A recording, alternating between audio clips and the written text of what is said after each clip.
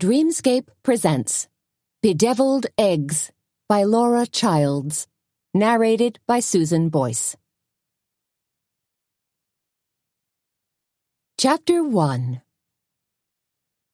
He reads Mario Puzo, Suzanne murmured, focusing on a couple that was eyeing each other warily. She likes Charlene Harris. Could be a match made in heaven, said Tony, brushing her hands against her apron after hastily arranging a plate of sugar cookies. Only if you believe in a vampire who'll make you an offer you can't refuse, Suzanne quipped as she glanced over the crowd of hopeful singles that had jammed the Cackleberry Club this Sunday evening. It was the week before Halloween, and Suzanne Dietz, cafe owner and slightly reluctant matchmaker, was holding her first ever read dating event. The whole shebang was similar to speed dating, except that the singles, mostly middle-aged and divorced folks from the small Midwestern town of Kindred, were searching for compatibility based on reading preference. It wasn't exactly a polite afternoon of tea and cookies at Hope Church, but it wasn't the slightly desperate and bumbling last call for alcohol at Schmidt's bar either. "Uh-oh," said Tony, putting a hand up to scrunch the frizzle of reddish-blonde hair that bobbed atop her head like a show pony.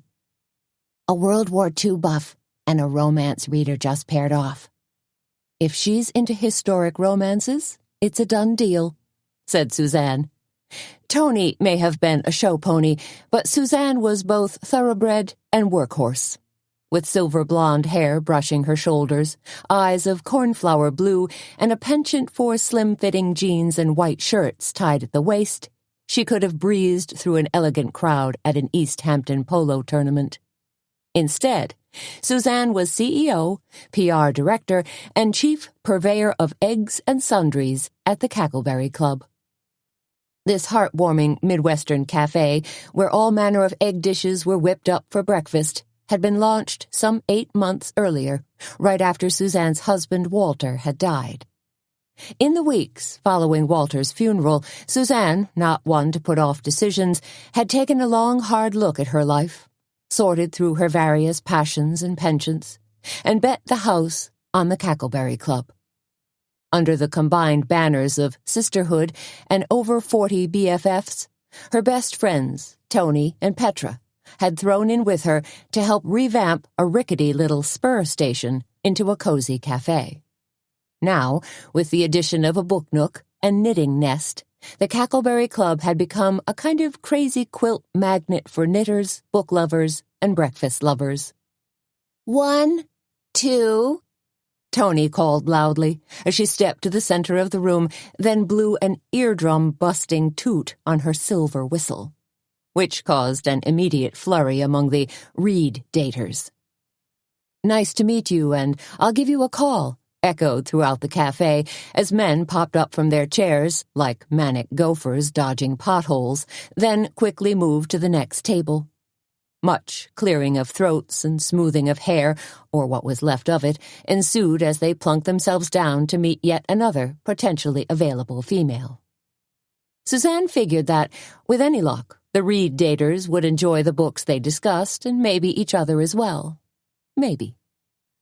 "I've got one more pan of blonde brownies in the oven," Petra announced as she tottered from the kitchen bearing an enormous tray stacked with peanut butter cookies and lemon bars.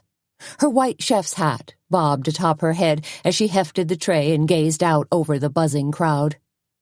"Can you believe how hungry these men are?" she asked. "Our first 2 trays of desserts disappeared in something like 3 seconds flat.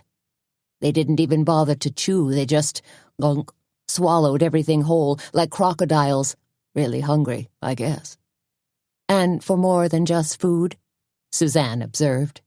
She'd seen flickers of interest in the eyes of quite a few men, who ranged in age from 40-ish all the way up to Methuselah.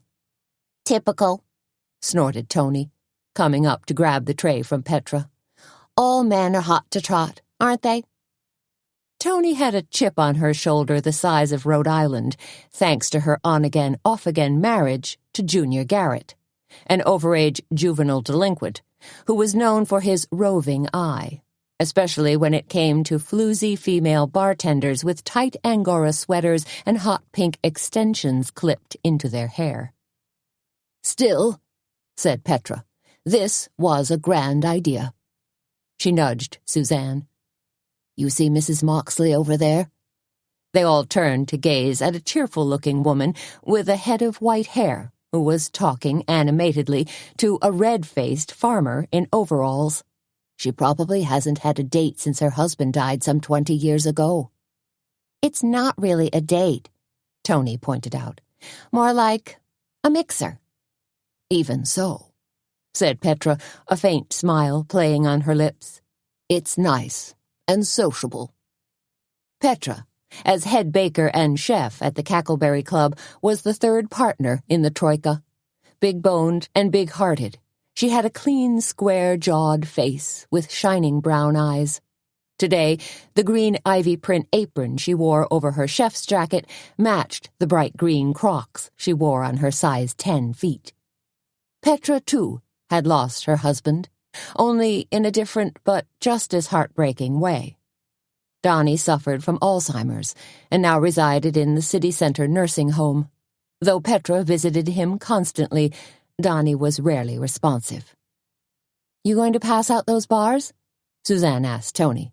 "Yup," replied Tony. "Then I'm going to blow my whistle and move 'em on again." "Excellent," said Suzanne, grabbing a lemon bar dusted with powdered sugar as Tony moved off. "Those are for our guests," Petra said, scolding. "Can't help it. They're so good." Suzanne laughed. "Well, in that case," said Petra. Suzanne and Petra grabbed steaming pots of coffee and Darjeeling tea and wound their way through the tables, pouring refills and doing their fair share of eavesdropping. "This really is a success," said Petra when they met back behind the counter. Then she made a tiny grimace. "I just hope our quilt trail is this popular." "Are you kidding?" said Suzanne, ever the civic booster. "You've been working with the Historical Society, planning it for months. It's going to be like gangbusters." The quilt trail was a special event Petra had talked the Logan County Historical Society into sponsoring, and it kicked off tomorrow. Giant quilt squares, painted on blocks of wood, had been hung on the county's historical homes, barns, historic sites, farmers' markets, and quaint country restaurants. Self-guided maps had been readied to lead tour-goers to these special sites via a meandering route through the most picturesque and remote parts of the county. "Still," said Petra as she measured Kona coffee into the coffee maker, "I always—" "Are you insane?" came the sudden burst of a woman's shrill voice. It rose above the normal buzz and clatter, instantly causing heads to turn. Petra frowned and glanced over. "Jane?" she murmured. Jane Buckley was one of her best friends, and right now Jane Buckley was beaucoup angry over something. "You're the one who's crazy!" A male voice shouted back, matching and even exceeding Jane in volume. You could have heard a pin drop in the Cackleberry Club. Then chairs scraped and necks craned as everyone tried to see what Jane Buckley and Chuck Peebler were shouting about. "If I find out that you—" Chuck Peebler raged again, only to shrink back in his chair as Tony leaned down and blew her whistle directly in his ear. "Time to switch," Tony cried. Move along, just like the Mad Hatter's tea party."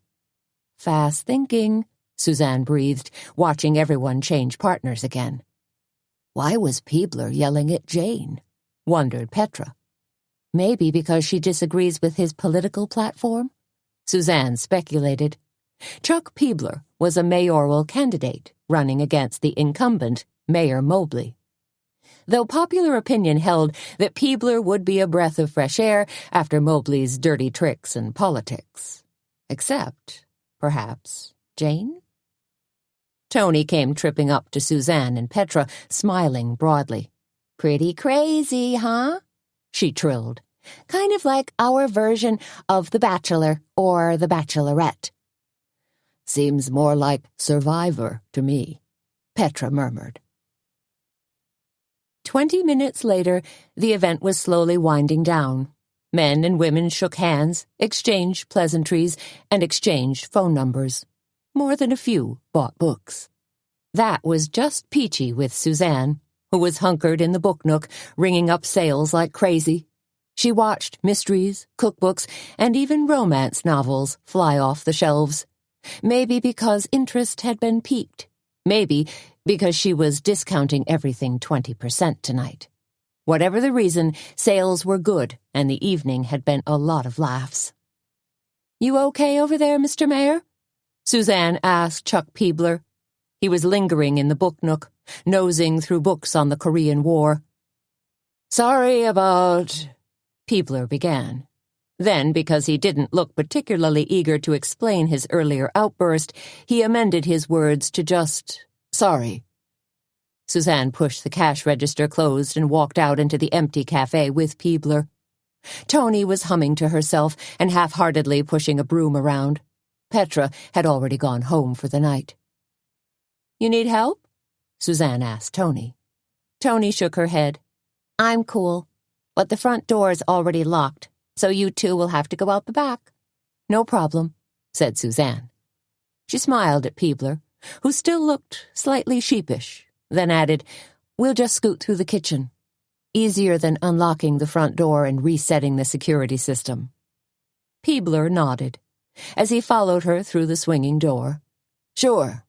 I'm parked back here anyway." Suzanne juggled her jacket, her purse, her keys, and a handful of quilt trail brochures as she pulled open the back door. "Know what I think?" she said, eager to forgive his earlier transgression. "I think you're going to be elected in a landslide. Everyone in Kindred is fairly convinced that Mayor Mobley is up to his armpits in more than a few dirty deals." "That's why I'm running," said Peebler, holding the door for Suzanne.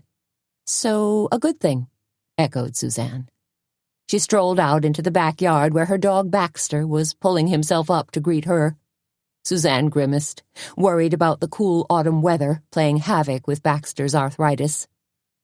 "Baxter," she said, concern coloring her voice. "You okay, fella?"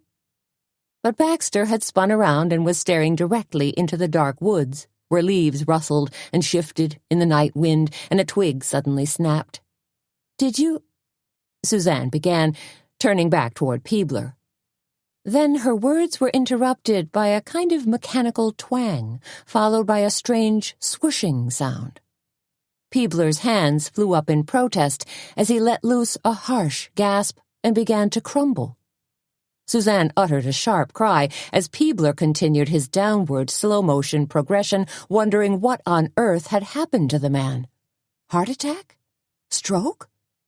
She put out a hand to try to lend some sort of assistance and was suddenly stunned to see a gleaming metal shank protruding directly between Peebler's eyes. And just before Peebler fell forward onto the dry earth, she saw a thin trickle of blood ooze slowly down the side of his nose, like some unholy form of war paint. Dumbfounded, Suzanne lifted her head and stared into the twisted tangle of buckthorn and scrappy poplars that backed up to the Cackleberry Club. She figured that was where the arrow had zinged out from. And the terrified, fleeting thought that burst like a cartoon bubble in her brain asked, "Am I next?" Chapter 2. Luckily, Suzanne's survival instinct kicked in big time. Grabbing Baxter by his collar, she dragged his furry, protesting 60-pound body back inside the Cackleberry Club. Once the dog's tail had cleared the sill, she slammed and bolted the back door, her heart thundering in her chest, her breath coming in rattly gasps. "Is that it? Am I really okay?" A couple of hard thwacks against the back of the building told her no. Ducking down below window level, Suzanne let loose a low moan. Then, because she wasn't out of danger yet, she pulled it together and screamed, "Tony, douse the house lights, now!" Suzanne was deeply fearful that the shooter could see inside. The windows in the Cackleberry Club were large, allowing maximum light and visibility, especially in the kitchen. Usually, that was a good thing. But Tony, smart cookie that she was, did exactly as she was instructed. The terror in Suzanne's voice must have answered any questions about the seriousness of her request. Another thwack sounded against the side of the building, then another. Suzanne didn't know if the shooter was coming after her now, or was just trying to scare her to death. But if he had intimidation on his mind, it surely was working. The door from the cafe flew open, and Tony flew in, crying, "If that no-good junior is out, get down! Get down!" Suzanne screamed again, gesturing frantically. There was another thunk against the back of the building, and Tony slid into the kitchen like a major leaguer sliding into home plate. "It's not Junior," Suzanne whispered, as Tony crawled closer to her. "Chuck Peebler's been shot." "What?" Tony's eyes were big as saucers. "When?" 10 seconds ago. He's lying outside in the dirt.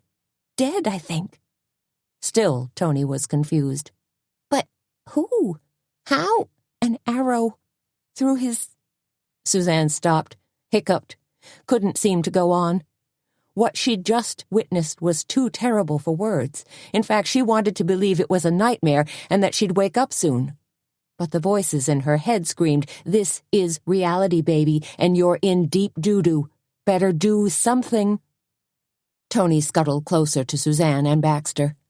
"What are we gonna do?" "Do you have your cell phone?" Suzanne asked. Tony patted her apron pocket, then shook her head. "I think, in the book nook?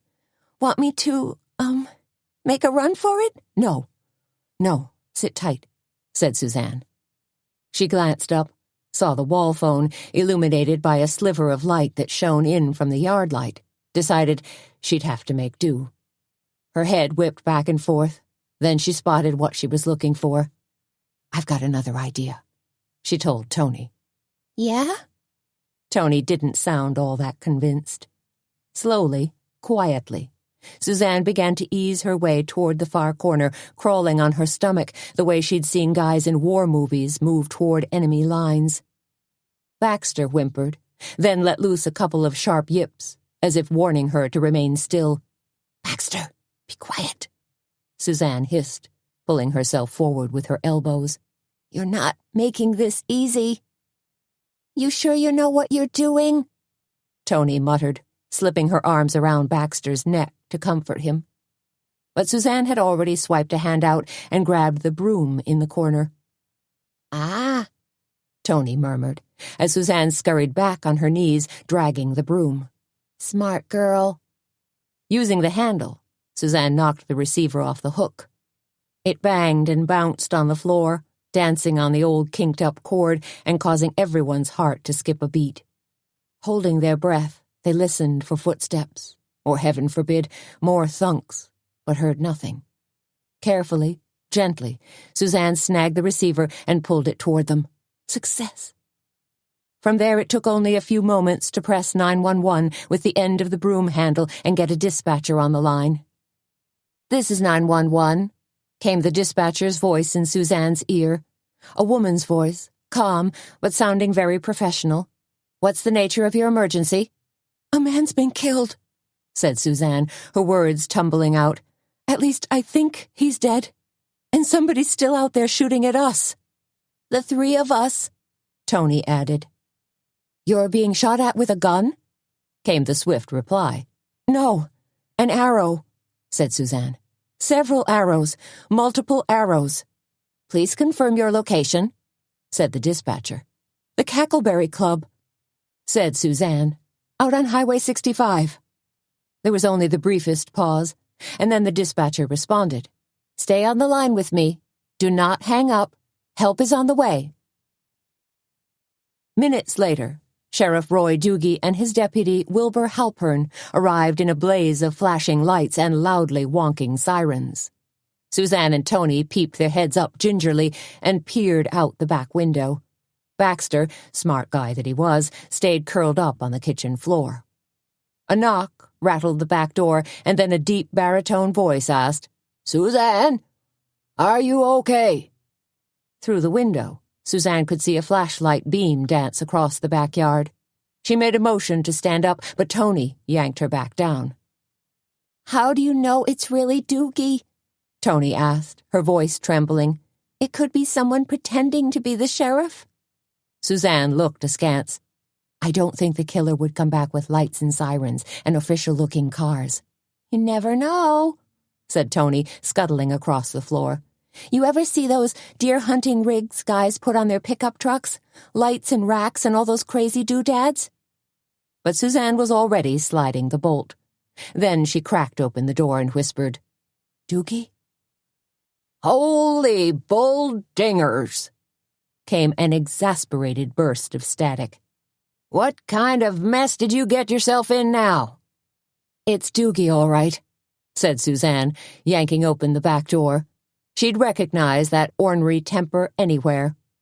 Sheriff Roy Doogie, in all his khaki bulk and duly sworn glory, stood on the back stoop, glaring in. His jowls shook above his fleshy pink neck. His service revolver was drawn and clutched in his right hand. "What the Sam Hill's going on?" "That's what's going on," said Suzanne, pointing at the dark, crumpled heap across the yard that had been, Chuck Peebler. "Chuck Peebler's been shot dead." As if to punctuate her sentence, Deputy Wilbur Halpern's bouncing flashlight happened to land on Peebler's still form at the exact same moment. "Jumpin' Jehoshaphat!" Doogie exclaimed. He thundered down the back steps and strode heavily toward Peebler, then dropped down onto one knee. "Keep that light shined right here, Wilbur," he instructed his deputy. The deputy complied, and Sheriff Doogie sat back on his heels as he checked Peebler's respiration, then carefully studied the man's face. A shiny metal shank with black and orange flanges stuck out from Peebler's forehead. His blue eyes were stuck wide open, as if he was riding the downside of a steep roller coaster. His mouth was open in surprise. The only detectable movement was the small amount of bright red blood that continued to trickle down the side of Peebler's face, like a slowly dripping faucet. When Doogie loosened Peebler's collar and placed 2 fingers against his neck, Suzanne forced herself to stifle a nervous laughter. Even she could tell the poor man was dead as a doornail. Then Doogie turned back to look at her and said, as if surprised, "You're right. He's dead." Suzanne crept down the back steps, Tony following in her wake, drawn by the macabre scene of a dead body sprawled on their back lawn. Baxter remained inside the Cackleberry Club, peeping through the screen door, keeping his distance. "The arrow killed him, I guess," said Tony. Doogie sighed, then pulled himself up. No easy task for a man who far preferred glazed donuts to steamed vegetables. He brushed dirt and leaves from his khaki-covered knees and asked, "What happened?" As if in answer, the bray of another siren suddenly filled the air. Now the ambulance was heading their way. "It was horrible," Suzanne told him, her words tumbling out. "There was this weird twangy sound, and when I turned to look at Peebler, he had this metal thing protruding from between his eyes." She touched an index finger between her own eyes and shivered. "The end of the arrow, I guess." Doogie cast another glance at Peebler, as if to confirm Suzanne's story. "Shot clean through," he muttered. "Like his head was a ripe melon." He winced slightly. "Let's hope Peebler didn't feel too much pain." Suzanne shivered, knowing she would have felt extreme pain if her melon had been so rudely lobotomized. She was pretty sure she would have even experienced a shred of cognition mixed with horror as she faltered and buckled like Peebler had, just like a cheap card table. "But who would do this?" Tony sputtered. Young and eager to help, Deputy Halpern stepped forward to answer. "Could have been an accident. Maybe a hunter. It's deer season, you know." "Too early for that," said Suzanne. Halpern shook his head. "No, ma'am. Bow hunting runs from mid-September till the end of December." So maybe an accident after all," Doogie offered, shrugging. Suzanne was quick to interject. "Sheriff, no way was this an accident." "You don't know that, Suzanne," said Doogie. "Shine your light near the back door," said Suzanne. "Check the wall." Deputy Halpern shone his light on the back wall of the Cackleberry Club, then ran it slowly across the whitewashed boards. "Well, I'll be," Doogie responded as the beam danced against the wall, revealing 2 visible arrows stuck into the weathered wood.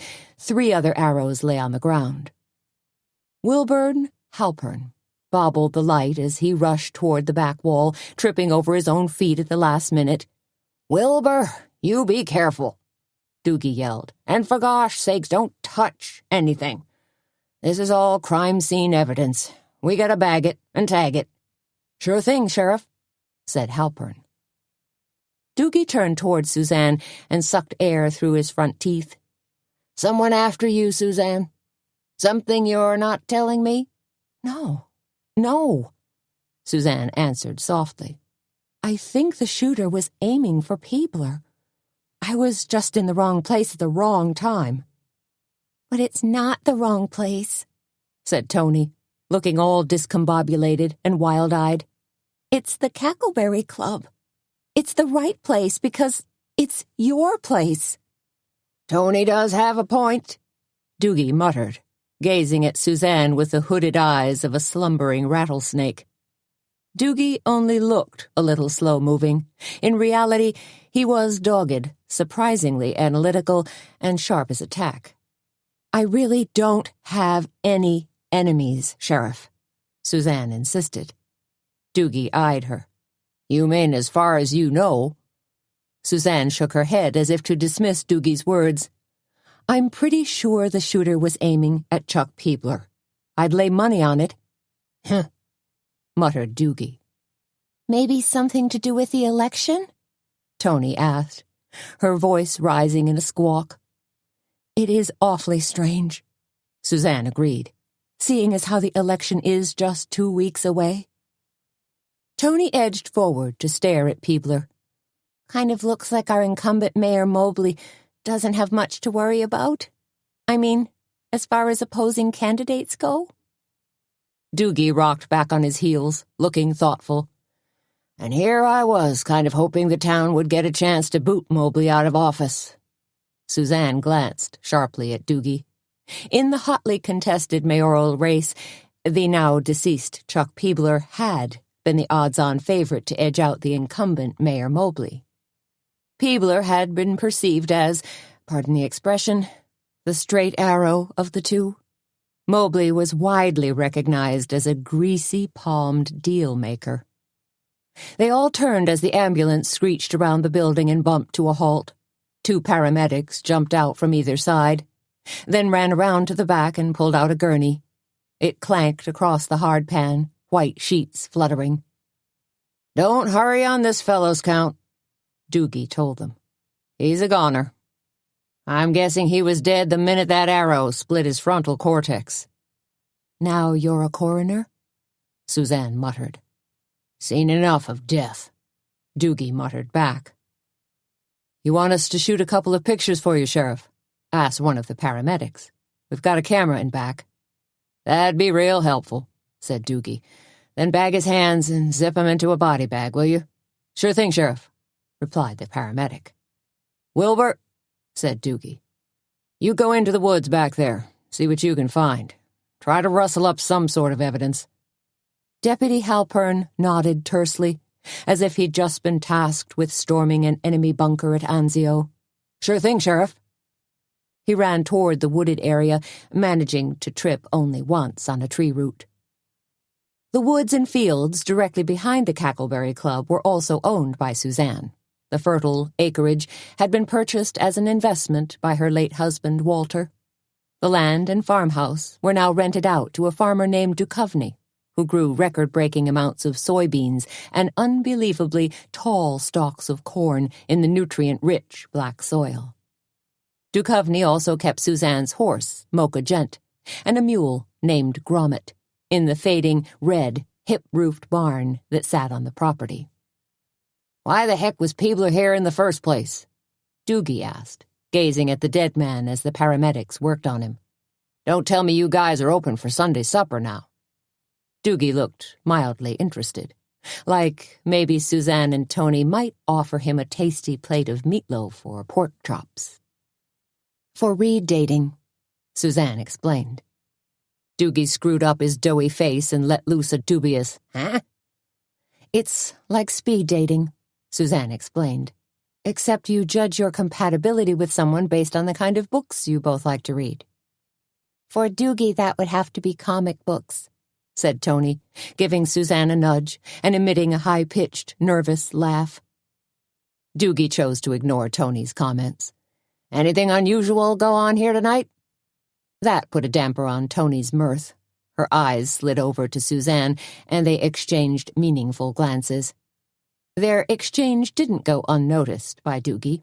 He stuck out a big paw, waggled his fingers, and said, "Come on, what gives?" "Nothing, really," Suzanne told him, her mind suddenly searching for the right words. She knew whatever she said could easily be misconstrued. There was just a teeny little altercation between Chuck Peebler and Jane Buckley. "Buckley," said Doogie, thinking. "She's that librarian at the art museum, right? At Darlington College?" "Actually, she's the registrar," said Suzanne. What?" Doogie asked, confused. Suzanne realized museums were not Doogie's natural haunts, but she knew this wasn't the time for a remedial lesson on the finer points of academia. "You're right," said Suzanne. "Jane's the librarian." "So? What were she and Peebler arguing about?" asked Doogie. "Probably an altercation over a book," interjected Tony. Doogie cocked a wary eye at her. "Were you there? Did you hear them?" "No," Tony said in a small voice. "Then butt out," said Doogie. He turned toward Suzanne and shifted his attitude into super cop. "Spill it, Suzanne. What did they say to each other?" "I didn't hear the whole argument," said Suzanne. "I just know there was a heated exchange, and then Jane told Peebler he was insane." "And then he called her a crazy lady," said Tony. "And I think everybody pretty much heard that." "Got a list of names?" Doogie asked. "Of your Reed dating guests?" He said the words Reed dating like he was referring to cow poop. "You can have a list, yes," said Suzanne. "What else went on?" asked Doogie. He pulled a spiral notebook from his pocket and was scratching notes in it now. "What else were they scrabbling about?" "Not sure," said Suzanne, but she sure had an itch to find out. An ear-splitting crack caused them all to spin around as Wilbur Halpern, deputy extraordinaire, stumbled out from the dark and flipped headfirst over a waist-high wild blackberry bush. "Ouch," said Tony, as the deputy sprawled on the ground. "You okay?" asked Suzanne. It seemed like Wilbur had taken an awful tumble. Wilbur gave a feeble wave as he staggered to his feet. "I'm good." "Find anything?" Doogie hollered. "Not a doggone thing." Wilbur yelled back as he brushed leaves off his khaki trousers and carefully plucked thorns from his shirt. Suzanne noted that a few leaves were still stuck in his curly brown hair. "Boy couldn't find his butt crack at high noon in the Hall of Mirrors," Doogie muttered under his breath. "It is awfully dark," allowed Suzanne. Honestly, Doogie could be an awful sourpuss. And was this situation not totally weird? Standing in the backyard of the Cackleberry Club, a dead body sprawled on the ground, Doogie grousing, his deputy rustling around in the dark. "I'll have to come back here in the morning and take a closer look," Doogie sighed. "Wilbur, grab the yellow tape out of the vehicle, will you?" As was typical of law enforcement, Doogie pronounced it vehicle, hitting hard on the 3 distinct syllables. Suzanne grimaced. Nothing would scare away paying customers faster than fluttering yellow tape with the words, "Crime scene, do not enter." "Sheriff, you're not really going to hang that awful black and yellow tape on our cafe, are you? Our customers will freak out." "Just the backyard," said Doogie. "So you better make sure all employees enter through the front door until I clear them." "Employees?" said Suzanne. "You mean Tony and Petra?" "You suspect us?" shrilled Tony. "Whatever." Doogie shrugged. "You got other people working here too, don't you? You're a big hoodoo enterprise now. What with all your little nooks and crannies and books and yarns?" "We have a busboy who helps out," said Tony. "And once in a while, Kit Kaslick pinch hits as a waitress. Of course, most of the time, she's working as an exotic dancer out at Hubley's. So I think you can rule out any concealed weapons." Suzanne placed her hands firmly on Tony's shoulders. It was their super-secret, non-verbal BFF code that basically meant, "Time to shut up, sweetie." Thankfully, Tony did. "I'll have the tape pulled down soon as I can," Doogie told Suzanne. He hitched at his belt, shifting gun, flashlight, keys, and what looked like a thermos bottle. "But I have to follow procedure." "Excuse me, Sheriff," said one of the paramedics. He was a thin-faced man whose name tag read Paulie. "This here's some wicked-looking arrow." Suzanne recognized the paramedic as Sid Paulie. Paulie had once worked at a local hardware store, mixing paint and measuring out lengths of rope and chain. Now that the big Save Mart had set up shop on the edge of town, edging out local businesses, Paulie had probably found steadier income as a paramedic. Doogie walked over and made an acknowledging sound. "Arrow cut clean through," he told Paulie. He shook his head, in a sort of tacit acknowledgement of the Grim Reaper. "You fellas know anything about bow and arrow hunting?" The other paramedic, Dick Sparrow, leaned in to take a closer look. He snapped on latex gloves and, with practiced fingers, gently lifted Peebler's head, letting it loll in his hands as he inspected the protruding arrow. Then he lowered Peebler's head back down to the ground and touched an index finger to the metal part between the dead man's eyes. Sparrow looked up at Doogie, concern mingled with interest. "That's no ordinary arrow, Sheriff," he observed. "It's from a crossbow." Chapter 3. "A crossbow," said Petra. She was standing at her enormous black industrial stove, dropping silver dollar-sized pancakes onto the sizzling grill.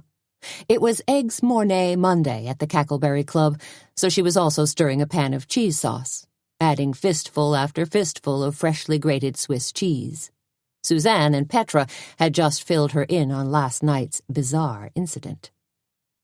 "A crossbow with a carbon arrow," said Tony, as she laid out large, oval-shaped white platters, the better to accommodate the Cackleberry Club's generous servings. "At least that's what one of the ambulance guys thought." "Sounds nasty," said Petra, as she flipped a line of golden pancakes. She turned, gave a little grimace, and focused on Suzanne. "So, what did Doogie think? Possible hunting accident?" "Not unless someone was hunting white-tailed deer at night," said Suzanne. She dreaded the idea of someone skulking around the Cackleberry Club, stalking prey through a nightscope. Or maybe she'd just seen too many movies where crazy Bruce Willis-type international hired killers peered through scopes and assassinated heads of state, then jumped off rooftops and hang-glided away like bats in the night. "What about that herd of wild boar that's been tromping around the countryside, ripping up gardens and scaring people silly?" asked Petra. "Maybe some hunter had been trailing them. He thought he was going to nail one, but made a terrible mistake." She nodded to herself, liking her theory. The hunter hit Peebler instead, then got scared and ran away. She looked up with a slightly hopeful look. "It could have been a hunting accident." "Something tells me," said Suzanne, "that our shooter didn't have a pig roast in mind."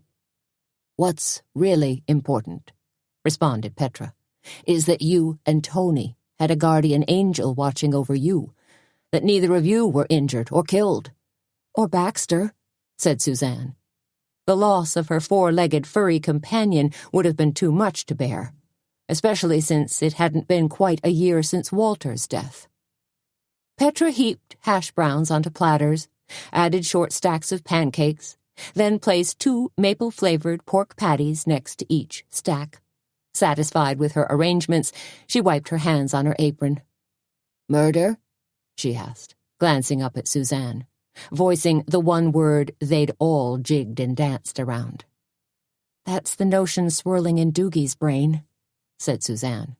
She nodded toward the back door. "He's out there right now, scuffling around in the dust, searching for clues." "Working up a hefty appetite, too, I'll bet," said Petra. Petra was an imposing gal of 50 who enjoyed fly fishing, knitting, quilting, and feeding people, not necessarily in that exact order.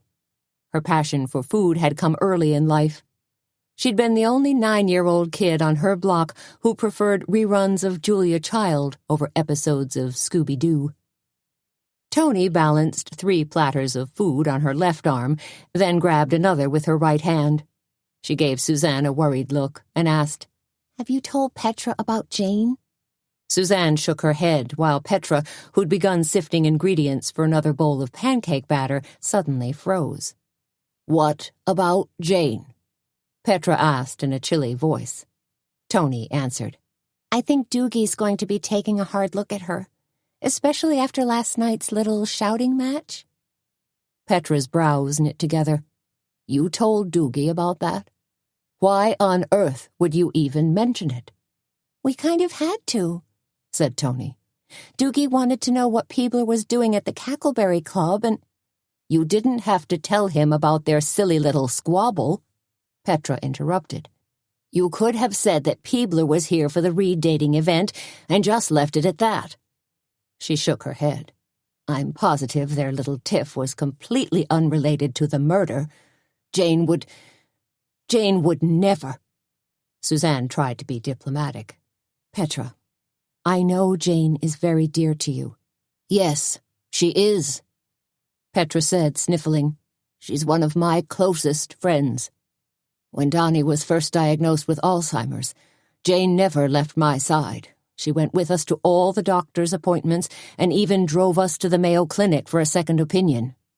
"But Peebler's death, which really does look like murder, is a black mark against the Cackleberry Club," Suzanne told her. "And we don't want that hanging over our heads. So the sooner everything's cleared up, the better." "Still," said Petra, "Jane's my friend, just like you and Tony are.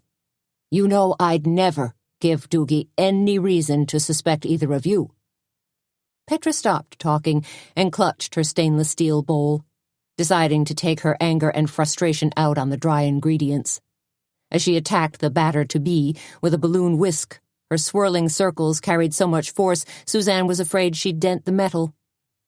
Suzanne tried her best to comfort Petra. Jane and Peebler were arguing, Petra, and believe me, everyone heard them. So it's better Doogie learned it from us first. That way we can run interference. Petra's circles got smaller, and her breathing relaxed. "I suppose you're right." She glanced up. "Sorry. Didn't mean to fly off the handle like that." "Hey," said Tony. "We're friends, remember? No need to apologize." "Thank you," said Petra, as the bell over the front door jingled, signaling the arrival of more customers. "Dang, it's busy this morning," said Tony, bumping her hip against the swinging door that separated the kitchen from the cafe. "And I better deliver this stuff before it gets cold." Alone with Petra, Suzanne asked, "You okay?" Petra nodded vigorously. "Better now, yes." "We'll get this thing figured out," said Suzanne. Petra lifted a corner of her white apron and touched it gently to her eyes. "Promise?" "Promise," said Suzanne, meaning it. Out in the cafe, Suzanne grabbed a couple of coffee pots and started pouring refills. French roast for most, Sumatran for the more daring of the coffee drinkers. As she slipped between tables, she noted that every seat in the house was occupied, including the wobbly stools lined up against their vintage marble and wood counter. If another hungry body arrived, they'd just have to cool their heels on the front porch. But something funny was going on, too. Many of the customers had finished eating, but were lingering longer than normal over their cups of coffee. There was also a low buzz of conversation, and more than a few furtive eye darts. Oh, man. They're talking about Peebler, about the murder. Well, that's not good.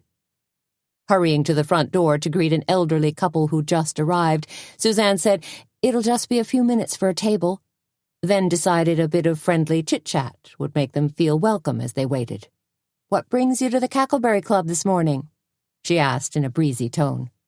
"We heard on the radio about—" the man began excitedly, until his wife gave him a determined elbow jab in the ribs. "Breakfast?" the woman finished in a brisk tone. Suzanne groaned inwardly. The Cackleberry Club's unfortunate connection to the murder was being broadcast across small-town airwaves. In other words, via word of mouth.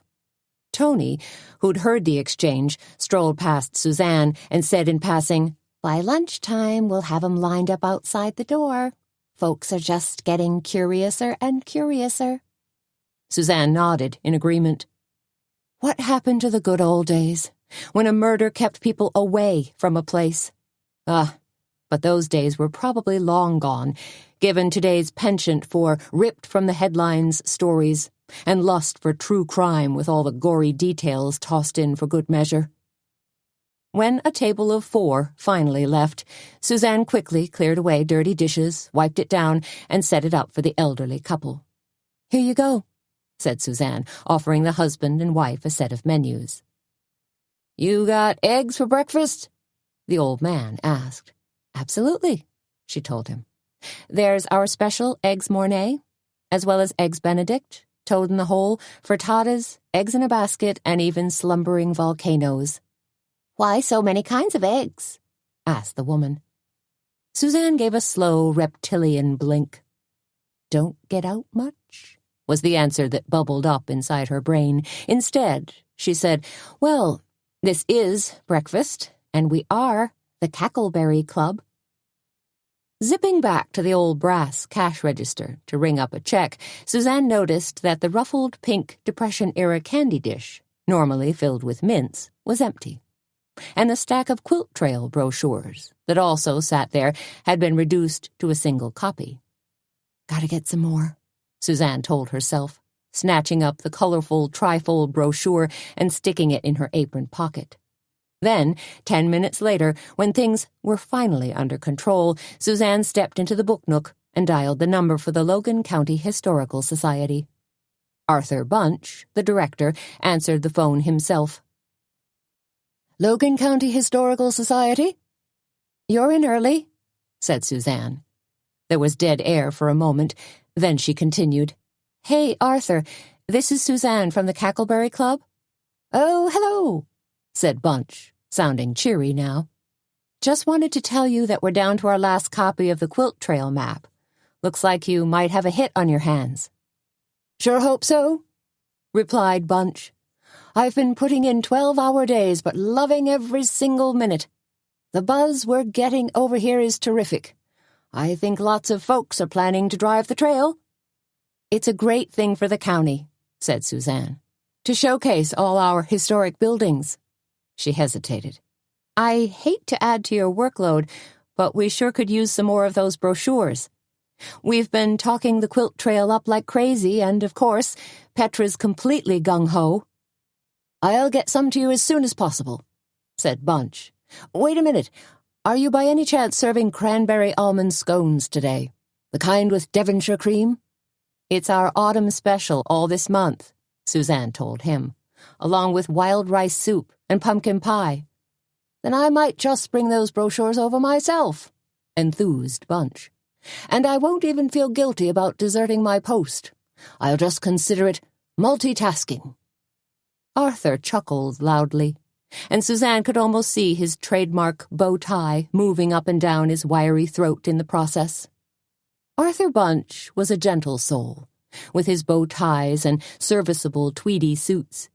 He could have almost been cast in a 1950s sitcom as the good-hearted neighbor, or even the slightly bumbling but well-intentioned dad. "See you soon, Arthur," Suzanne responded. Gazing into the cafe, she saw that another table had come available.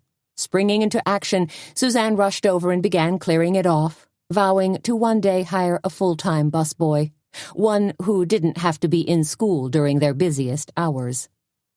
Then 2 more groups poured in. Petra hit the bell signaling for a pickup, and the phone rang. When it rains, it pours. Chapter 4. You grab the phone, said Tony. I'll take care of the rest. Bless you, Suzanne murmured, speeding into the book nook and grabbing the phone. Cackleberry Club, she answered brightly. It's Jean, said a raspy male voice. Rats. Jean Gandil, the annoying reporter/sales guy from the Bugle. Is this for takeout? Suzanne asked in her most professional-sounding voice, hoping Jean would take the hint that she was too busy to talk. No, it's for print, Suzanne. I'm not interested in placing an order. Inquiring minds want to know what happened at your place last night. Jean, we're swamped. I don't have time. Jean plowed ahead anyway. Give me a few minutes, he wheedled. Talking over the phone is a lot easier than my coming over and interviewing you in person. Think about it. Do you really want a reporter asking questions about last night's murder in front of your customers? Who says I'd give an interview? Suzanne's demeanor dropped a few degrees colder than frozen. I have nothing to say to the press, so stop badgering me. You want me to put that in the newspaper? Jean asked. Sounds awfully suspicious, like you've got something to hide. How do you think readers will react? Or your customers? Suzanne gritted her teeth and stared at a needlepoint on the wall that said, My disposition is subject to change without notice. Are you trying to blackmail me? Jean's voice was silky smooth now. Not in the least, Suzanne. Just trying to cobble together a plausible story. I already talked with a few of your customers from last night. Your read-dating folks. He gave a sort of snort. Now I'd like to get your view of things. Suzanne hesitated. Truly, Jean Gandil was a boorish clown. I'm on a deadline, Jean said, pressing. Today's Monday. The Bugle doesn't come out until Thursday. I like to get a jump on things, said Jean. Just play fair with me, okay? Suzanne's eyes darted around, looking for some sort of excuse or escape, anything to get her out of this conversation. It came in the suddenly blessed form of Sheriff Roy Doogie, walking into the cafe and plopping himself down heavily at the counter.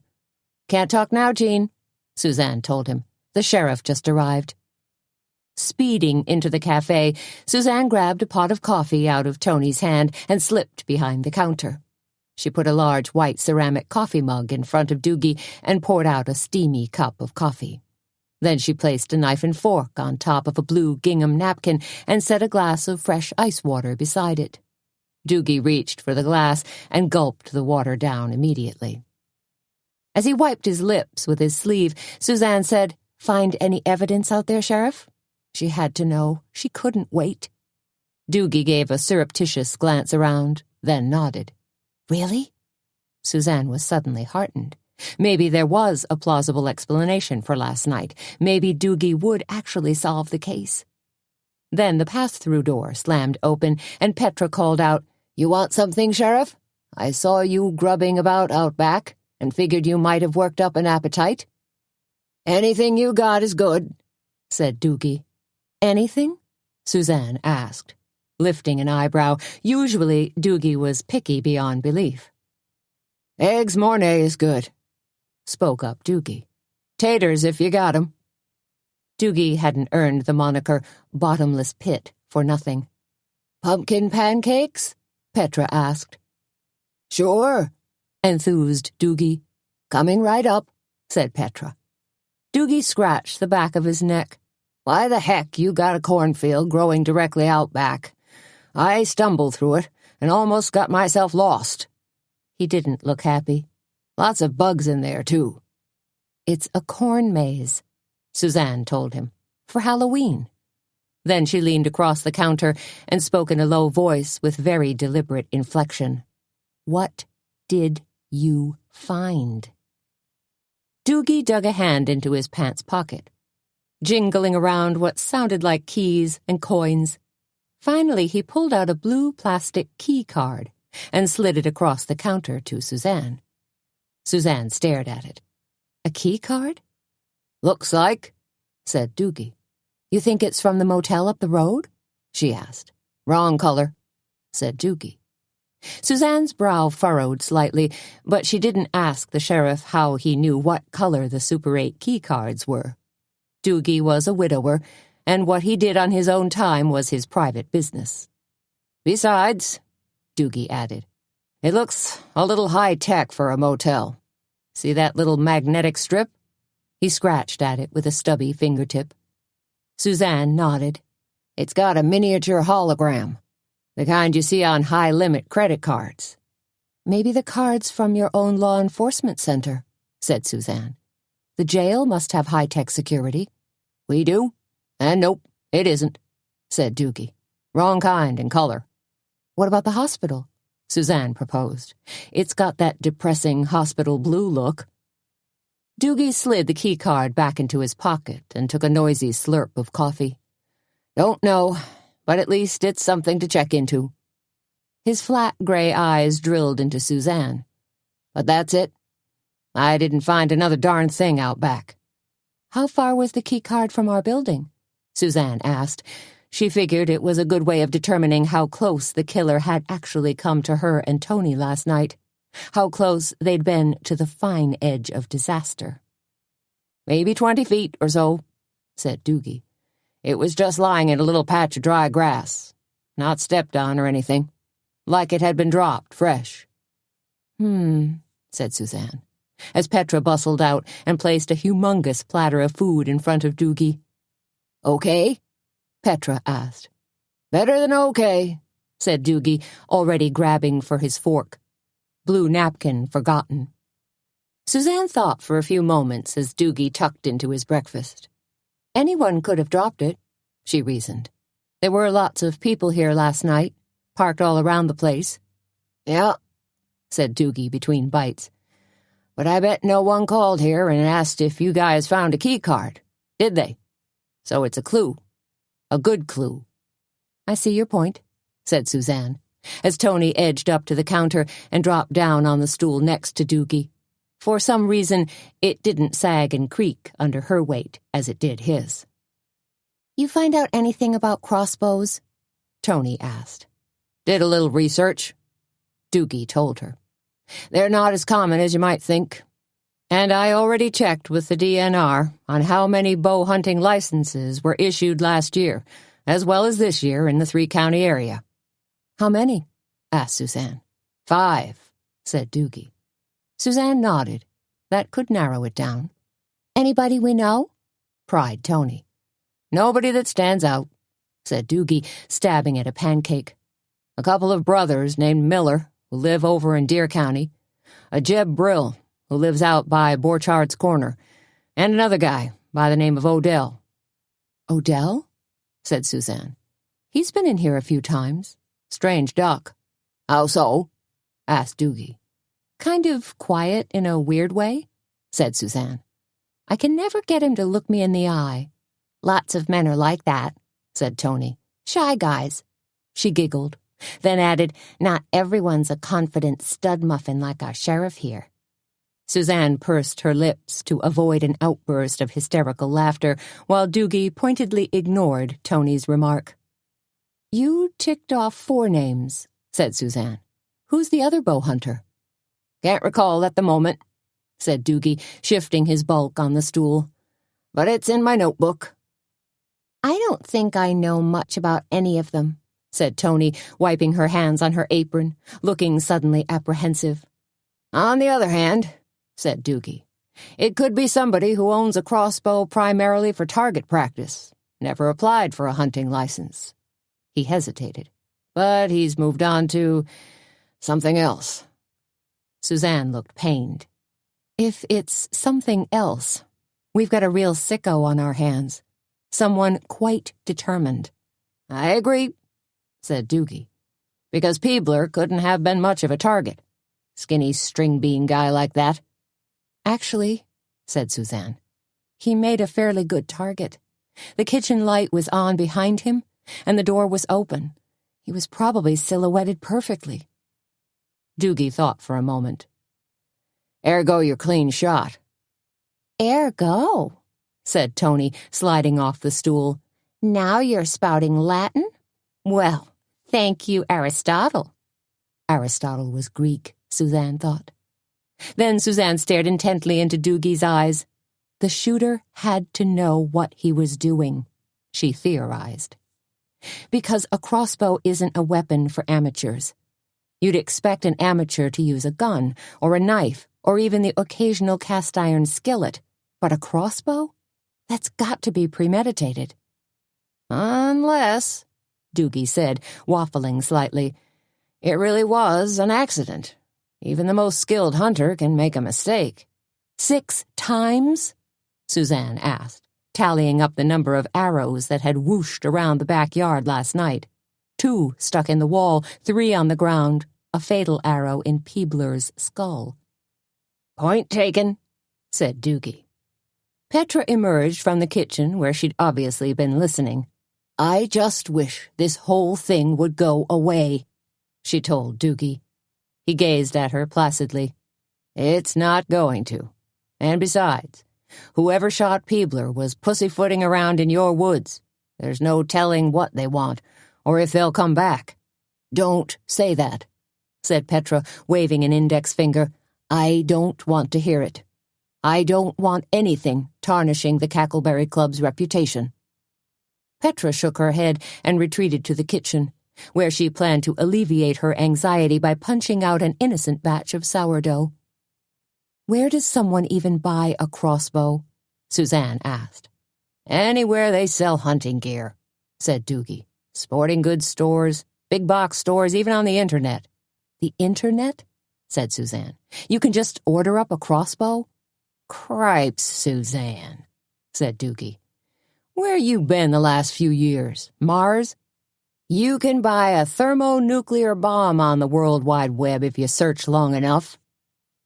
Even I know how to use Google, said Tony, strolling by again. Then her head whipped around and she added, or should I say ogle, considering what just walked in. 4 of Kindred's volunteer firemen strolled to a vacant table, dressed in their navy blue uniforms. Young and hunky, each of the guys looked good enough to pose for a Playgirl magazine calendar. You look awfully busy, Suzanne, said Tony, unbuttoning the top button of her fitted yellow cowgirl shirt. I'll take care of these beefcakes, breakfast customers. Tony scrambled toward the front door, her hips twitching, her stride morphing into a strut. Suzanne turned her attention back to the sheriff. He'd managed to drip only a few splotches of syrup on his shirt. A good record for Doogie. So, what else can you tell me about crossbows? She asked. Doogie chewed, then swallowed. They're fairly easy to use. You don't need a lot of expertise or skill like with a regular bow and arrow. How so? Suzanne questioned. You aim the crossbow pretty much like a rifle, said Doogie. The smaller draw and cocking mechanism doesn't require a terrific amount of arm strength. He held up his hands, one near his chest, the other outstretched in front of him, as if he was actually brandishing the age-old weapon. You just cock the device and shoot. He let out a swooshing sound and rocked back on his stool for emphasis. Interesting, said Suzanne. So even a woman could have used one last night to kill Peebler, said Doogie. He bolted his last slurp of coffee and swung his bulk around. Gotta go make the rounds of the area sporting goods stores now. Then I'm going to drop by Darlington College and have a talk with Jane Buckley. You think Jane snuck back here and shot Peebler? Suzanne snorted. That's just plain ludicrous. While you're out chasing down a middle-aged museum registrar, the real killer is probably laughing at you. Gotta start somewhere. Not there, said Suzanne. Doogie hesitated. Then where, smarty pants? Suzanne thought for a minute. "That key card you found. Maybe you should take a drive out to the prison and talk to Lester Drummond." Drummond was the warden of the newly established for-profit Jasper Creek prison that hunkered like an evil empire on the outskirts of town. With its gray concrete and miles of razor wire, Suzanne considered the place an architectural eyesore of unredeeming proportion. She'd lobbied hard against it, but Mayor Mobley had gotten his way, as he usually did.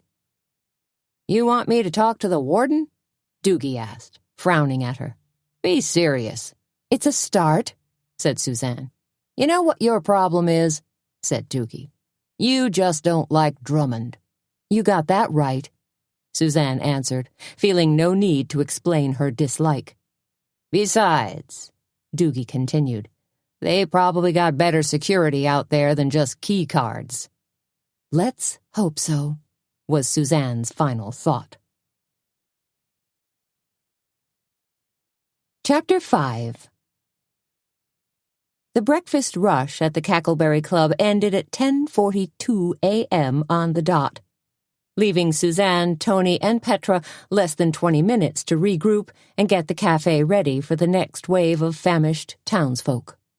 "At other cafes," said Tony, as she wrapped knives, forks, and spoons in blue and white checked napkins, "lunchtime begins at noon. Our customers come galumphing in at 11. Suzanne placed the silverware rolls on the tables as she aligned chairs and checked sugar bowls. "They line up early for breakfast, too, especially this morning." Tony nodded her head in agreement as she pushed her Fleetwood Mac t-shirt into the waistband of her jeans. For some reason, she'd changed shirts. Maybe because the day was getting warmer. Maybe because Tony considered herself a Stevie Nicks sort of gal. "I'm not surprised at our early eaters," said Petra, carrying a tray of pumpkin oatmeal cookies into the cafe. "We're Midwesterners, almost a farm community." She slid open the door to the glass pastry case and placed the cookies, almost as big as frisbees, inside. "People just have more get up and go," Suzanne responded, with a twinkle in her eyes. If the Cackleberry Club was located in New York City, folks would still be banging on the door early in anticipation of your cooking. "But I wouldn't be there," Petra chuckled. "I like a small town, with small town values."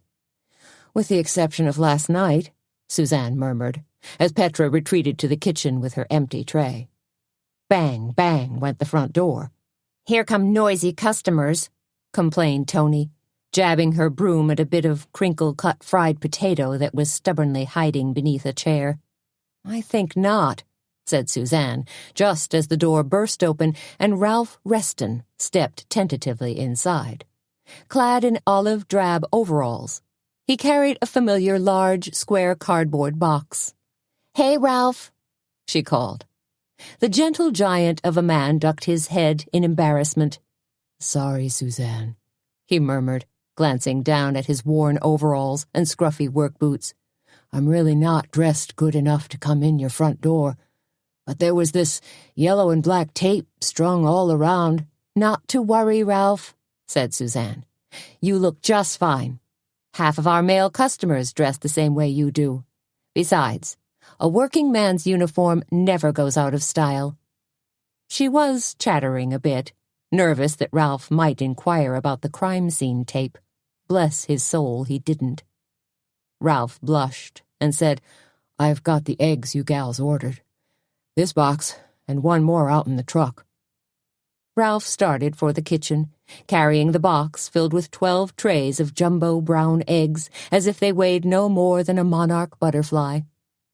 Ralph and his wife Mattie ran Calico Farm, the largest organic, cage-free poultry farm in Logan County.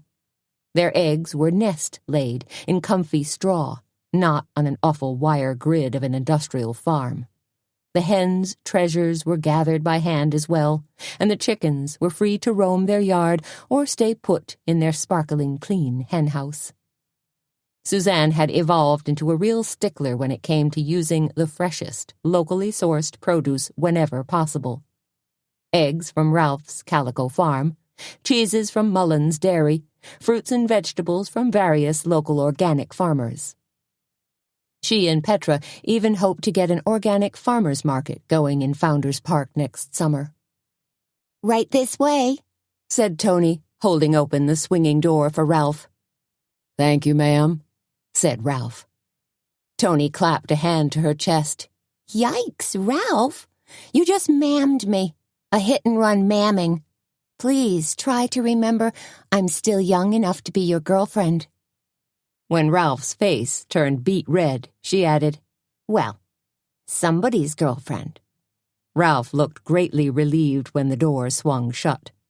"You ride that man something awful," said Suzanne, glancing around. "All in fun," said Tony.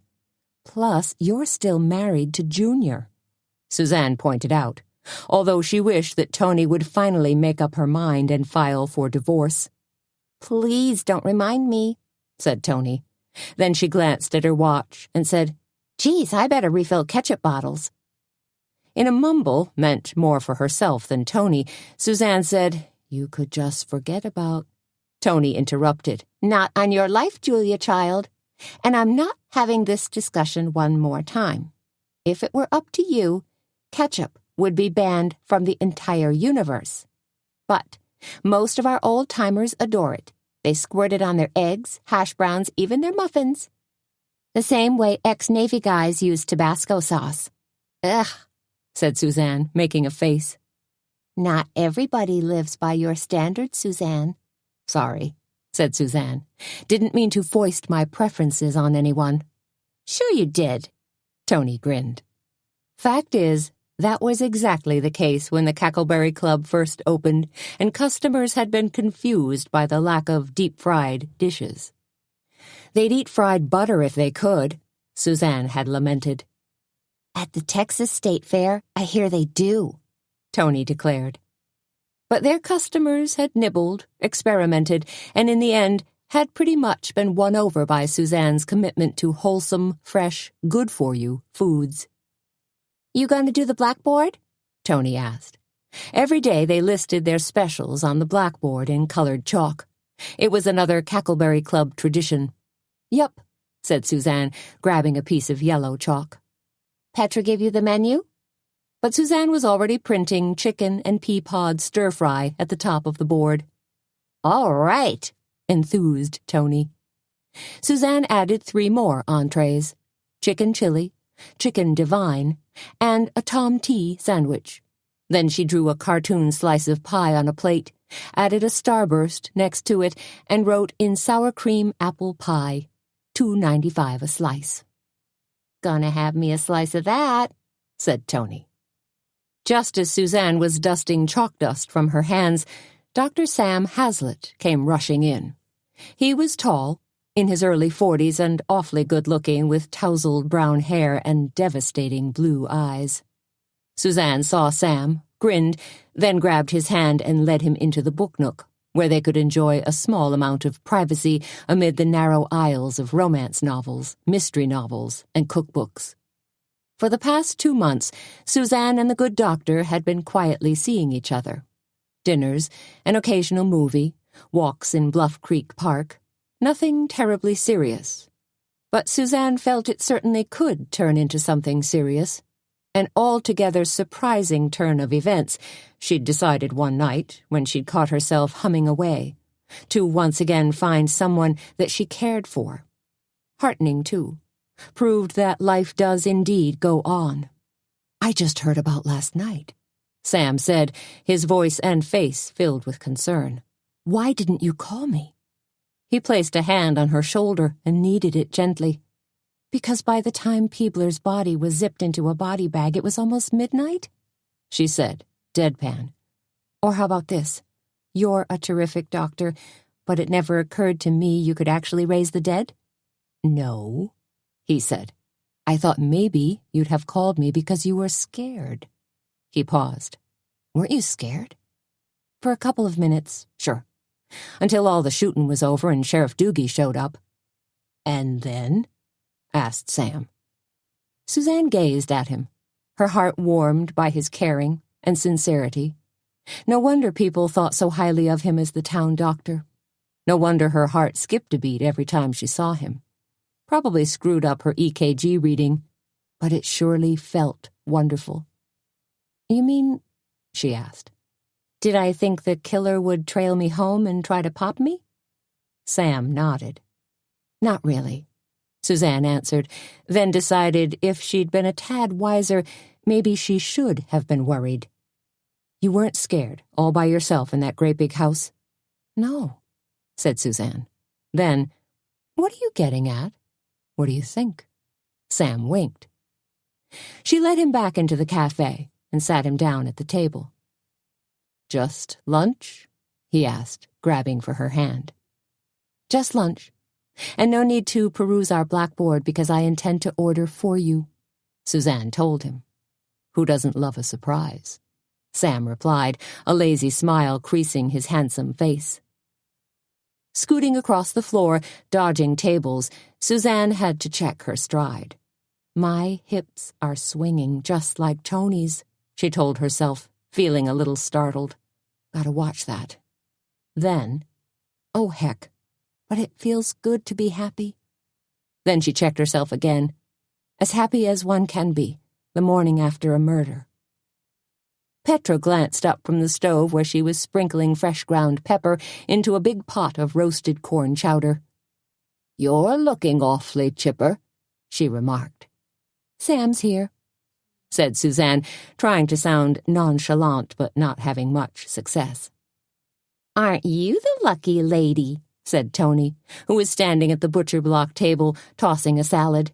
Carrots, florets of broccoli, and bits of red pepper clunked against the sides of the large industrial-sized metal bowl.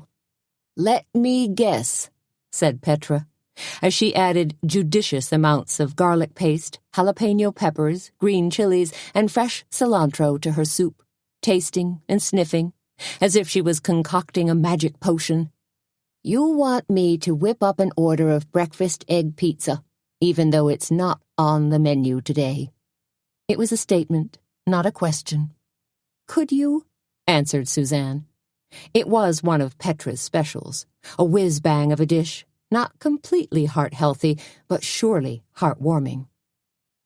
"And you're requesting this?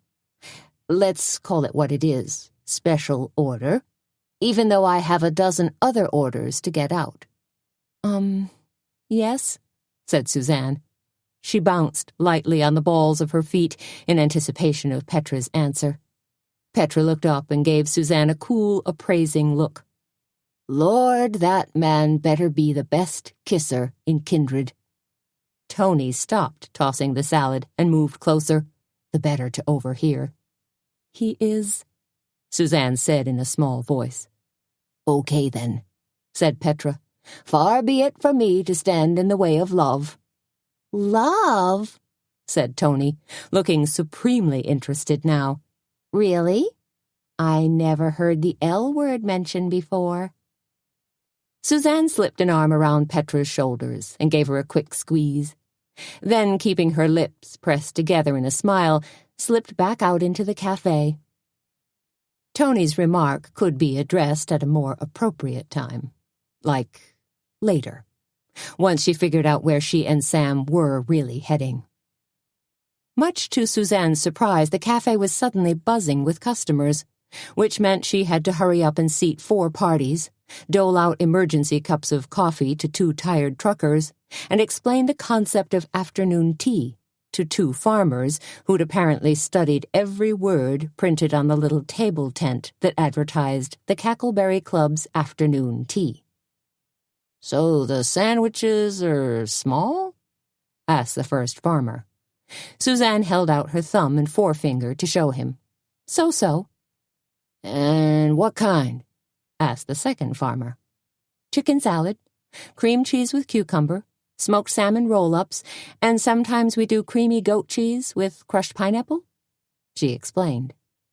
"Can men come?" asked the first farmer. "Of course," said Suzanne, stifling a giggle. "There's no gender requirement for enjoying tea, and we won't even make you wear white gloves or a fancy hat." Then she and Tony started taking orders, and the fun began in earnest.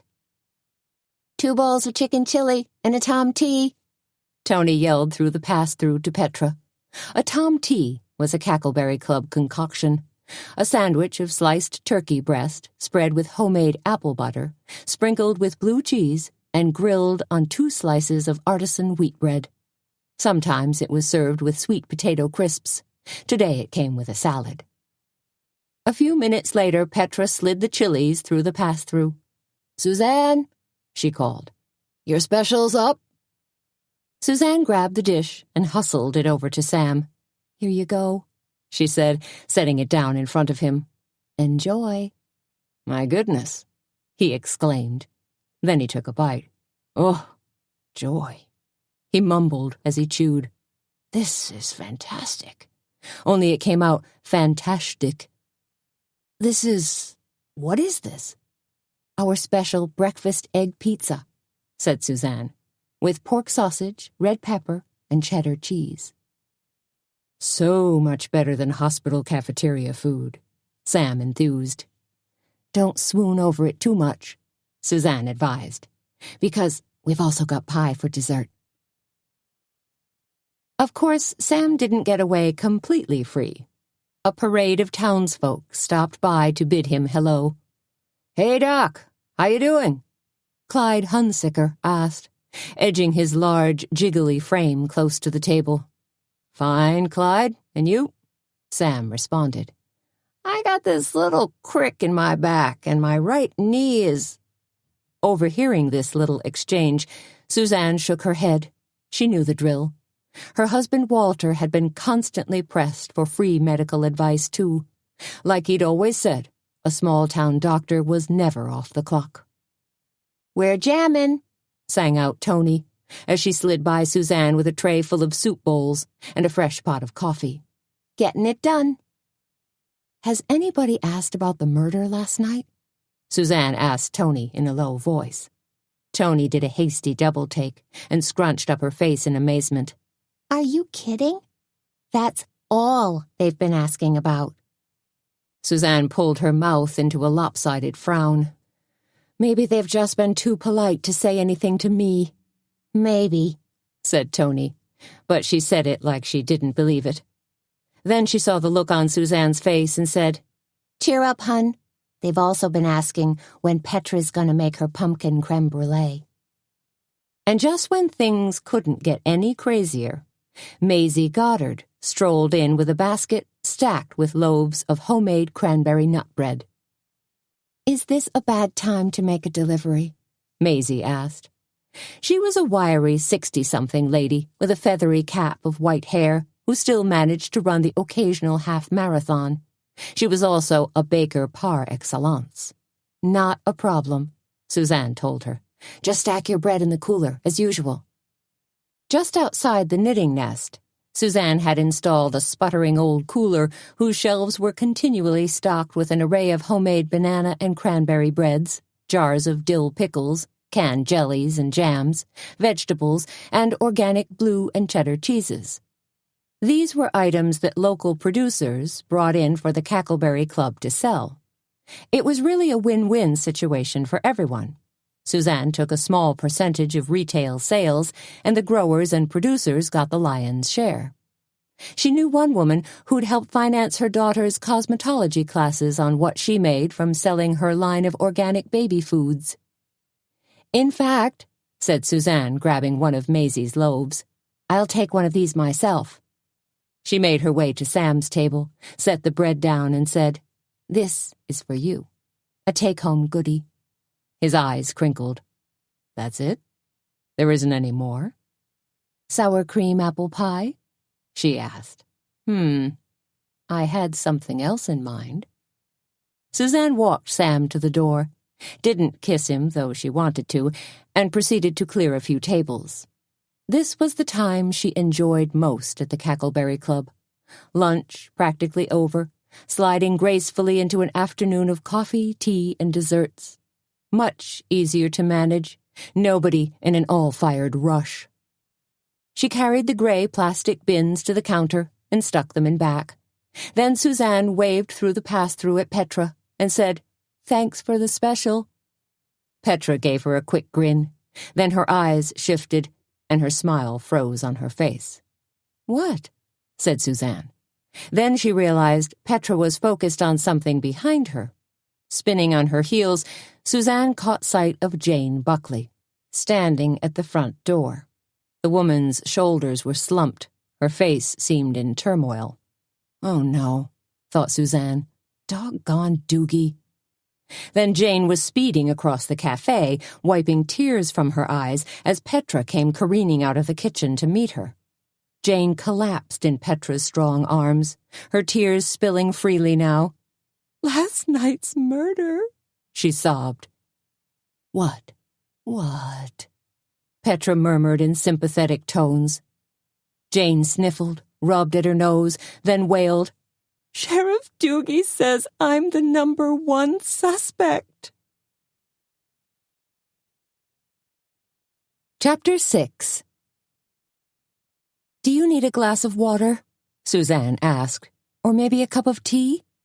Jane was slumped in a big comfy chair in the book nook, her demeanor a fragile mix of rage and woe.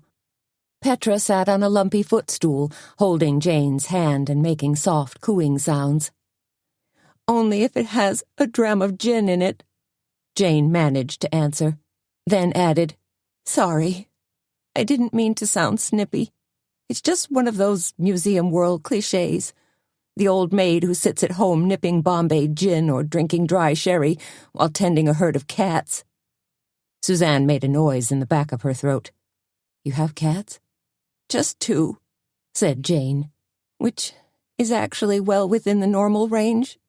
She coughed, then added, "And truth be told, I don't drink much at all, except for a single glass of wine last night to help me relax in case I actually met someone." She pulled a hanky from her handbag and blew her nose loudly. "And now look at me, a messy little lump of sadness." "You're not either," said Petra. "What exactly did Doogie say to you?" asked Suzanne. Jane let out a breath of despair. "He said I was at the top of his suspect list." "He has a list?" Petra asked, skeptically. "What were his exact words?" asked Suzanne. "Did Doogie say you were on his list because of your fight with Peebler?" Jane edged herself farther back into the comfort of the upholstered chair and nodded. "I didn't realize every single person in the Cackleberry Club overheard us." "I doubt they did," said Petra, always the staunch ally. "But the whole town's talking," said Jane. "Sheriff Doogie told me so himself." "The whole town's not talking," said Petra. "Yes, they are," said Tony, suddenly appearing in the doorway. She held a tray that contained an ornate red teapot and 3 small Chinese-style cups. "Everybody's been buzzing about the murder all morning, and I don't think it's going to stop any time soon." "They'll stop," said Petra, as if her strength and iron will could make it so. "I'm not so sure about that," said Suzanne, accepting the tea tray from Tony. "Thank you." "You bet," said Tony, backing away. "Everything okay out there?" Suzanne asked. She didn't want to leave Tony in the lurch for afternoon tea. "Nothing I can't handle," said Tony. Petra poured a stream of jasmine tea into a teacup and handed it to Jane. "Straight tea. No cream or sugar." "You always remember how I like my tea," Jane murmured. "You never forget anything." "Or anyone," said Petra, smiling warmly at Jane. "Now, tell us what we can do to help." Jane took a quick, appreciative sip of tea and said, "Since you brought it up—" "Because if you want me to speak to Doogie," began Petra, "really let him have it." Jane plucked nervously at the sleeve of her blouse. "Actually, I came here to, ask Suzanne for help." "I see," said Petra in a quiet voice. "What?" Suzanne yelped. "The thing is," said Jane, turning an imploring look on Suzanne, "you were so smart about straightening out that terrible mess when Ozzy was killed." "Oh, Not so much, said Suzanne. She waved a hand, trying to make light of it, make it seem like a minor little incident. Jane continued in a rush. And, of course, you're awfully close to Doogie. Suzanne grimaced. Not really. Petra gave Suzanne a level gaze. Sure you are. You two went to school together. He was a few years ahead of me, said Suzanne, as her brain whirred into overdrive. How to get out of this, she wondered. Just beg off nicely? Sure, that's the ticket. Petra will probably even back me up. She knows I really don't want to get involved in chasing down suspects in Peebler's murder. Obviously, said Petra, furrowing her brow and staring directly at Suzanne, Jane really needs our help. And by that, I mean your help. So much for backing me up, thought Suzanne. I could probably recommend a good attorney. No, cried Petra. We're not at that point yet. Listen, said Suzanne, crossing her arms in front of her, trying to look as uninvolved as possible. Doogie already knows how I feel about Jane as a suspect. I told him he was wasting his time. Thank you, said Jane. I think. Then what's the harm in your speaking with Doogie again? Asked Petra. Surely you could make him understand that Jane wouldn't hurt a fly. Suzanne was feeling frustrated. There's always a risk I could make things worse. When you defend something once too often, Doogie has a tendency to use the doth protest too much argument. It's probably the only line from Shakespeare he can quote, stewed Petra. Please? Jane implored Suzanne. Tears sparkled in her eyes, then spilled down her pale cheeks. Couldn't you just try to talk to him? In the end, of course, Suzanne relented, agreed to speak with the duly elected Sheriff Doogie and make an impassioned plea regarding Jane's innocence. With one small codicil. I have to ask this, said Suzanne. What were you and Chuck Peebler arguing about last night? Oh, it's really stupid, said Jane, waving a hand. Suzanne stood firm. You still need to tell me.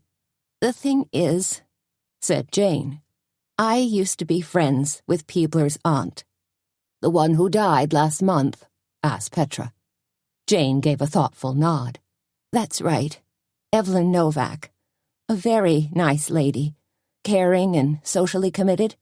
She even donated a couple of nice paintings to the Darlington College Art Museum. Anyway, Peebler was asking me about some antiquities his aunt owned that were missing from her house. What's that got to do with anything? Huffed Petra. Suzanne peered at Jane. Excuse me, but Peebler thought you stole them? That was the basic gist of the conversation, said Jane, giving Suzanne a baleful look. Chuck Peebler seemed absolutely convinced that I strong-armed his aunt into donating them to the museum. Why would he think that? Asked Petra.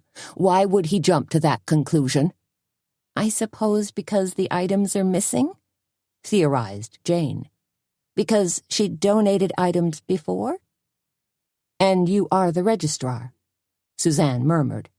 She thought for a minute. What exactly are these items that are missing? Jane shrugged. No idea.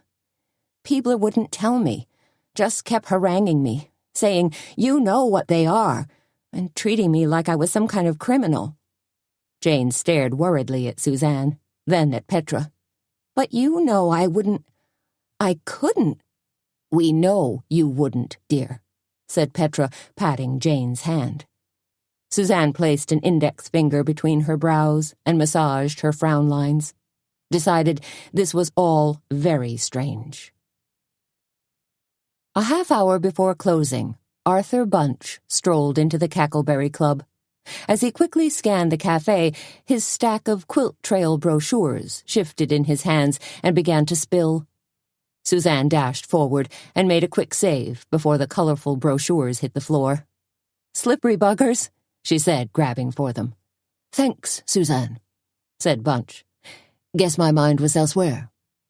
Suzanne noticed Bunch's oversized black galoshes, with his tweed trousers stuffed inside. "It's wet enough for rain gear?" she asked. Arthur gave a quick smile. "No, but it's about to start spritzing any minute. So I got all suited up." He offered a lopsided grin. "I plan to drive the entire quilt trail tonight and make each and every stop. I want to make sure everything is perfect." "Have you eaten yet?" Suzanne asked, feeling sorry for this quaint middle-aged man in his tweeds and boots. She'd seen Bunch at garage sales and tag sales, rummaging through piles of clothing, and figured that's where he found his slightly out-of-date tweedy wardrobe. On the other hand, a civil servant, especially one who worked at a small county historical society, didn't exactly pull down a hefty income. Arthur shook his head as his eyes lit up. "No lunch yet. Been awfully busy." "We've still got scones and chicken chili," she told him. "Have a chair, and we'll get you fortified." Bunch stumbled to a table, sat down heavily, then gazed up at her, a worried look shadowing his face. "I heard what happened here last night," he murmured, and now he looked slightly unnerved. "Mr. Peebler was shot with an arrow?" "A special kind of arrow," said Suzanne. "From a crossbow." "That a fact?"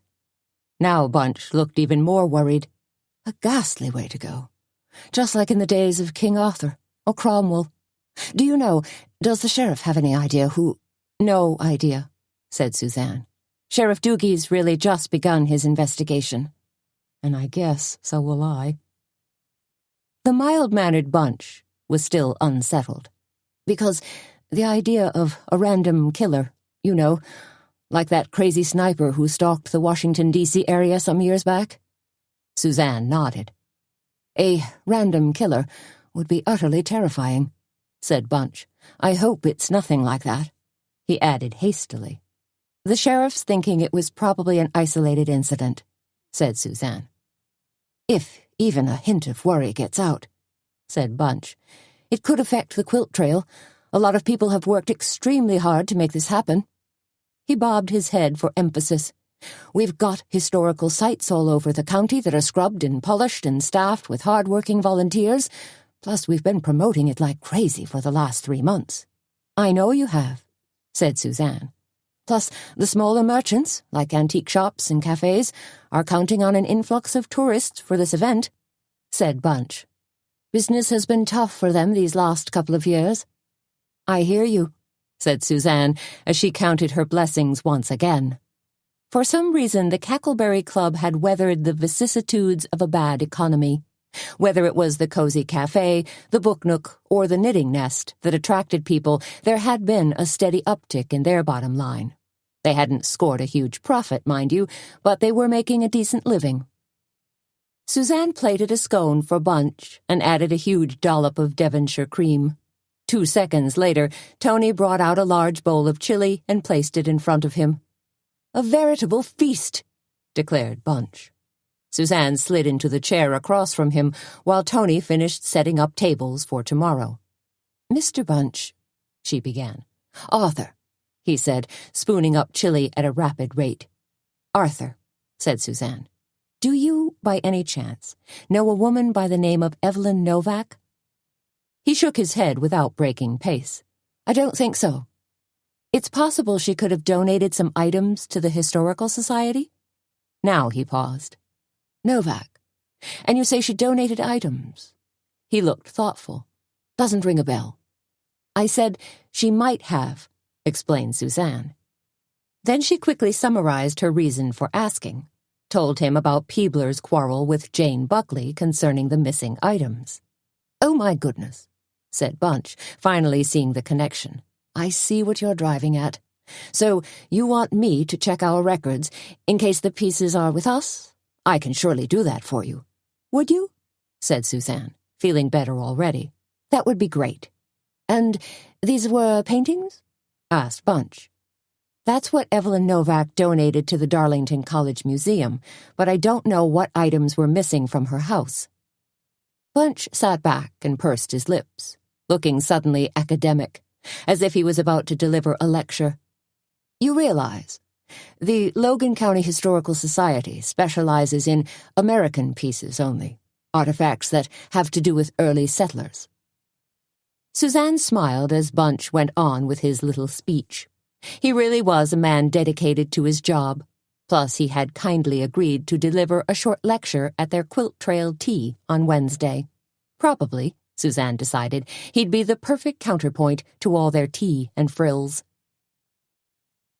30 minutes after Arthur Bunch left, with an extra scone tucked in his baggy jacket pocket and a take-out cup filled with Darjeeling, Suzanne, Tony, and Petra were ready to throw in the towel. Busy days were welcomed. Stressful days were not.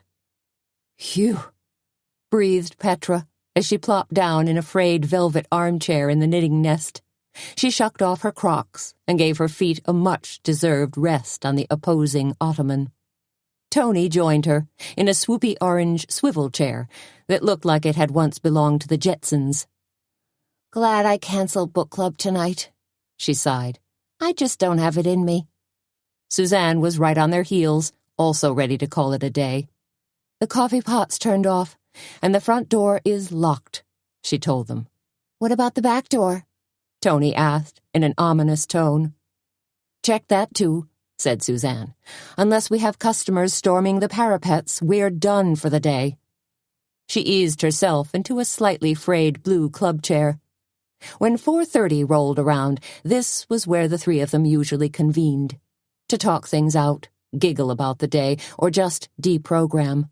Petra usually grabbed a pair of knitting needles and worked on one of her many projects, the clacking of the needles lending a decidedly soothing sound. Petra was crazy over knitting and quilting. They were her favorite forms of relaxation, although to Suzanne both needlecrafts looked like awfully tricky business. "I just love that quilt," said Tony, gazing at the wall where a striking blue and red star pattern quilt hung. "Still time to bid on it," said Petra. The knitting nest was holding a silent auction on a number of handmade items, with all the money earned earmarked for Alzheimer's research. "Come Wednesday, I'm going to hang it outside." "When the bids will really skyrocket," said Tony morosely. "You know," said Petra, kindness in her voice, "I'd make you a quilt any time you want." "Really?" said Tony, thrilled. "Of course," said Petra, gazing happily at the wooden walls that were festooned with knitted mittens and caps, felted bags, and quilted throws and coverlets. Antique highboys held skeins of cotton and wool yarns in all colors of the rainbow. Large ceramic crocks were filled with knitting needles. Baskets held blocks of 6-by-6-inch fabric pieces.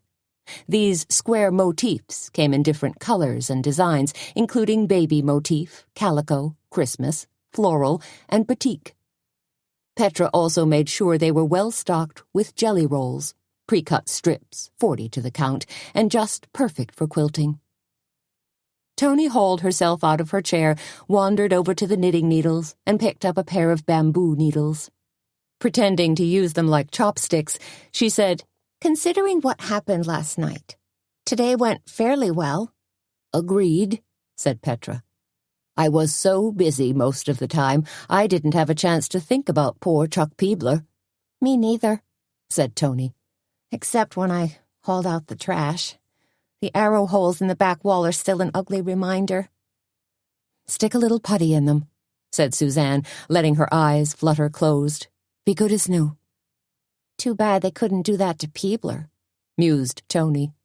The smile dropped off Petra's face, and she focused on Suzanne with a steady gaze. "Suzanne? You think you can help Jane?" Suzanne opened her eyes and squinted at Petra. "I promised I'd try. Although I'm not exactly sure what I promised. I don't really know what to do or where to start." "But you told Doogie where to start," said Tony. "Just this morning, I heard you." "I'd like to tell him where to get off," Suzanne sighed. "Doogie listens to you," said Petra. "He may be an obstinate man, but he's savvy, too." "And Suzanne's a smarty," Tony enthused, as she pulled out a pocket mirror and fluffed her hair. "A perfect blend of Nancy Drew, and Xena the warrior princess." Suzanne smiled, but all she could think of was, "Oh dear."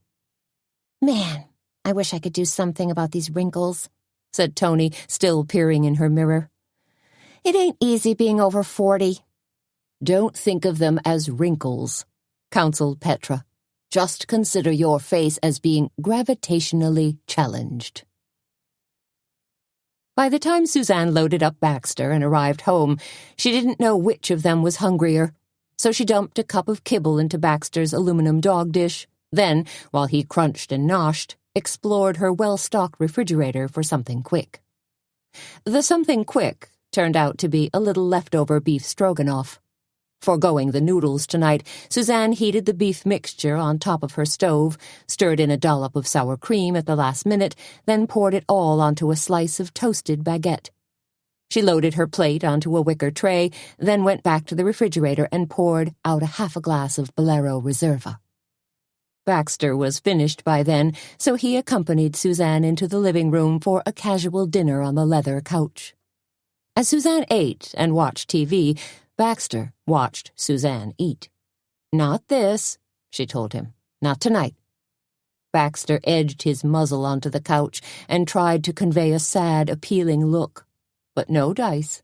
Suzanne ate her own dinner, cleaned up, then found herself back in front of the TV. When nothing seemed all that interesting, she turned down the sound and reached for Kostova's novel, The Historian, which she'd promised herself she'd start reading. Suzanne was deep into Chapter 6 when the doorbell rang, one loud, long pring that startled both she and Baxter. Leaping up from where he'd been twitching and snoozing, Baxter raced to the door, head held stiffly down, hackles bristling. Tiptoeing after him, Suzanne was also wary, recalling last night's bizarre incident, and, at the last second, stepping to one side before she asked, "Who is it?" Chapter 7.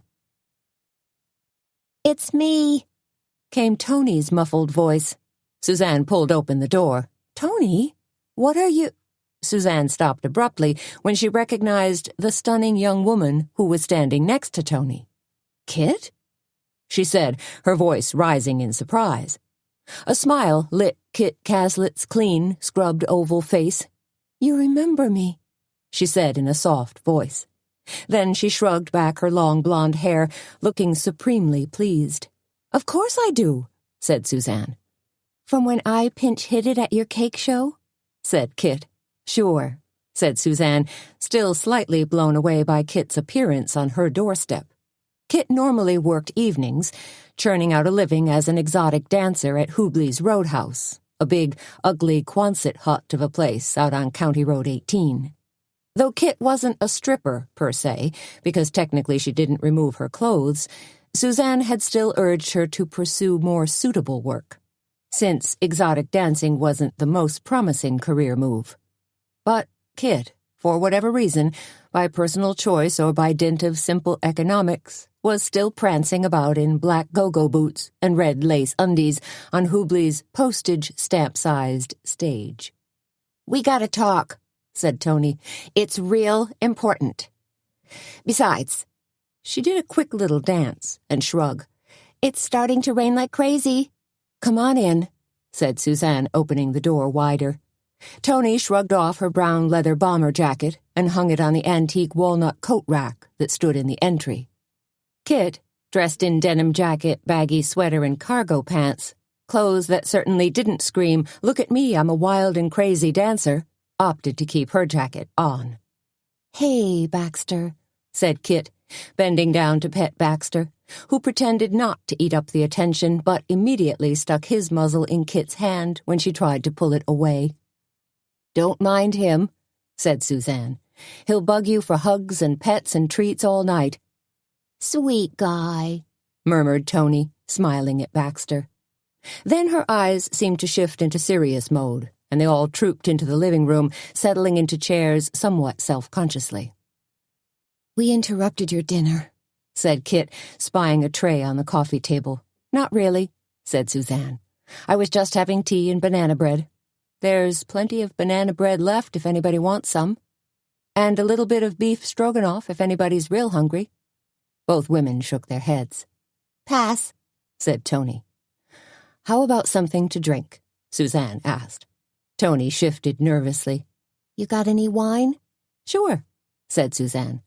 I've got open bottles of Chardonnay and Barolo Reserva. Although there may only be a couple of fingers left of the Barolo. What's your choice? The white stuff, said Tony. Whichever one that is. Sure, said Suzanne. She looked at Kit. Kit? Nothing for me, said Kit, holding up a hand. I don't really drink. Tony seemed surprised. Seriously? You work at Hubley's? And never tip back a brewski now and then? Trust me, said Kit. If you worked out there, you wouldn't drink either. Suzanne brought back a glass of Chardonnay for Tony and the almost empty bottle of Barolo for herself, then settled cross-legged on the floor. Baxter slunk over and lay down next to her, pressing his warmth against her body. Okay, said Suzanne, trying to keep the conversation light, even though a nervous buzz had started pulsing in her brain, a warning blip that said, something's about to happen here. You darkened my doorway and said you had important news for me. Tony cleared her throat, then said, Here's the thing. I know it's going to sound weird, but we've got some information that relates to Chuck Peebler's murder. What? Said Suzanne. Tony held up a finger. Strangely enough, it also dovetails with your looking into things as a special favor to Jane. Okay, said Suzanne, wishing Tony would get to the point. The thing is, said Tony, it's something that could sort of... She searched for the right word. Impact the investigation? I'm listening, said Suzanne, wiggling a foot nervously, wondering where all this was going. Tony took a quick sip of wine, set her glass down, and said, Junior took me out to Hubley's earlier tonight for a beer and burger. Suzanne wanted to say big mistake, but didn't. Instead, she said, uh-huh. After we were done eating, I ducked into the ladies' room, said Tony, and that's when I ran into Kit. Kit looked slightly embarrassed. The dancers don't have their own bathroom like they do at big clubs, she explained. We were standing at the mirror, said Tony, minding our own business and refreshing our lip gloss, and somehow we started talking about Chuck Peebler's murder, which is on everybody's radar right now. Suzanne gave an acknowledging nod. Anyway, said Tony, looking decidedly nervous and taking another sip of wine. We jabbered about the murder and, well, you tell her, Kit. Tell Suzanne exactly what you told me. Kit stared at Suzanne with big, guileless eyes. Chuck Peebler, the guy who was killed last night? She hesitated, her courage seeming to falter. Yes, said Suzanne, tiredness seeping into her voice now. Tony and I were there when it happened, and I'm sure she gave you all the gruesome details. True crime, up close and personal, muttered Tony. And what about Peebler? Suzanne asked Kit. Well, said Kit, Chuck Peebler used to... How shall I phrase this? He used to frequent Hubley's. You mean he was campaigning there? Asked Suzanne. Asking for votes? Glad-handing the customers, such as they are? Actually, it was more like manhandling, said Kit in a disgusted voice. What? Said Suzanne. Now they really had her attention. People who used to hang around Hubley's and pester all the girls who worked there, explained Kit. But most of all, he had a thing for dancers. Lot of that going around, muttered Tony. Pestering, I mean. Wait a minute, said Suzanne, holding up an index finger. Peebler was old enough to be... Her mouth snapped shut. This information was not only weird, it put a whole new spin on things. I had no idea, Suzanne murmured, still digesting Kit's words. But... She knew she was sputtering now. Peebler was running for office. He was on the ballot to be mayor of Kindred. Interesting, huh? Said Tony. And if you can believe the straw poll that the Bugle conducted, said Suzanne. Peebler was even showing a slight lead over Mayor Mobley. She inclined her head toward Kit. You sure about this? Kit nodded. Oh, yeah. Kit's not making this up, said Tony. She wouldn't do that. You think Peebler would have been a whole lot more careful, said Suzanne, considering Hubley's is a fairly public place, that he would have towed the line and conducted himself with a little more dignity. It sure isn't dignified to chase girls half your age, agreed Tony. You got that right, said Kit. But the thing is, Peebler went beyond that. He was creepy. Always sitting at the edge of the stage, flashing a wad of cash, trying to, tantalize the girls with what he thought was his power and magnetism. Then he'd hang out by the dressing rooms, trying to grab a look-see, always talking a steady stream of patter, a little nasty, a whole lot aggressive. You could knock me over with a feather right now, said Suzanne. Peebler had been a card-carrying member of the Methodist Church. He'd served on the school board. True, he was a single man, but he'd always acted conservative. Looked conservative in his J.C. Penney suits. Had probably voted Republican, too. Tell her the rest, Tony urged, polishing off the last of her wine. There's more, said Suzanne. Kit glanced about nervously. Baxter, seeming to sense her unease, pulled himself up and padded over to her. Kit draped an arm around Baxter's furry neck and continued, as if heartened by his display of doggy solidarity. And the really weird thing, continued Kit, is that Peebler had pretty much singled out one girl as his favorite. You? Suzanne asked, fearing the worst. Kit gave a vehement shake of her head. No, not me, thank goodness. Suzanne pursed her lips together. So, what exactly are you saying? That Chuck Peebler had been stalking one girl in particular? Harassing her? Harassing, said Kit. Yes, I'd say that pretty much hits the nail on the head. Peebler would tail her to her car, trying to put his hands all over her. Made overt suggestions that they hook up. Kit let loose a deep and heavy sigh. With her 40-something years of experience behind her, Suzanne wanted to say, what did you expect would happen out there? You gals are dancing under red lights in your Victoria's Secret underwear. But she didn't. This wasn't the time or the place to deliver a lecture. So, what's the bottom line on this? Suzanne asked. Are you saying that this girl might have despaired of Peebler's unwanted attention and taken matters into her own hands? That she killed Peebler? Just verbalizing the notion sounded awfully crazy to her.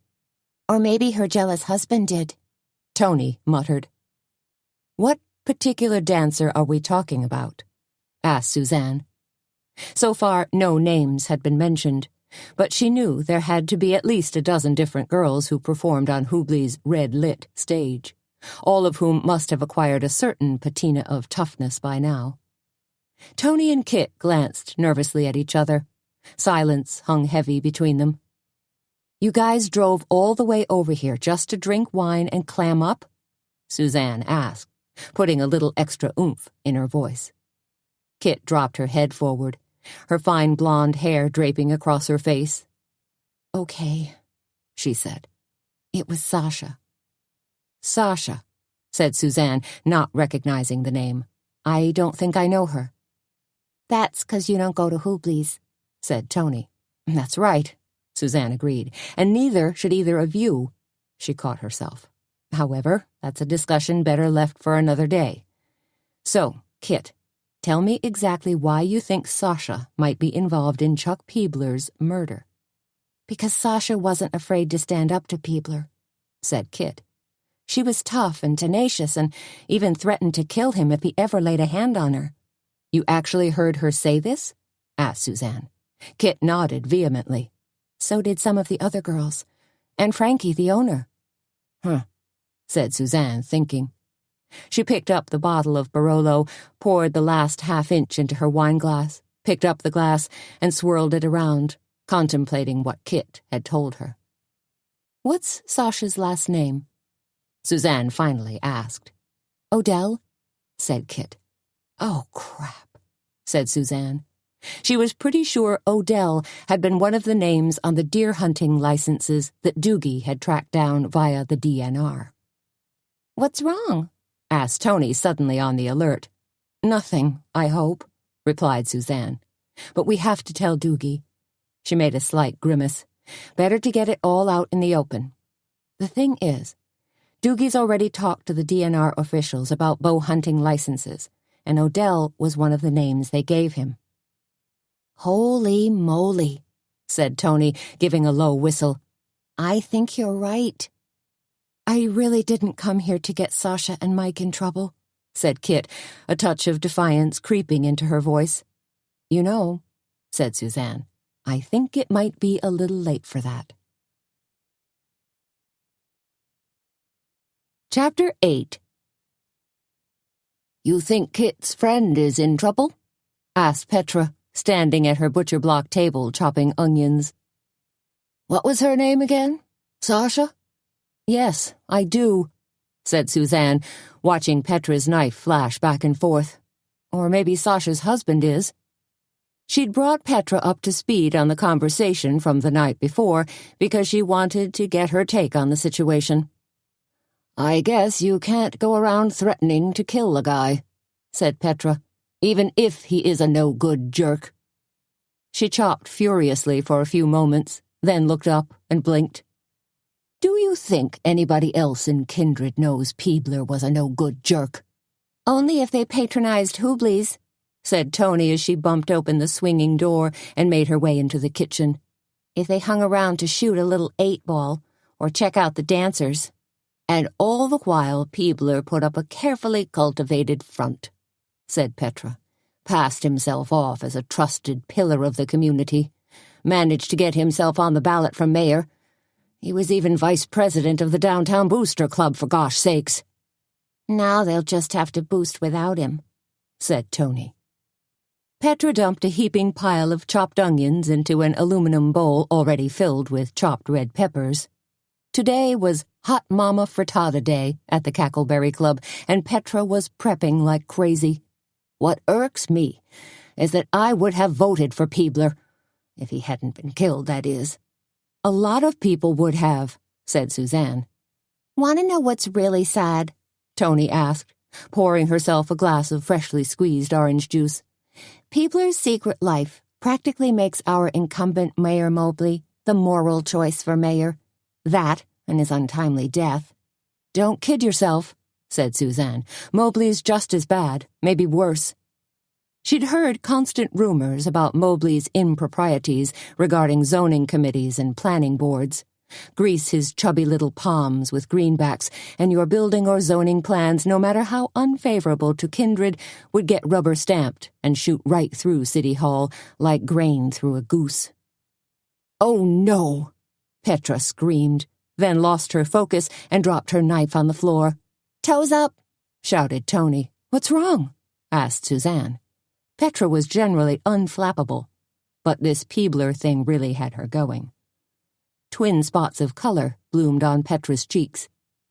"I just remembered that I donated $20 to Peebler's mayoral campaign." Now she looked really worried. "Do you think the money ended up as tips at that strip club?" "Strippers have to make a living, too," reasoned Tony. "Although Kit and the gals prefer to be called exotic dancers." "Same thing," snorted Petra as she ferried her bowl to the stove. Tony moved in closer to Suzanne. "When do you think Doogie's going to pay Mike Odell a visit?" "I'd be surprised if he hasn't already," said Suzanne. She'd called Doogie first thing this morning and related all the information pretty much the way Kit had presented it. Doogie had listened carefully, thanked her, and promised to follow up. "You spilled the beans to him, didn't you?" said Tony. "About Sasha?"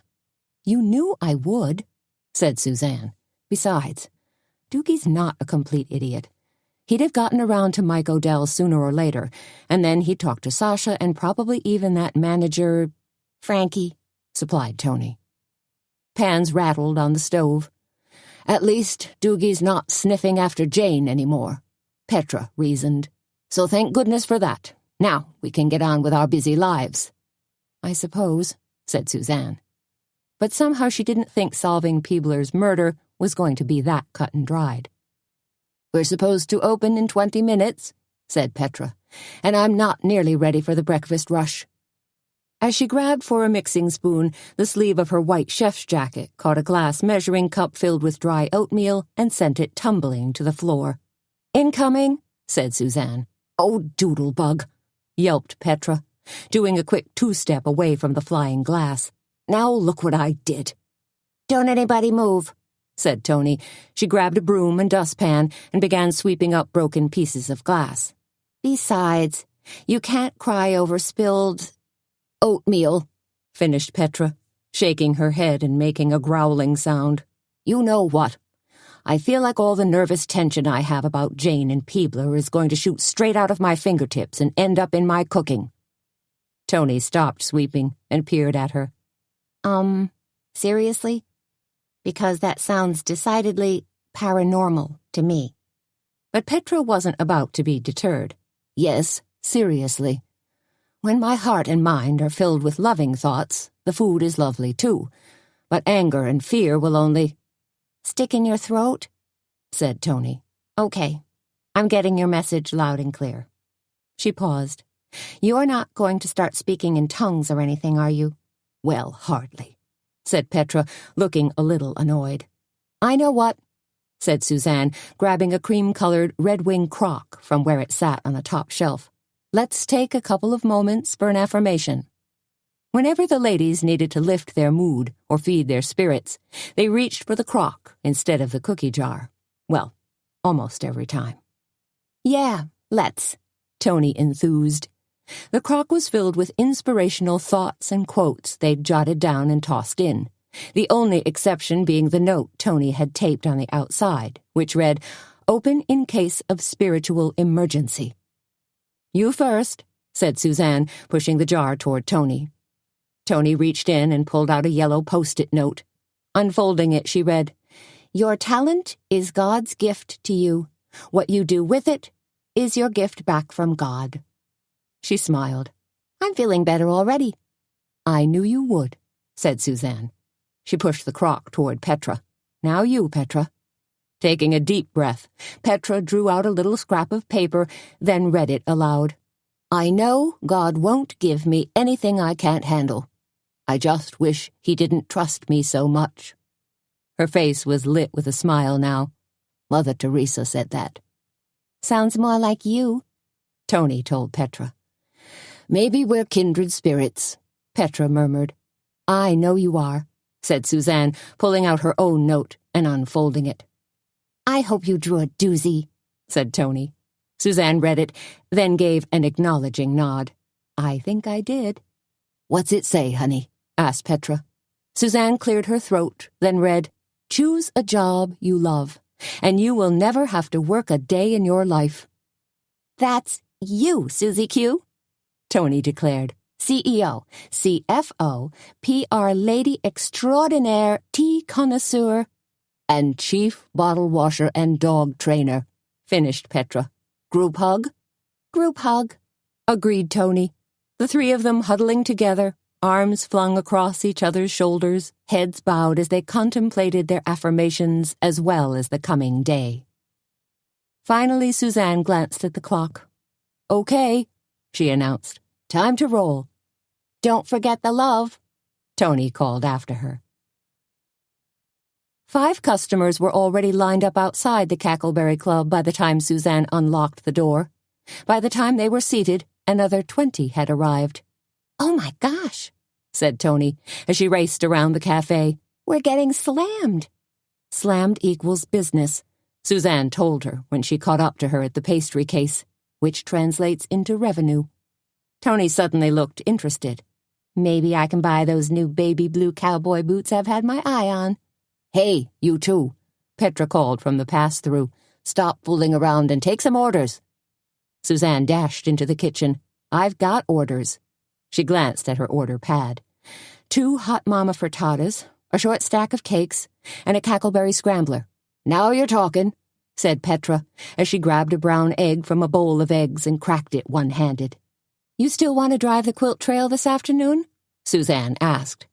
She was fanning out strawberry slices on top of a wedge of pineapple. Garnishes, in her opinion, were meant to be eaten, and if they were healthy, so much the better. "Absolutely," said Petra, "and I can't wait to get a gander at the oversized squares that my quilting friends created to mark the historic points." "It's a nifty idea, all right," Suzanne agreed. "Oh, hey," said Petra, dishing out scrambled eggs and sausage. "Tony's orders are up. Will you take them out to her?" "Gladly," said Suzanne. But when she ran out into the cafe, handed the orders off to Tony, a new problem presented itself. Mayor Mobley stood poised in the front door of the Cackleberry Club, his chest so puffed with pride he looked like a balloon from Macy's Thanksgiving Day parade. He was dressed in his finest, which, as always, looked discount store tacky. His bright lime green golf shirt stretched tight across his prominent stomach. His khaki slacks were a muddy pinky beige. 3 of his own oversized campaign buttons, featuring a slightly smudged image of his piggy, pudgy face, were pinned to his shirt. Atop his head, a fluorescent golf cap sported a button too. Still, his outfit did exactly what the mayor had hoped to accomplish. Everyone in the restaurant turned to stare. Ever the campaigning politico, Mayor Mobley grinned and waved at those folks seated near him. Most nodded and waved back. Alan Sharp, his flunky campaign manager, stood a step behind him. Suzanne sped over to greet the mayor. "Good morning, Mayor," she said pleasantly. "Can I get you a table?" Since she seemed to be stuck with Mobley for the moment, she was bound and determined that he was going to sit down at a table and eat, not just wander around at will, annoying her customers as he tried to solicit votes. Alan Sharp answered instead. "Sure. We'll take a table." Sharp was tall and angular, with greasy black hair slicked back from his receding hairline. His movements were jerky and odd, and for all his apparent thinness, his stomach pouched out like he'd just digested an entire rump roast. Sharp wore a golf gold shirt and khaki pants, but took his persona one step further with a heavy gold ID bracelet, gold neck chain, and double rings on his thin, spidery fingers. Mayor Mobley held up a hand. "Give me a minute. I want to greet my constituents." "You mean my customers?" Suzanne shot back, as Mobley dove for the nearest table. "With the election just a week or so away, you can't blame the mayor for shifting into full campaign mode," Sharp explained to her in a dreary monotone. Suzanne pulled out a chair and instructed Sharp to sit, just as if she was training Baxter. Sharp complied, but said, "We've only got time for a cup of coffee. Lots of hard charging on our agenda today." His thin shoulders hunched forward, and he managed a dry chuckle. "We're running this pretty much like an old-fashioned whistle-stop campaign." "That's so," said Suzanne, failing to see any apparent humor in his words. Sharp's long face turned sober. "Just because his opponent's dead, Miss Dietz, doesn't mean we can afford to sit back and twiddle our thumbs." "Strike while the iron is hot, huh?" said Suzanne. Sharp frowned. "When you put it that way." Suzanne had never cared for Alan Sharp, and now she decided her dislike ran even deeper. Sharp was a snake-in-the-grass lawyer who'd made money in real estate by buying large homes from elderly townsfolk and flipping them to yuppie types who thought they wanted to live in a small town without all the problems of a big city. Then, of course, they moved to Kindred and discovered that, even with its picturesque old Chicago brick buildings and Catawba Creek running through, it still had all the problems of a big city. Burglaries still occurred, cars were vandalized, the infrastructure of bridges and roads continued to crumble as time marched on. Drug dealers and a few unsavory types stalked the tree-lined streets where craftsman cottages and stately American Gothic homes sat side by side, seemingly unaware of the myriad changes taking place. Suzanne grabbed a tray, placed coffee cups, napkins, and spoons on it, then pulled a fresh pot of French roast off the burner. She carried it all to Sharp's table. "So kind of you," oozed Sharp, watching her pour out coffee and arrange the cream and sugar. Suzanne tallied up a check and slapped it down on the table, lest he think the coffee was gratis. "Always happy to oblige a paying customer," she said, flashing a brusque smile. Dodging away, Suzanne skirted around the mayor, who was going great guns now. "The election's only 10 days away," Mobley sputtered to a couple of farmers who appeared colossally bored.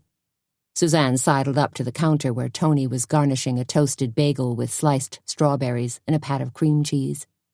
"The mayor's acting like Peebler is still among the living and gaining momentum," said Tony, "instead of lying in a pine box over at Drysden and Draper Funeral Home." "We're just not used to a candidate with a professional campaign manager," Suzanne replied in a sardonic tone. "No kidding," sniggered Tony. "Most candidates just put up a couple of signs, pass out a few flyers, and hope for the best." "Mobley must have been seriously worried about having Peebler as an opponent," observed Suzanne, "since he hired Alan Sharp to be his flunky." Tony lifted her chin and indicated Mobley. "He's not nervous anymore," she said in a cryptic tone. Suzanne stared across the cafe at Mobley. He was smiling, swaggering, and gobbling up any and all attention he could garner. "No, he's not worried anymore," she thought, and a nasty ping echoed in the back recess of her brain. Not one bit nervous about the competition, because there is no competition. As Tony went back to her bagel, and Suzanne measured out spoonfuls of English breakfast tea into a cheery paisley teapot, Mayor Mobley steamrolled his way to the counter. He coughed, in an effort to attract their attention. "Mayor?" said Suzanne, turning. "Something we can do for you?" "Ladies," he said, spreading his legs apart and posturing like Yosemite Sam, "I wanted to extend my sincere sympathy concerning the terrible events here the other night." Suzanne almost believed him, until she realized that Mobley's voice was booming across the cafe and he was checking the crowd's reaction via his peripheral vision, making sure they were all aware of his Academy Award-worthy performance. "Sure thing, Mayor," said Suzanne. She'd had an earful of his false sympathy and was hoping he'd go away. "Chuck Peebler was a darn good man," Mobley continued. "A worthy opponent." "Was" being the operative word, murmured Suzanne. "Wouldn't you say so?"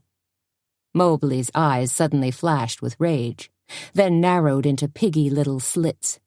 "You implying something, Suzanne?" His words were an angry hiss. "If the shoe fits," said Tony, adding her own 2 cents worth. Expelling a raspy sound, Mobley spun on his penny loafers and headed back to the table where Alan Sharp waited patiently. Mobley sat down, sipped at his coffee, and a whispered conversation ensued. Then they both rose from their chairs and headed for the door. "Will you look at that?" exclaimed Tony, sticking her pencil behind her ear and clamping her hands on her hips in defiance. "They left the check sitting on the table. They're skipping out on the tab." "Let it go, Tony," urged Suzanne. "It's not worth a confrontation." Tony, not always one to listen to reason, took a step out from behind the counter and called after them. "Hey, Mobley!" Mobley stopped, turned, and glanced back at her. If looks could kill, Tony would be laid out stone cold on the floor. "Too bad the Rogaine's not working," Tony shouted at him. That brought an onslaught of loud laughter and guffaws from the 24 or so customers. Mayor Mobley turned bright red and glowered at Tony, even as Sharp grabbed his elbow and tried to usher him along. Tony flapped a hand and let loose her best Three Stooges impression. "Nyuk, nyuk, nyuk." Chapter 9. After erasing the breakfast menu, Suzanne doodled a border of hearts and flowers around the edge of the blackboard, then set about listing the luncheon menu. Petra had seemingly outdone herself today, with her featured deep-dish chicken pot pie. Made with chicken, fresh carrots, and peas, and her own creamy gravy, the dish was baked in its own ramekin and arrived golden and bubbly at your table. The sandwich today was rosemary grilled chicken. Home-baked rosemary-infused focaccia bread was slathered with mayonnaise, Dijon mustard, and chopped fresh rosemary. Then a skinless chicken breast, sautéed in garlic, pepper, and olive oil, was snugged between the 2 thick slabs of bread. Vegetarian autumn stew rounded out their trio of entrees, a savory dish that combined diced sweet onions, butternut squash, sweet potatoes, carrots, celery, lentils, tomatoes, and set off with a tangy splash of apple cider vinegar. Suzanne was getting hungry just printing out the specials, let alone inhaling the smells that wafted from Petra's kitchen. And just as she was scribbling at the bottom of the board, rounding out the menu with raspberry chocolate tart and honey walnut cake, Sheriff Doogie came strutting into the restaurant. He nodded as he brushed past her, heading straight for the counter. His wide bottom eased onto the end stool, his elbows hit the counter. "Coffee?" Suzanne asked him, sliding behind the counter. He was just the man she wanted to see. "Much as you can fit in 1 cup," Doogie told her in a weary tone. Then he reached for the sugar bowl, dropped in 1 lump, followed by numero 2 and 3. Picking up on Doogie's need for a sugar fix, Suzanne grabbed one of the apple turnovers from the pastry case, slid it onto a plate, and held it in front of Doogie. "Apple turnover?" she asked. "You bet," said Doogie, gazing at it hungrily. Suzanne set it in front of him like she was awarding first prize for a correct answer. Doogie managed a quick bite, then asked, "Is everybody still talking about it?" Suzanne knew the "it" Doogie was referring to wasn't the special of the day. "I'm pretty sure the entire town is still gossiping about Peebler's murder," she told him, "and will be until the killer is apprehended." Of course they'd jaw and speculate. People were on edge. Weird, freaky assaults by crossbows didn't happen every day. "Until I apprehend him, you mean?" "You're the duly elected sheriff," Suzanne told him, but not unkindly. Doogie took a slurp of coffee. "Lucky me." "Excuse me," said Suzanne, looking askance, "but aren't you a candidate in this upcoming election, too? Didn't you toss your modified Smokey Bear hat into the ring some months back?" "That I did," murmured Doogie. "Though things could change. You never know." "Don't talk like that," she warned him. "You're a good sheriff. People here trust you." He cocked a rheumy eye at her. "Do they?" "Yes," she said. "Of course they do. At least I think they do. But you don't need me planting any seeds of doubt. You've managed to accomplish that all by yourself."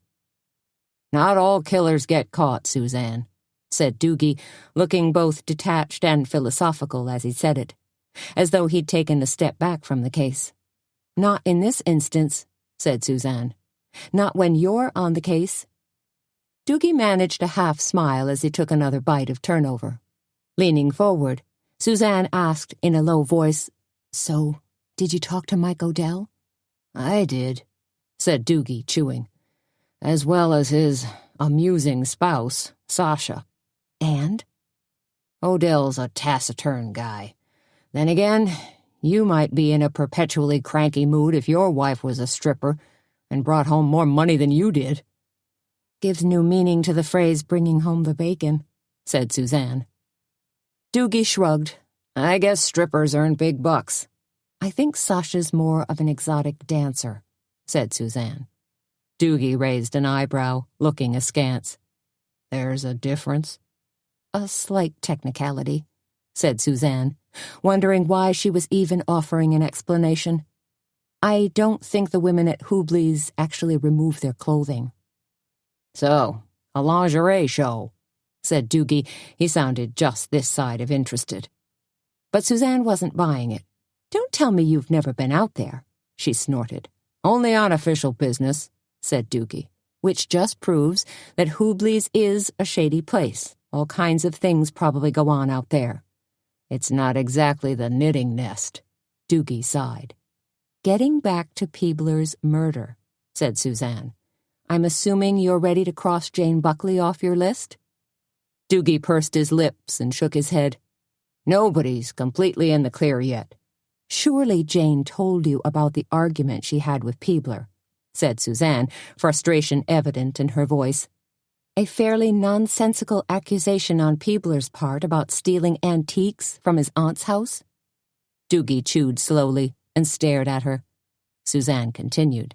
Peebler accused Jane of trying to convince his aunt to donate a few items to the Darlington College Art Museum. So she says. Jane wouldn't lie, said Suzanne. She's not like that. Peebler's rant was just that, a rant. He didn't even know what items were missing. And now Peebler's gone, so we can't ask him, said Doogie. Suzanne stared at him. Dead men tell no tales?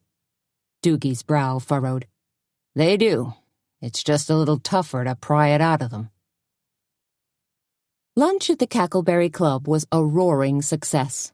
Suzanne and Tony worked the cafe like a professional tag team, understanding each other's needs before they were even articulated. Coffee was poured, plates delivered, then whisked away. Checks magically appeared. Petra, meanwhile, was basically on lockdown in the kitchen, preparing order after order and shoving them out through the pass-through with breathtaking speed. When everyone had a sandwich, soup, or dessert in front of them, Suzanne took a well-deserved breather. But Tony spotted a potential problem. Or maybe a business opportunity, depending on the way you looked at it. We've got a ton of people wandering around in the book nook, she told Suzanne. Then that's where I'm headed, said Suzanne, pulling her long black Parisian waiter's apron over her head and stashing it behind the counter. Call me if you need help, said Tony. Call me if you need help, replied Suzanne. Secretly, of course, Suzanne was always thrilled to spend time in the book nook. Reading was her passion, and she loved nothing more than unpacking a new box of books, fingering their uncracked spines, and arranging them on the narrow wooden shelves.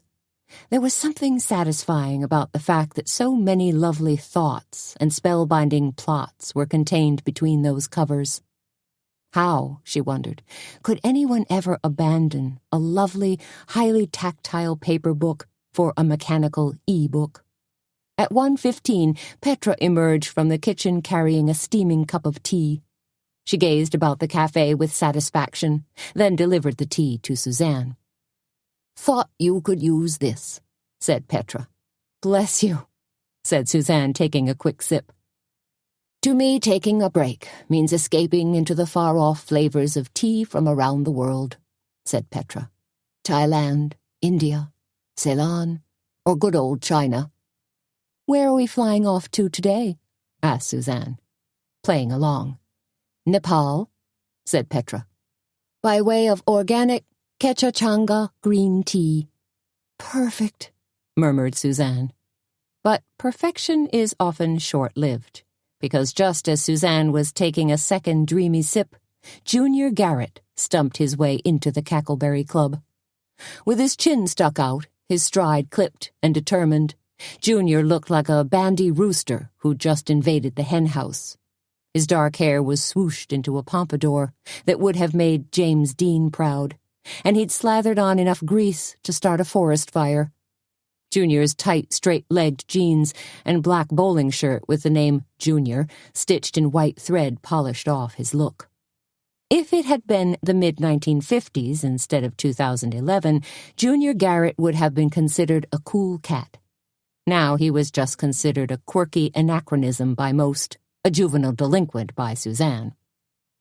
Too bad the community theater's not having a casting call for West Side Story, Petra remarked. Junior would be a shoo-in for one of the sharks. You gals talking about me again? Asked Junior.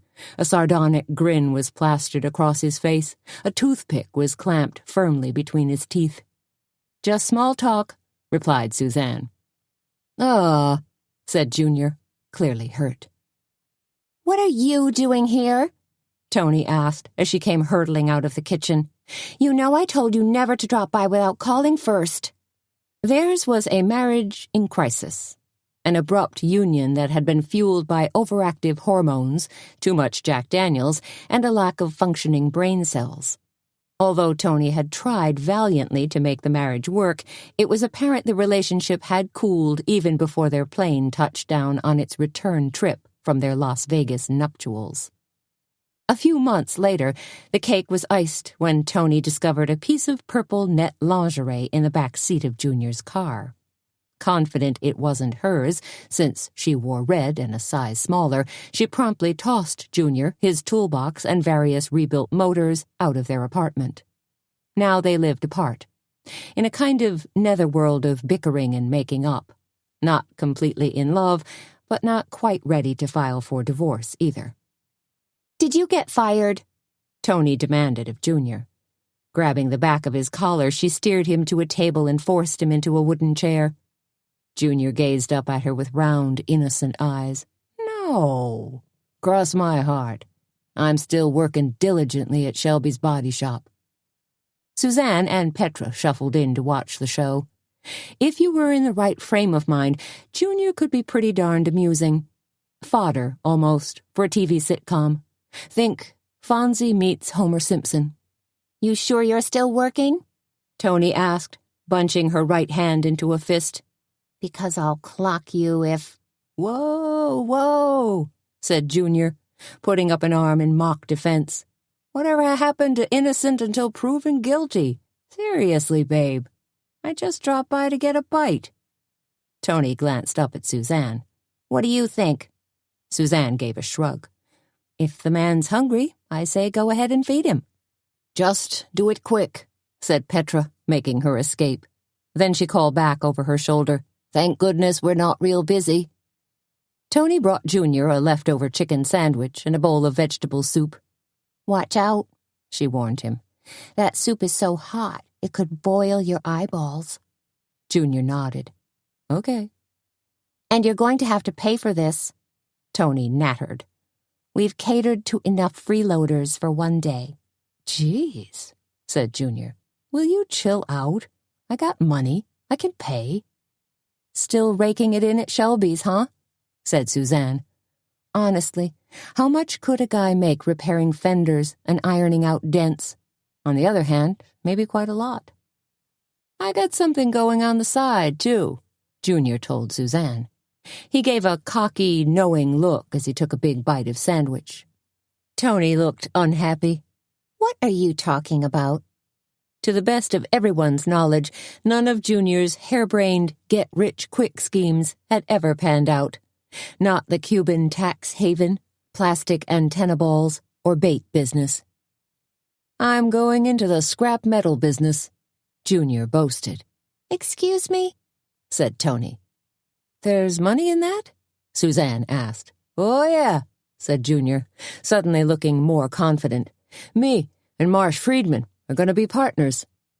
"Isn't Friedman the guy who used to wander through town with a plastic sack, picking up pop cans?" Suzanne asked, trying to stifle a grin. "Ancient history," said Junior, waving a hand. "Now we're partners, 50-50. "And what does this partnership entail?" asked Suzanne.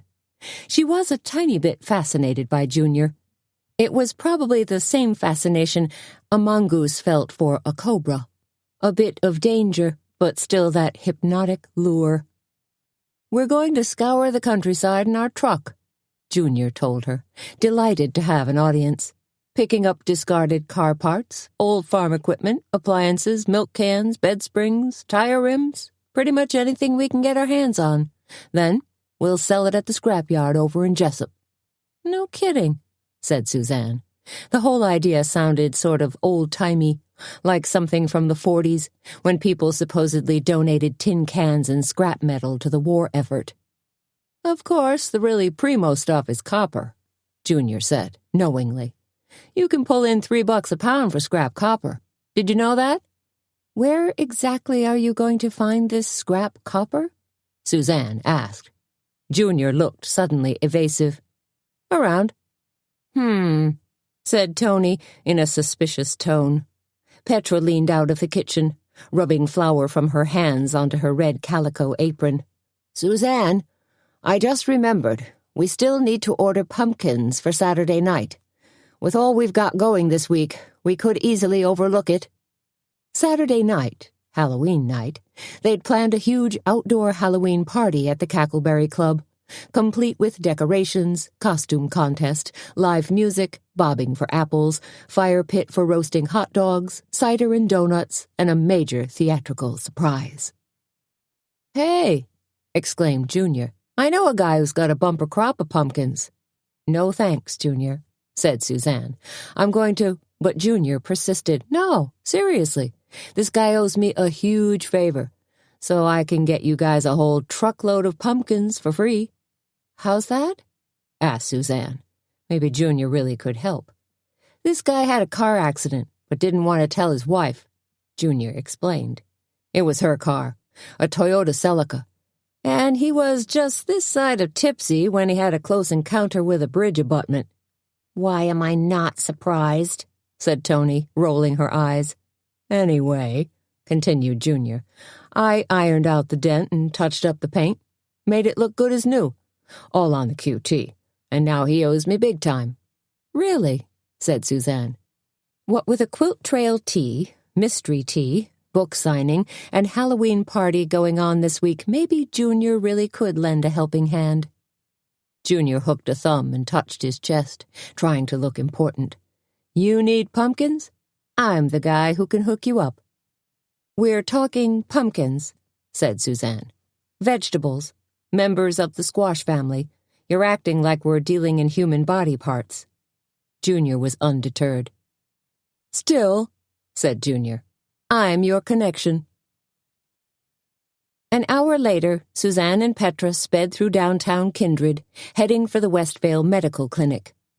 They'd taken off an hour early, determined to drive as much of the quilt trail as possible.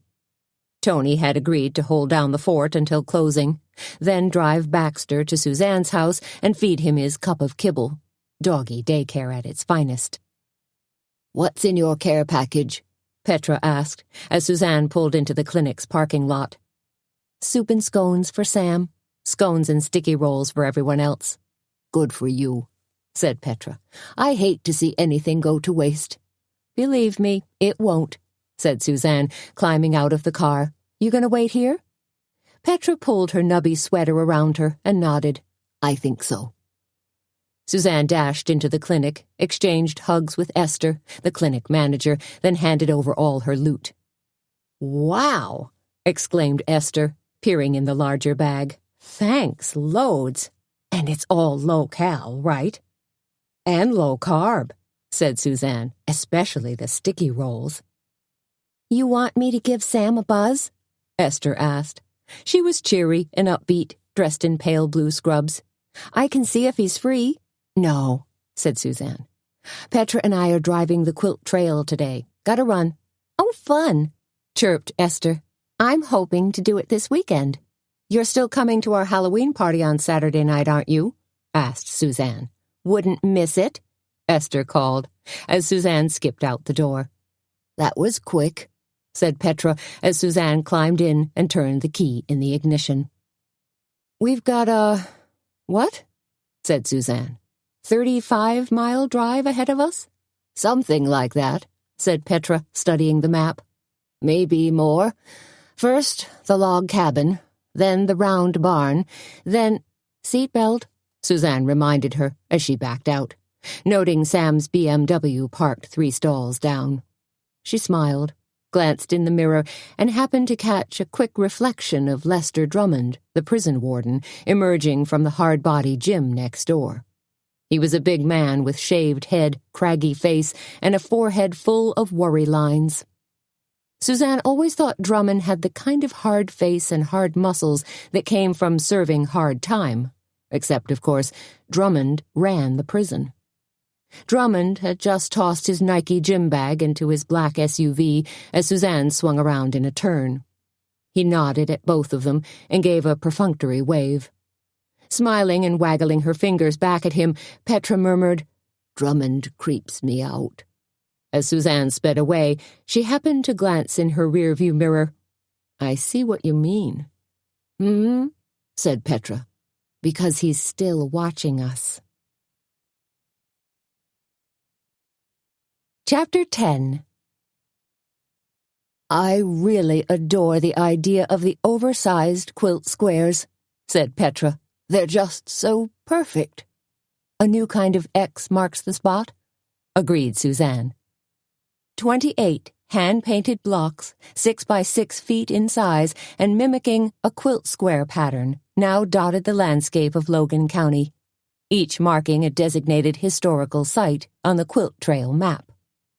"The first one's easy to find," said Suzanne, as she goosed her Taurus across a narrow bridge that rattled beneath her tires. "I've been by it 100 times. "But have you been in it?" asked Petra. "No," said Suzanne. Number 1 on the quilt trail was an old log cabin built by Christian Schmidt, one of the first settlers in the area. Over 100 years since its inception, the cabin fit so naturally into its woodsy surroundings it appeared to have grown directly out of the pine and hardwood forest. "Look at this," Petra exclaimed as they ducked through the doorway and surveyed the tidy little cabin.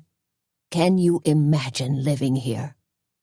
The log cabin, constructed of hand-hewn logs and shake shingles, was small and cheery, with a fire hissing and crackling in its small stone fireplace. "Welcome," said the guide. She was dressed in long denim prairie skirt, blouse, and bonnet. "Make yourself at home." "Tiny," murmured Suzanne. The home was only 10 logs high, and the ceiling seemed to press down on her. "Oh, but there's a sleeping loft," the guide told her. "Climb up there if you want." "I'm sure it's very cozy," said Suzanne. The second quilt square marked a round red barn that had been constructed in 1912. Old-timers believed that a round barn was more efficient for housing cattle, though it was also rumored that many round barns were built out of superstition. Apparently, an old wives' tale claimed that the circular shape provided no corners for evil spirits to lurk. "Logan County is just rich in history, isn't it?" Petra exclaimed as they pulled away from the third site, the slightly down at its heels Pine Grove Spiritualist Church. "The history is amazing," Suzanne agreed. "But I'd take this drive just for the scenery." The black asphalt road they were speeding down was winding and narrow.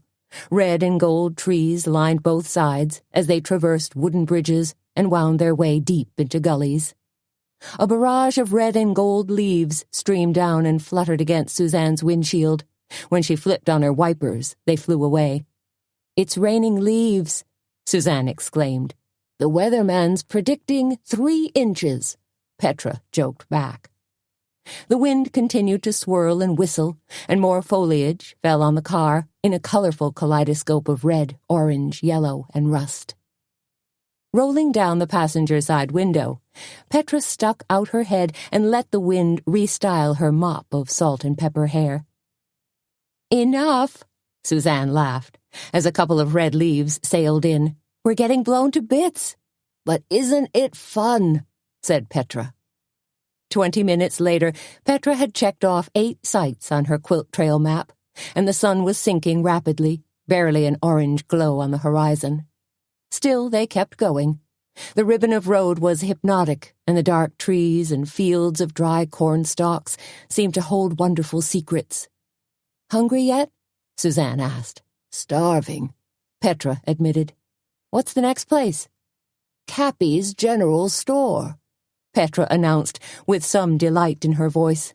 "So, perfect timing." Cappy's was a family-run grocery and deli that could have been a stage set out of a 1930s movie. Much of the inventory was still rooted in the past and included canning supplies, penny candy, beeswax candles, and barrels of pickles. Of course, Cappy's also stocked today's basic essentials: milk, bread, eggs, coffee, deli foods, chips, beer, and lottery tickets. Suzanne and Petra headed directly for the deli, which was basically an old-fashioned meat and cheese counter with 3 small marble tables hunkered nearby. Massive country hams hung from the ceiling, while blocks of cheddar cheese, rings of bologna, and home-smoked meats were stacked high in the cooler. Black and white tiles covered the floor in a checkerboard pattern, and ceiling fans, the original fans, circled lazily above them. "Love this old-time feel," remarked Petra. "Love their food," sang Suzanne, as they pulled out high-backed kitchen chairs and sat down at one of the tables. Petra squinted at the soup-splotched menu. "What are you going to have?" "I'm thinking soup and sandwich," said Suzanne. She and Walter had stopped here 2 years ago on one of their antique scavenging trips, and she could still taste the thick-sliced, brown sugar-cured ham on crusty rye bread topped with homemade Thousand Island dressing. Very tasty. So maybe time for a redux of that fine sandwich? "I think I'm a Cappy's Classic Club kind of gal," said Petra. "And soup," said Suzanne. "See?" She touched a fingertip to the parchment paper menu. "They've got roasted butternut squash soup." "Think it's as good as mine?" Petra asked with a playful grin. "No," said Suzanne. "But just on the off chance it's tasty, I'm going to give it a try." "Nicely put," said Petra. And oh so politically correct. Which suddenly reminded Suzanne of politics and Mayor Mobley. "How much do you trust Mayor Mobley?" Suzanne asked. "About as far as I could pick him up and throw him," said Petra, "which for me is nada." Then she squinted at Suzanne. "Why? What are you getting at?" "Just that Peebler's death pretty much paved the way for Mobley to stay in office," said Suzanne. "It was just so convenient." "Too convenient?" "I don't know," said Suzanne. "That's really the $64,000 question, isn't it?" They pushed that upsetting notion away for the time being while they ordered, took a quick wander through the store, and were finally served their sandwiches. "Look," said Petra. "Creamy coleslaw in little paper containers. I love that." She paused. "Why do I love that?" "Not sure," said Suzanne, "but I think there's something reassuring about it. Maybe some deep-seated memory from childhood of going to an old-fashioned drive-in." "Versus a drive-through," said Petra.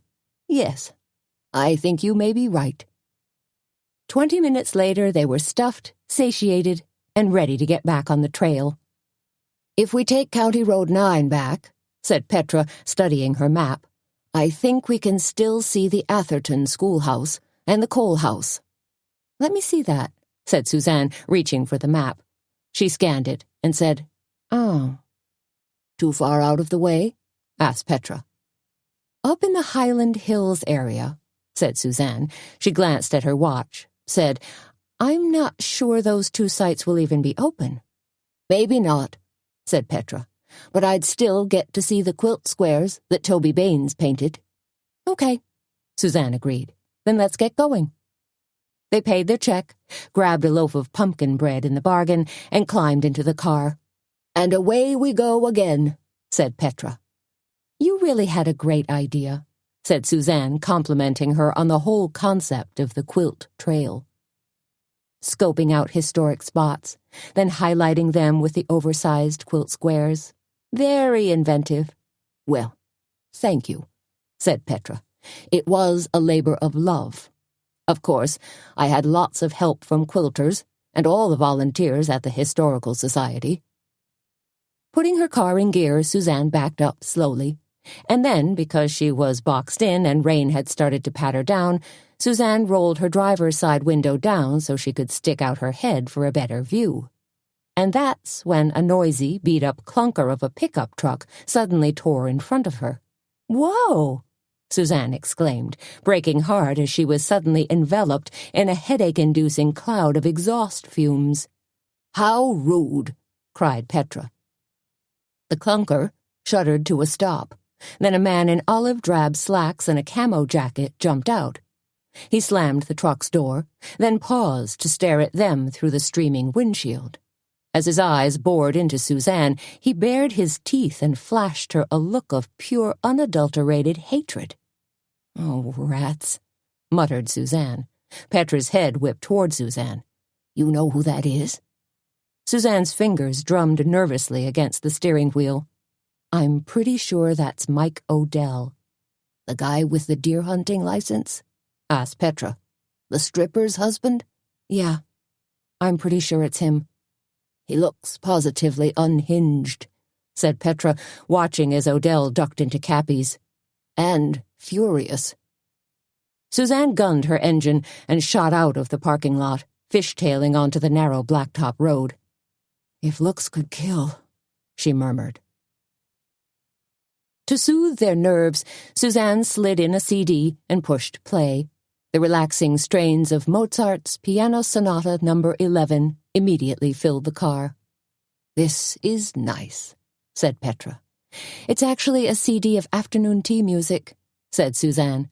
"All different classical artists, but conducive to tea and very soothing." "Soothing is good," Petra acknowledged. As Suzanne felt the music flow around her, her breathing quieted, and she relaxed her grip on the steering wheel. Humming down the dark road, she took stock of the area. They were out in the most distant part of Logan County now, an area rife with steep hills, dark valleys, and rushing creeks. This was a favorite spot for hikers and all manner of outdoorsmen. There were woodsy ridges and rocky gullies where a hunter could hide, gurgling streams teeming with brown trout and rainbow trout, and even a few paths where hardy hikers or mountain bikers could test their skills over rocks and rills. It was beautiful. It was indeed God's country, and it was very remote. Petra turned on a small overhead light to study her map. "I'm pretty sure the schoolhouse is out this way." She nodded to herself. "Yup. This has to be the right road." She folded up the map. "We're on course." "Hope so," said Suzanne. The strange encounter with Mike Odell had left her nerves feeling raw and jangled.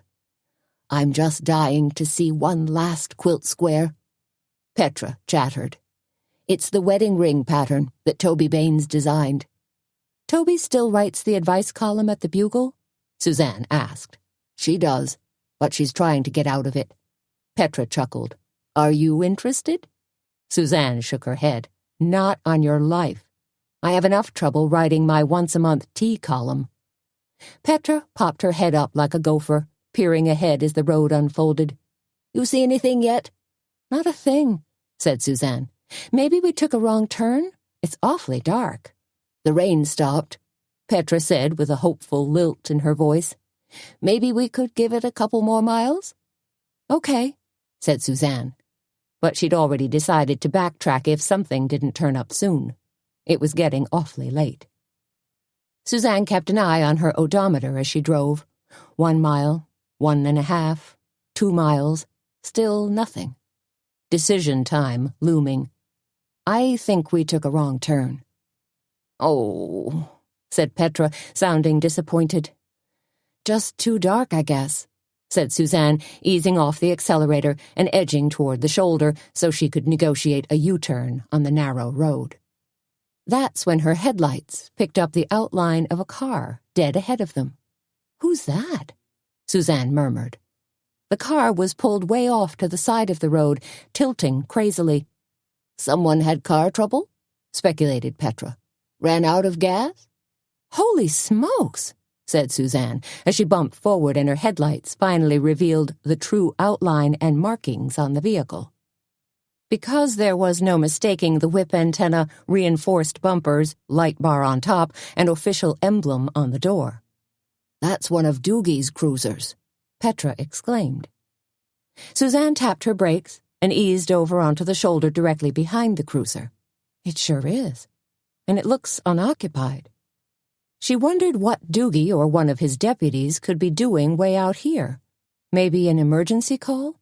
Or call of nature? Putting her car in park, Suzanne said, "Sit tight. I'm going to take a quick look." She hopped from her car, engine still running. A low vibe had started to prickle up and down Suzanne's spine. A car parked in the middle of nowhere, seemingly unoccupied. The woods on both sides of the road felt dark, dense, and slightly ominous. If, and this was a wild thought that suddenly cascaded through Suzanne's brain, if an archer was waiting with a bow and arrow cocked, She'd never see him. Doogie wouldn't have seen him either. Stepping silently over to the cruiser, Suzanne peered cautiously inside and saw nothing. No body slumped in the driver's seat or crumpled in a heap on the floor. Doggone it, she thought. If I had any common sense, I'd hightail it out of here. But Suzanne stood firm, her curiosity burning like a signal flare. Cupping her hands to her mouth, Suzanne called out, "Doogie, are you out there?" She hesitated. "Is anybody out there?" There was no answer, save the low hiss and rattle of wind through the forest. Suzanne backtracked a few steps toward her car, her nerves jacked up high. Petra rolled down her window, looking worried. "What do you think happened?" she called out. "Would Doogie or one of his deputies just leave their cruiser like that?" Suzanne shook her head, puzzled. "I don't know. Maybe if they had car trouble? But I'm going to take a quick look around just in case." "You want me to come with you?" Petra asked. But her quavering tone implied she'd much rather stay in the warmth and safety of the car. "No, that's okay," Suzanne called, already heading toward a sort of opening in the woods. "I'm just going to take a quick peek." "Be careful," Petra called. Careful is my middle name, Suzanne thought, all the while knowing she was dead wrong. Just my way of whistling in the dark, that's all. Putting her hands in front of her, Suzanne parted a stand of tall reeds and stepped into darkness. The woods here were dark and dreary now, and the words Sleepy Hollow pinged in Suzanne's brain. The sunset's encouraging glow had long since vanished, and blackness loomed in front of her in the form of twisted oaks and scruffy buckthorn. The mournful hoot of an owl echoed off dead and wind-stripped trees, and off in the distance she heard a high-pitched yip. Probably a coyote, she decided. Lots of those little pests thronging the woods these days. Turning up the collar of her jacket to keep the chill wind at bay, Suzanne called out, "Doogie!" Then, because the only other deputy whose name she could remember was Wilbur Halpern, she cupped her hands and called out, "Wilbur?" No response. She tried again. "Deputy Halpern!" As Suzanne ventured a few more steps into the woods, her eyes slowly became accustomed to the dark. Now she could see what might be a faint trail, a deer trail, and a couple of places where cattail stalks looked freshly broken, as though someone or something had blundered hastily through the woods. So maybe a person? She pushed her way into the tangle of woods, mindful the wind rustling dead leaves and making them sound suspiciously like stealthy footfalls. Her nose caught the putrid, rotten egg scent of brackish swamp water nearby. 2 more steps brought her to the edge of a small pond and more broken cattails. "Doogie?" she called again. Pushing her way into a small clearing, Suzanne felt a sharp prickle, then bent forward to pick a cluster of brown burrs off her slacks. Her heart pounded a timpani drum solo of nervousness in her chest, and she felt dampness seep into her loafers. Probably shouldn't be. Overhead, the gray veil of clouds suddenly parted, and a not-quite-full moon shone down its faint waterfall of silvery light. And that's when she saw Deputy Wilbur Halpern. He was kneeling in a sort of clearing, head bowed as if in prayer. His arms were pulled around a skinny poplar tree.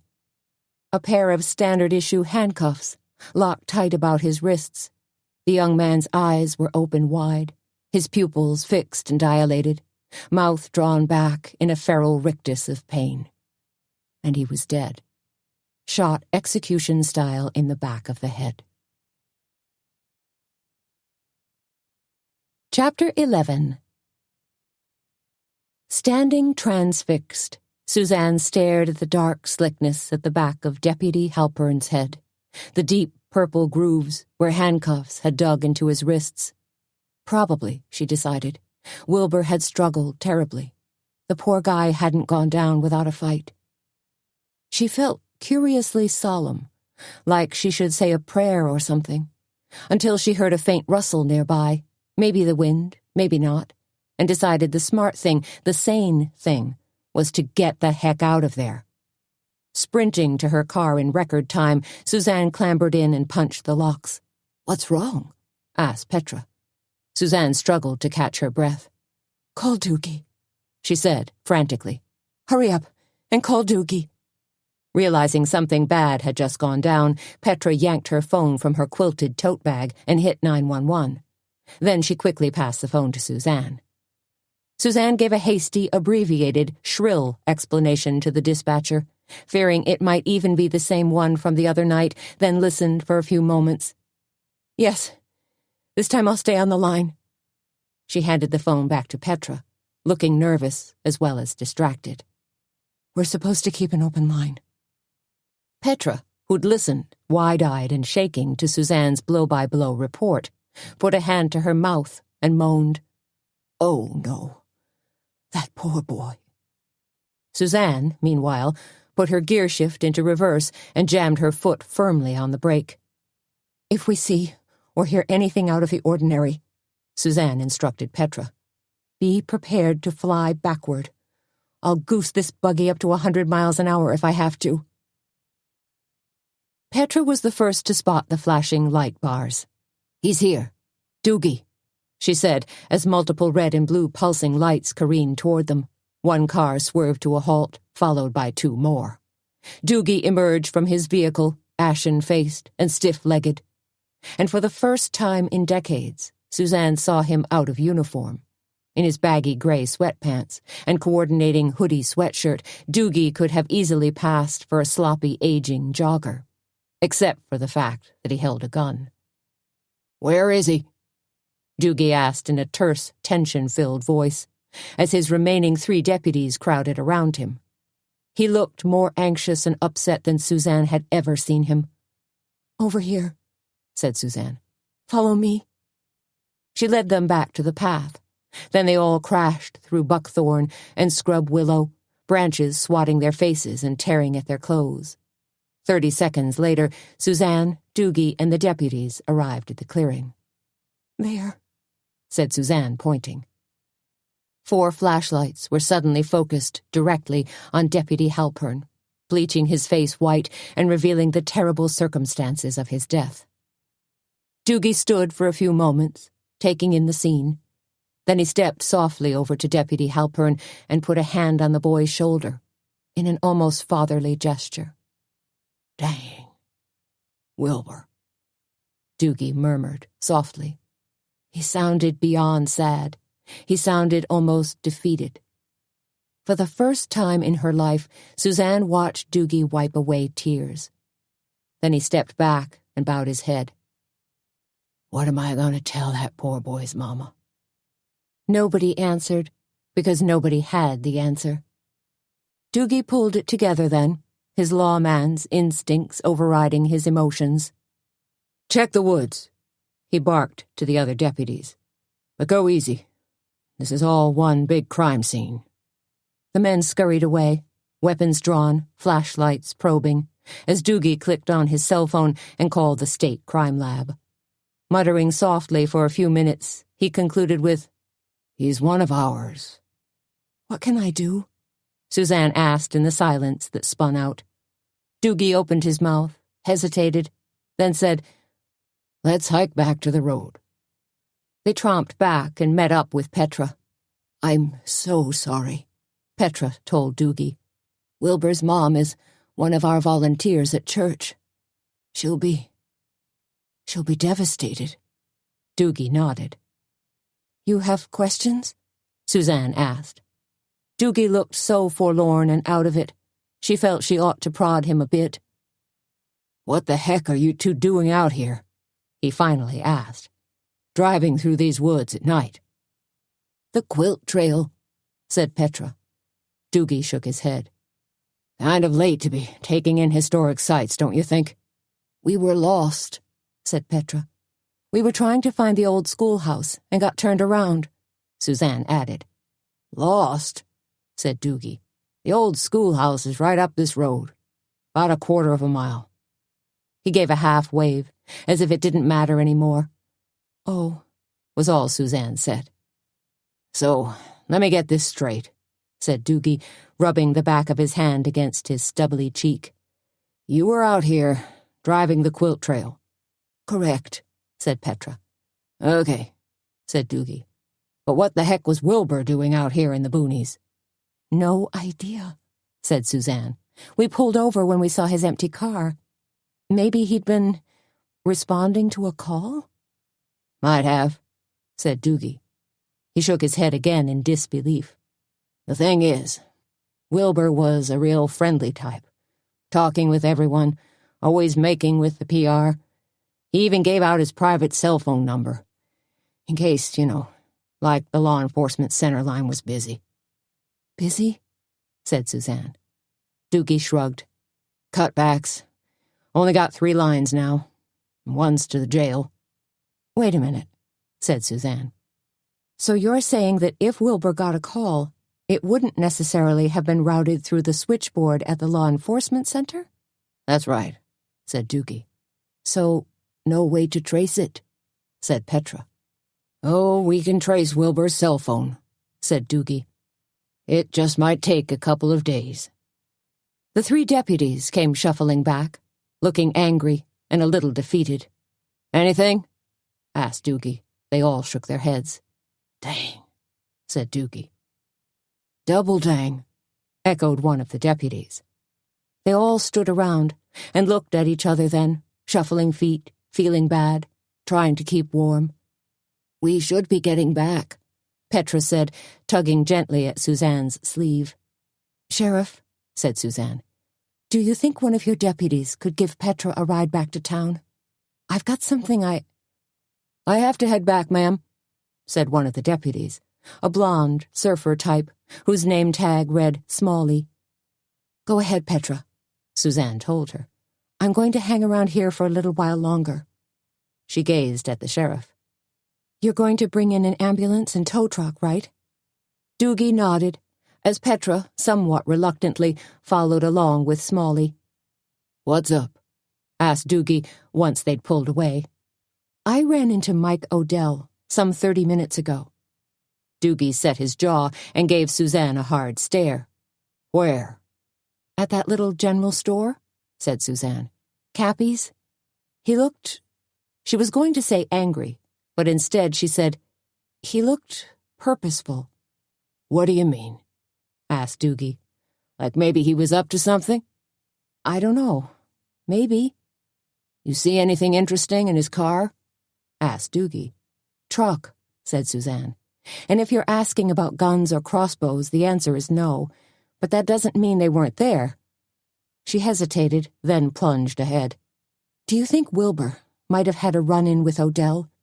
Maybe Wilbur was trying to work the Peebler case and asked one too many questions?" "Don't know," said Doogie. "It's possible." He hitched at his sweatpants, then walked over to Wilbur's cruiser. Suzanne followed. Doogie opened the driver's side door, reached in gingerly, and grabbed a spiral-bound notebook off the front seat. He paged through it and said, "Nothing's written in Wilbur's patrol activity log. Not a darned thing." "Too bad." "But I doubt if Wilbur was way out here on a joyride. So he must have had something going," mused Doogie. "You think Odell somehow got the drop on him?"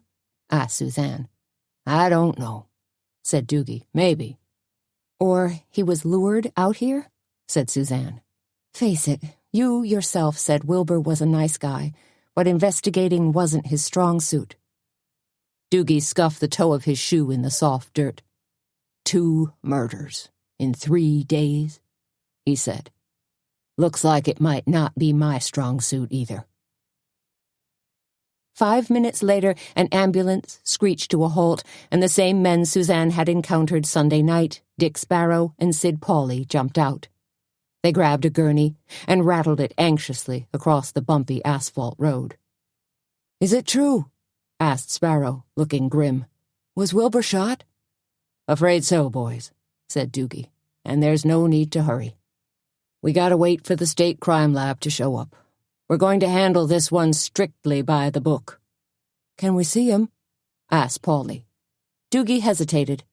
As long as everything is kept in complete confidence. We've got battery-operated tripod lights in the truck, offered Sparrow. We could set them up out there. Doogie nodded. Maybe we can get a jump on the investigation after all. Suzanne took off just as the crime scene unit arrived in their shiny, black, state-of-the-art van. No sense hanging around because chances are the state guys wouldn't let her hang around. And she'd already traded theories with Doogie. Blasting down the road, Suzanne continued to shiver even though the heater was cranked up full blast. Nerves, she told herself, just nerves, and some unwelcome adrenaline trying to get the best of me. Punching on the radio, she got the night DJ at KLGN and listened half-heartedly to a Muzak version of Do You Know the Way to San Jose? Not very good. Awful, in fact. She took her eyes off the road momentarily to switch stations, and when she glanced back, her headlights revealed a dog hobbling right down the center line. Chapter 12. Pumping her brakes hard, Suzanne swerved wildly, missing the poor creature by a matter of inches. Then she rocked to a stop on the narrow berm and drew a shaky breath. Deep in Suzanne's heart was a pity and concern for any injured animal, domestic or wild, so, of course, she shut off her engine and hopped out. The dog was standing still as a statue now, staring at her, watching, waiting. Here, boy. Kneeling down on the pavement, Suzanne held out both arms to welcome him. Come, she said, thinking maybe the dog might respond to a familiar command. Instead, the little dog just lay down and cowered. Oh, no. Poor thing. Did I hit him? It was a mongrel type, but cute, in a long-haired Disney dog kind of way. Maybe a collie shepherd mix? Suzanne decided to try again. Come on, boy. She let loose a low, cajoling whistle. Come on, you can do it. The dog lifted his head. It watched nervously for a long couple of seconds. Then it slowly stood up and began limping toward her. When Suzanne extended her hand again, she felt warm breath and a soft, wet tongue. You want to be friends? Let's be friends.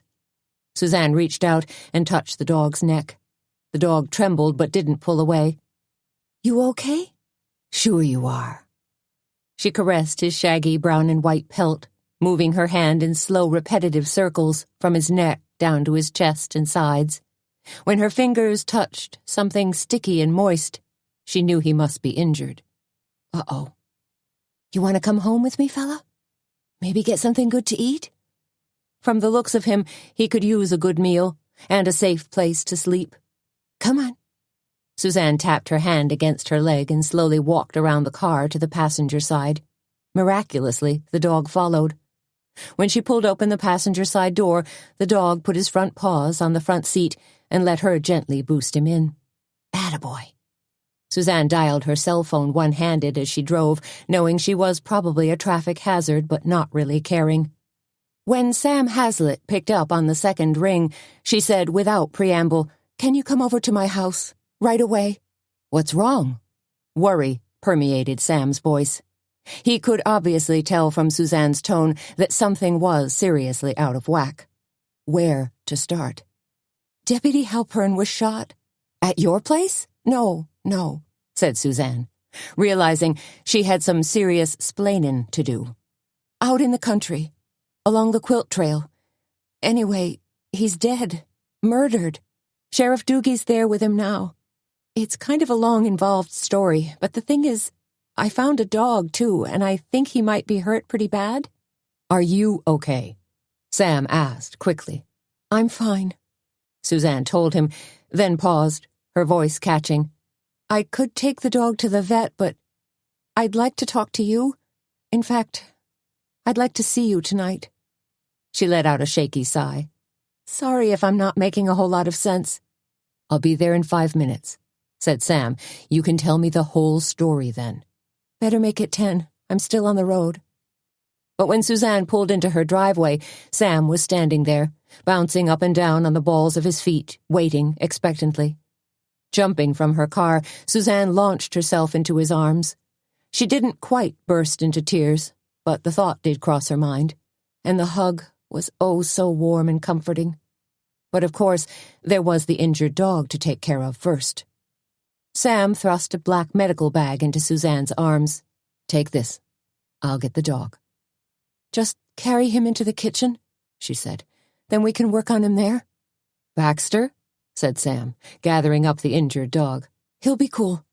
And Baxter was cool. Like a good canine nurse, Bax stood by the kitchen table, looking somber yet interested as Sam examined the dog with practiced hands. "Cuts," said Sam. "Lots of cuts, and puncture wounds, with some being fairly deep. Tell me about Wilbur Halpern." "I'm getting to that," said Suzanne. "You think somebody was deliberately cruel to this dog?" The thought struck dread in her heart. "It's certainly possible. Do you have any hydrogen peroxide or betadine?" "Peroxide," said Suzanne. She ran to the first-floor bathroom and grabbed the bottle from beneath the sink. Grabbed a couple of old towels, too. Then she ran back and handed everything to Sam. "First I'm going to clean up these wounds," said Sam. "What should I do?" asked Suzanne. She nibbled nervously at her fingertips. "Maybe make a pot of coffee?" "Sure." Suzanne busied herself, measuring out Jamaican Blue Mountain coffee, keeping one eye on Sam as he worked on the dog. "You need any help?" Sam reached into his bag and pulled out a small vial along with a syringe. "I'm going to give him a shot of lidocaine to numb things up. Then I'm going to close this larger wound." "So, a few stitches?" Suzanne murmured. She glanced sideways and grimaced as Sam administered the injection. "Ouch." "I think this is bothering you more than the dog," observed Sam. "I think you may be right." By the time the dog was numbed up, the coffee was perked and ready to serve. "You're going to use that?" Suzanne asked, looking at the contraption in Sam's hand. It looked like an industrial staple gun from the Home Depot. "Staple gun," said Sam. "Easier than stitches. Quicker." "I've always wondered, don't those little thingies hurt when they dig in?" "Not with lidocaine. Seriously, we use staples on patients who've had open-heart surgery. On kids with head lacks." "Okay," said Suzanne. "You're the doctor." "And a lucky thing that is," said Sam, wiggling his eyebrows and doing a sort of Groucho Marx impression. "Okay, now, please tell me about the deputy." "Petra and I were driving the quilt trail," Suzanne began. "On a dark and stormy night?" Sam pulled the trigger and planted a staple. "It didn't start out that way," said Suzanne. "But, granted, we dawdled a bit. Then Petra wanted to catch one more quilt square." "Okay," said Sam. Another staple went in. "And we ended up driving this backcountry road, searching for an old schoolhouse, and figured we'd taken a wrong turn." She filled him in on the rest of their strange encounter and finished with, "And that's how I discovered poor Wilbur Halpern. Dead." "Was he shot with an arrow?" asked Sam. "No. I think maybe with his own gun. I didn't exactly get a chance to analyze the crime scene. By the time my mind processed what had happened out there in that swamp, I got scared and just sort of ran away." "Smart lady," said Sam, putting an arm around her and pulling her close. "And then I called Doogie. And then after that I found the dog and called you." "Doogie's bringing in the state crime lab?" asked Sam. Suzanne nodded. "Only thing to do at this point," said Sam. "There you go, Scruff." Suzanne set an aluminum bowl on the floor, filled with kibble and topped with a handful of warm, chopped-up chicken. "Bon appetit, you brave little patient." "You've really taken a liking to that mutt, haven't you?" asked Sam, gazing at the collie shepherd mix as he gulped his food, looking like he'd just won the doggy lottery. "Baxter won't mind having a buddy around," Suzanne told him. "Dogs being pack animals and all." "Man's best friend," said Sam. Then he smiled at Suzanne. "And women's too, I guess." "No, sir," Suzanne said with a laugh. "Diamonds are a girl's best friend." Sam chuckled as he snaked an arm around her waist. "This has been a tough couple of days for you. All this criminal activity, ripped from the headlines, as they say." Suzanne laughed, hiccuped, and oozed a few tears. "That's the same thing I told Tony. Maybe I should fictionalize my story, self-publish, and sell it in the book nook." "I'd buy it," he told her, "but only if you promise to autograph it." He kissed the top of her head. "Oh my gosh," Suzanne said suddenly. "I never offered you anything to eat." Sam's eyes crinkled with warmth as he gazed at her. "I got coffee." "How about a nice glass of wine? And some actual food?" Sam shook his head. Suzanne gave him a long look. "Me? I thought you'd never ask." They took their time. Suzanne lit scented vanilla candles and put on soft music. Then, like a couple of innocent college kids on their first date, they held hands and kissed, a prelude to their first night together. Afterward, just hovering on the edge of sleep, Suzanne and Sam cuddled like spoons. A soft snore, from Baxter, not Sam, caused Suzanne to glance over at the doggy beds, where the two dogs slumbered and twitched. "Do you think Scruff might have been attacked by wild pigs?" Suzanne murmured. Sam wrapped an arm around her and pulled her closer. "Looked more like he was roughed up by another dog." Chapter 13.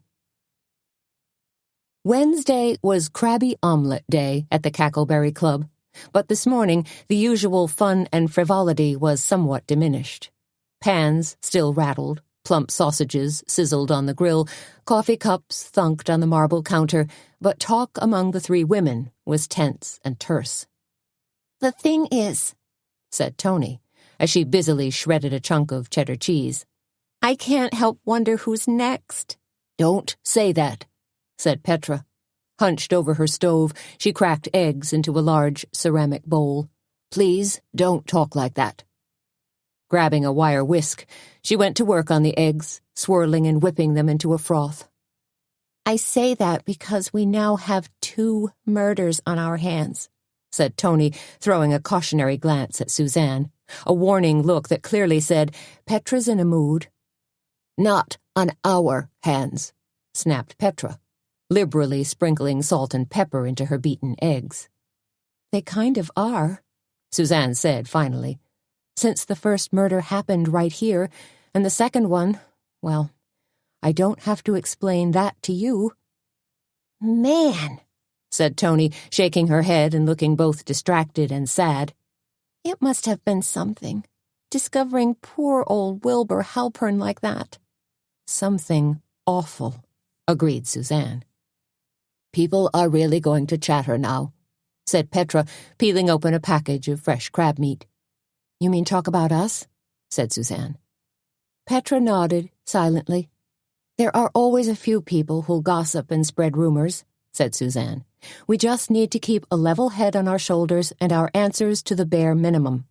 And hope Doogie comes up with some answers fast," she wanted to add. "But what," asked Tony, "is really going on? Ouch!" she yelped, almost grating her own finger. "Doogie's probably going to blame Jane again," Petra snapped. "No, he won't," said Suzanne. "Doogie's not going to do that. Not now. Not after last night." "It's possible the 2 murders are unrelated," said Tony. "but somehow it doesn't feel that way." She stabbed at the last bit of cheese. "You probably won't be surprised to hear that Mike Odell has moved up to suspect number 1 on my list." "Mine too," said Petra. "If you could have seen him last night." "A very scary guy," agreed Suzanne. "You could feel a definite threat level." "You think Wilbur Halpern might have been trying to impress Doogie?" asked Tony. "I mean, obviously Doogie told him about Odell having a bow hunting license, so maybe Halpern decided to follow up on his own.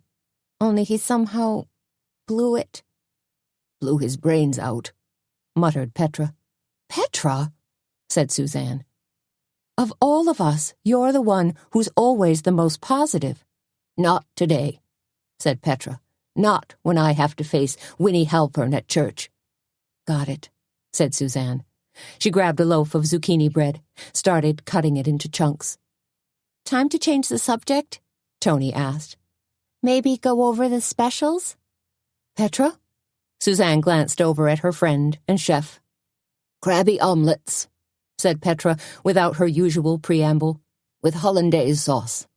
A breakfast parfait of vanilla yogurt, cubed zucchini bread, sliced almonds, and cranberry topping.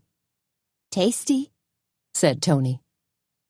And Jumpin' Jack scrambled eggs, said Petra. Plus we have our full complement of ham, spicy sausage patties, and turkey bacon.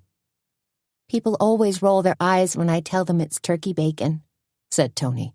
Then don't tell them, said Petra. Just say bacon. Is that kosher? Asked Tony. I don't mean the bacon. I mean to deceive our customers. Petra just shook her head and frowned. Lord knows. I don't want to be the one responsible for half of Kindred dropping dead from coronary infarctions. Okay, Tony murmured. On a happier note, said Suzanne, Petra's quilt looks beautiful hanging over our front door. Doesn't it? Said Petra, brightening a notch. I had one of the fellows who's helping rebuild the church next door drag his ladder over and put it up. So, are we going to be able to pull ourselves out of our blue funk and have a successful quilt trail tea this afternoon? Asked Tony.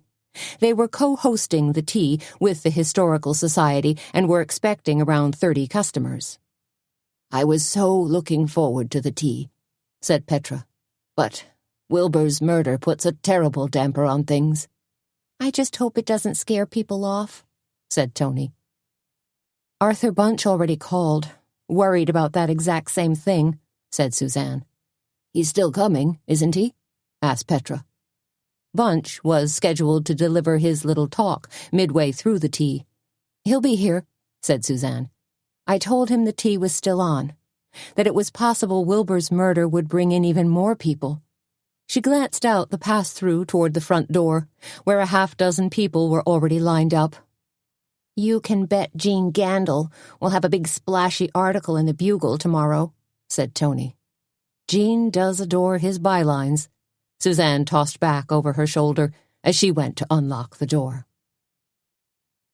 Isn't this Waffle Wednesday? A bearded man in overalls asked Suzanne as she stood at his table, pen poised above her order book. That was last week, she pointed out. Today's different. Crabby Wednesday. Crab omelets with hollandaise sauce are our special today.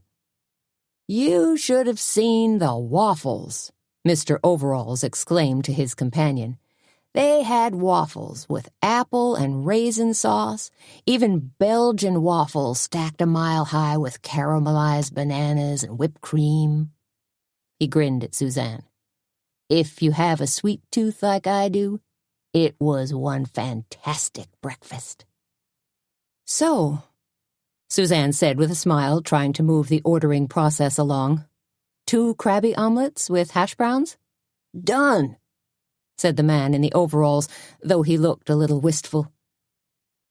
As more customers poured in, the mood seemed to lighten. Petra, who usually hid out with her eggs, even stepped out of the kitchen to deliver an order of French toast to a friend seated at the counter. You're looking decidedly more upbeat, Tony remarked, as they both hastened back into the kitchen. Then Suzanne came running in with another order for a crabby omelet. I'm feeling better, said Petra, but we're perilously low on crab meat. Which means your omelets are a big hit, said Suzanne. Petra looked thoughtful. Think I could substitute shrimp? Shrimpy omelets? Said Tony. Sounds weird to me. Sounds delicious, said Suzanne. But let me check with a couple of customers. She came back 40 seconds later and nodded at Petra. Shrimp it is, only with baby Swiss cheese instead of cheddar. I agree, said Petra. Tony plunked her bottom on a wooden stool and said, You know what? I was watching The Bachelor last night, and all those women were so competitive. They were like scratching each other's eyes out to get a rose from that poor Goomba and try to win his heart. What would you have done? Asked Suzanne. I mean, in their place. I don't know, said Tony. Be nicer than they were. She glanced at Petra. How about you, Petra? Lay around and read a book, said Petra. Hope he picked somebody else. Ha, said Tony, poking an index finger at her. Good one. 5 minutes later, the wall phone in the kitchen jingled. I'm up to my armpits in egg yolks and flour, said Petra. Suzanne? Suzanne grabbed for the phone, then was glad that she had. Sam. How you doing today? He asked. Good. Just good? He was toying with her now. You can't talk? Not exactly. Okay. On a score of 1 to 10, 12, she told him. Wow. And I was just warming up. I don't know, said Suzanne, her cheeks a little flushed now. I thought it was all amazingly hot. Excellent. So how's the dog? Scruff's doing great, Suzanne told him. You've named him, said Sam. That's a dangerous sign. You can give away a nameless dog, but never a dog with a cute name. They chatted for another couple of minutes, then Suzanne hung up, hoping she didn't look as excited and tingly as she felt way deep down inside. What was that about? Tony asked, eyeing her suspiciously. Suzanne tried to muster a look of supreme innocence. Nothing. Didn't sound like nothing, said Tony. More like, oh, I don't know, hot stuff? Suzanne put an index finger up to her mouth and pulled Tony into their small walk-in cooler. If you must know, Sam stayed over last night. Finally, cheered Tony. She pumped an arm and said, You go, girl. Mid-morning found Suzanne in the book nook, experiencing an emotional roller coaster that alternated between nervous giggles and a seriously manic high. She knew she wasn't in love with Sam, but she sure was in like. Humming to herself a slowed-down version of Beyoncé's Single Ladies, Suzanne grabbed the new John Sandford novel and stuck it on the shelf. Found a copy of Winnie the Pooh that sure didn't belong in the mystery thriller section. But when she checked the children's section, she found that was the last copy. So time to order. Suzanne stepped behind the desk and jotted a note. When she looked up, Carmen Copeland was standing there staring at her. Jeez! Suzanne clapped a hand to her chest, startled. Scared you? Carmen sounded pleased, in an evil kind of way. Kind of, said Suzanne. Carmen Copeland was a prominent romance author who lived in the neighboring town of Jessup. She was snooty, snotty, exotic-looking, and the New York Times bestsellers she consistently churned out had made her rich, which meant she could indulge her taste in clothes and jewelry and always wrap herself in the latest couture. Today, her red silk jacket and black pencil skirt were pure Dolce & Gabbana, paired with 4-inch-high Dior red alligator pumps. Because Carmen considered herself a fashionista and far superior to everyone else in matters of taste and style, she'd recently opened Alchemy Boutique in downtown Kindred. Suzanne figured it was Carmen's twisted, fiendish scheme to bring fashion and flair to what she perceived as the dowdy women of Kindred. But to Suzanne's surprise, and dare we say it, disappointment, Carmen's plan was working. Women were actually buying J-brand jeans, bright-colored faux furs, and oversized cocktail rings at Alchemy. Surprise, surprise. How can I help you, Carmen? Suzanne asked. Carmen stared at her with glittering green eyes. Did you forget? No, of course not. Carmen's upcoming event had slipped her mind, like a pat of butter off a stack of griddle cakes. I'd like to briefly review the menu for Friday's Cashmere and Cabernet event, which you, agreed to cater. Absolutely, said Suzanne, gritting her teeth. Carmen was staging a trunk show at Alchemy, a first ever for Kindred. Vendors for Rock and Republic jeans, Marc Jacobs boots, and Donegal cashmere sweaters were coming in to set up shop and woo customers. You do have the menu prepared? Carmen asked in a challenging tone. Let me run into my office and grab it, said Suzanne. Take a seat if you'd like. Carmen looked askance at the two rump-sprung floral-upholstered chairs that squatted invitingly in the book nook. "Thanks, anyway," she said in a nasal, peer-down-your-nose tone of voice. Suzanne dashed into her office, took 40 seconds to scratch out a menu, then was back in a flash.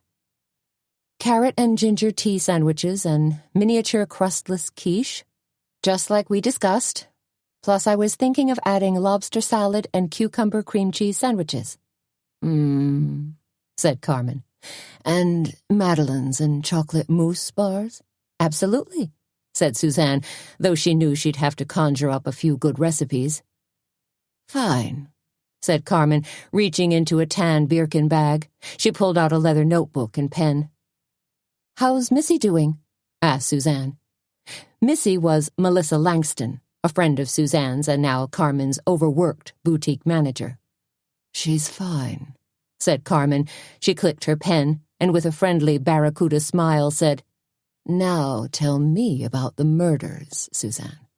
"Oh, Carmen," said Suzanne, trying to muster a look of disappointment. "I really can't do that." "Of course you can, dear." Suzanne shook her head. "I'm under strict orders from Sheriff Doogie." Carmen toyed with a strand of her long, dark hair.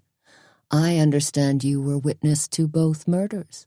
"Not exactly," said Suzanne. "The first one was here, at the Cackleberry Club," said Carmen, doodling on her pad. "The Arrow." Suzanne managed a tight nod. "And the one last night?" Carmen's eyes danced with eagerness. "The hapless deputy, shot with his own service weapon, that you once again discovered." "Are you by any chance planning to write a book about this?" asked Suzanne. "Move beyond the romance genre, into police procedural?" Carmen dimpled prettily. "You never know." "I certainly admire your creative bent, Carmen," said Suzanne, "but I really can't spill any details." "Very well," said Carmen, looking cool and calm. "Then I'll get them somewhere else. And make no mistake, I will get them." "I believe you," said Suzanne, and she really did. As Carmen made a big fuss of tucking her notebook back into her bag, she bumped a small sign on the counter, causing it to topple over. She frowned, picked up the sign and read it, then frowned again. "You're having a book signing here on Thursday?" "A local author is joining us for our mystery tea," explained Suzanne. "Julie Crane." "Never heard of her," said Carmen, her voice going frosty. "And what exactly has she written?" "A non-fiction book," said Suzanne. "Ghostly lore and legends. Really a compilation of area haunted house legends, published by Palette Press at Darlington College. Kind of fun, but in a slightly academic way." Carmen's ruby-red lips pursed together to form a perfect oval. "Oh, A small, local publisher. So this woman isn't an actual author. Not an author anyone would have heard of. Julie's not been on the New York Times bestseller list. No," said Suzanne. Carmen, who enjoyed her fair share of trips to that much-coveted list, gave a self-satisfied smile. Pity." 10 minutes later, Sheriff Doogie walked into the Cackleberry Club, not with his usual cocky saunter, but with a deliberate slowness, as though his joints ached, and he was toting the weight of the world on his broad, khaki-clad back.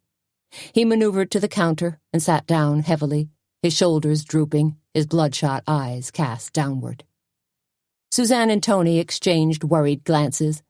Tony grabbed a coffee pot and headed straight for him, while Suzanne's tactical weapon of choice was a sticky bun drizzled with caramel and covered in pecans. "How you doing, Sheriff?" asked Tony, plunking the coffee in front of him. Doogie gave a vague nod. Suzanne slid the sticky bun, always a surefire cure for what ails you, in front of Doogie. "No thanks," said Doogie. He shrugged and pushed the plate away. Suzanne's eyes grew wide with shock. This was serious business. She'd never, repeat, never, seen Doogie turn down food. Doogie sighed deeply, twined his fingers around the coffee mug, and took a sip. No fussing with multiple cubes of sugar, no tsunami of heavy artery-clogging cream. Suzanne knew Doogie hadn't suddenly gone on a Dr. Oz-type wellness kick and put himself on a Spartan diet. Rather, he was punishing himself, probably overwhelmed by guilt and frustration about last night. "What's wrong, Sheriff?" Suzanne asked him. She knew what was wrong, but wanted to hear Doogie articulate it. Maybe, if she could get him talking, she could get him fired up again. Doogie looked up, focused roomy eyes on her, and said, "I shouldn't have been so hard on Wilbur. Shouldn't have pushed him." "You were teaching him," said Suzanne, "toughening him up so he'd be a better deputy." "Didn't work," said Doogie. "You don't know that," responded Suzanne. Doogie took another sip of coffee and grimaced.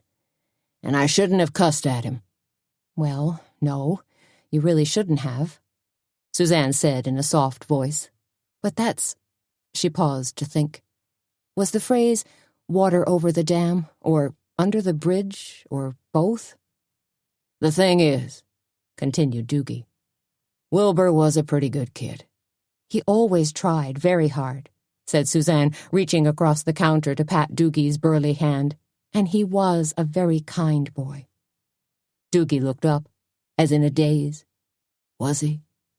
"Sheriff," said Suzanne, trying to offer some comfort, "you had no way of knowing what would happen to Wilbur." Doogie stared at her. "I'm a law enforcement officer. Wilbur was a law enforcement officer. Every second we're at work, we run the risk of putting ourselves in a dangerous situation. We should always be vigilant." He was barely able to choke out this last word. "I understand that." "But Wilbur's mama won't," said Doogie. "No," said Suzanne. "I don't suppose she will." Her fingers toyed with the plate that held the sticky roll.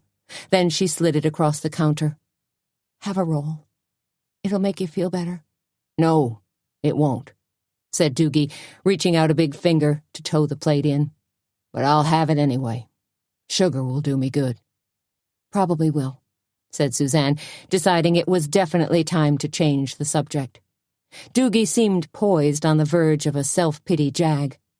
"Have you, found out anything more about the key card you discovered out back?" "I did," said Doogie, chewing. "And it's no big deal. Belongs to the courthouse, so anybody who works there could have dropped it." He gave a nonchalant shrug. "Heck, you yourself said lots of different folks were here Sunday night for that reading thing." He continued to munch.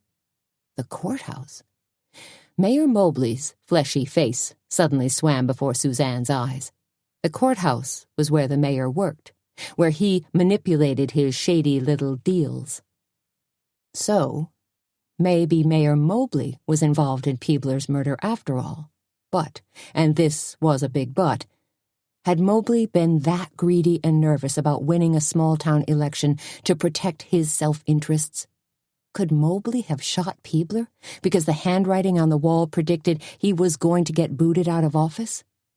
Of course he could have shot Peebler, Suzanne decided.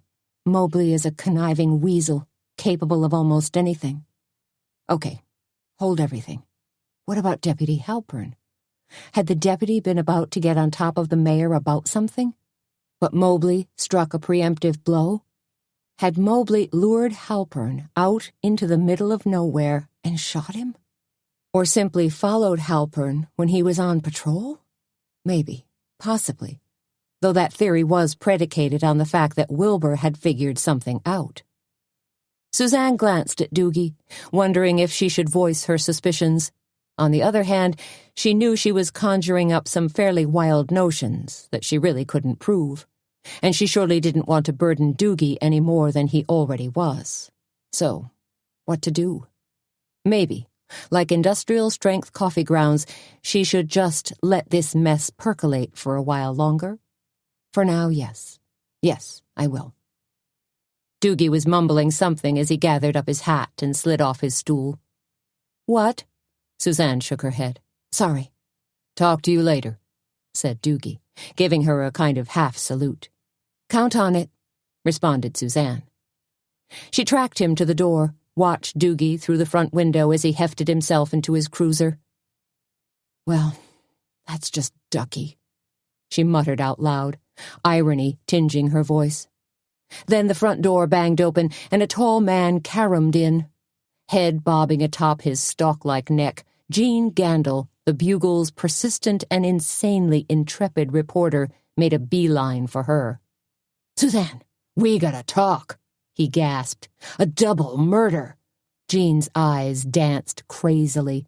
"This is big-time stuff." Chapter 14. "Kindred has its very own serial killer," exclaimed Jean, practically bursting with warped civic pride. Suzanne wasted no time in lambasting the reporter who sat at her counter. "Shush, Jean. You don't know that for a fact." "But we might." Jean taunted back. "No way," said Suzanne, highly doubtful. "Then a double murder," said Jean gleefully. Suzanne shook her head like a disapproving schoolteacher. "A double murder is when they're related." "Who says they're not?" asked Jean. He had her there. Obviously, she wasn't the only person in Kindred who'd made a leap to that conclusion.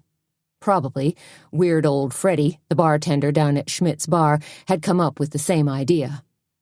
Suzanne grabbed an order pad and a pencil. "You here for lunch?" she asked. "Sure," responded Jean. "I'll take anything on the menu, as long as you're willing to open up to the press." "You're not press, Jean," said Suzanne.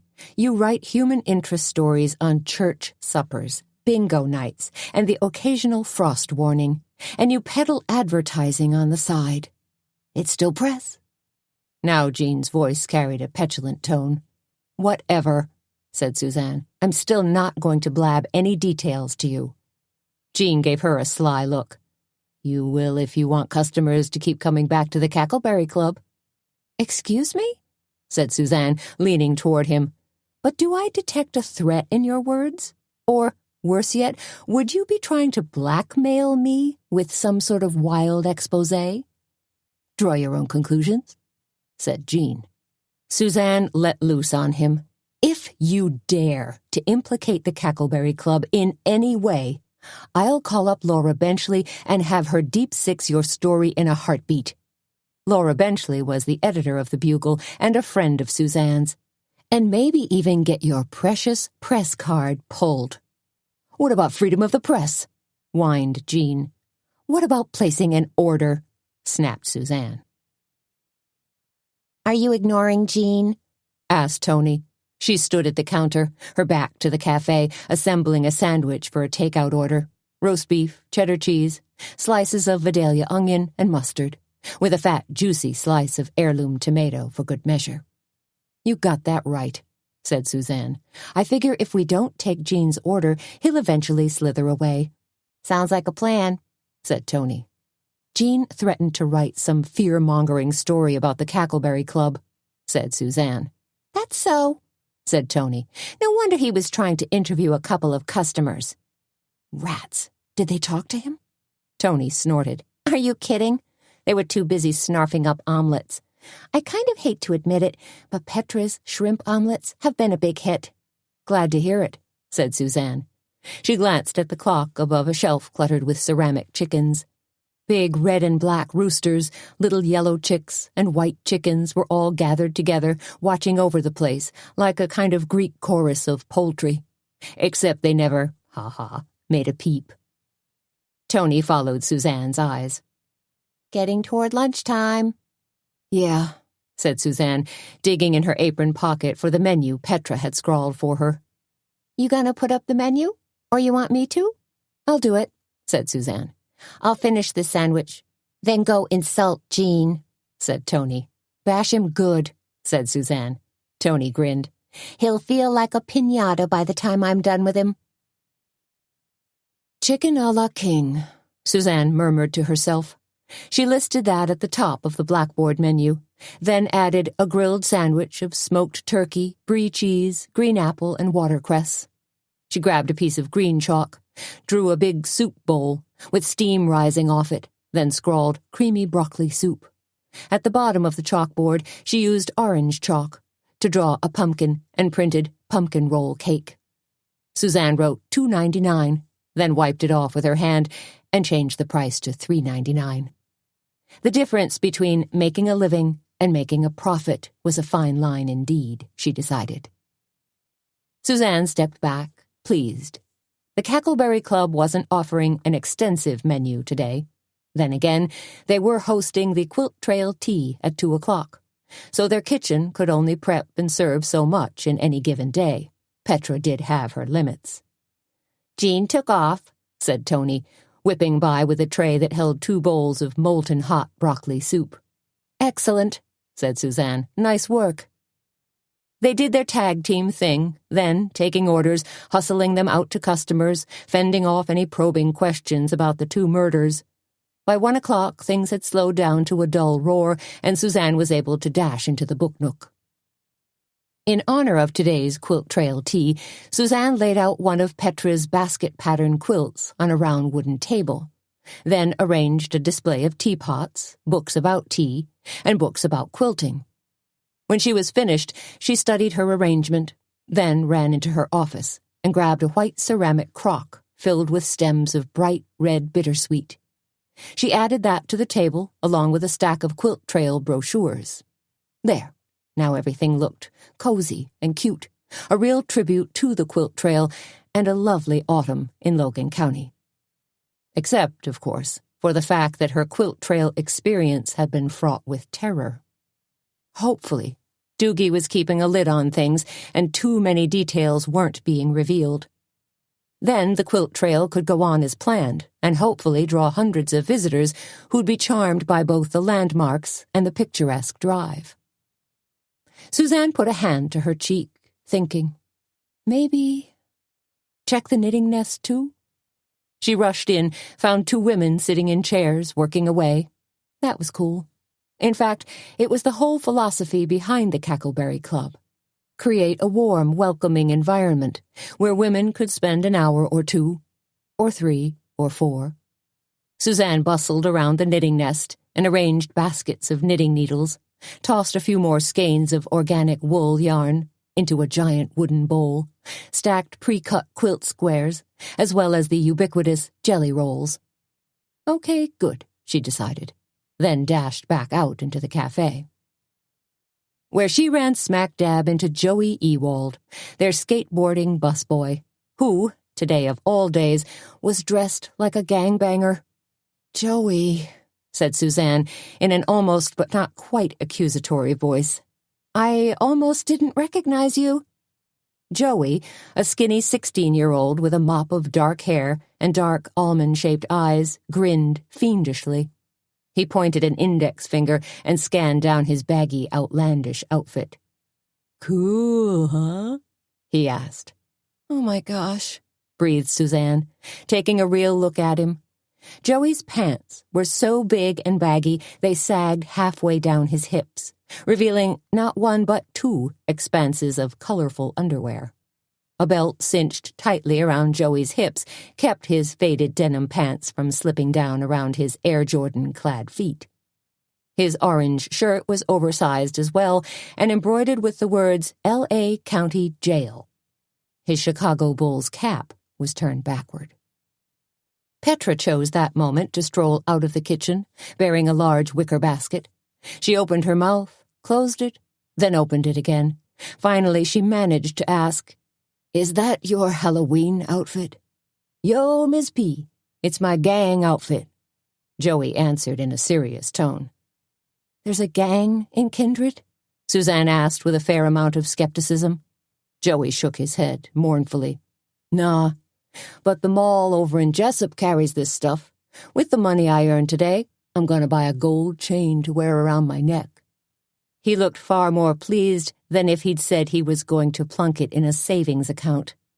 "A necklace?" asked Petra. "Necklaces are for girls," said Joey. "You wouldn't catch 50 Cent wearing a necklace. Man goes for the bling."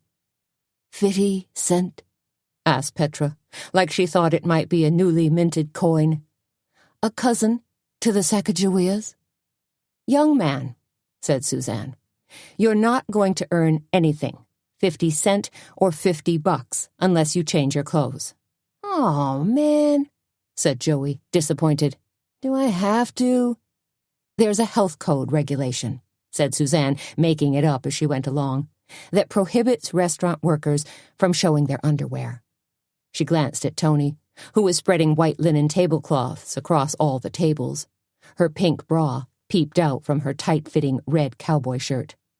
"Tony," Suzanne hissed. Tony glanced up. Suzanne made rapid buttoning motions, and Tony complied. Thank goodness. Case closed. Blouse, too. "So I gotta put on regular clothes?" Joey whined. "Sorry," said Suzanne, "but rules are rules. And health code regulations in particular are almost inviolable. Although maybe not so much at Hubley's," she decided. "Okay," said a reluctant Joey. He swung his backpack off his shoulder and picked up his skateboard all in one motion. "You run him back and change," Suzanne instructed. Nice rags, Tony called as Joey scooted by her. Suzanne shook her head. "Don't encourage him." He's just a kid," said Tony. "A couple of years from now, he'll be wearing golf shirts and khaki slacks, looking like a cookie-cutter used car salesman." Tony got a wild gleam in her eyes. "Besides, remember how we used to dress in the 80s? "Don't remind me," Suzanne grimaced. "How'd you used to dress?" asked Petra, interested now. I was the Cyndi Lauper of Kindred," Tony bragged. "And our dear Suzanne here was a mini Madonna." "No," said Petra. "Complete with crinolines and ripped fishnet stockings," Tony finished. "Seriously?" "Not really," said Suzanne. "Oh, yeah," said Tony. "With mole rat hair." She glanced at Petra's basket. "What's in there, honey?" She reached out and flipped up the corner of a red gingham napkin. "Ah, scones." Petra nodded. "I baked an extra 2 dozen. I'm going to take them over to Reverend Yoder and the other men who are helping rebuild the Journey's End Church." "It's really coming along," said Suzanne. "Might be ready for Christmas yet?" "The bell tower went up last week, so that's a positive sign," said Petra. Tony gave a shrug. "And Reverend Yoder's been there every day, rain or shine, trying to help out even though he's surely not much of a carpenter." "Just mentions them in his sermons," said Petra, a sly smile on her face. "Amen," said Tony. "Okay," said Suzanne, glancing at her clipboard. "As soon as Petra gets back, we need to do a final heads-up. Make sure we're all on the same page." "How many reservations today?" asked Tony. 22, said Suzanne, "but I won't be surprised if we get another dozen or so walk-ins." "You think?" asked Tony. "Because if word is out about last night—" "Hopefully it's not too out there," said Suzanne. "What if people stay away in droves?" "I don't think they're going to perceive the quilt trail as being dangerous," said Suzanne. "They're going to believe that Deputy Halpern got himself into a situation he couldn't handle." "No kidding." "But you're right," said Suzanne. "People will talk. Even Carmen Copeland was asking questions like crazy." "Carmen drives me crazy," said Tony. "She's a type A. Annoying." "I just hope she doesn't go bugging Doogie," said Suzanne. "Seems like he's barely hanging on." "Doogie's a tough guy," said Tony. "He'll pull it together." "It's hard for him, though," said Suzanne. "Doogie's alone and probably doesn't have a lot of close friends to lean on. No sounding board, nobody to bounce ideas off." "Like we do," said Tony. "Even if we are a little off the chain." Suzanne nodded. "You can say that again." Chapter 15. As if by magic, merry old England seemed to drop from the skies and land smack dab in the middle of the Cackleberry Club. Or, at the very least, a charming little tea shop from a village in the Cotswolds. Because an amazing transformation had taken place at the Cackleberry Club. White linen tablecloths now draped the normally battered tables. Red and gold chrysanthemums bobbed their shaggy heads from crystal vases that graced each table. Creamy white tapers flickered and reflected off polished silverware. The best china had been laid out, and soft music a nocturne by Chopin, played in the background. "Fantastic," said Suzanne as she surveyed the room. "It's like a fairy godmother waved her magic wand," agreed Tony. "Bippity-boppity-boo." "Perfect for a proper English tea," chimed in Petra. "Oh, hey," said Tony, glancing out the front window. "Here's Arthur already." The front door flew open, and Arthur Bunch, dressed in his trademark tweeds and bow tie, stepped inside. His scruffy brown leather messenger bag hung from one shoulder. He held another stack of Quilt Trail brochures in his hands. "Aren't you the optimistic one?" said Tony. "Don't be negative," said Petra, scolding. She scurried toward Arthur and dragged him into the middle of what had become a showplace tea room. "Pay no attention to Tony," Petra instructed with a laugh. "She's our problem child." "If only," Suzanne murmured. "We're just delighted you can join us today," Petra continued, hanging on Arthur's arm. "Thrilled you agreed to give a little talk."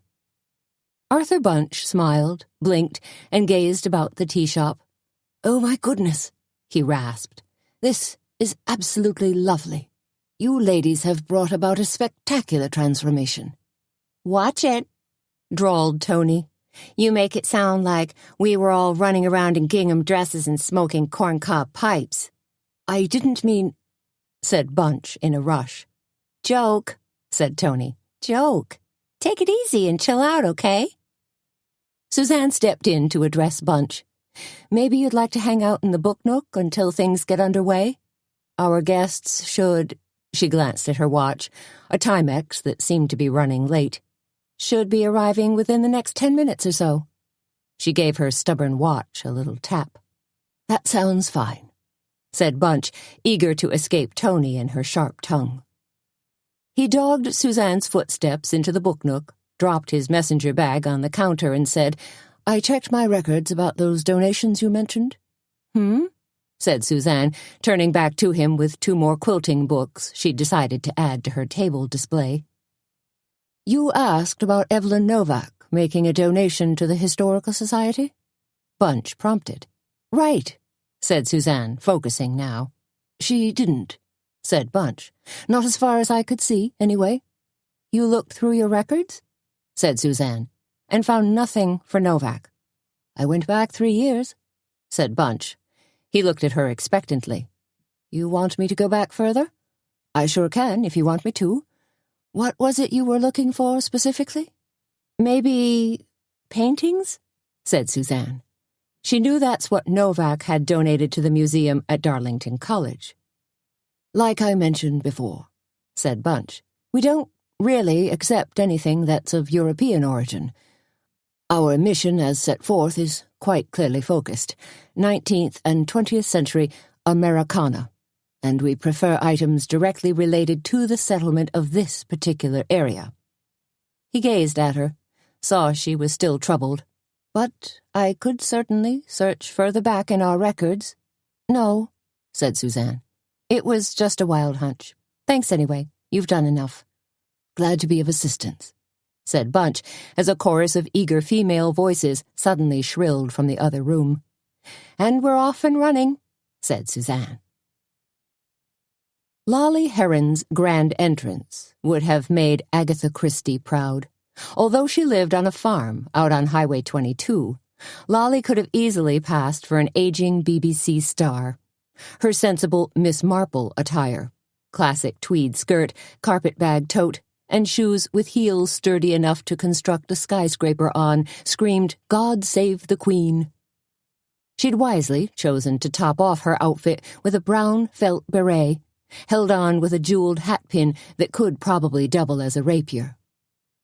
"Am I too early?" Lolly breathed breathlessly, then saw that one table was already filled. "Oh, perfect," she said. "I am loving that outfit," Suzanne exclaimed. "Got it all at Goodwill," said Lolly, "which accounts for the mingled aroma of Estee Lauder and mothballs." "Even the shoes?" asked Suzanne. Lolly grinned. "Actually, these were mine to begin with." A few laugh lines appeared on her pleasantly plump face. "Well, "You're perfectly dressed for a proper English tea," said Suzanne, leading her to a table. Then she headed back to the front door to welcome yet another arriving group of women. These women had taken what Suzanne always thought of as the 50s matriarch approach. That is, demure suits, veiled hats, rhinestone cluster pins, and white gloves. And was one woman even wearing nylons with seams? Oh, yes, she was. As Suzanne continued to seat guests, Tony rushed to greet Minerva Bishop, also known as Mrs. Min. The tiny octogenarian was barely counter height, yet she was dressed fashionably in a brown suit with beige piping. "Over here," Suzanne waved as Tony led the elderly lady to a chair that had been set up with a booster pillow. "There you go," said Suzanne, pushing Mrs. Min in snug to the table. "She's so old. She should be displayed in the Historical Society," Tony whispered in Suzanne's ear. "Wait a few years," Suzanne whispered back, "and that will be us." A tap on Suzanne's shoulder caused her to turn, a broad smile still lighting her face. Her smile dimmed a bit when she found herself staring into Jane Buckley's tear-filled eyes. "I just heard about Wilbur," Jane moaned, holding her arms across her stomach as if she was in pain. "It's so awful." Suzanne didn't pull any punches. "Doogie's going to ask more questions, you know." Jane bristled. "Like what?" "Like where you were last night?" "Home," said Jane, looking both wary and a little defensive. "Home alone?" Suzanne asked. Jane nodded. Then she looked worried. "Oh, no. He can't think that I—" "Doogie's not thinking too clearly about anything right now," Suzanne said as she led Jane to a table where two giggling tea regulars were seated. The duo was already chatting, laughing, and sipping tea, and Suzanne figured they'd be the perfect tonic for Jane right now. With every chair in the house occupied, and an aromatherapy-like haze of Darjeeling, Assam, and Lapsang Souchong drifting over the cafe, Suzanne pushed her way into the kitchen, and stopped short when she saw what Tony and Petra had created. "My goodness, those are gorgeous!" Suzanne exclaimed, gazing at the 3-tiered silver serving stands that were brimming with goodies. "You like?" asked Petra. She was just adding brown and gold frosted petit fours to the top tier, squidging them next to the hazelnut scones. "Incredible," said Suzanne. Really, Petra had outdone herself once again. With the top tier holding the sugar goodies, the middle tier displayed a heroic assortment of tea sandwiches. There were chicken salad with toasted almonds, roast beef and cheddar cheese, and chopped pineapple with cream cheese. The bottom tier held more savories, miniature mushroom quiches, toasted ham roll-ups, and tarragon and tuna on crostini. "Plus, we've got pear butter for the scones," said Tony, "as well as Devonshire cream." "Good for a sugar buzz," Suzanne grinned. She hesitated. "So, should we take them out? I think our ladies are ready to begin." "Wait, said Petra. She grabbed a small wooden tray filled with pink and purple edible flowers. "Can't forget these." She pinched the buds between her fingers and poked them in wherever there was room. "As if our guests won't have enough to eat already," said Tony. When the trays were delivered to the tables, they proved to be an enormous success, with Suzanne, Tony, and Petra receiving applause, as well as whispered thank yous, and more than a few giggles, kisses, and solemn words of thanks. Just as Suzanne was carrying a pot of Formosan oolong to a table, a sensuous, husky voice called out, "Suzanne!" Suzanne spun around and saw Paula Patterson from Radio WLGN calling to her. "Paula, great to see you." Suzanne moved quickly over to Paula's table. "Suzanne," said Paula, "would you do me a favor?" Suzanne began to reach for the teapot nearest Paula. "Of course, what can I— You, darling," said Paula, "would you consider filling in for me this Saturday morning?" "Filling in for you?" Suzanne repeated. Then her eyes widened and she squawked, "You mean on air?" "Just for an hour," said Paula. She was a languid, long-haired blonde who sounded as interesting as she looked. My Friends and Neighbors show. Why would I want to do that? Asked Suzanne. Paula grabbed her hand. Because you're so fun and spunky. And after reading all those tea columns you wrote for the Bugle, I got supremely jealous. I thought to myself, I just have to invite Suzanne on to be a guest DJ. I can't be a DJ, Suzanne sputtered. Paula gave another throaty laugh. Sure you can, darling. For one thing, I don't know the first thing about how to run a control board, Suzanne protested. There are buttons to push and headsets to wear, and that's why we have a producer, said Paula, a lovely and very helpful man by the name of Wiley von Bank. He can teach you everything you need to know in about 5 minutes flat. Suzanne was far from convinced. But what would I say? What would I talk about? Just be yourself, said Paula. Talk about recipes. Talk about tea. Take call-ins from listeners. That's what the show is really about anyway. Paula gave Suzanne a sideways look. Of course. There'd be plenty of opportunity to shamelessly plug the Cackleberry Club, too. That caught Suzanne's attention. Really? And the quilt trail? Paula nodded. And my big Halloween party this Sunday night?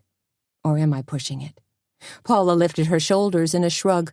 Sure, why not? I suppose I could give it a shot. Just like imported dark chocolate, it was too tempting for Suzanne to turn down. Perfect, said Paula. It's settled then. Suzanne edged away, wondering how she'd ever be able to fill an entire hour with idle chit-chat. On the other hand, she and Tony spent hours in idle chit-chat, so maybe... Everyone, said Petra, stepping to the center of the room and immediately commanding their guests' attention. I'd like to introduce Arthur Bunch, the director of the Logan County Historical Society. There was polite applause, and then Petra continued.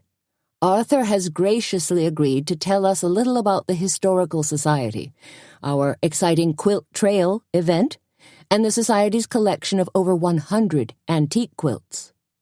Then Arthur stepped to the center of the room, ducked his head, and began his talk. How long is he going to drone on, anyway? Tony asked. She and Suzanne were sitting in the kitchen, picking away at a plate of leftover scones, slathering on altogether too many calories worth of Devonshire cream. Probably 20 minutes or so, said Suzanne. You're not interested in quilts? Tony shrugged. Only when they're on my bed. Keeping me all warm and snuggy. Such an old-fashioned gal, Suzanne chided, dedicated to the home arts. Hey, said Tony. I'm into home arts. Don't I got a picture above my bed? In my home? A photo of George Clooney cut from the pages of InStyle magazine doesn't count. Tony gave a slow wink. It counts for me, Cookie. When the applause sounded that marked the end of Arthur Bunch's talk, Suzanne propelled herself back out to the cafe. I just want to remind everyone, she said, we have quilt trail brochures in case you want to take the tour. Plus there are some gorgeous quilt squares for sale in the knitting nest, and a nice selection of quilting books in the book nook. Suzanne quickly made the rounds of each table, handing out quilt trail brochures, then retired to the book nook, where she met up with Bunch, who was beaming. I think my talk went exceedingly well, said Bunch. Couldn't have gone better, Suzanne agreed. Do you know, how is the quilt trail going? So far, so good, said Bunch, then grimaced. As long as nobody dwells on last night's tragic incident. Have the sites reported a lot of visitors? Suzanne asked, trying to skip over Bunch's mention of last night. The less said, the better. The sites that have reported in are quite pleased, said Bunch. Of course, the real test will be this weekend. For sure, said Suzanne, deciding this might be the perfect time to pass out a few of her specially designed recipe bookmarks. Except when she reached for them, the too-tall pile she had stacked on the counter suddenly collapsed and slid all over the place. Let me help, said Bunch, scrambling to pick up the fluttering cards, his knees popping from the effort of bending down. Got too much going on, Suzanne muttered. A busy time, agreed Bunch. The quilt trail. Your tea today? Halloween on Sunday, said Suzanne. The upcoming election, Bunch added. Now it was Suzanne's turn to make a face. I hate the idea that Mayor Mobley's running unopposed, she told Bunch, and poor Sheriff Doogie has to contend with Bob Sunnender. She paused, tamping her cards into a neat stack. I worry that if Doogie doesn't solve these 2 crimes, he might not get re-elected. Arthur Bunch looked suddenly serious. Come November 2nd, we're going to have a couple of hotly contested races on our hands. You realize one group in town is scrambling to find another mayoral candidate. Seriously? Said Suzanne. Who have they got in mind? Bunch narrowed his eyes, thinking. I've heard Jean Gandel's name mentioned. Say what? Said Suzanne, shaking her head. The reporter at the Bugle? Whoa. Couldn't he simply slant the media in his favor? Maybe, said Bunch. You know, I've been asked to be one of the election judges this year, so I'm watching this whole thing fairly closely. Judges are tasked with making sure everything's fair and square, that nobody gets into the voting booths to upset things, that everyone gets a chance to vote on Election Day, and that ballots are handled properly. Thank goodness for that, said Suzanne, thinking that Bunch would probably be diligent to a fault. Then she said, So, are voting booths and ballots and things usually handled properly? Bunch gave a wry grin. That's what I'm about to find out. But Suzanne was only half listening to his answer, because she was suddenly picturing the blue key card that Doogie had found in her backyard, the one he'd told her probably belonged to the courthouse. Could the key card somehow be related to the election? After all, the voting booths are stored in City Hall. It was an intriguing thought, and so Suzanne asked herself the next logical question. Could someone have snuck in to tamper with the voting machines, and then something went wrong? Maybe it wasn't possible to rig the machine so Mobley would come up as winner. So then, this person, the killer, presumably, had resorted to murder? And could this someone be Alan Sharp, or even Mobley himself? Chapter 16. How are you guys doing tonight? Suzanne asked. Mocha Gent lifted his head and peered over the gate of his box stall. Next door to him, his neighbor Gromit the mule did the same thing. An even bigger guy, but awfully sweet-natured. Who wants to go for a ride? She asked. Gromit swished his tail and gave a rough stomp. Then he turned his broad gray back on Suzanne and went back to sifting through tasty tendrils of alfalfa in his hay rack. Riding? A saddle on his back? Excuse me? Looks like it's just you and me, said Suzanne.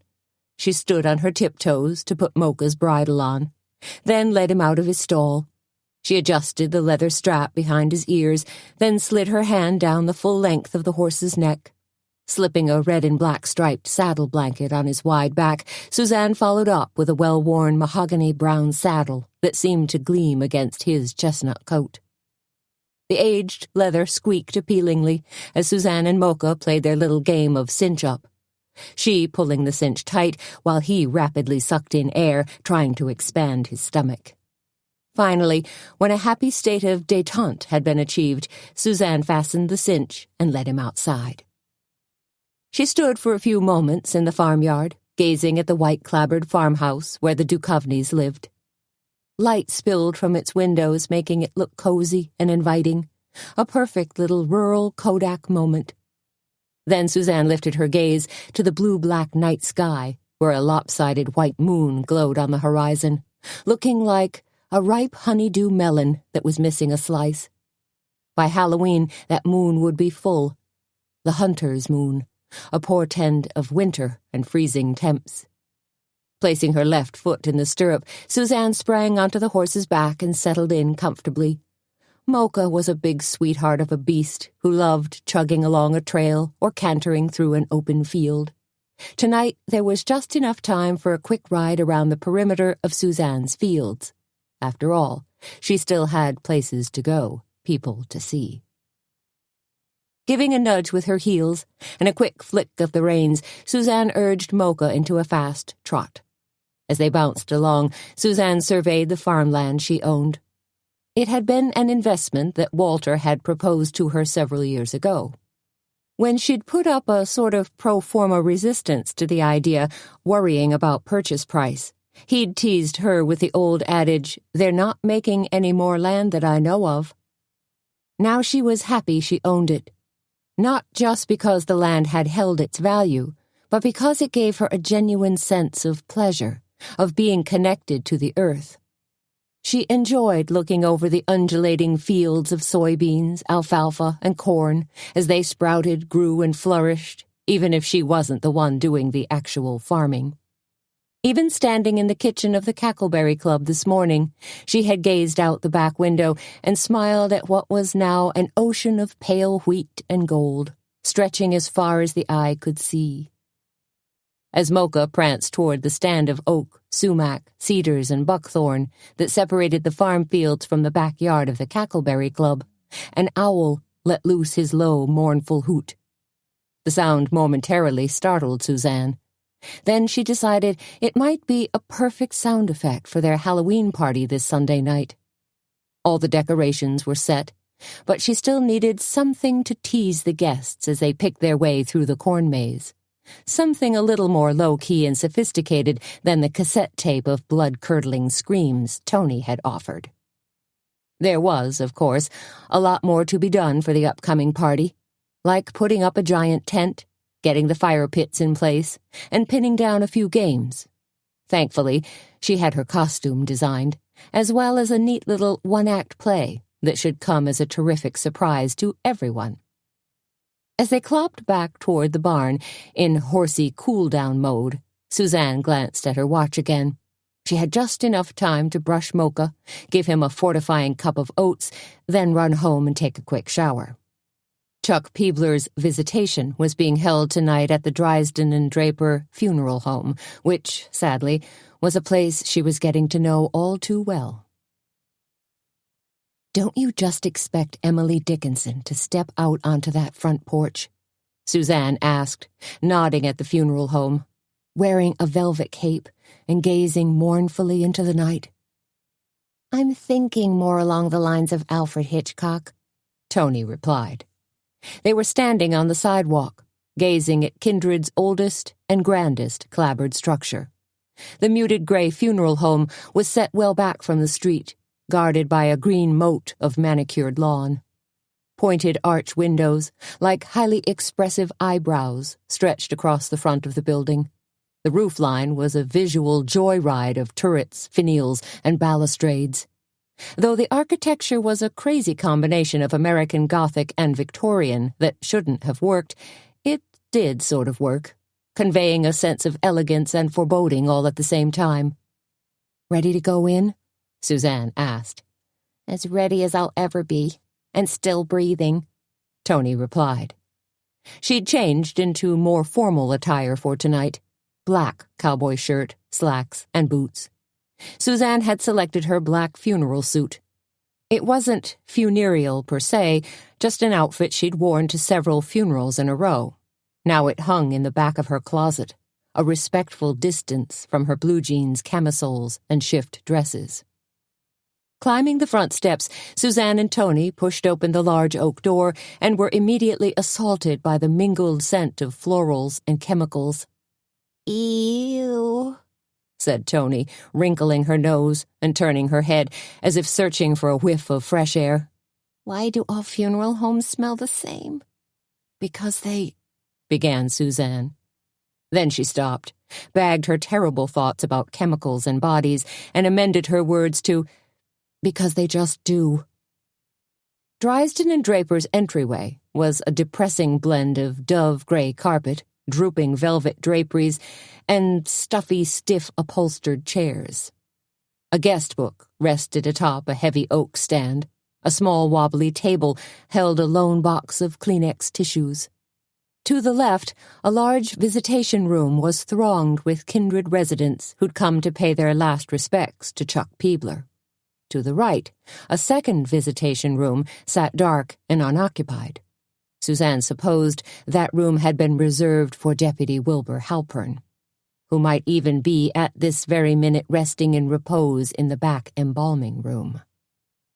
"This is awful," Tony breathed as they peeped into the crowded visitation room and caught sight of the copper-colored casket that held Peebler's remains. "And it's an open coffin, too. I hate an open coffin. I don't even like to look at a dead bird, let alone a dead person."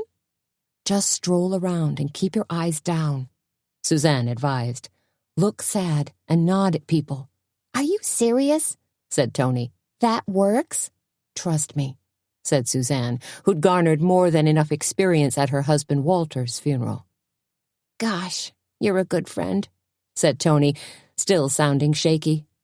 "There's Doogie over there," said Suzanne, catching sight of the sheriff, "looking as if he doesn't have a friend in the world." "And he won't," whispered Tony, "if he doesn't solve these 2 murders."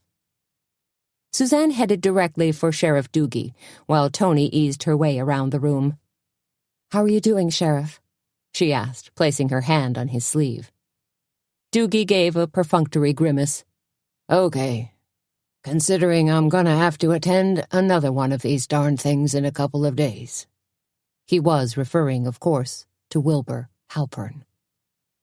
"Sheriff," said Suzanne, "have you come up with any more clues on Peebler?" She understood that Peebler's murder must seem secondary to him now, while finding Deputy Halpern's killer was at the top of his list. Still, she had to ask. "There's 1 or 2 things I'm looking into," said Doogie. "But I got so much piled on my plate." "And there's the election coming up," said Suzanne. "There's that," allowed Doogie. "Are you worried?" she asked, then quickly added, "Because you shouldn't be."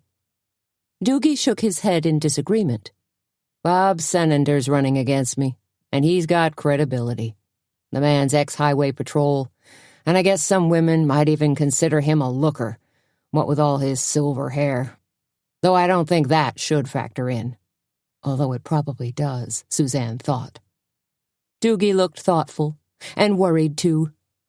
"But I'll tell you this," he continued.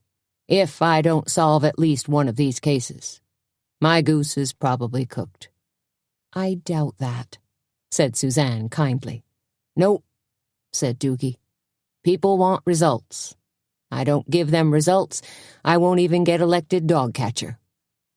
He sighed heavily. "Besides, I should be further along on these 2 cases than I am. I should have figured something out by now.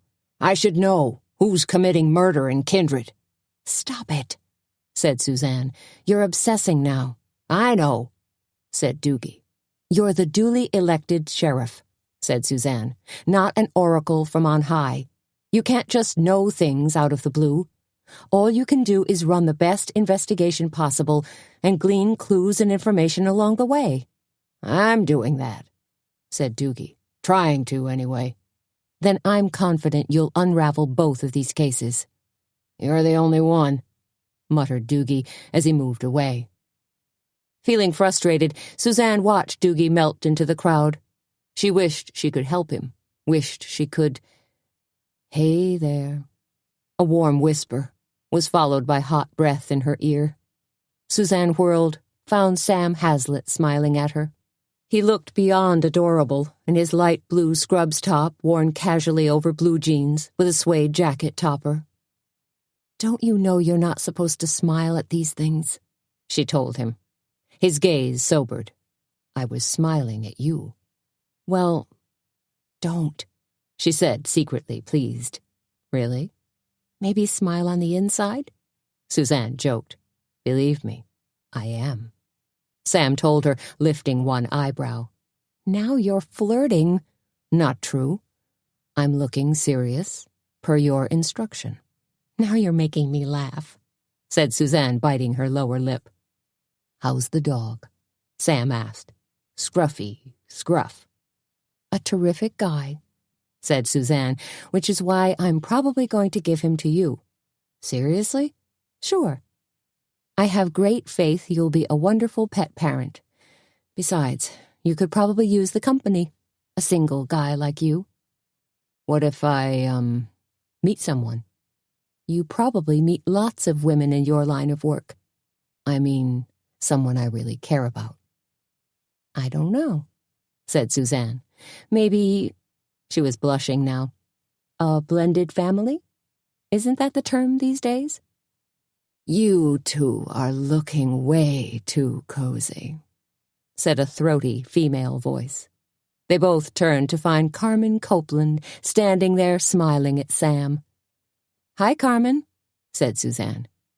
Hello, said Sam. But Carmen was focused only on Sam. Lovely to see you again, Dr. Hazlitt. She was clad in a snug black dress that screamed evening rather than morning. Her cleavage, which was prominently displayed, seemed to be edging its way toward Sam. A diamond the size of Mount Rushmore hung from a chunky gold chain. How goes the literary world? Asked Sam, being polite. Must be awfully favorable, since I see your novels all over the place. Yes, said Carmen with a predatory smile. They are rather popular. I keep meaning to pick one up, said Sam. No need, said Carmen, moving a step closer to Sam. I'd be delighted to drop a couple of books by the clinic. Kind of you, said Sam. Forward, said Suzanne. Excuse me, said Carmen, her jaw going slack as she finally acknowledged Suzanne. We need to keep moving forward, said Suzanne. Sam and I, we're, in line to offer condolences. Of course, said Carmen with a disdainful curl of her lip. You two don't like each other much, do you? Asked Sam. You were both acting like those weird frilled lizards, facing off against each other, hissing and spitting away. It's not so much dislike as distaste, filled in Sam. Maybe that, said Suzanne, with a little mistrust thrown in for good measure. And you don't trust her with me? Oh, please, said Suzanne. You're your own independent adult person. You can do whatever you... She hesitated, then said, You can do whatever. Sam gave her a searching look, his brows knit together. Is that all we mean to each other? Whatever? Suzanne blushed. Really, she said. Should we even be having this conversation? We're like 10 feet from a dead body. Where should we continue this conversation? Sam pressed. I don't know, said Suzanne. It was way too early for talk this serious, wasn't it? I can think of a nice place, said Sam. Suzanne glanced around, then stepped closer, and pressed her shoulder up against his. I'll bet you can. Once Sam took off for the hospital, Suzanne circled the room, looking to collect Tony. Instead, she noticed that the room seemed filled with electoral candidates, incumbents, and more than a few staff from City Hall. And when Suzanne noticed Alan Sharp whispering in Mayor Mobley's ear, she sought out Sheriff Doogie again. What if those two clowns had been trying to fix the election? She asked him. And Peebler, as mayoral candidate, got wind of it. Doogie turned flat eyes on Sharp and Mobley. It's not easy investigating a town's mayor. Then what about Sharp? Suzanne asked. What pies does he have his bony fingers in these days? Is there any sort of trail to follow? Only thing I can think of, said Doogie, is that Sharp was trying to get a parcel of land rezoned so he could build a pizza place and a sandwich shop. And he's doing it by the book? Suppose so. Can you look at Alan Sharp a little closer? Doogie didn't look happy. Maybe. Still, Suzanne persisted. Then there's the small matter of Jane. Doogie rolled his eyes. I knew you were going to bring her up. You don't actually believe Jane's connected to any of this, do you? Doogie held his ground. I gotta look at all the angles, even if they're not pretty or popular with everyone. "Okay," said Suzanne. Her eyes skittered across the crowd, falling on Carmen, who was now overtly flirting with Lester Drummond. "There's another shady character," Suzanne murmured, meaning Drummond. "Face it," said Doogie. "You really don't like him." "No, I don't," said Suzanne, gazing at Drummond's overdeveloped shoulders, which seemed ready to burst from his black leather jacket. "I really don't." 30 minutes later, Suzanne was strolling down Laurel Lane, walking Baxter and Scruff. They'd fallen into a sort of sniff, shuffle, stop, then sniff again routine. A little maddening for Suzanne, but highly desirous to her two canine companions. "Come on, you guys," Suzanne urged. "I hereby declare that sniff time is over. So let's pick up the pace and focus on the walking portion of the evening and try to get home and in bed before midnight." Both dogs stopped to stare at her with furrowed brows and expressions of dismay. Did she not understand the correlation between sniffing and happiness? Did she not understand a canine's primary sensory pleasure? Pausing in a dark spot to scope out a bed of withered hostas, the dogs tugged urgently at their leashes. Suzanne sighed, then relented, giving them the latitude they needed. While off to her left, a car, running without its lights, slid slowly into the intersection. Car trouble? Or up to no good? She wondered, tugging hastily on the leashes and quickly shepherding her pups down the street where they could stand under a friendly spill of light from a street lamp. The car moved slowly on, and Suzanne and her charges hurried for home. Probably not a good idea to be out wandering around, she decided, especially in the wake of 2 murders. Back home, doors locked, lights on, leashes stowed, dogs happy, Suzanne wandered into the kitchen and poured herself a glass of orange juice. Ever since she'd traded words with Sam tonight, she'd been in a state of emotional flux. Should she get involved with him, or shouldn't she? She took a sip of juice, decided for about the 100th time that after their little snuggle party Tuesday night, she was already involved. For better or worse, and all that implied. Wandering back through the house, still sipping and ruminating, Suzanne was drawn to Walter's old office. Though she was pretty sure she'd be cool about the whole thing, a rush of sadness suddenly swept over her when she stepped inside. Everything that screamed Walter was still in place in this office. His Tiffany pen set, his books on fly tying, photos of him fly fishing in Canada, even a framed poster from a long-ago Eric Clapton concert. Maybe, Suzanne decided, it was time to pack some of these things away. Turn this place into a cozy library or music room, or a home office for me. But before she did any packing and redecorating, there was one thing she wanted to look for. Suzanne sat down at Walter's desk, paused for a moment as the cushy chair yielded to her, then slid open the top drawer on the left. It was Walter's kookaloo drawer, basically a junk drawer, and it was jammed with pens, batteries, sunglasses, old juicy fruit gum, a magnifying glass, and even a half-eaten salted nut roll. Suzanne grabbed the petrified nut roll, tossed it into the trash can, and heard it land with a hard thud. Then she continued rifling through the odd stamps, postcards, and year-old receipts until she found what she was looking for. A white key card. She grabbed it, held it in her hand, then tapped it against the top of the desk. It was a souvenir they'd kept from a weekend splurge at the Edgewater East in Chicago. Carrying the key card into the kitchen, Suzanne dug around in her own catch-all drawer, pawing through twine, old Christmas seals, notepaper, paper clips, and packets of colorful beads, until she found what she was looking for. A small box of tempera paints. Laying the keycard flat on the counter, she took a paintbrush, dipped it into one of the paint vials, and making broad swipes, very carefully colored the keycard light blue. Chapter 17. Pushing open one of the oak double doors of Hope Church, Suzanne and Tony stepped inside one of the oldest houses of worship in Logan County.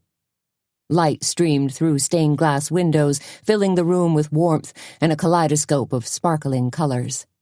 Massive hand-carved wooden arches spanned the width of the white plaster ceiling. An usher, wearing a dark suit and a Peebler for Mayor button pinned to his lapel, hastily handed memorial cards to Suzanne and Tony. "Darn," said Tony as they strolled down the center aisle. "I wish I'd worn my Peebler button, too. It would have been a nice tribute." Suzanne scanned the church, noting that it was barely filled. "Where do you want to sit?"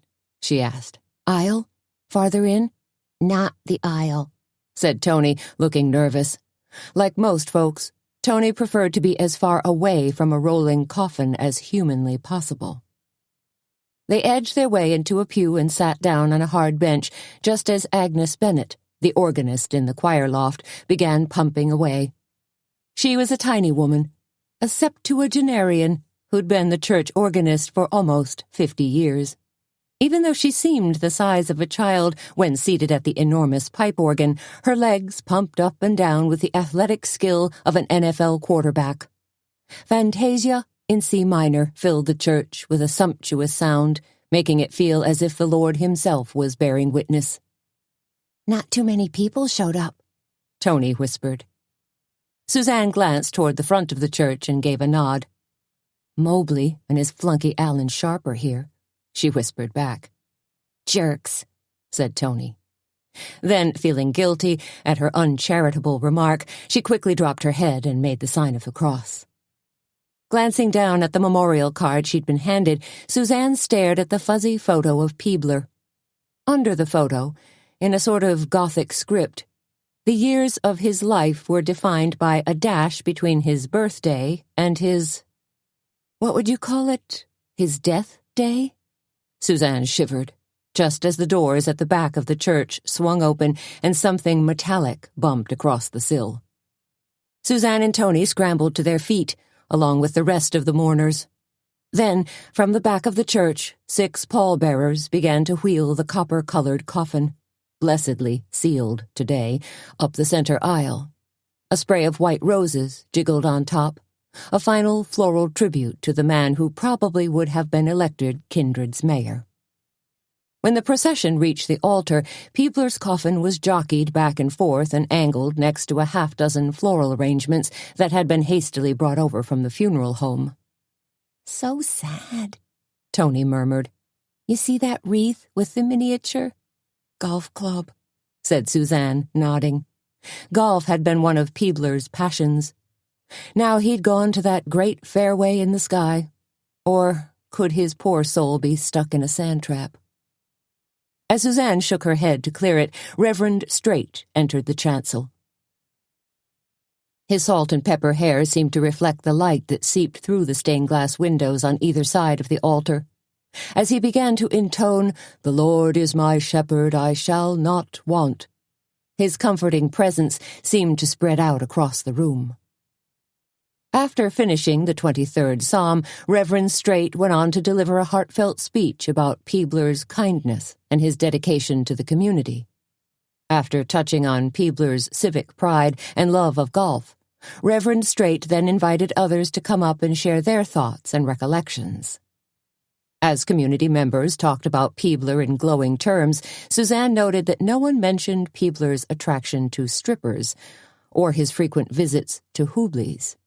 Like most tributes to the dead, previous sins were rarely mentioned.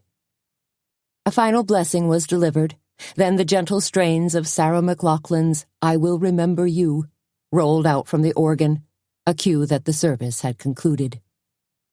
The casket rolled back down the aisle on clacking wheels, the 6 pallbearers all looking decidedly serious. Suzanne and Tony waited until the church was practically empty, then stood up and edged toward the aisle. "You okay?" Suzanne asked. "Oh, yeah," said Tony. "At least the service didn't last an eternity like some do." Interesting choice of words, Suzanne observed. They walked slowly down the aisle and out into a cool, cloudy day where mourners milled about on the sidewalk, talking with each other in a low buzz. "Too bad Petra had to hold down the fort," said Tony. She would have liked this, the music and all. And wasn't it lucky that Kit was able to pinch hit for us? Just as long as Kit doesn't ask us to fill in for her, said Suzanne as they pushed their way through the crowd. Tony stared at Suzanne for a long moment, then a wry smile lit her face. That would be something. Us working the stage at Hubley's. Kit's a good kid, said Suzanne. I just hope she starts to see the upside of working a regular day job and changes her mind about dancing. They'd reached her car, and Suzanne walked around to the street side, ready to climb in.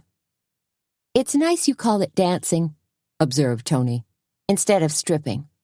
You're always so ladylike and... Her words were chopped off as a rattling pickup truck suddenly careened out of nowhere. Suzanne, watch out! Tony screamed as the beater bore down upon her, almost clipping the back end of Suzanne's Taurus. Then Mike Odell jumped from his truck, eyes blazing and his face twitchy with anger. You crazy witch, he screamed at Suzanne. You sick the sheriff on me. Shocked beyond belief, Suzanne took a step backward, just as a brave Tony barreled around the front of the car and flung herself at Odell. What are you talking about? Tony demanded. Odell ignored Tony completely. She was nothing more than a buzzing gnat to him as he continued his tirade at Suzanne. You think just because a man has a crossbow, that makes him a killer. Suzanne stepped out from behind Tony. This is neither the time nor the... But Mike Odell was just getting started. And then you think I'd go and kill a deputy? Are you crazy? Tiny bits of spittle flew from his mouth like a rabid dog. You take me for some kind of fool? Suzanne threw back her shoulders and held up a hand. Now just back off, mister, she told him in a stern voice. I ought to sue you for slander, Odell shrilled. For conjuring up a crazy pack of lies. He turned on Tony now. And you, spreading rumors and lies about Sasha. You're just jealous. Jealous your own husband would rather watch an exotic dancer than spend an evening with you. Enough, Suzanne yelled. A small crowd of people had begun to gather on the sidewalk, transfixed by the shouting match that was taking place. Suddenly, Sheriff Doogie's voice echoed from across the street. Hey, he shouted, his voice sounding like a bullhorn. Odell, what the Sam Hill are you up to? Then Doogie came steamrolling across the street, his face flushed pink and his anger palpable as he planted himself directly in front of Mike Odell. He was so close, Suzanne noted, that the wide brim of Doogie's Smoky Bear hat nearly poked Odell in the eye. What's your beef? Doogie asked, putting hands on both hips. Mike Odell didn't back down, and he didn't bat an eye. And you, Sheriff, I sure don't appreciate you poking around my farm or asking snide questions all over town neither, because I didn't do anything. You're disturbing the peace right now, said Doogie, sounding amazingly calm. Harassing 2 citizens. I got a right to say my piece, snarled Odell. Not right now, you don't, Doogie warned. Not in front of a church when a man's being buried. You gonna arrest me? Odell huffed. That did it for Doogie. He pulled himself to his full height, hitched up his utility belt, and thundered, This is your final warning, Odell. One more uncivil word, grunt or snort, and I'll run you in. Hate blazed in Odell's eyes, but he kept his lips pressed firmly together. He shot one final, withering, dagger-filled glance at Suzanne, then careened away and climbed back into his clunker. There was a high-pitched scream as his engine revved, then Odell sped away in a cloud of oil. That went well, said Suzanne, half gagging from the exhaust fumes Odell's car had spit out. We all kept calm and resolved our issues. Suzanne, Doogie waved a warning forefinger in front of her face. Don't start with the sarcasm. Then he turned and clumped away. Zowie, said Tony. I wish I could get two men to fight over me like that. Yeah, said Suzanne, feeling worn out from all the tension. It's a rare treat. Seriously, said Tony. Are you okay? No harm done. But it looks like we attracted quite an audience. Said Tony, glancing back at the hastily dispersing crowd. They're pretty much wandering off now. But Suzanne did notice Alan Sharp watching them from a distance, a slight smile pasted on his oily face, which made her wonder. Was Sharp somehow involved in these two murders? Had he been delighted by her confrontation with Mike Odell? Had he viewed it as a possible misdirection that would shift the investigation away from him? And how could she go about prying information, any information, from Alan Sharp? Tony, said Suzanne, I have to make a quick stop. Can you get a ride to the Cackleberry Club? Sure, said Tony. No problem. Suzanne sped down Main Street, practically running a red light in the process. She sat at the light, tapping her fingers against the wheel, impatient to reach City Hall. Before she headed for the Cackleberry Club to help with the lunch crowd and this afternoon's mystery tea, she wanted to put her plan into action. Easing her way into a parking spot outside the large sandstone building, Suzanne bolted up the steps to City Hall. Her patent leather heels clicked and clacked as they hit the marble steps. Then she was striding purposefully down a cavernous hallway. She passed the DMV office and License Bureau. Then she skidded past Parks and Recreation and the city planner's office, ending up at the reception area, which, for some odd reason, was located at the far end of the building. An old-fashioned, 16-foot-wide wooden counter separated inquisitive visitors, also known as potentially angry citizens, from city workers.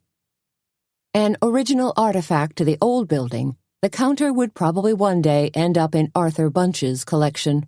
For now, it merely served as a barrier that helped contain the mounting stacks of paperwork that sat on every employee's desk. The never-ending pieces of paper crept out of dozens of wooden filing cabinets, and tall stacks of paper rested between cramped desks and copier machines. Suzanne wondered where all the computers were, then spotted one, buried beneath mounds of paper. She cleared her throat. "Excuse me?" Though there were 6 desks, only one clerk was working behind the counter. The woman turned, gave a perfunctory smile, and came up to greet her. "Help you?" she said, grabbing for a bottle of Purell on the counter and depressing the pump to give herself a good squirt. She looked wary, as if Suzanne might be there to protest one of the inevitable property tax hikes. Suzanne reached into her jacket pocket and pulled out a key card, the one she'd painstakingly painted blue last night. She flashed it quickly, then closed her hand around it. "I understand someone might have lost a key card," she said, trying to sound casual, though her heart was pumping a few beats faster. "I'm not sure," the woman said, caution shading her voice as she continued to rub her hands together. Like a magician once again revealing an important card, Suzanne tapped the key card against the battered wooden counter. "Has one been reported missing? Because I found this and I'm pretty sure it's from here." The woman shrugged. "Maybe. I might have heard something about it." "Do you know who could have lost it?" Suzanne asked. The woman glanced about furtively. "I hate to get anyone in trouble." "Listen," said Suzanne, trying to look sincere. "I'm not trying to get anyone in trouble. I'm just trying to be a good citizen." The clerk reached for the key card. "Give it to me, and I'll for sure ask around." Suzanne whisked the key card back into her pocket. "That's okay. I don't mind hanging on to it. Just call me, okay? If one's reported missing?" The clerk looked slightly suspicious as she grabbed a pen and paper. "And your name is?" "I'm Suzanne. Suzanne at the Cackleberry Club." Chapter 18. The chalkboard said it all. Basic breakfast today. Daily specials canceled because of funeral. God bless. No further explanation was needed. Pretty much everyone in town knew that Chuck Peebler had been buried this morning. They were also hip to the fact that he'd been murdered in the Cackleberry Club's backyard. And if all those juicy details had somehow eluded them, the Bugle's front-page headline and inside sidebar stories explained it all in exaggerated detail. "Doggone that Jean," said Suzanne. Tony had shoved the newspaper into her hands the minute she'd walked in the back door, and now she was munching a piece of whole wheat toast while fuming and muttering over the story. "It's not that bad, is it?" Petra asked hopefully. She was standing at her prep table, flouring a big ball of dough and kneading it with her capable hands. Tony was running in and out of the cafe, delivering the last of the breakfasts and picking up dirty dishes. "Excuse me," said Suzanne, "but did you see this headline?" She grappled with the pages and held them up. "The butchery behind the bake shop, an exposé of murder in a small town." "Oh, dear," said Petra. "That does sound awful." "Smacks of a pulp fiction title," Suzanne snorted. "Jean must be going for a Pulitzer." "Or a movie deal," said Tony, popping into the kitchen again. "I can't believe Laura Benchley would let him sensationalize the 2 murders like that." "Oh," said Petra. "Laura's out of town this week." "Which means Jean's in charge," said Suzanne. "Lucky us this was the one week he got to play both muckraker and editor." "I don't know," said Tony. "I thought Jean made it all sound pretty dang exciting." Suzanne shook her head. "Jean made it sound like we're the murder capital of the world." "On the bright side, if there is a bright side," said Petra. "People are still flocking here like crazy. We were pretty much full for breakfast." Suzanne glanced up. "How did that go? I mean, with Kit helping out?" "Good," said Petra, giving her dough a gentle punch. "A few folks were disappointed we didn't offer our usual foggy morning soufflé, but in the end they settled for scrambled eggs and toast." "And Kit?" Suzanne asked. Rolling the paper up, she set it down with a smack, then grabbed a blue and white pinstripe apron and tied it around her waist. "She did great," said Petra, as she maneuvered her rolling pin across her dough, rolling it out to about a 1-inch thickness. "That girl has a real talent for dealing with people." "You can say that again," Tony smirked. "Be nice," cautioned Suzanne. "And how was she dressed?" Suzanne sincerely hoped Kit hadn't come bouncing in wearing Daisy Dukes and a halter top. "Very appropriately," said Petra. "Still, that girl could walk around in a plus-size burqa and men would swoon." She took a circular cookie cutter and began cutting circles in her dough. "Then let's just hope Kit wants to keep helping out here," said Suzanne. "You think we're a good influence on her?" Tony asked. "Well, you're more like Lady Gaga than Emily Post," Suzanne laughed. "But Petra and I, hey, we're practically model citizens." "I could tell a tale or two about you, Suzanne," said Tony, crinkling her eyes. "Don't you dare," Suzanne murmured. Tony looked impish now. "About this past Tuesday night?" "What happened Tuesday night?" asked Petra. "Nothing," said Suzanne. Tony grinned. "Bet you're hoping it'll happen again real soon," she snickered, then grabbed a rag and dashed out to wipe tables. "Hope what?" began Petra. "Nothing," said Suzanne. "Nada, nix, nothing. As they say in The Wizard of Oz, pay no attention to the man behind the curtain." "Ah," said Petra, peering at her closely now. "Is this about you and the good doctor?" But Suzanne had already escaped into the cafe. "Don't go spilling the beans, okay?" Suzanne asked Tony. Tony was arranging slices of pie in the glass case. Suzanne was putting a final polish on the silverware in anticipation of lunch.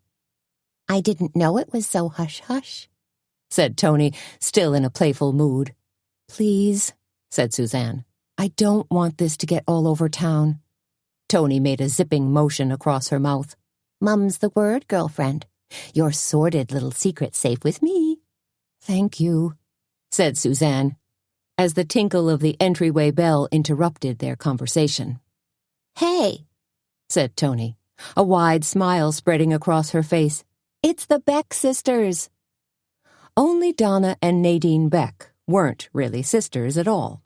They were sisters-in-law who'd become best friends once they'd both divorced their respective philandering husbands some 20 years ago. Now, well into their 60s, they supplemented their Social Security checks by supplying the Cackleberry Club with wonderful homemade foods. "What you got?" Suzanne asked, as Donna hefted a large wicker picnic basket onto a table. Hope it's pickles, said Tony, peering in. "Garlic dill pickles," said Donna, who was small, silver-haired, and compact. "And are they ever garlicky?"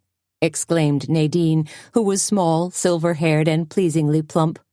"You should get a whiff of our kitchen. Even the cat's giving it a wide berth." "Perfect," said Suzanne. For some reason, oddball goods were always the most popular items. Whip up a batch of cranberry pear jam, and it disappeared from the shelves instantly. Same thing with sprouted wheat bread and potato rolls. So, garlic pickles? Sure to please. "And I brought pies," said Nadine.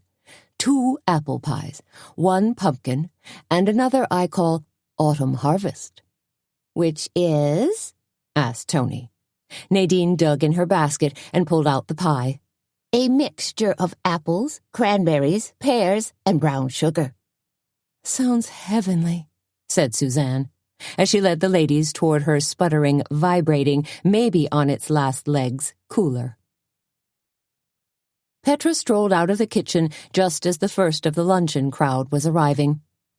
"Got some specials for you," she told Suzanne. Suzanne grabbed a piece of chalk and said, "Go." "Curried egg salad sandwich," said Petra, "squash blossom soup, and croque madame." Suzanne printed quickly. "And for dessert?" "Strawberry rhubarb crumble, chocolate cake with coconut sauce, and 7-layer bars." "Be still, my heart," said Suzanne, who considered herself your basic connoisseur of 7-layer bars. Petra hesitated for a moment, then said, "Tony told me about your little to-do with Mike Odell after the funeral." "The guy went totally postal," said Suzanne. "Good thing Doogie came along when he did." "You've got to be more careful, Suzanne," said Petra. "More and more people are figuring out that you're running your own investigation." "I am careful," said Suzanne. "Really." Then, when Petra flashed a questioning glance, she amended her words to, "I'll try to be more careful." "That really was a pretty nasty article Gene Gandel wrote. If you ask me, Gene's adding fuel to the fire." "Maybe his article will shake something loose," Suzanne suggested, ever the optimist. Petra considered that for a moment, then said, "Maybe. It'll just make the killer angrier." "Dale," said Suzanne. Dale Huffington slid onto a stool at the counter. He was a big behemoth of a man, a local guy who worked at the Jasper Creek prison, handling security. "You serving lunch yet, Suzanne?" Dale asked. Suzanne nodded. "We sure are. What can I get you?" She poured out a cup of coffee as Dale studied the chalkboard. "You serving frog legs?" Dale asked, beetling his brow. "Not that I can recall," said Suzanne. "What's that on the board, then?" Dale asked. He shifted around, his bulk spilling over his straining belt. "Croquet madame." Croque madame is basically a fancy grilled cheese sandwich with a fried egg on top, Suzanne explained. "Yeah?" Dale looked like he didn't quite trust her. "It's sourdough bread, Gruyere cheese, ham, and an egg. See? Nothing up my sleeve, just regular old ingredients." Dale gave out a loud guffaw. "Shucks, Suzanne. I thought you were trying to pull a fast one on your customers, like you did with the scones and clotted cream that time. People don't really eat clotted cream, do they?" Suzanne reached across the counter and patted his hand. "Sometimes, Dale. You just have to live dangerously. Chapter 19. One thing's for sure, said Tony, surveying the cafe. It sure doesn't look like a man cave. Suzanne joined in the fun. No widescreen TV, no pool table, no pin-ups. No kegerator, Tony added. Just perfect decor for today's mystery tea, said Petra, as she came chugging out of the kitchen carrying 2 crystal bowls filled with Devonshire cream. I have to say, Tony, you worked wonders in here. Lunch had been hastily orchestrated, and now all the tables in the cafe were covered with beige linen tablecloths, with chocolate and burnt orange organza sashes swagged around each chair. Carved white pumpkins filled with dried milkweed pods, bittersweet, and autumn leaves served as centerpieces, and were flanked by cinnamon-colored tapers in wooden holders. Place settings were cream-colored china plates with matching teacups and polished silver.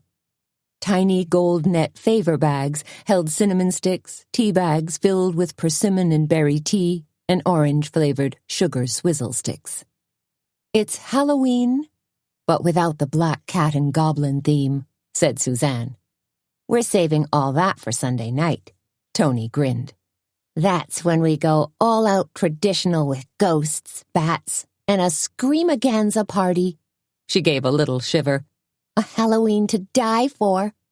Let's hope not, Petra murmured as the front door opened and a half-dozen guests spilled in. Lovely as always, declared Mrs. Cleo, peering through the black veil that covered her eyes. Mrs. Cleo was Mrs. Cleopatra Sunderd, a staunch member of the community and a woman who adored dressing up for a proper English tea, albeit a mystery tea. Her black pillbox hat was teamed with a wine-colored wool suit. The suit was vintage 50s, but Mrs. Cleo hadn't scoured every thrift store in the county to find her prize. She'd just yanked it from the back recess of her closet.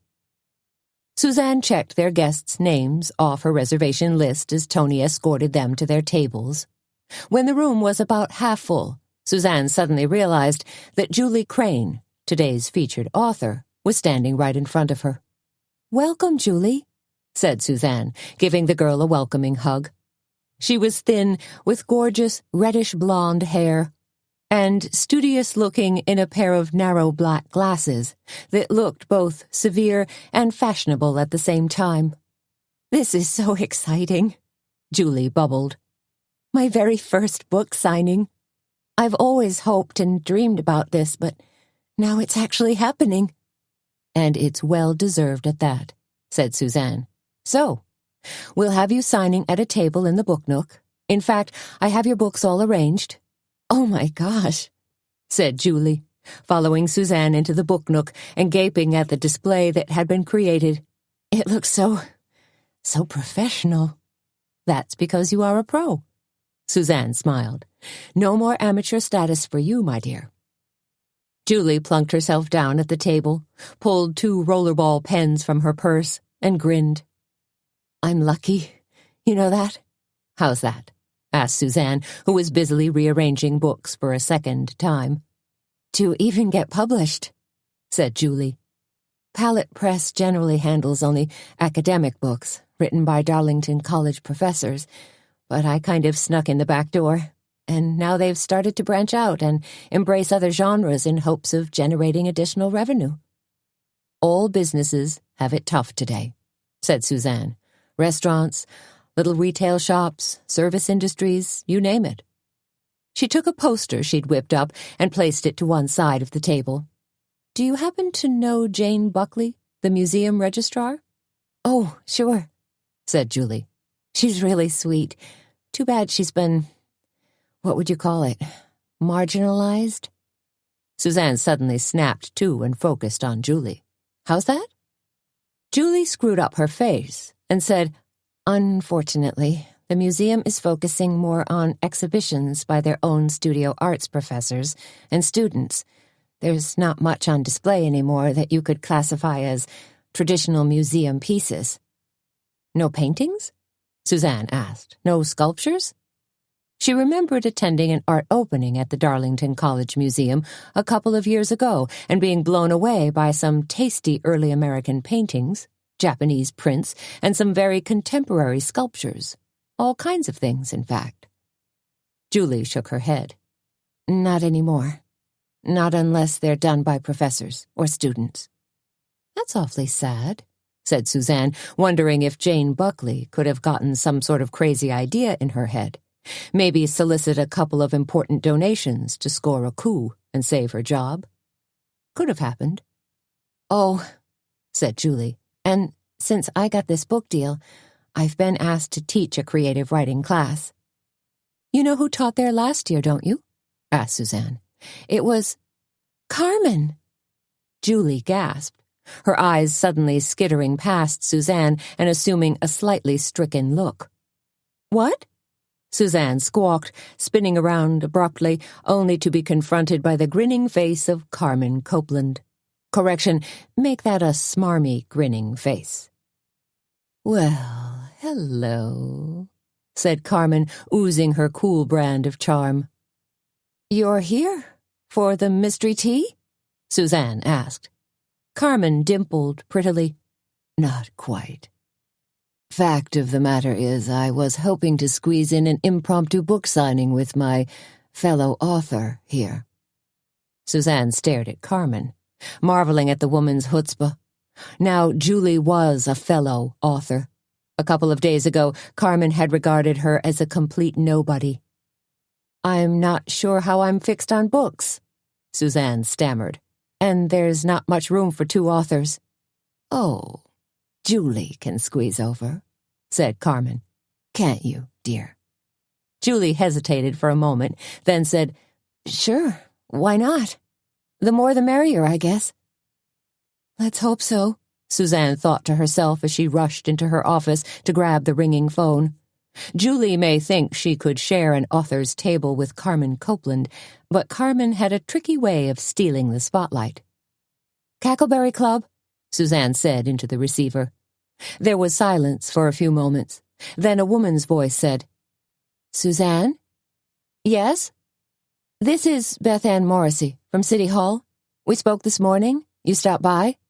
Oh, sure, said Suzanne, suddenly recalling the reluctant clerk. How can I help? I just wanted to let you know that a key card was reported missing. A tingle of excitement shot up Suzanne's spine. Really? Yes, indeed, said Beth Ann. There was a memo about it. I didn't notice it at first because we get a lot of memos. Do you, know which office? Suzanne asked. So I can drop it by? I mean, I wouldn't want to bother you. No bother at all, but the card belongs to the downstairs storage area. The storage area? Said Suzanne. The news didn't exactly trip her trigger. Unless... That's where they keep the voting booths and all? Asked Suzanne. I suppose that would be right, said Beth Ann. The voting booths and other stuff we only use occasionally. Okay, said Suzanne. Thanks so much. She hung up the phone and stared at the top of her desk, where a clutter of magazines edged out invoices and recipe cards, and wondered again if Mayor Mobley or Alan Sharp had tried to tamper with the voting booths, had tried to fix the election. Would that explain a dropped key card in her backyard? Better yet, would putting a bug in Sheriff Doogie's ear send his investigation in their direction? If the key card Doogie had found worked in that City Hall location, would it push him into taking a long, hard look at Mobley or Sharp? Maybe. Possibly. Only one way to find out, of course, and that was talk to Doogie. Suzanne was still noodling ideas around when she emerged into the cafe, and was thrilled to find every seat in the house occupied and every woman sipping tea and smiling contentedly, which made her smile contentedly.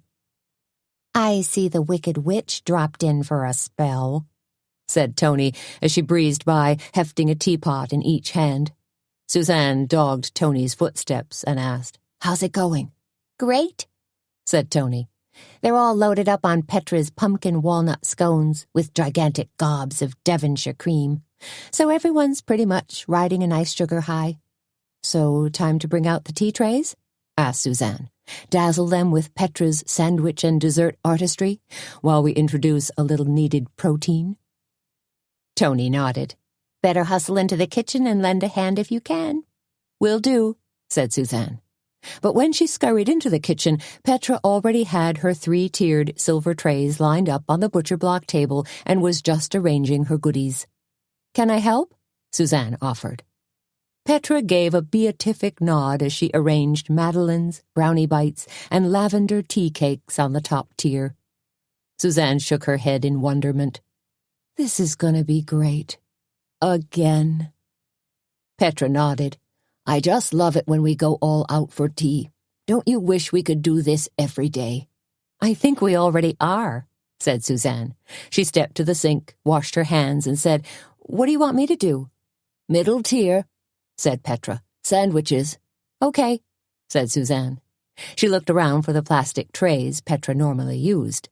There, over on the shelf, said Petra. Suzanne grabbed the tray and pulled off the plastic wrap. So we've got salmon and watercress on rye, cranberry walnut salad on buttered crostini, and cheese and turkey spirals, finished Petra. Suzanne carefully arranged the small triangles and spiral sandwiches on each tray as Petra gave an approving nod. And chicken tartlets on the bottom, said Petra. Perfect, declared Suzanne. Petra grinned. You think? I know. Then let's carry them out. Together, Suzanne and Petra each grabbed 2 tea trays, then bumped out through the swinging door. Ladies, said Tony the minute she saw her cohorts appear, your tea trays have arrived. At which point, the entire tea room erupted in thunderous applause. Thank you, said Suzanne, standing front and center, reprising her role from yesterday as Petra and Tony scurried to deliver the rest of the tea trays. And I'd like to remind you that Julie Crane is in the book nook, signing her new book, Ghostly Lore and Legends, along with our own best-selling romance author, Carmen Copeland. One of the guests raised her hand. Are the authors going to do a short reading? She asked. Yes, they are, said Suzanne, deciding that was the perfect way to integrate Julie's mystery book with the mystery tea, along with the wild card Carmen, of course. 50 minutes later, tea sandwiches enjoyed and many cups of tea sipped, the guests began to wander throughout the Cackleberry Club. Some congregated in the knitting nest, while others found their way into the book nook. Much to Suzanne's delight, they sold a respectable 24 copies of Julie's book, along with another dozen of Carmen's romance paperbacks. When there was a slight lull, Carmen gazed at Suzanne and exclaimed in a fawning voice, Such a cute little book our Julie wrote. There's even a positively spine-tingling story about a place in Deer County called Vampire Valley. I think I've been there, said Suzanne. Julie and I were chatting, said Carmen, launching into magnanimous mode, and I think it's just marvelous that she's going to be teaching creative writing at Darlington College. Smoothing her form-fitting dress, Carmen added, I simply can't fit pro bono activities into my hectic schedule anymore. You're a busy lady, said Suzanne, hoping Carmen would have the good grace to leave it at that. Of course, she didn't. Although I do continue to serve on the Darlington College Museum Board, Carmen announced in broad tones. As you've probably heard, I've amassed quite an art collection. When Julie managed to look vaguely interested, Carmen added, I started with outsider art, and now I'm seriously into photography and contemporary art. People like Chuck Close, Jim Hodges, and Sigmar Polke. I'm impressed, said Julie. Carmen reached over and patted Julie's hands. Just think, dear, someday you might be successful too. That was enough for Suzanne. She retreated behind the counter and proceeded to tally up the afternoon's sales. Unfortunately, she could still hear Carmen prattling away. Do you know, said Carmen. "I'm seriously considering opening a coffee shop in downtown Kindred, right next to Alchemy Boutique. I even have a name for it." She paused for her dramatic reveal. "The Intelligentsia Cafe." Gritting her teeth, Suzanne packaged books, made change, made small talk, and finally made it into the kitchen. There, unhappy and slightly offended, she unloaded to Petra and Tony about Carmen's proposed coffee shop. "What?" said Petra, outraged. "She's trying to one-up you again, Suzanne. When Carmen got an inkling about your plans for a fine dining restaurant called Crepes Suzanne, she spread it around town that she was going to open a restaurant too. Now she's rattling her saber about starting a coffee shop. The woman is totally outrageous." "And guess what she wants to call it," Suzanne said in a sour tone. "The Intelligentsia Cafe." "Carmen and Intelligentsia?" sneered Tony. "There's a concept at odds with itself. Kind of like Army intelligence."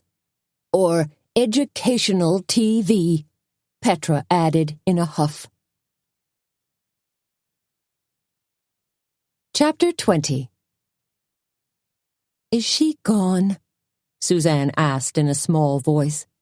She'd basically hid out in the kitchen for the rest of the mystery tea, wrapping up leftover sandwiches, stacking dirty dishes, rinsing teapots, and puttering around, trying to put things back to normal. "Carmen's gone," Tony said with a sigh, "along with everyone else, so there's no need to exile yourself anymore." "I'm sorry Carmen was such a pill," Petra said to Suzanne. "But I know all our guests had a wonderful time, so that should serve as some consolation." Suzanne popped a leftover brownie bite into her mouth and swallowed it whole. "I feel like I'm back in high school, battling my arch enemy and getting rejected by the cheerleading squad." "Sheesh," said Petra. "I got rejected by the projectionist club. Something about not being able to focus." Tony set down a tray of dirty dishes, fluffed her hair, and placed her hands on her blue jean-clad hips. "Not to flog a dead horse. But you want to know Carmen's parting words?" "What?" Suzanne asked through tight lips. "She said, in that high and mighty tone of hers, that when she signs books at Barnes & Noble, they always give her a muffin basket." "I'll drop-kick her a muffin," Petra fumed, "right where she deserves it." "Whoa," said Suzanne, touching a hand to her forehead, feeling the stirrings of a nasty headache. "Now we're all letting Carmen get to us." She paused, then drew what she hoped was a deep, cleansing yoga breath. "At least I am." Petra directed a baleful gaze at Suzanne. "You're right. We're all guilty of being cowed and infuriated by Carmen." Tony nodded. "She did kind of put us off our feed this last hour or so." "Time to regroup," said Suzanne. "Reboot the old hard drive," suggested Tony. "Delete the negativity." Petra spread her arms wide, waggled her fingers, and pulled each of them close to her. "Bless us, Lord, and bring us peace, understanding, and tranquility." "Are we good now?" Tony asked, though she was really asking Suzanne. Suzanne nodded. "Calm as can be." Petra straightened up, looking content. But when she glanced out the window and saw how dark it was getting, a tiny bit of worry seemed to return. "The mystery tea ran longer than we intended. It's going to be dark by the time we get everything cleaned up." "Let Joey do it," said Suzanne, glancing at her watch. "He should be here in 10 minutes or so." "You think?" said Petra. "Sure," said Suzanne. Why don't we grab ourselves a nice hot pot of tea and a plate of leftover tea sandwiches and retreat to the knitting nest?" "Veg out," said Tony, liking the idea. Petra hesitated for a moment, then said, "Does Keemum tea work for everyone?" Sprawled in the knitting nest, the three women sipped tea and nibbled daintily at Petra's sandwiches. "These cheese and turkey spirals are my favorites," said Tony. "Any more left?" "Probably 24," said Petra, "but you'll have to fetch them yourself, 'cause my feet are killing me." She slipped off her well-worn Crocs and wiggled her toes appreciatively against the faded oriental carpet.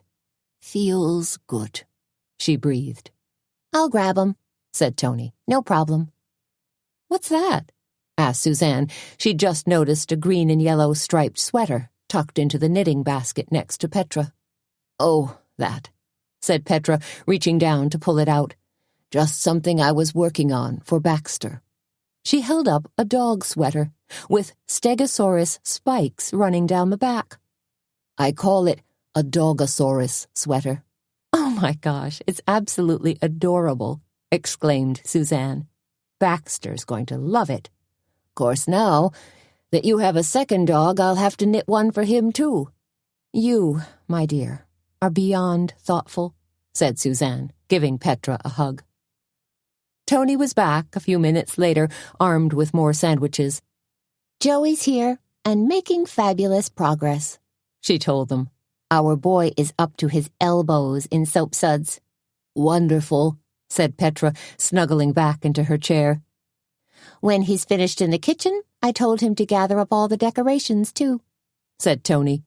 She took a bite of sandwich, rolled her eyes in appreciation, then added, "Most of the stuff will work for the Halloween party on Sunday, but we're still going to need a load of pumpkins." "For cooking and carving," agreed Petra. "And I was thinking of hollowing out some tiny pumpkins to use as soup bowls." "Cute," said Tony. Suzanne let loose a sigh. "We'll have to have Junior call in his pumpkin patch marker after all." "When would you want to do a pumpkin run?" Tony asked. Suzanne thought for a minute. "Maybe tomorrow night?" "Friday's date night," protested Tony. "My date is Saturday night," said Suzanne, somewhat self-consciously. "Then Friday night it is," said Tony. "Your resolve crumbled awfully fast," Suzanne joked. "You sure you don't want to flip a coin?" Tony gave a shrug. "Nah. The only date I have this Friday is with Brad Pitt, and he's easy. I can pick him up any time. At the video store." "Good one," said Petra. "Usually you two are—" She stopped, frowned, cocked her head to one side, said, "What's that?" "If Joey broke another dish," Tony threatened. Suzanne shook her head. "No, something else." She'd heard a noise, too. "Town siren," said Petra. They sat like statues, listening to the rising wail. "That's it," said Suzanne, as the insistent noise continued to build. "Wonder what disaster's about to befall us now?" asked Tony. "Maybe a fire," said Petra. "Or—" This time she was roused to her feet by the sudden, intense clanging of the church bells next door. "What on earth?" "It's the tintinnabulation of the bells," Suzanne exclaimed, borrowing a phrase from Poe. "The what?" Tony asked, confused. "It's something bad," said Petra. "I just know it. The siren's still wailing, and now the church bells are ringing like crazy." A sudden pounding on the front door lent to the wild cacophony. "Say what?" Tony screamed. But Suzanne had already leapt to her feet and was through the doorway that was draped with hand-knit shawls, hastening across the cafe. "Wait for us!" yelled Petra. Suzanne fumbled with the latch, then pulled open the front door. She was expecting to find Sheriff Doogie, warning them of some imminent firestorm or bizarre accident. Instead, she got Reverend Yoder, from next door's Journey's End Church. Tall and thin, clad in black jacket and slacks, he looked like a vision of the Grim Reaper, except his kindly gray eyes and gentle demeanor belied that. "There's been a breakout," Reverend Yoder gasped. Suzanne hesitated a split second, trying to wrap her mind around this. "You mean at the prison?" Reverend Yoder bobbed his head, looking grim. A chill touched Suzanne's heart. It was everyone's worst nightmare finally come to pass. The Jasper Creek prison, that most of the town had opposed, held hundreds of dangerous inmates. And now some were on the loose. Then Suzanne's eyes widened, and she suddenly focused on Reverend Yoder. Swaying unsteadily on his feet, he let loose a raspy moan, then lifted a thin, trembling hand and held it to his heart. Petra, barefoot but with her chef's hat balanced atop her head, caught up to Suzanne and said, "He doesn't look so good," just as Joey came flying out of the kitchen. "Oh, man!" exclaimed Joey, putting both hands on top of his head and looking scared. "Is he okay?" "Help me," said Suzanne. She wrapped an arm around Reverend Yoder while Petra got on the other side. Together, they led him, stumbling badly, to a chair. You ladies need to," Reverend Yoder muttered, almost feverishly. Then he seemed to forget where he was. "I'll get a glass of water," Tony volunteered. Reverend Yoder's brows knit in pain as he pressed both hands flat against his chest. "It's his heart," said Suzanne. "Look at his skin tone. He's positively ashen," exclaimed Petra. "This is not good at all." Suzanne knelt down, pulled up the man's sleeve, and placed 2 fingers on his pulse. It was weak and thready. Reverend Yoder's eyes fluttered open. "Reverend Yoder," said Suzanne, "can you hear me?" No response. "Reverend, I think you're having a heart attack." His eyes closed, but he managed to nod his head. "Is he gonna die?" wailed Joey. "Ambulance," Suzanne snapped to Tony. "Call 911. Reverend Yoder has to get to an emergency room immediately." She knew the EMTs could administer life-saving oxygen and chest compressions on the way to the hospital. Tony sprang for the counter and grabbed the phone. She punched in numbers, then waited. A few seconds later, she screamed, "Doggone, nobody's picking up!" "Try again," Suzanne ordered. "Nobody's answering because of the prison breakout," said Petra, her eyes wide with fear. "No answer," Tony screamed. "It's like we're completely cut off." "The circuits must be overloaded," said Suzanne. "Everybody calling at once. Everybody in a blind panic." "Then we have to take the Reverend to the hospital," said Petra. "No sense waiting for an ambulance that might never come." Grabbing her keys off the back counter, Tony said, "I'll back up my car. It's the fastest and most comfortable." "Joey," said Suzanne, "get Petra's clogs from the knitting nest. Then come help us." Minutes later, the 3 of them managed to half-walk, half-carry Reverend Yoder out the door and over to Tony's car. Though her fenders and wheel wells were rimmed with rust, and the chassis was edging into beater territory, the engine was tuned to perfection, thanks to the fine hand of Junior Garrett. "Get him in the back seat," said Tony. Suzanne and Petra slid Reverend Yoder into the back seat. Though his eyes fluttered open occasionally, his respiration seemed to have gotten worse. "Everybody in!" screamed Tony. Petra slid in next to Reverend Yoder, while Suzanne jumped in to ride shotgun. "What about me?" yelled Joey. "You lock up," Suzanne yelled back. "In fact, the smart thing to do is just stay put."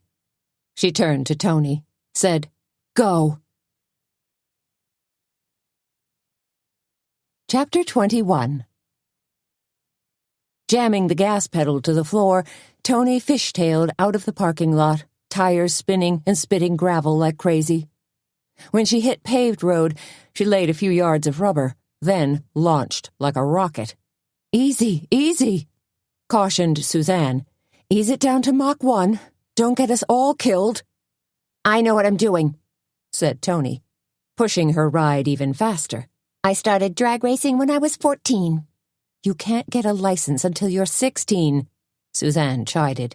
"Who said I had a license?" Tony replied, managing to come to a quick halt at a stop sign, right before a delivery truck whizzed through the intersection. Then she sped up again and spun her car into a tight turn, bumping down River Road. "Not many cars on the road," said Suzanne, her eyes casting about. Her voice was tense and terse. "We're not that far from the prison," said Petra. "Maybe everybody's hunkered in, worried to death." "You think Doogie is out there rounding up escapees?" Tony asked, grinding gears and hunching over her steering wheel. "I fervently hope so," said Suzanne. And just in case somebody lunges out at us, don't be polite and stop, okay? No stops, no problem, agreed Tony. She peered into the rearview mirror. How's he doing? She asked Petra. Sleeping, I think, said Petra. Or comatose, Suzanne murmured, from lack of oxygen. Oh dear, fretted Petra. You think he's always had a bum ticker? Asked Tony. Suzanne ignored Tony's remark. Okay, the hospital's just ahead on your right. Go easy on the corner. I got it, said Tony, slaloming into the turn and tapping her brakes. Now up that ramp, Suzanne coached. Tony bounced up the ramp that led to the ER entrance and rocked to a stop. The three women exhaled collectively, then clambered out. Suzanne immediately dashed into the hospital to get help. 15 seconds later, an orderly and a nurse rushed out, pushing a gurney, white sheets fluttering like mad. Reverend Yoder was loaded on and carted inside. The three women, in classic anti-climax mode, headed slowly for the waiting room. What are his chances? Asked Petra.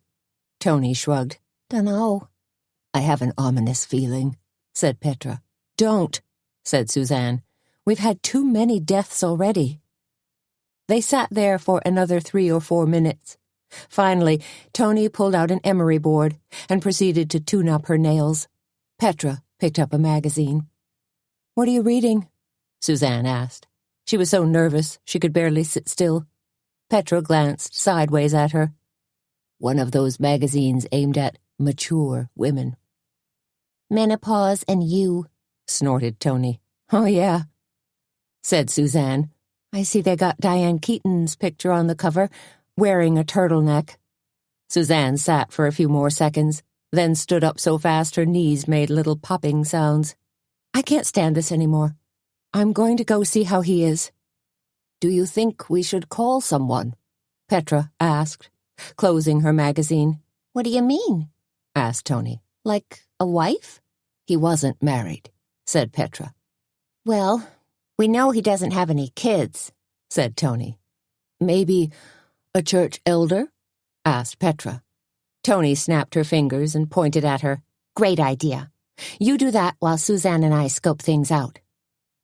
But when they got to the ER bay, they were met with some resistance. You can't go in there, a hospital security officer informed them. He was early 20s, pudgy, with a fringe of dank blonde hair that fell into his eyes. But we were just in there, Tony argued. The guard shook his head. Sorry, I've got my orders. Hey, said Tony. We're the good guys, the cavalry coming to the rescue. We brought Reverend Yoder in.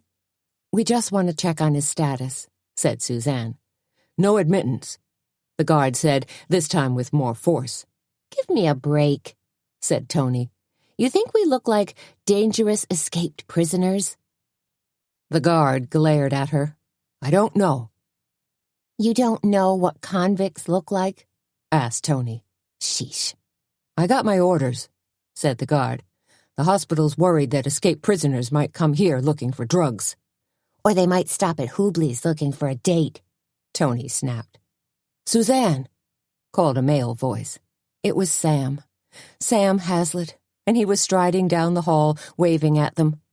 Thank goodness, said Tony. Someone who's really in charge. Suzanne and Tony slipped by the guard, who still seemed to regard them with suspicion. I heard you brought him in, said Sam. Good work. How's he doing? Asked Suzanne. Not so good, said Sam, but not so bad either. Tony peered at him. So, which is it? Maybe yes, or maybe no?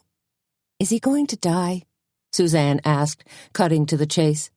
Probably not, said Sam. You got him here pretty fast. And now he's on thrombolytic drugs, and we're considering percutaneous coronary intervention. Translation, please, said Tony. He'll probably make it, but he's sustained serious damage, said Sam. Can we see him? Suzanne asked. Not right now, said Sam. We're still running tests, looking at serum cardiac biomarkers and various things. When he saw her disappointment, he said, You know what? You guys did good. You brought him here, and now we're going to take great care of him. So, please, go home and lock yourselves in. Tell your guard dogs to stay alert and keep the phone nearby. I'll call in a couple of hours and give you a complete update, okay?" Suzanne nodded. "Okay." "Everett," Sam called to the guard, "will you escort these ladies to their car?" "We have to get Petra first," said Suzanne. "Get Petra, and then have Everett walk you out," said Sam. "And, for gosh sakes, be careful driving out there. We don't want you getting carjacked." "Are you up for a glass of wine?" Suzanne asked Tony. They dropped Petra at her house, then waited as she scurried in, locked the door, and gave them the high sign. Then Suzanne had driven Tony back to her house where they were going to spend the night together. Safety in numbers, or so the saying went. Tony leaned back in her chair and placed her hands behind her head. "You're not talking $3 Chuck, are you?" Suzanne's mouth twitched at the corner. "After the day we've had, I think we deserve a lot better. I have a nice bottle of Petite Sirah you might enjoy." "Let's do it," Tony enthused. "And some food," suggested Suzanne. "Now you're talking," said Tony as she followed Suzanne into the kitchen, followed by Baxter, and then Scruff. Suzanne grabbed the wine from her wine cooler, popped the cork, and took 2 Rydell glasses from the cupboard. She poured out 2 fingers of wine in each glass and handed one to Tony. Tony swirled the red wine in her glass, then said, "We need a toast." "Okay." Suzanne raised her glass tentatively. "Got a suggestion?" "Better days?" "I'll drink to that." Suzanne took a small sip, allowing the wine to slide across her tongue. Excellent. Lush and rich, with a hint of oak. Now for the food. Besides chocolate, what would tickle your tummy tonight? Something light or something heavy? "Definitely heavy," said Tony. "I can always diet tomorrow." "You don't need to diet at all," Suzanne chided. "You need to put on a few pounds." "You think?" said Tony. "What's your waist size?" Tony frowned. "Maybe 25? "And your weight?" Tony shrugged. 100? 103? "See," said Suzanne. "You got maybe a BMI of 18. Huh? You have the same body mass index as an underfed gerbil." "That's good, huh?" "Are you kidding? That's great." Tony took another sip of wine. Then her grin slowly slipped from her face. "Reverend Yoder was skinny, and he had a heart attack." "You make a good point," said Suzanne, who was already heating water and had just grabbed a package of pasta. "So maybe we shouldn't have fettuccine Alfredo after all?" Tony grimaced. "But I love your Alfredo." "Okay," said Suzanne, "but I'll use half and half instead of heavy cream." "Gotta compromise somewhere," agreed Tony. Just as Suzanne was scraping up the last bits of Alfredo sauce in her bowl, the phone rang. "Sam," said Tony, who was sprawled out on the living room floor, snarfing the last of her supper and dangling cream-coated noodles to both dogs. Turns out Tony was right. It was Sam. "So how are you doing?" he asked. "Locked in, all nice and tight?" "Hopefully," said Suzanne. "So what's going on out there? You hear any news?" "Just that it was 4 prisoners who broke out," said Sam, "not an entire cell block, like first reported. Apparently, they stowed away in a delivery van." "Good security they've got out there." "And resourceful prisoners," said Sam. "How's Reverend Yoder doing?" "Better," said Sam. "Much better, thanks in part to your quick action." "We did what we had to do," said Suzanne. "And Tony will be delighted. She practically qualified for the Indy 500. There's an entire contingent from the Reverend's church that's here right now," said Sam, praying for him. He paused. "Couldn't hurt." "I definitely concur, Doctor. And how are you doing?" "Tired," he said. "Heading home in another 10 minutes. "One heck of a crazy day," said Suzanne. "That it was," breathed Sam. "Okay, Suzanne, Take care. Love ya." And then he was gone. Suzanne stood there, gaping at the phone. Had Sam realized what he'd just said to her? Love ya? A tingle rippled through her, then she forced herself to calm down. People said love ya all the time to family and friends. On the other hand, love was a really, really good word, right? Sure it was. "You've got a funny look on your face," said Tony, as Suzanne wandered back into the living room. "Something wrong?" "Actually, things have been put kind of right." "Reverend Yoder's better," exclaimed Tony. "Tony, lots of things are better." By 10:30, they were zonked on pasta, wine, chocolate chunk cookies, and a quartet of Sex and the City reruns. "Man, I love Samantha's saucy attitude," said Tony, stifling a yawn. "She totally cracks me up." "She's a pistol," Suzanne agreed, getting up to turn out lights. "Dogs were out a half hour ago, so I think it's time we head for bed." Tony stretched languidly. "I'm so bushed. Nothing could keep me awake." A loud metal clank suddenly echoed from the backyard. "What?"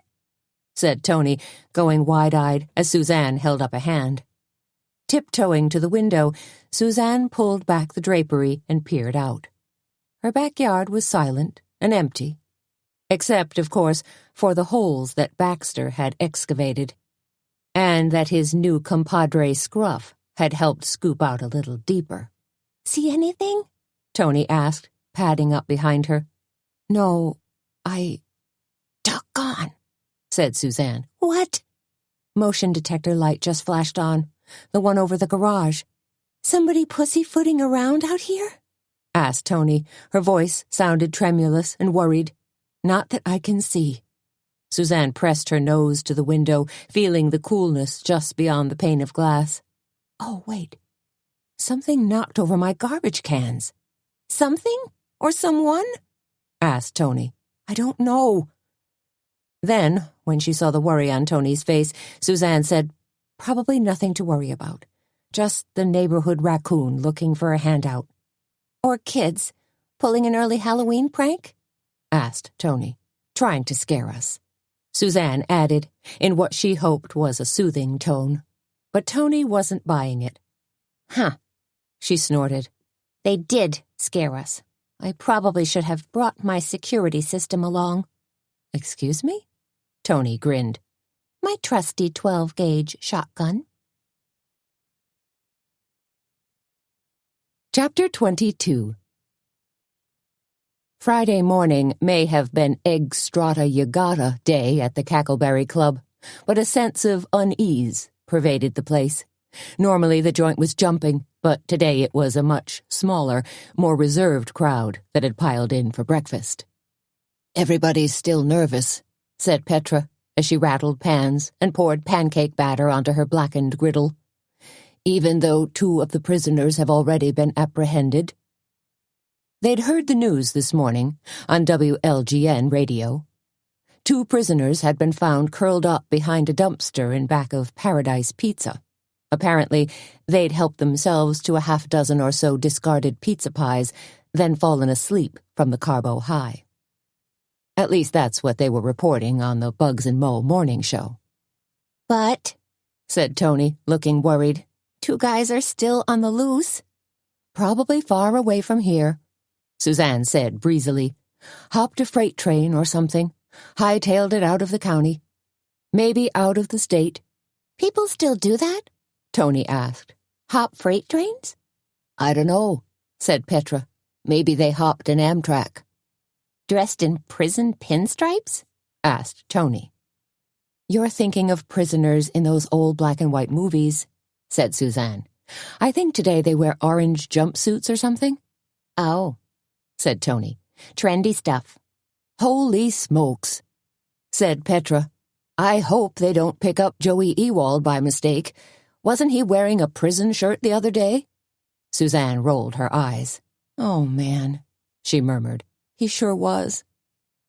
"Suzanne, Tony," Petra said in a quiet voice. She slid wedges of egg strata onto 4 plates, added a dollop of salsa, then a tangle of cilantro for garnish. "We have orders to deliver."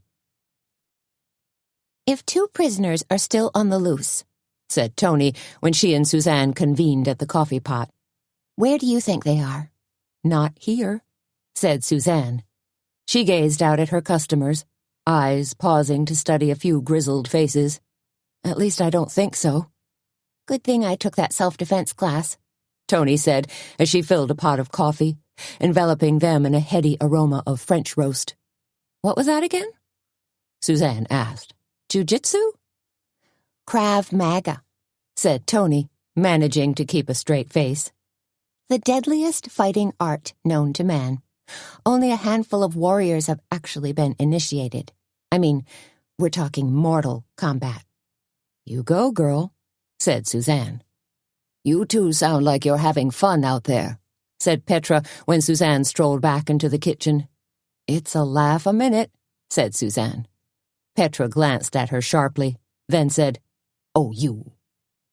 Suzanne nibbled at a pumpkin pancake that Petra had decided wasn't quite perfect enough to serve. "Do you think we should call the hospital and see how Reverend Yoder is?" "I'm sure your doctor friend will keep you tightly in the loop," said Petra. A slow smile spread across her broad face. "Am I right?" "I suppose," said Suzanne. "Tightly in his arms would be even better." "But we should certainly send flowers," said Petra. "That would be a nice gesture. Last night Sam said there was a whole contingent there praying for him." "Praying for Sam?" "No," Suzanne giggled, "for Reverend Yoder." "Then he'll for sure get better, won't he?" "I'm thinking yes." Suzanne watched as Petra tossed a generous handful of slivered jalapeno and habanero peppers into her cast-iron skillet to sizzle alongside chunks of thick-cut bacon and rounds of diced Yukon potatoes. When everything was golden and brown, she added her whisked egg mixture to the pan. "Très bien." "Suzanne," said Petra, who was keeping an eye on 3 different pans at once, "can you slice up those granny greens?" "Sure." Grabbing a silver bowl full of peeled apples, Suzanne balanced a 6 apples on the cutting block and began slicing them into rounds. "You're going to make apple fritters?" "I thought I might," said Petra. "They're such a nice autumn treat. Good alongside a pork chop, or you can serve 'em with a scoop of vanilla ice cream for dessert." "You're so creative," said Suzanne. "Ha," said Petra. "Look who's talking. You did the whole menu for the catering gig today." "Something I'm not exactly looking forward to," Suzanne admitted. In fact, she was pretty much dreading the Cashmere and Cabernet event. "Carmen Copeland can be a real trial," said Petra. Though she never came out and directly insulted Carmen, Petra did seem to hit the nail on the head. Suzanne sliced for a few moments, then said, "Petra, you don't think last night's prison breakout could be related to the 2 murders, do you?" Petra, who had a wooden ladle halfway to her mouth for tasting, stopped and stared at her. "What are you saying, Suzanne?" "I don't know. What if last night's scare was engineered to be what would you call it, a diversion?" Petra frowned. "A diversion from what?" "Taking focus away from the 2 murders? An attempt to make Sheriff Doogie look bad? Reinforcing the need for a law and order mayor?" "That would never have occurred to me." "Suzanne, you have a very active and suspicious mind. Sorry, but I'm just—" No, Petra said, waving a hand. "You bring up a legitimate concern. Lord knows, things have been kapow crazy all week." She turned toward the large stainless steel refrigerator and pulled out a tray of small glass ramekins filled with creme brulee. "And now that you mention it, the prison break did take the edge off the murders." She shook her head. "Now you've got me looking at angles and questioning motives." "The only sticking point," said Suzanne, "is that it would have to be a fairly elaborate scheme, and Lester Drummond would have to be involved." "Do you think he is?" asked Petra. "No clue." Suzanne thought for a few moments. "And the prisoners would have to be sort of dunces, handpicked by Drummond." "He really bothers you," said Petra. "I just don't think he's a nice guy," said Suzanne, "or even trustworthy." "And he runs a prison," said Petra. "Go figure," said Suzanne. Petra was still considering Suzanne's words. "So you think Mayor Mobley and Lester Drummond could be allies?" "Possible," said Suzanne. "Anything's possible. The thing to figure out is, what's the payoff?" "What do you mean?" Petra asked. Suzanne popped a bite of apple into her mouth. "Who stands to benefit?" Good gizzards! Tony cried suddenly as she popped her head through the pass-through. We just got hit with a spurt of customers. "Be right there," said Suzanne. "I'm going to think about what you said," said Petra. Within 20 minutes, the Cackleberry Club was over-the-top busy again. Suzanne threaded her way from table to table, pouring ice water and topping off coffee cups, while Tony studiously took orders. As Petra cranked out cheesy wedges of strata, scrambled eggs, and French toast, Suzanne and Tony hustled to deliver the orders. "Hey diddle diddle, it's hot off the griddle," Tony joked playfully. "Did you hear the one about the Roadkill Cafe?" Suzanne asked. "From your grill to ours?" "Good one," said Tony, whirling like a ballerina, balancing her tray on one hand. But merriment and mayhem came to a screeching halt when Lester Drummond and Alan Sharp strolled into the Cackleberry Club mid-morning. Lester Drummond, all broad shoulders and shiny bald head, was smiling like Hannibal Lecter after a buffet of fellow inmates. Sharp was equally slimy, with a thin snake of a smile crawling across his face. Tony flashed Suzanne a "what's up" glance. Suzanne answered with a shrug. Something sure looked like it was about to play out. Drummond strode to the center of the cafe, hitched up his pants, and broadened his smile. "Ladies and gentlemen," he began. Customers coughed, forks clanked against plates, and chairs were tilted to catch a better angle. Definite electricity in the air. Suzanne slammed the register shut, but made no motion to interrupt Drummond. He could say his piece, but if he started spouting any type of politics, she'd put a hasty stop to it. "I know you were all worried about the little incident at the prison," said Drummond. "But I'm pleased to announce that all escaped prisoners have been apprehended and are once again locked securely in their respective cells." The crowd broke into a round of applause. Murmurs of "thank goodness" and a few hallelujahs were heard. Incident, thought Suzanne. That's a nice, benign way to soft-pedal it. Alan Sharp beamed, then strode across the room to join Drummond. "At no time was a citizen of kindred ever in danger," he added. "Our Mayor Mobley saw to that." There was another brief spate of applause. Then the two men shook hands, as if they'd single-handedly sloshed through a swamp with a pack of baying bloodhounds and captured the prisoners themselves. When Drummond and Sharp wandered back toward a table, Suzanne hustled over to greet them. "Great news about the prisoners," she told them as she filled their coffee cups. "Thank you," said Sharp, who seemed to have appointed himself Grand Poobah spokesman and PR muckety-muck. "My men found them in that old rock quarry out on Driver Road," said Drummond. "They were hiding in a cave." "So they didn't get very far," said Suzanne. "Not on my watch," boasted Drummond. "We were able to react almost immediately." "That's right," said Sharp, like a bad echo. "The warden's own guards apprehended the prisoners. No thanks to Sheriff Doogie." "I'm sure Sheriff Doogie and his deputies were out looking as well," said Suzanne. "He wasn't just sitting at his desk, twiddling his thumbs and listening to Kenny Chesney albums." "Still," said Drummond, "we're the ones who got the job done." "And Mayor Mobley is absolutely thrilled," said Sharp. "The operation couldn't have gone better." "Sure it could," said Suzanne, dropping menus into each of the men's hands. "Those prisoners never should have escaped in the first place." "You feeling more optimistic now?" Tony asked Petra. They were all gathered in the kitchen, muddling over Drummond's news and prepping lunch. Petra nodded. "About the prisoners, I do. I'm still worried about Reverend Yoder."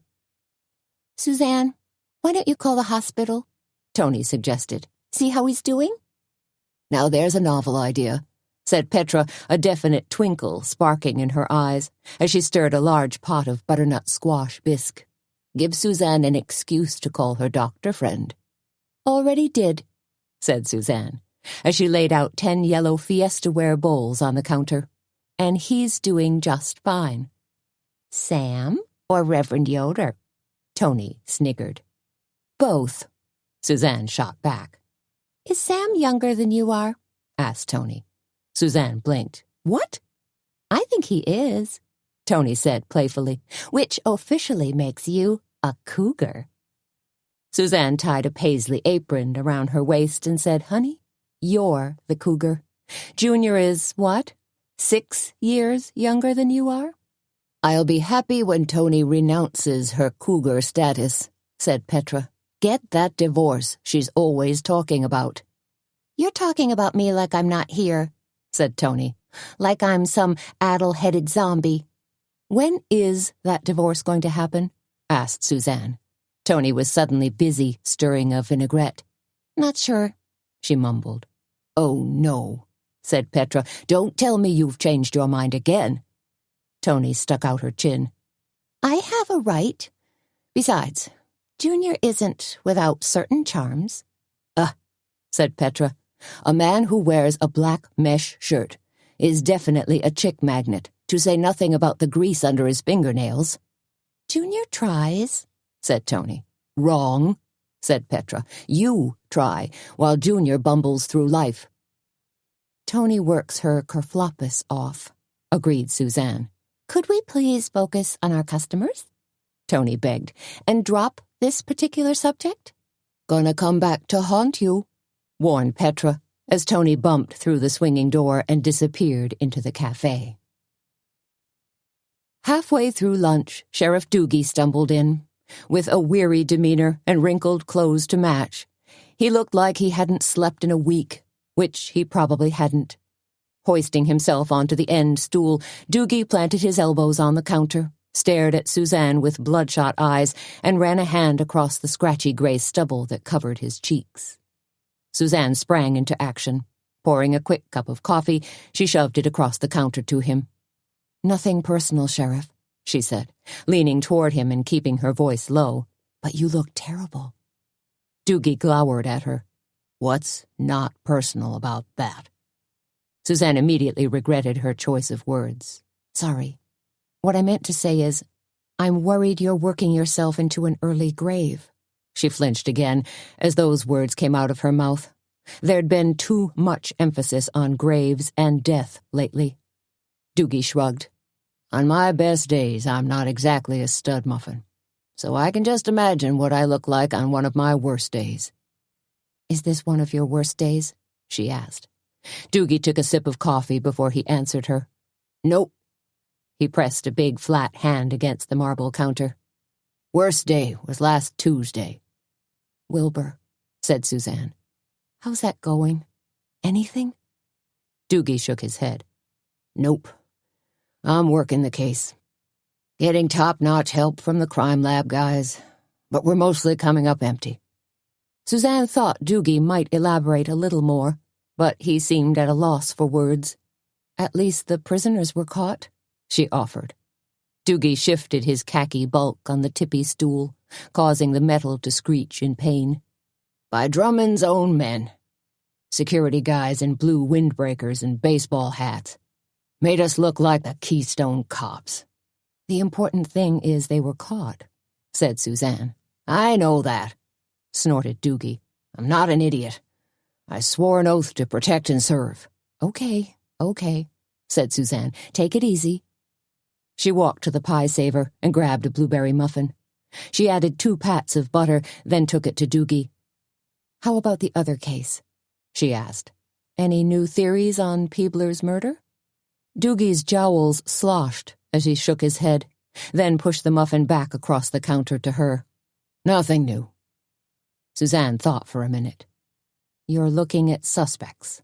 Of course I am, Doogie said, sounding downright cantankerous. And I'm looking hard. What if you focused solely on motive? He sucked air in between his front teeth and gave a quick grimace. I'm way ahead of you, Suzanne. I've done that too. Studied all the angles, turned 'em around and around. I take it you went through Peebler's home? With a fine-tooth comb. Because if Peebler felt threatened, or was trying to follow a trail concerning where his aunt's antiquities disappeared to, there might be some sort of clue. I looked awful hard, said Doogie, and basically came up with squat. Suzanne thought for a second. What if you had a fresh pair of eyes? Doogie pulled a hanky from his back pocket, blew his nose loudly, then stared at her. What are you saying? Or, rather, what are you asking? Suzanne met his gaze evenly. I think you know. Doogie swiped at his nose again and beetled his brows. Probably not a good idea. Not exactly by the book. No, it's not, agreed Suzanne as Tony came sauntering up. Howdy do, Sheriff, said Tony. You need a refill? Nah, said Doogie, patting his shirt pockets nervously. Gotta get moving. Don't want folks to think all I do is sit around and guzzle coffee. Suit yourself, said Tony, moving off. Doogie dug in his pocket and produced a couple of crinkled dollar bills. He set them on the counter, then slipped off his stool and sauntered away. Be seeing you, Suzanne, he called over his shoulder. Suzanne frowned. This was the first time she'd ever known Doogie to pony up for coffee as well as leave a tip. Oh well, first time for everything. She reached for the money, started to crumple the bills in her hand, then stopped. Hiding under Doogie's dollar bills was a shiny brass key. Chapter 23. Ginger carrot, said Suzanne, extending a tray filled with Luck's little tea sandwiches made with cream cheese, sweet ginger paste, and grated carrots. The size 4 woman picked one up gently and placed it on her small bone china plate. Moving on, she proceeded to debate over the tray of goodies Suzanne had arranged on the nearby table, then extended a manicured hand and plucked a single, perfect cherry tomato. So not fair, Suzanne thought. Holding her tray, dressed in black slacks, white blouse, and long black Parisian waiter's apron, she felt like the ugly stepsister. All around her, skinny, fashionable women were sipping Cabernet and swooning over cashmere sweaters, Marc Jacob boots, and tight blue jeans. Where did all these fashionable women come from, she wondered. Not from Kindred. Couldn't be from Kindred. Women here were normal. They wore regular-sized skirts and blouses and sweaters and ate actual food. They were gracious without being picky, and definitely didn't wear the type of filmy, frothy clothes that fluttered expensively on Carmen's display of black lacquered mannequins. Are we having fun yet? Missy asked. Missy was Melissa Langston, Carmen Copeland's boutique manager and current whipping girl. Missy was a Midwestern, corn-fed, blue-eyed blonde with pale skin and a lush figure. Although lately that corn-fed figure was looking decidedly more sprouts and greens. I have to hand it to Carmen, said Suzanne. She vowed to bring high fashion to Kindred, and she did it. Alta moda, agreed Missy, who didn't always enjoy working for Carmen but certainly seemed to love the shop itself. And who wouldn't? Alchemy Boutique was a tour de force in style. Thick mauve draperies complemented plum-colored walls, and the carpeting looked like liquid pewter, yet felt like a silk cloud.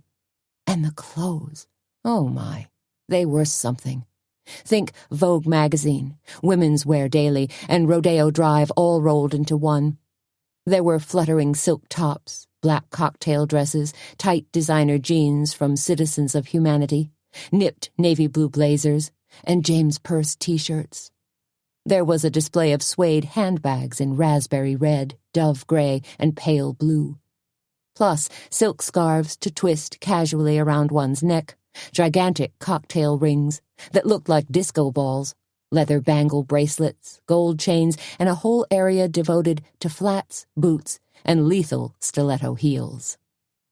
Suzanne had already put a few items on her own personal wish list, a pair of camel-colored suede booties with ruffled leather trim at the top, a pair of cigarette-leg Rockin' Republic jeans, a raspberry sherbet-colored cashmere scarf. But of course, this was cashmere and Cabernet, after all. "Would you like a glass of wine, Missy?" Suzanne asked, suddenly remembering that she was a working stiff today, not little Miss Shopaholic. "Carmen would kill me," said Missy, "especially since I have to honcho the informal modeling in a few minutes, then work the crowd to solicit orders for all the special trunk show items." "You sure you enjoy working here?" Suzanne asked. "If you ask me, working conditions seem a little Dickensian." Missy gave a thin smile. "Oh, you don't think 12-hour days are the norm?" "Only if you're the owner," said Suzanne. "Working your tail off in a startup situation." "Well, I'm not the owner, and I'm still working my tail off," said Missy. "You have skills," said Suzanne. "I'm sure you could go back to being a paralegal." "Maybe." Missy shrugged. "It would be better than—" "Missy!" screeched Carmen, suddenly spotting her boutique manager and rushing over to them. Only it was more of a baby steps rush, since Carmen was wearing a tight black turtleneck dress with a black leather corset over it. To polish off her look, Carmen's hair was pulled back severely and her eyes were rimmed in dark kohl. "Uh-oh," said Suzanne. "Looks like trouble." "You have to get the models dressed," Carmen hissed. "Of course," said Missy. "Right away." Carmen grabbed Missy's arm as she started to dash off. "And don't let the fat girl wear the denim leggings," said Carmen. "Give them to someone they might actually fit." "She's a size 6, said Missy. "Exactly," said Carmen. "Way too pudgy for leggings." Carmen switched her focus to Suzanne. "And you," she said, glaring. "Could you please pour some wine for my guests?" "Good gosh, Carmen," said Suzanne. "I didn't realize I was supposed to serve as bartender, too."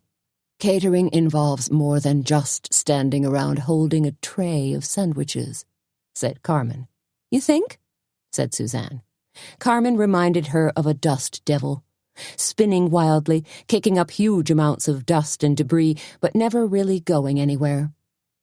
Carmen backed off then, turning a critical eye to the food, the line of sparkling crystal wine glasses, the bottles of ruby red Cabernet. "Everything looks perfect, no?" she asked. "Yes, it does," said Suzanne. "So you should be celebrating your triumph." Carmen frowned and shook her head. "But such a dismal crowd," she moaned. "I sent out something like 50 invitations, but only 35 people showed up." She sighed, grabbed a tea sandwich, and took off like a jackrabbit. "She's counting the fly specks in the pepper," Suzanne murmured to herself, then decided to shake it off. Carmen's disappointment and anxiety, whether real or faux, wasn't her problem, and thank goodness for that. Positioning herself behind the buffet table, Suzanne poured glasses of wine for the guests, used a pair of silver tongs to place miniature quiches and lobster and cucumber sandwiches on their plates, and tried her best to enjoy the event. As models pranced through the store, showing off the delightful duds, and Carmen and Missy did their best to buttonhole customers and elicit orders, Suzanne grabbed her cell phone and called the Cackleberry Club. Tony answered on the first ring. "Cackleberry Club." "It's me." "How's it going?" "The clothes are gorgeous. People seem to be spending money, and Carmen thinks it's a flop." "There you go," said Tony. "That's the difference between Carmen's attitude and ours. We sell 8 toad-in-the-holes for breakfast. It's like breaking the bank in Monte Carlo." "You are so off the hook," Suzanne laughed. "Of course," Tony said cheerfully. "So, are you ready to suit up and hit that pumpkin patch?" "Give me 45 minutes, said Suzanne. "I'm almost done here, but there's something else I have to take care of." Suzanne drove a long, looping, circuitous route to Chuck Peebler's house, even though she knew it was silly to be paranoid. Who would suspect she was going to creepy-crawl his house? Nobody, of course. Still, for Doogie's sake, she was determined to take precautions. After glancing into the rearview mirror about 100 times, she'd only noticed one vehicle following her, and that was a Roto-Rooter truck that had peeled off one block back. Somebody's sewer line obviously needed to be rotoed and rooted. Suzanne was also well aware that Peebler's house would be deserted. Peebler, being of the divorced persuasion, meant there was no grieving widow left to wander about, so she'd be free to, well, wander around. Crawling down Olive Drive, Suzanne hung a left on Essex Street. There it was, the third Cape Cod from the corner, a simple blue clapboard house, probably built in the 50s, that now looked a little forlorn and deserted. Luckily for Suzanne, the house had mature trees in the yard to help shield her movements from prying eyes.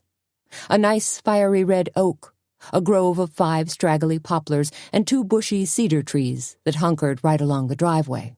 So perfect. Swinging into the driveway, Suzanne nosed up to the garage, getting as close as possible. The better to slip in unseen and avoid any neighborhood snoops who might be gung-ho lieutenants in the Neighborhood Crime Watch program. Suzanne gathered her purse, walked up to the steps, and knocked on the front door. As her left fist rapped sharply, the key in her right hand slipped into the lock. There was a slight hesitation, a subtle click, and then she was in. As the door pushed open, Suzanne smiled and nodded, faking a big smarmy greeting. If a nosy neighbor had seen her, it would appear someone was there to let her in. Stepping inside the dim house, Suzanne shut the door behind her and locked it, just to be safe. Then she stood in the entryway and squared her shoulders, trying to get a vibe from the house. Dust motes twirled in the near darkness. A clock ticked in the stillness. Peebler had only been dead for a few days, yet it seemed as if he'd been gone forever. An odor of mustiness permeated the air, and an eerie stillness hung in the house. If Suzanne believed in ghosts, really believed, she would have said this house was mourning its owner. She walked slowly into the living room, flicked on a lamp, and surveyed the room. There was a beige sofa, 2 brown leather chairs, with an old hobnail design around the arms, and a decent-looking walnut cocktail table covered with magazines. Last month's issues of Time, Golf Digest, and National Geographic. She crossed a bright blue oriental rug that was pure acrylic and pulled open the drawer of an end table. It revealed an old TV guide, 2 remote controls, and a dog-eared crossword puzzle book. Hot times at the Peebler household. Suzanne made her way into the kitchen, nervously expecting to find Peebler's last meal, half-eaten and rotting on the table, blowflies buzzing everywhere. But it was nothing like that. Dishes were stacked neatly in the dish drainer, and the counters were remarkably free of the usual cookie jar, bread box, spice rack debris. A neat, tidy kitchen for a neat, tidy man? Not quite. Peebler's last evening had been anything but tidy. His argument with Jane ruffling feathers and raising eyebrows. Then his bloody and bizarre murder at the hands of a crossbow-wielding killer. And no clues to point in any direction. So the last evening of his life was not exactly tied up nice and neat with a big red bow. No wonder Doogie had taken her up on an offer of a fresh pair of eyes. But was she really seeing anything? No, not yet. So I better keep moving. Suzanne left the kitchen, walked down a narrow hallway, and entered a small room that had obviously served as Peebler's office. A campaign poster was starting to unpeel from the wall. Stacks of flyers that had never been handed out and never would be sat piled on his desk. Settling into the swivel chair behind Peebler's desk, Suzanne eased open all of the desk drawers for investigation. She took a pencil and stirred things around in each of the drawers, but nothing popped out at her. She ran her fingertips across files in the deeper file drawer, but they contained mostly household bills, insurance forms, and appliance warranties, like that. Finally, Suzanne crept upstairs. With just 2 bedrooms and a small landing, it felt small, cramped, and warm. One bedroom was unused, obviously a guest bedroom of sorts, with a twin bed and an ugly velvet tapestry of a deer in the forest decorating one wall. The other room was Peebler's bedroom. A brown and white checked quilt covered the queen-sized bed. A dresser and mirror hunkered against one wall, and the folding closet doors stood open. Suzanne figured George Draper had probably dropped by and hurriedly picked out Peebler's best suit for the visitation and funeral. Now Peebler's lying in that suit, 6 feet under.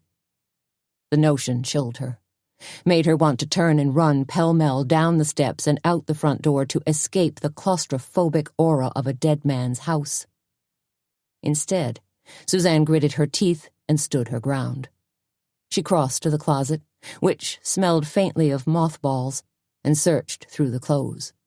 All conservative stuff, all brown, just like everything else in the house. She pulled 2 boxes down from the top shelf, but they turned out to contain summer shoes. Not much on the closet floor, either. An old shoeshine kit in a wooden box, a tennis racket with a few strings missing, and an electric fan. No lockbox, no secret compartment, no indication of an overhead crawl space. Suzanne took a few steps back and stared out a window. A gray car was parked across the street. Someone in it. A neighbor? Or had someone tailed her? She pressed her nose to the window, then decided she'd better stick to the business at hand rather than let her paranoia run rampant. Peebler's dresser held the usual clutter of guy crap. A cheap walnut jewelry tray contained tie tacks, loose change, random buttons, and watch batteries, a tarnished silver ID bracelet, and a JC's pin. Looking at the pitiful assortment of stuff, Suzanne's heart sank. Nothing in the house seemed to offer up an instant clue. Maybe this whole endeavor was a waste of time. She stared at herself in the dusty dresser mirror, wondering why she'd thought she could offer some unique insight, why she believed her female intuition could ferret out a clue where Sheriff Doogie, a trained professional, couldn't. Suzanne sighed, frowned, then reached up to place an index finger directly between her brows. She didn't want those worry lines etched any deeper. Her 11s, as they had been referred to in an old issue of Glamour magazine that she'd perused at the dentist. Taking a deep breath, Suzanne gazed at herself again. Better now. Smooth brow. No visible frown lines. Good to catch yourself. Good to... Suzanne's eyes flicked toward a small sliver of yellow stuck in the corner of the mirror. It was right between the glass and the wooden oak frame, the same place one might stick a small photo. She reached a hand out and pulled the yellow sliver from its spot. Staring at the mini yellow post-it note, she saw one word scrawled upon it. Tortuga. Chapter 24. Your car or mine? Suzanne asked. She'd arrived back at the Cackleberry Club around 5:30 to find Tony waiting for her. Jungle Cruiser is bigger, said Tony, cocking a thumb toward the parking lot out front. It'll hold more pumpkins. Done, said Suzanne. Tony slipped on a worn suede jacket and tucked her jeans into tanned, tooled cowboy boots. Gonna be cold out there. She wound a knit scarf around her neck. Where are we going again? Suzanne asked. Tony pulled a crumpled piece of paper from her jeans pocket and scanned it. Out Hudson Road. By the old Lawson place? I have no idea where that is. You don't remember Old Man Lawson? The guy who drops in once in a while, mumbling about fighting Nazis in the Ardennes. Oh, sure, said Suzanne. And you know where Hudson Road is? Kind of, said Suzanne. She had a vague notion that it was north of Kindred, but her own internal Google Earth program wasn't pulling up any sort of detailed map. Don't worry, said Tony. Junior drew a map, so there shouldn't be any problem. Right, said Suzanne, although it seemed like every day they'd encountered a new problem. Time for something to go off without a hitch? Oh, let's hope so. They exited the Cackleberry Club, turning out lights and locking the door, then climbed into Tony's car. She cranked the key in the engine, let her car rumble and belch for a few moments, then said, "Ready, Freddie?" With a few hard tugs, Suzanne managed to yank the frayed seatbelt into proper position and snap it in place. "Let's do it." Tony turned the heater knob to defrost and clicked on a cassette player that looked like it had been recently installed. Red, yellow, and green wires stuck out from below, like colorful techie spaghetti. "Aftermarket," Tony told Suzanne. "It's not exactly a state-of-the-art in-CD deck with MP3 and satellite radio, but at least we've got tunes." Tony hit a button, and Girls Just Want to Have Fun by Cyndi Lauper suddenly blared from speaker panels in the doors. They grinned at each other, then joined in with Cyndi, bouncing and seat dancing their way out of town. "So Carmen was a real pain today?" Tony asked as they rumbled past Pretty Paw's pet grooming and the video hut, heading out of town. "Carmen's always a trial," Suzanne replied. "I still can't figure how Missy puts up with her." "Same way I put up with Junior." Tony chuckled. "I never take him seriously." She slowed down as they cruised across a narrow bridge, the boards crinkling beneath them, something clunking in the back seat. "Speaking of Junior," said Suzanne, "is that his stuff back there?" She turned slightly, caught sight of a large cardboard box bouncing away on the back seat. Tony nodded. "Annoying, isn't it?" Every time they hit a little bump, there was a metallic rattle. "What's he got in there?" Tony shrugged. "I don't know. Car parts? Maybe a carburetor or something? Scrap metal? Dunno. Maybe." "How's that working out for him?" Suzanne asked. "His, new sideline." She refrained from saying harebrained scheme, even though that's what it probably was. "Things are good," said Tony, sounding her chirpiest. "Seriously?" I don't know," said Tony, her chirpiness crumbling. "Who knows with Junior? At least he's trying, giving it a whack." "Planning for the future," said Suzanne. "Junior's idea of planning for the future is to buy 2 six-packs instead of 1. Tony snorted. "In fact, Junior's so darn immature, I worry about finding his face on the back of a milk carton." "Funny," said Suzanne, although it was partly true. Tony popped in a Rolling Stones tape, and that kept them entertained for another 5 miles or so, until Suzanne asked, "How close are we?" "Pretty close." Gazing out the window, Suzanne enjoyed the view of rolling fields and blue-black starlit sky. Whenever the road dipsy-doodled, she caught a flash of a fast-moving stream. "Does Tortuga mean anything to you?" she asked suddenly. Tony hesitated a few moments before answering. "Maybe those islands in the Caribbean? Or, wait a minute, doesn't Tortuga mean turtle in Spanish?" "I think so." "Why are you asking?" asked Tony. Suzanne took a deep breath. "Here's the thing. I had a wild idea and did a little snooping today." Tony glanced at her sharply. "Snooping? Meaning you broke the law? Not that I'm a staunch defender of the law or anything." "It might have been a criminal offense," said Suzanne, "except I had Sheriff Doogie's endorsement." Tony giggled. "Seriously?" "I asked Doogie if he could use a fresh pair of eyes," said Suzanne, "to take a look-see inside Chuck Peebler's house." Tony's jaw dropped. "Doogie let you? You actually snuck in there?" Suzanne nodded. "All by my lonesome." "Ew," said Tony. "You creepy crawled a dead guy's house? I would have been totally weirded out." "When you put it that way." "Doogie must be really nervous to let a civilian get in on the act." Suzanne nodded in the dark. "You saw how depressed he was this morning. And with Deputy Halpern's funeral set for tomorrow, he's really down on himself." "So, where is all this going?" Tony asked. "You found something to do with Tortuga?" "Oh, yeah. Peebler had scrawled the word Tortuga on a Post-it note."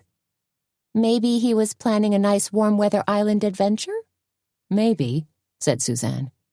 Or maybe he just liked turtles. 10 minutes later, Suzanne was beginning to squirm in her seat. How far have we come, anyway? Tony squinted at her dashboard. According to my handy-dandy trip meter, almost 26 miles. Long drive just for pumpkins. We're almost there. Tony tromped down on the accelerator, edging up to almost 70 miles an hour. For Tony, the posted speed limit was the equivalent of suggested retail price. It could fluctuate wildly. Suzanne watched more woods and fields fly by, thinking back to the other night when she and Petra had gotten turned around out here, when she'd stumbled upon Wilbur Halpern. I feel like I was just out this way. These roads all look the same, said Tony. Farm, fields, woods, streams, and stuff. I think it's called nature. Tony slowed her car, rolled past a dark, deserted intersection, then said, Horse pucky, I think I'm lost. Let's stop and look at the map, Suzanne suggested. Tony eased the car onto the shoulder and clicked on the overhead light. Suzanne held up the map so they could study it. What do you think? Asked Tony. Suzanne puzzled over the hastily drawn map. It's hard enough to decipher Junior's handwriting, but the map itself is sketchy, like something the Hardy Boys drew to show the way to their fort. Aside from that, said Tony, aside from the fact that it looks like a 3-year-old did it. Nothing's drawn to scale, said Suzanne. Don't take this the wrong way, but I don't think cartography is Junior's strong point. Her fingernail scratched at the paper. And what's this humpy-looking line supposed to indicate? Hills? River, said Tony. Catawba River. Tony cocked her head. Too bad we don't have GPS. Instead of JPS, said Suzanne, J being Junior. Tony grabbed the map and turned it upside down. We're not so far off, you know? I think the pumpkin patch is down the road we just rolled past. You think? Tony was already backing up the car. Sure, we'll be there in a jiffy. They left the asphalt road and turned down the gravel road, creeping along at 10 miles an hour. Rocks crunched beneath their tires. Something made a low guttural sound off in the distance. An owl. And here we are, said Tony, pulling onto a flat patch of grass. Deserted, said Suzanne, glancing around. We follow a short trail through this cornfield. Then the pumpkin patch is the very next field. We gotta schlep pumpkins all the way back here? Suzanne asked. We'll just scope it out, said Tony. If the land's flat enough, I'll drive the jungle cruiser in and we can load up in 10 minutes flat. I like your optimism, said Suzanne as they started down the path. Chilly, said Tony, pulling up her collar. And dark, said Suzanne. I can't believe we forgot to bring a flashlight. They walked for another 5 minutes on uneven ground. Are you... Suzanne began. But Tony suddenly threw up an arm and said, Whoa! You hear that? It was like a high-pitched yip. Suzanne halted in her tracks. She had heard something. Maybe a pack of coyotes? Asked Tony. We might have to, throw rocks at them or something. That's our self-defense plan? Said Suzanne. Throw rocks? I could go back and grab a tire iron. Suzanne grimaced. Okay, rocks it is. But the yips had turned to barking. Loud, insistent barking. Dogs? Wondered Tony. I think so, said Suzanne, but more than just a couple. It sounds like a whole pack. They wandered farther down the path until they came to a weedy area, circular, but with the grass all matted down. Then the moon slipped out from behind the clouds and shone down on a low wooden building. Now they could hear barks, woofs, and snuffles coming from what appeared to be metal cages. It is dogs, exclaimed Tony. Cool. This must be some kind of breeding kennel. Suzanne was more tentative. I don't know. Tony strolled right up to one of the cages. Or maybe one of those puppy mills you read about. She peered at it speculatively. Although these guys look kind of big for puppies. "Oh, man," said Suzanne, suddenly recognizing the place for what it was. "You know what kind of dogs these are." "Cute dogs?" said Tony as she reached a hand out and unlatched one of the cages. "Snuggly dogs." "They're fighting dogs," Suzanne yelled as a brown furry object hurtled from its cage, caromming into Tony and knocking her down. The canine landed in a scramble of legs, righted itself, then paused when it saw Suzanne. The dog moved in a slow circle, tail down, shoulders hunched, its fiery eyes fixed on Suzanne. "Don't move," Suzanne hissed. "Don't show fear." "Too late," said Tony. "I think I already wet my pants." Like a dangerous, fur-covered shark, the dog turned its large head slowly and snarled in Tony's direction. "Good boy," she said weakly. The dog didn't adjust his attitude one bit. "We need to walk out of here very slowly," Suzanne cautioned. "Don't turn your back on him or look directly into his eyes. No challenges. Let the dog think he's dominant." "He'll get no argument from me," said Tony, slowly pulling herself to her knees. "Easy now," said Suzanne. Gingerly, she took a step backward. Watching Tony struggle to get up, the canine let loose a low, throaty growl and advanced a step toward her. His muzzle was pulled back in a pile of ugly wrinkles. His eyes were filled with intensity. "Holy crapola," said Tony, real fear tinging her voice. "I think he's gonna—" Suzanne threw her arms up in the air and shouted, "Hey, dog! Get over here, mutt!" His concentration suddenly broken, the dog swung angrily toward Suzanne. Then he set his muscular legs in a fighting stance and rumbled toward her like a steam locomotive. Suzanne abandoned her own advice and bolted. Sprinting and scrambling, she knew she wasn't going to make it after the first few steps, then stumbled badly as her toe caught on something. The earth rushed up to meet her as her open hands slapped hard against a piece of wire mesh. Quick as a snapping turtle, Suzanne staggered back to her feet, holding up the discarded mesh as a kind of shield. The dog lunged at her, but Suzanne fended it off. "Easy," she told the dog. "Just take it easy." The dog rushed at her a second time, and this time Suzanne pushed the mesh firmly against its muzzle. Then, still positioning the mesh as a barrier between herself and the dog, Suzanne slowly maneuvered across the dry grass to grab Tony. "Don't let him bite me," Tony chattered, clutching Suzanne's arm in a vice grip as the dog jumped and barked at them. "We're gonna be okay," Suzanne shrilled as, together, they crab-stepped backward. "Doesn't he know we love dogs?" asked Tony. "I don't think anybody's ever shown this guy love," said Suzanne. "Well, if he'd just be nice," said Tony. But the wily dog continued to snap and dart at them, driving them at a crazy angle, causing them to retreat deeper and deeper into the nearby woods. "But my car's that away," said a frantic Tony. "What are we going to do, climb a tree?" "Then we'll just be treed game," said Suzanne. "No, look for a stick or some kind of club." "You want to club him? Doesn't that constitute animal cruelty?"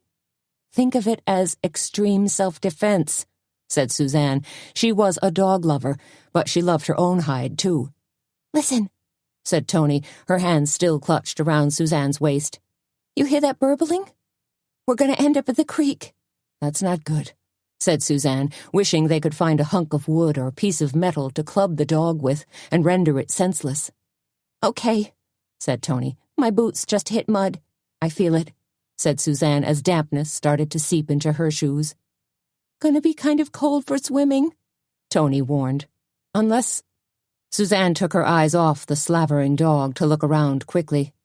"Not even a dock," mourned Tony. "But there's a canoe." "What?" "Just to your left, an old wooden canoe." "Holy moly," said Tony. They edged their way left until Tony was able to reach out and touch a hand to it. "Think it floats?" asked Suzanne. "We'll cross that stream when we come to it."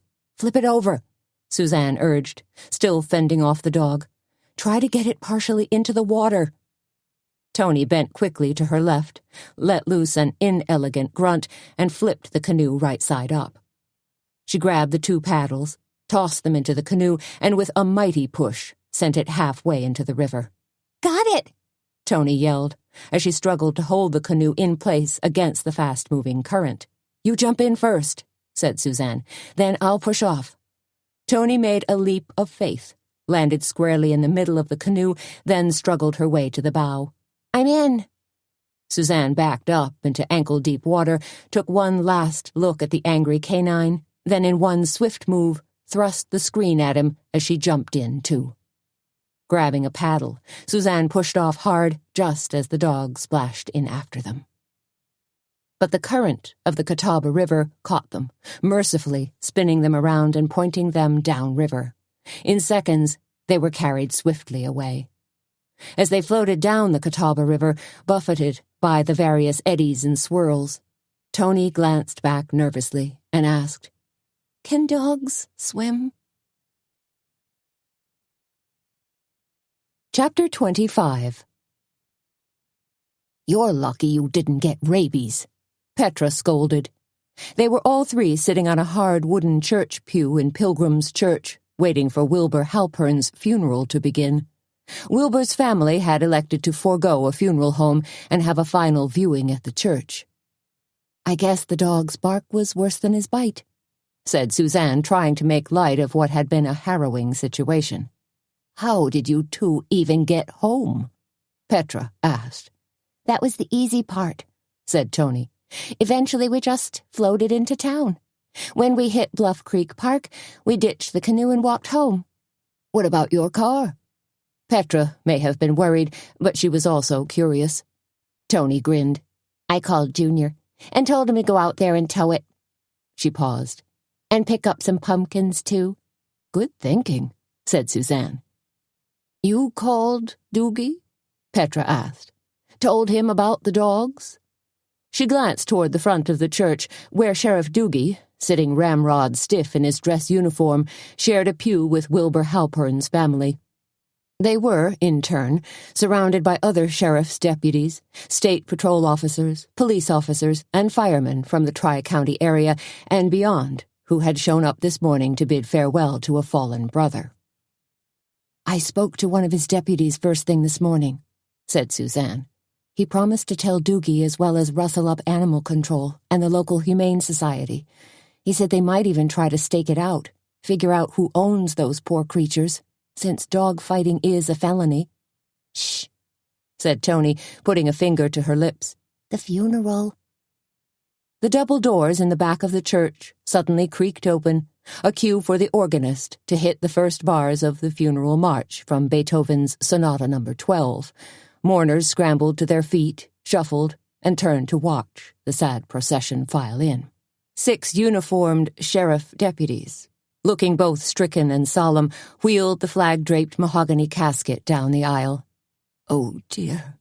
Petra lifted a crumpled hanky to her mouth. Tony oozed a silent tear. Suzanne thought, "Doggone. If only I'd gotten to Wilbur 5 minutes earlier." Reverend Falk came out to meet the coffin.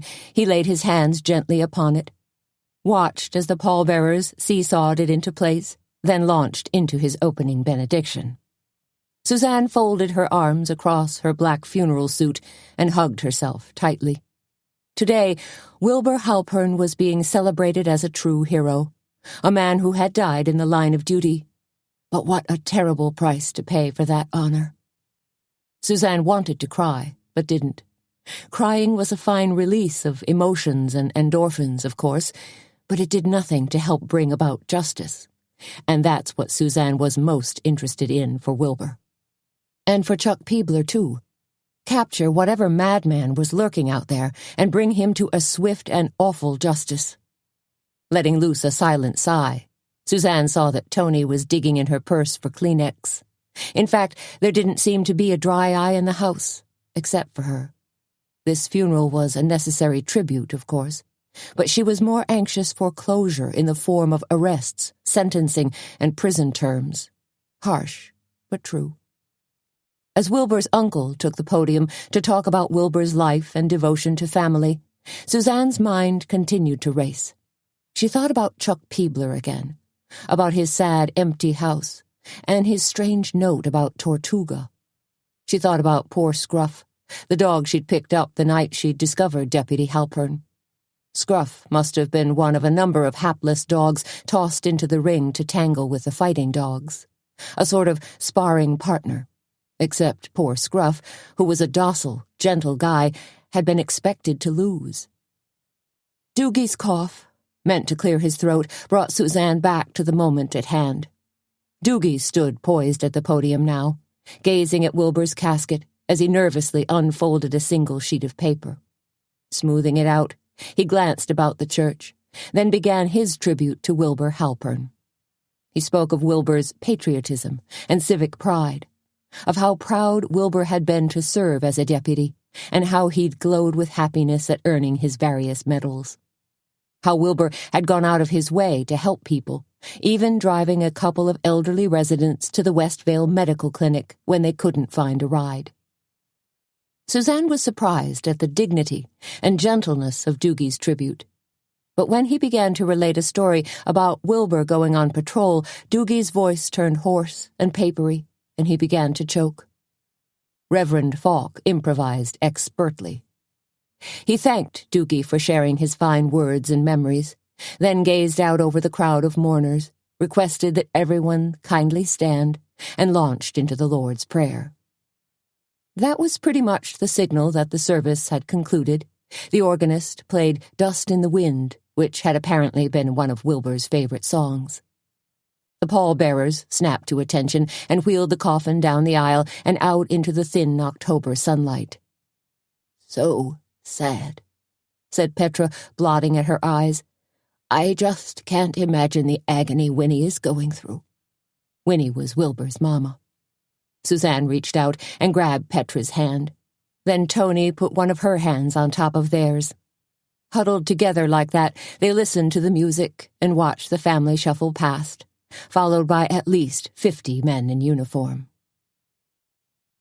Doogie was standing by his cruiser when Suzanne walked up to him. His gray eyes looked tired and sad, but his shoulders were back and there was some pride in his carriage.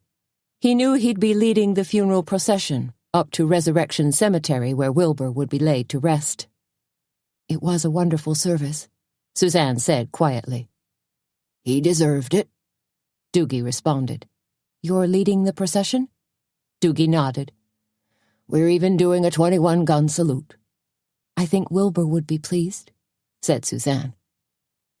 "The day after he was murdered," said Doogie, "I issued a sheriff's commendation." "That was nice of you." Doogie shook his head. "What would really be nice is if I could find his doggone killer." "Sheriff," said Suzanne, "we need to talk." Doogie nodded. "I hear you. I got your message about the fighting dogs. I plan to follow up on that right away. According to my calculations, that dog kennel is something like 2 miles as the crow flies from where Wilbur was killed." "I thought it might be close," said Suzanne. "But we also need to talk about my little foray into Chuck Peebler's house." Doogie's eyes swept the crowd. Then he dropped his voice. "I figured if you found anything, you'd let me know." "I'm letting you know." Surprise registered on Doogie's face. "Huh?" Clearly he hadn't expected her to find anything at all. "On the mirror in Peebler's bedroom," said Suzanne, "I found a yellow post-it note." Doogie stared at her more intently. "Okay." The word Tortuga was scrawled on it. Now the sheriff just looked confused. "Tortuga," Suzanne repeated. "It means turtle in Spanish. You didn't see the note when you were sifting through his house." Doogie canted his head. "Apparently not." Suzanne stared at him. She wasn't sure how she'd expected him to react. Praise her for her eagle-eye observation and cat-like skills, pat her on the back for a job well done, or just stare with quizzical stoicism. "Tortuga," Doogie said, finally, shifting his weight from one leg to the other. "I gotta tell you, in the scheme of things, it doesn't exactly unlock any big mysteries for me." "Maybe not," said Suzanne, as she felt heat rush to her face. "But It's what I've got, okay? Today was also the morning Suzanne filled in at radio station WLGN. Amazing, said Suzanne, gazing at her reflection in the glass partition that separated her radio booth from the control room. I look like a real DJ.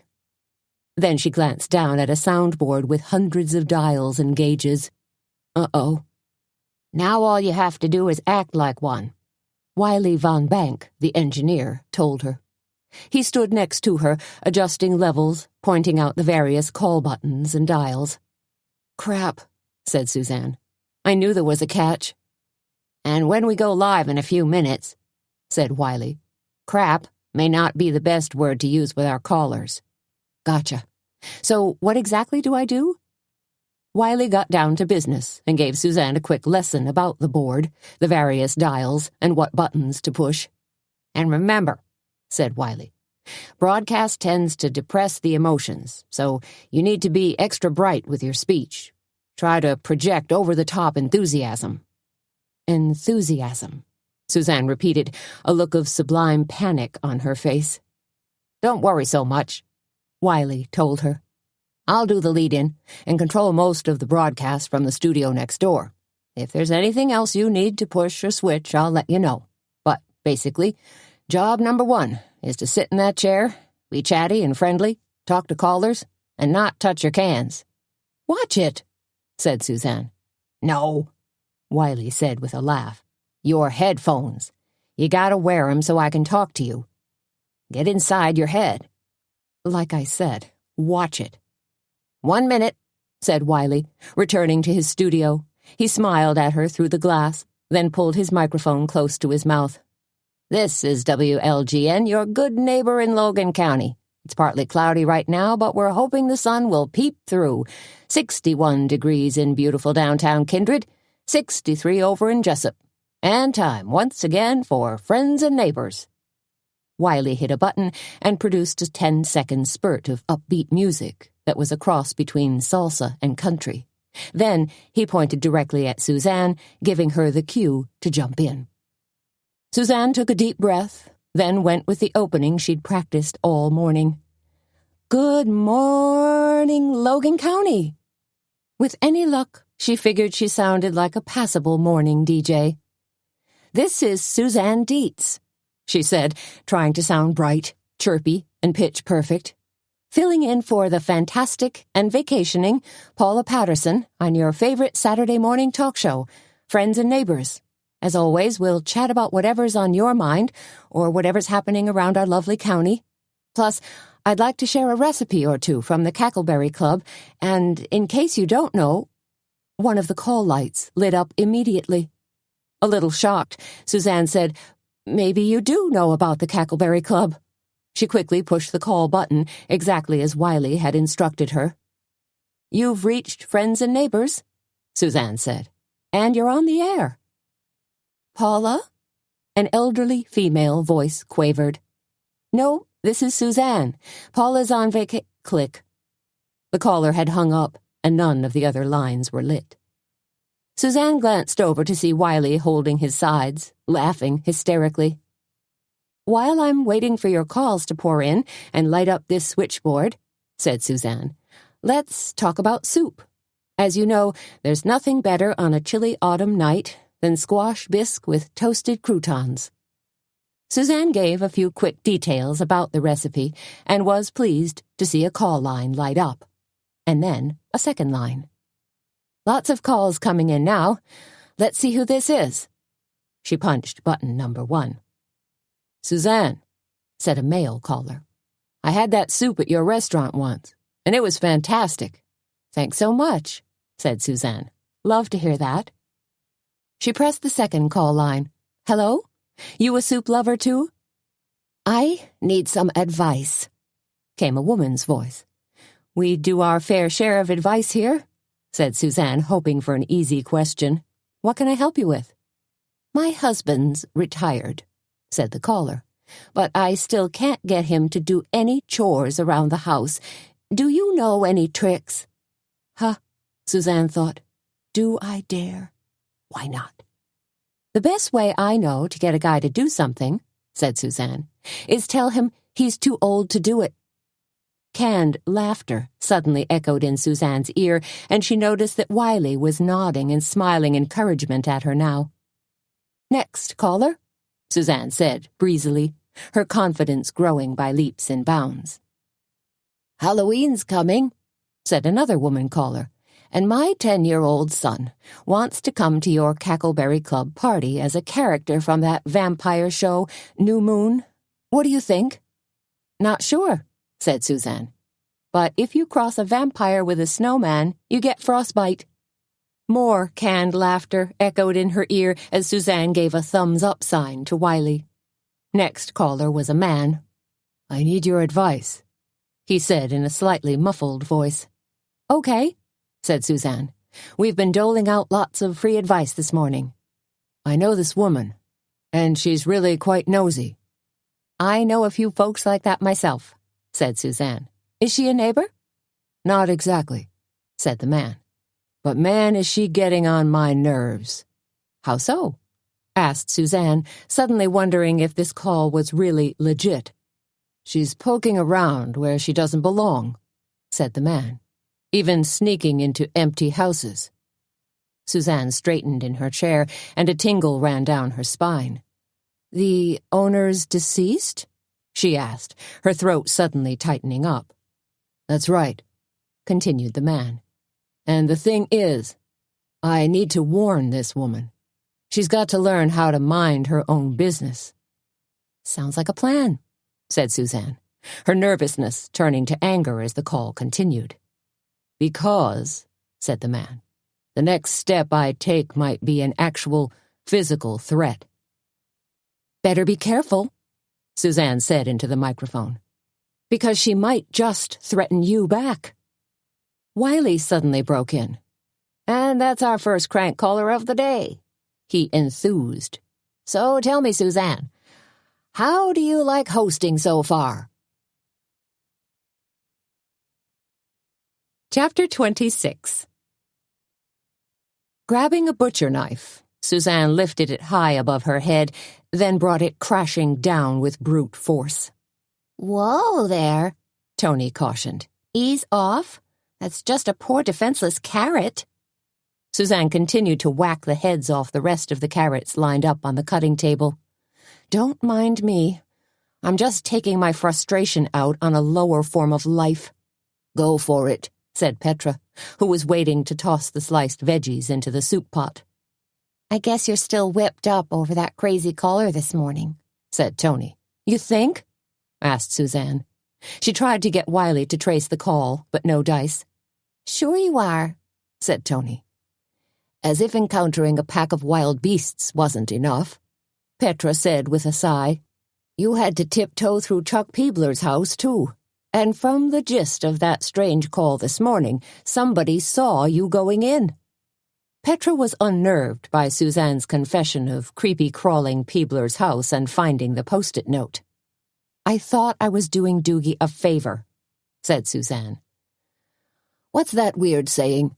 asked Petra. "No kind act goes unrevenged." "That is convoluted," said Tony. "But maybe a little true," Suzanne admitted. "I have a terrible, gut-wrenching feeling someone knows you're seriously on the hunt for the killer," said Petra, looking worried. "Maybe even the killer himself." "It's possible," Suzanne admitted, though she didn't really want to go there. Trying to track down a murderer sounded so much better in the abstract. "And it's all my fault," said Petra. "I was the one who initially asked you to help clear Jane." She threw her arms up, looking colossally unhappy. "And now everything's snowballed." "You didn't know things would get this crazy?" said Tony. "How could you know?" "Tell me, Petra," said Suzanne. "What does Tortuga mean to you?" Petra wiped tears from the corners of her eyes and shook her head. "I don't know. Turtles." "That's what I said," said Tony. "Are you thinking the note is some kind of anagram or riddle?" asked Petra. "Yeah," said Suzanne. "Maybe." "And maybe I should go wait on customers," said Tony. Petra leaned forward and took a quick peek through the pass-through. Please do get your Fanny out there. She turned back to the stove, flipped over a pair of grilled cheese sandwiches, and said, Tortuga. Maybe it was some kind of cue or prompt. "Excuse me?" said Suzanne. You know, slow as a turtle, said Petra.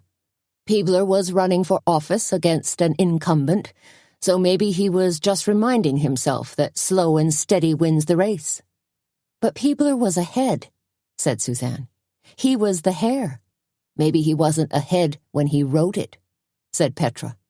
She slid her spatula under the cheese sandwiches, lifted them off the grill, and expertly set them atop a lovely green sweep of lettuce. Then she added a dill pickle spear and a mound of salty kettle chips. You might be right, Suzanne said, just as the phone shrilled. She spun about, grabbed the phone from the hook, and said, "Cackleberry Club." Suzanne. It was Sam Hazlitt. "Hello there," she said, her voice going up an octave, a smile lighting her face. She snicked open the door of the pantry and slid in. Better that way, more privacy. "I just had an interesting conversation with Sheriff Doogie," said Sam. "Oops." "You did?" "Don't play cute, Suzanne," said Sam, his voice serious, verging on terse, as if he was about to deliver an unwelcome medical diagnosis. "You know exactly what I'm talking about." "Do I really? Are you talking about ransacking Chuck Peebler's house? Getting cornered by a slavering dog? Or being threatened by a crank caller this morning?" She said, stalling. "The dogs," said Sam. "Or should I say, fighting dogs?" "Oh, those. According to Sheriff Doogie, you stumbled into a nest of pit bulls, highly dangerous pit bulls. And here I thought they were teacup chihuahuas." "Sometimes you scare me to death, Suzanne," said Sam. This having been a particularly harrowing week in Kindred, although it probably seemed normal to you. He sounded upset, just this side of angry. Breaking up angry? She hoped not. "Believe me, I don't run around looking for trouble," Suzanne told him. "Maybe not. But trouble certainly seems to find you in its crosshairs." "Could we please change the subject?" Suzanne asked. "Now that I'm thoroughly chagrined." He was silent for a few moments. "I suppose." Suzanne crossed her fingers. "Did you by any chance catch my radio show this morning?" "I'm sorry I wasn't able to catch it. I had to stop by the hospital." "Too bad," Suzanne cooed, although she was really thinking, "Excellent, then you didn't hear that nasty, threatening phone call I received." "Are we still on for our date tonight?" Sam asked. Now there was a questioning tone in his voice, as if he might be worried about coming off too harsh or overbearing. "Absolutely we're on," said Suzanne. "Just burgers and beer? You won't be disappointed?" She wanted to say, "I don't think you could ever disappoint me." Instead, she said, "Sounds delish." "How are we set for tomorrow night?" Suzanne asked Petra. Petra had just finished toasting almonds for her fave de morti almond-flavored cookies. Done in the shape of beans, they were traditionally eaten in Italy on Day of the Dead. She was about to toss her almonds into the food processor, whir them to bits, then add them to her sugar cookie dough. "You mean with the food, the tent, or the decorations?" asked Petra. "Because there's a ton of stuff that still needs doing." "You just worry about the food," said Suzanne. "Let Tony and Junior deal with the tent, fire pits, and decorations." "I know they offered," said Petra, rolling her eyes. "But Lord help us." "He will," said Suzanne. Petra wiped her hands on the front of her apron. "The food is for sure under control. I'm going to bake up these cookies, then sort of prep, as best I can, the rest of the stuff. That being hot dogs and buns, baked beans, deviled eggs, apple strudel cider." She stopped in mid-sentence. "I'm forgetting something. Oh, the s'mores." "Can't forget those." Petra's normally guileless eyes took on a mischievous glint. "Except I'm going to do s'mortuaries. They're like s'mores, only deadlier." "Petra, I never thought I'd say this. But you are off the chain, girl." "She sure is," said Tony, wandering into the kitchen again. She was futzing with some of the orange rubber bracelets they were going to give to their guests Sunday night, stacking them on her wrist. "What's the cover charge going to be for the Halloween party?" she asked. $10, said Petra. "I thought it was going to be 15, said Tony. "That's what we talked about," said Petra. "But after I figured out our food costs, it looks like 10 is a more reasonable number." She glanced at Suzanne. "After all, these are tough times." Tony looked up from her wrist. "What?" "Because of the recession," said Petra. "People don't have a lot of extra money right now." "Huh," said Tony. "And all along I thought it was just me." "Suzanne, if you don't start visiting us more often, I'm going to have to change the name of our salon from Route 66 to Route 66,000. Because you've put lots of miles on between touch-ups." Greg, one of the salon owners, stood behind Suzanne, clucking his tongue and gazing balefully at her in the mirror as he ran his hands through her silky, silvery blonde hair. "Sorry," said Suzanne. "I've been busy." "What else is new?" snipped Greg. "You always say that." Tall, blonde, and ethereal, Greg and his partner Brett were the most popular hairstylists in town. Suzanne smiled back at him in the mirror. "Nice to see you too, Greg." It was 3:00 Saturday afternoon in the salon on Kindred's Main Street, and the place was packed. Women in black smocks were being shampooed, trimmed, blown out, and touched up, as well as manicured and pedicured. "You all set for your big party tomorrow night?" Greg asked, as he slipped on vinyl gloves and began mixing hair color. "I wish," said Suzanne. After she left here, she was going to zap back to the Cackleberry Club and carve pumpkins, then rush home to get ready for her date with Sam. Hoping and praying she didn't get pumpkin goo stuck in her soon-to-be newly blonded hair. "We're planning to be there," said Greg, glancing at his partner Brett, who was busy cutting the hair of the woman in the chair next to them. "Aren't we?" "That's right," said Brett. He was the polar opposite of Greg. Short and dark, a dynamo with a long ponytail draped down his back. "And if we don't get our act together and figure out a costume, we'll be forced to come as gay hairdressers. Heaven forbid." "At least we have dates," said Greg. "I hope our Suzanne here has been eyeing the local rogues gallery for potential male companionship." "Don't worry about me," Suzanne laughed. Sensing a shift in Suzanne's dating status, Greg, ever on the prowl for good gossip, leaned closer to her. "Who is it, sweetie? Someone we know?" "Sam Hazlitt," said Suzanne. She couldn't help smiling at her reflection in the mirror. "I heard that," said Brett. "And may I just say the man has no business whatsoever being a doctor." "Excuse me?" said Suzanne. "Because," said Brett, "the man is drop-dead gorgeous. He should be a movie star at the very least." "I'll tell him you said so." Suzanne laughed again. Brett suddenly looked worried. "No, don't. Forget I said anything at all." "Space alien," Greg laughed some 20 minutes later. "If I leave the foils in your hair, you can go as a space alien tomorrow night. Too bad I already have a costume, though it needs a bit of tweaking," said Suzanne. "Are we going to wax your brows today?" Greg asked as he untwisted the foils. "Or better yet, let me tint them. They are a tad light. Darkening them would give you better definition. Of course, so would a shot of Botox between those non-existent brows." "No thanks," said Suzanne. Her eyes flicked toward Greg. "Greg, what does Tortuga mean to you?" He shrugged. "I don't know. Turtle. That's what everyone says." "Well, is that the right answer?" "I don't know," said Suzanne. "It's something I'm still puzzling out." Greg pulled out the last foil. "It also makes me think of tattoos," he added. Suzanne crinkled her brows. "Really? How so?" "You know, a tattoo as a symbol." He thought for a moment. Like a tribal thing, you know? Tribal motifs are very popular right now.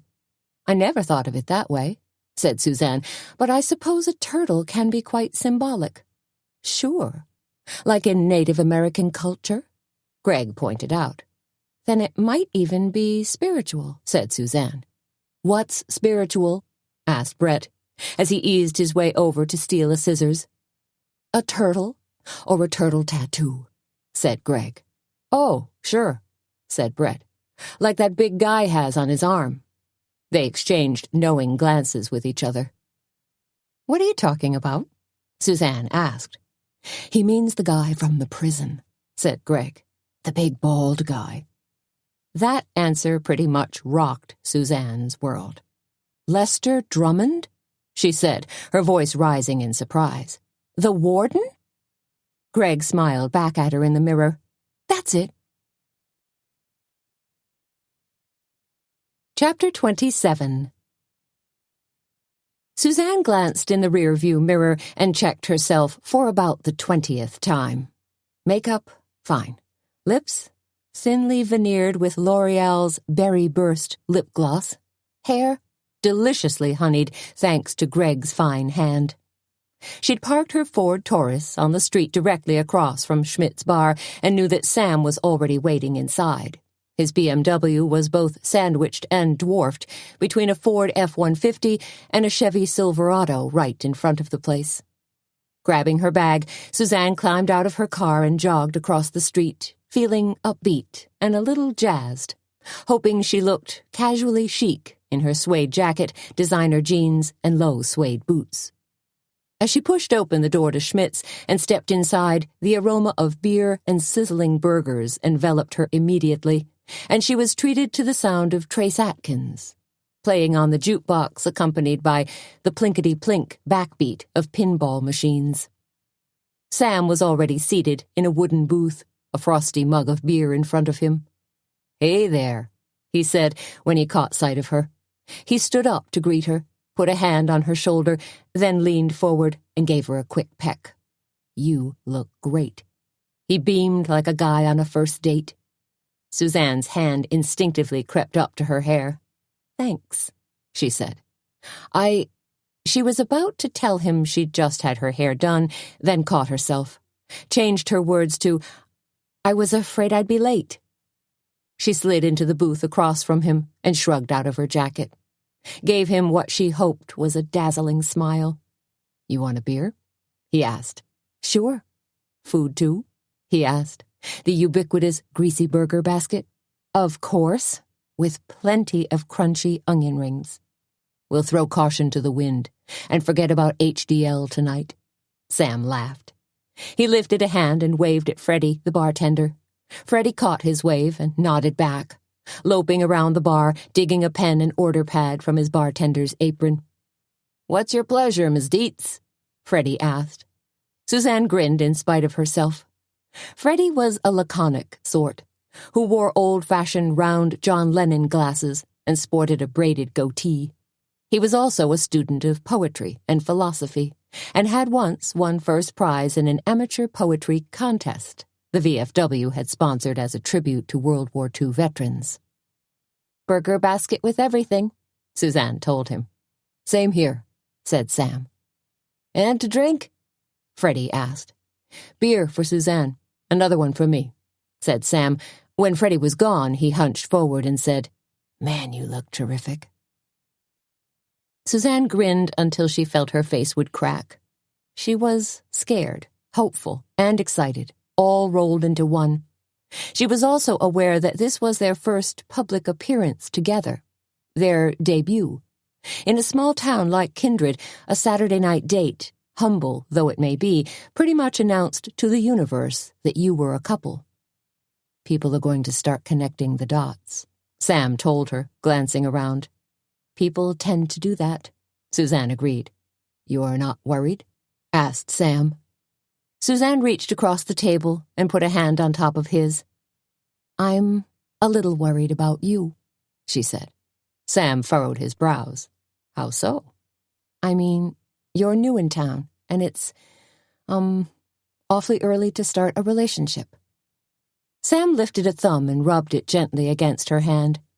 Suzanne thought it felt warm and smooth and really quite wonderful.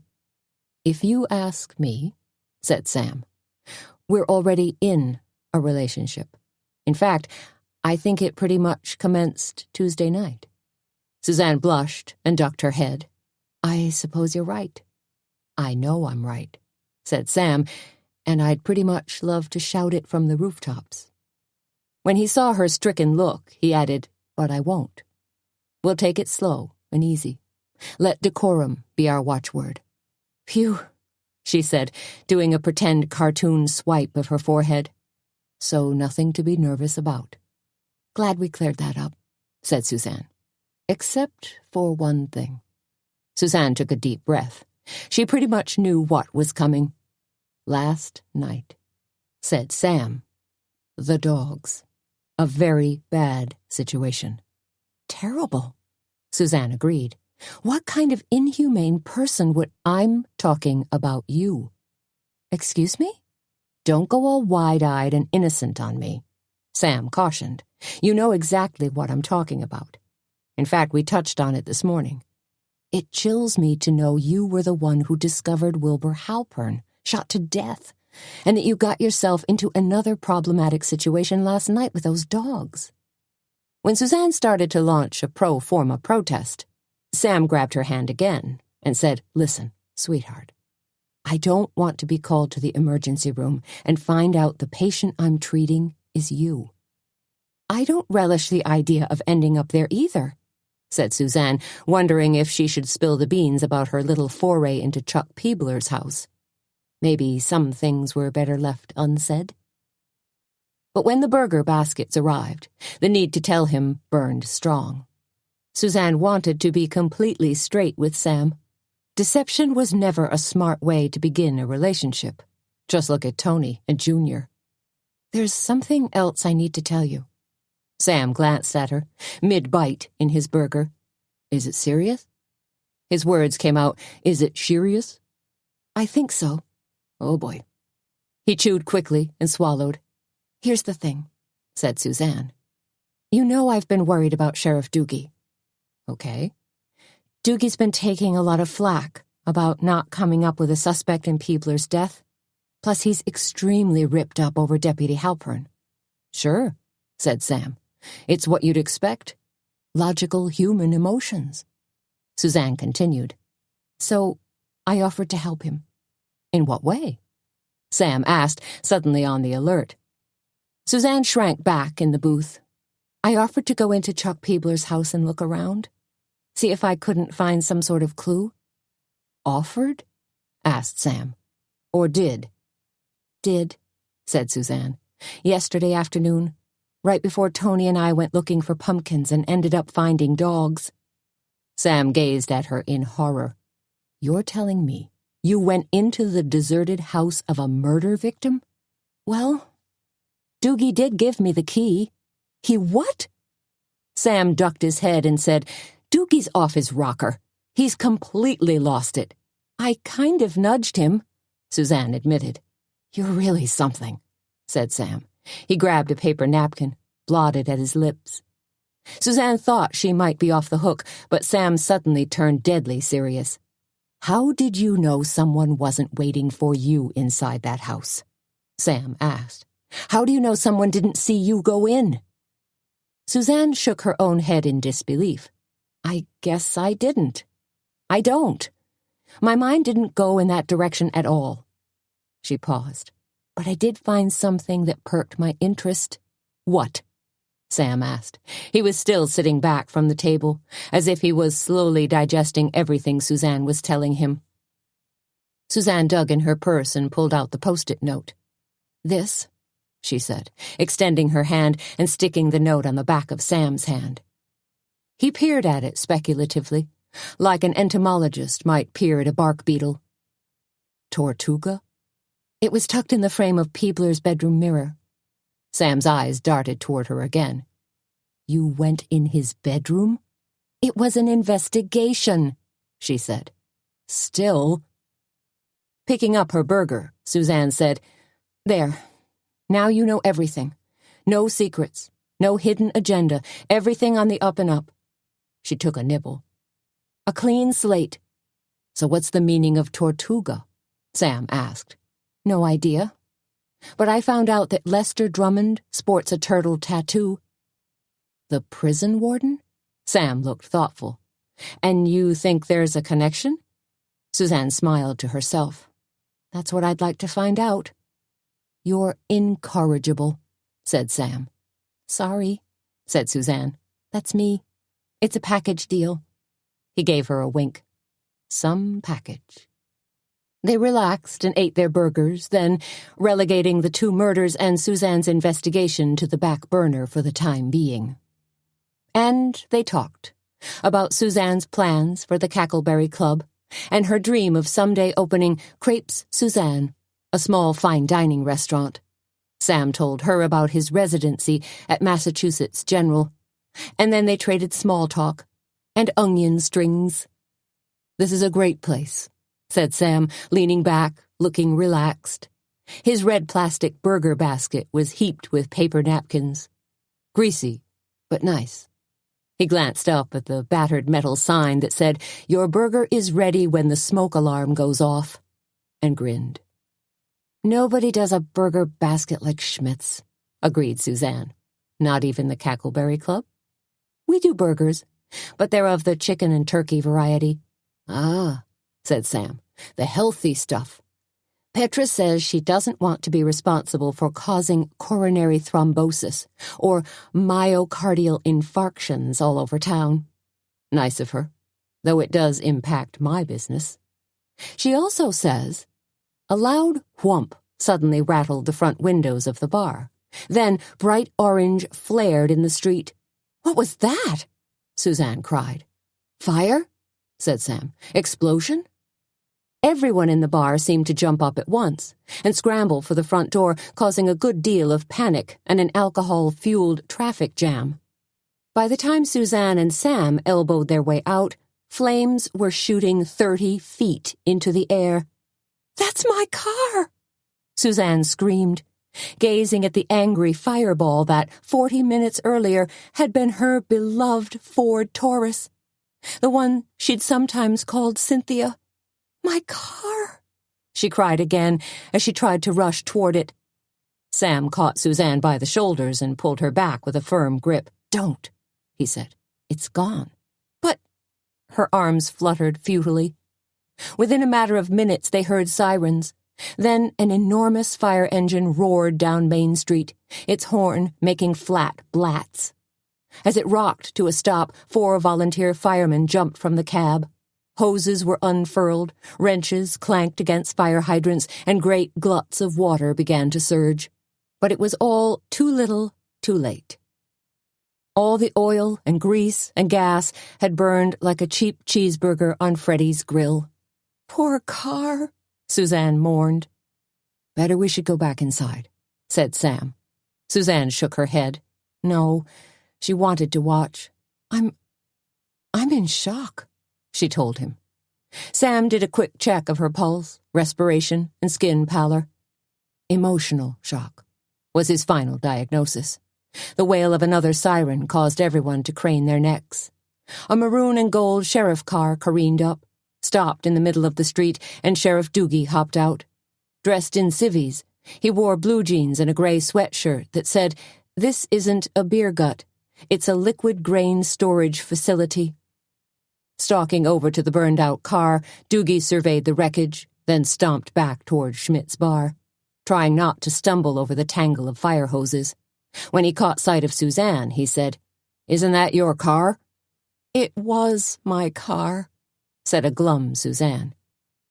"What the hail holy Hector happened?" Doogie demanded, then, without giving Suzanne time to answer, said, "You start smoking again, Suzanne." Suzanne shook her head. "Hardly." Doogie looked puzzled. "You notice any burning smell when you parked that thing? Any engine lights come on? Or maybe the muffler was shot?" "No." "This looks fairly suspicious," Doogie said, as one of the firemen continued to pour water on the smoldering wreck. "Could have even been intentional." "Gee," Suzanne said under her breath. You think?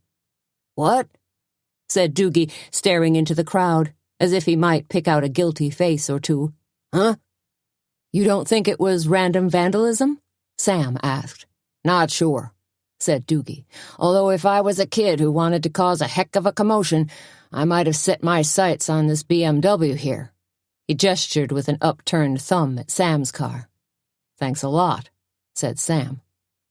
Suzanne didn't want to leave, of course, but the crowd was piling back into Schmidt's bar. The really big excitement concluded for the night. Finally, Sam convinced Suzanne to climb into his car.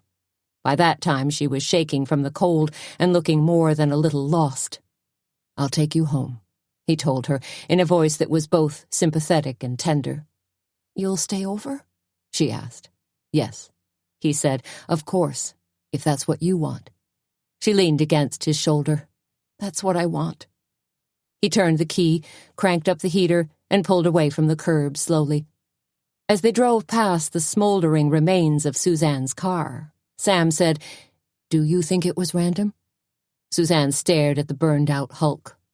No, I don't, she said in a whisper. Sam put an arm around her and pulled her closer. Deliberate? Yes. But why pick on you? On your car? Because, said Suzanne, it was meant to be a warning. Chapter 28. Suzanne woke to crumpled sheets, warm memories, and an empty bed. She let out a gasp. Oh no! It crossed her mind that her romance, her fling, her whatever wonderful thing it might have been, was suddenly ancient history. Then, a dazzling man wearing a tight t-shirt and an even tighter pair of jeans appeared in her bedroom doorway, holding a steaming mug of coffee. This could become a habit, Sam drawled. He smiled at her in the morning light, his hair tumbled and mussed, looking more youthful than ever. The coffee? Suzanne asked, modestly arranging a sheet around herself. No, you. Sam sauntered over to her and handed her the coffee. Suzanne accepted it, took a sip, and glanced at the clock on the nightstand. 10:30. I can't believe I slept so late. You were in dire need of restorative sleep, said Sam. He sat down next to her on the bed and gently kissed her forehead. We didn't get to sleep that early, she told him. He grinned. No, we didn't. The dance card of last night's bizarre events flashed through her brain. Did you call Shelby's? He nodded. They'll tow your car to the garage. What's left of it?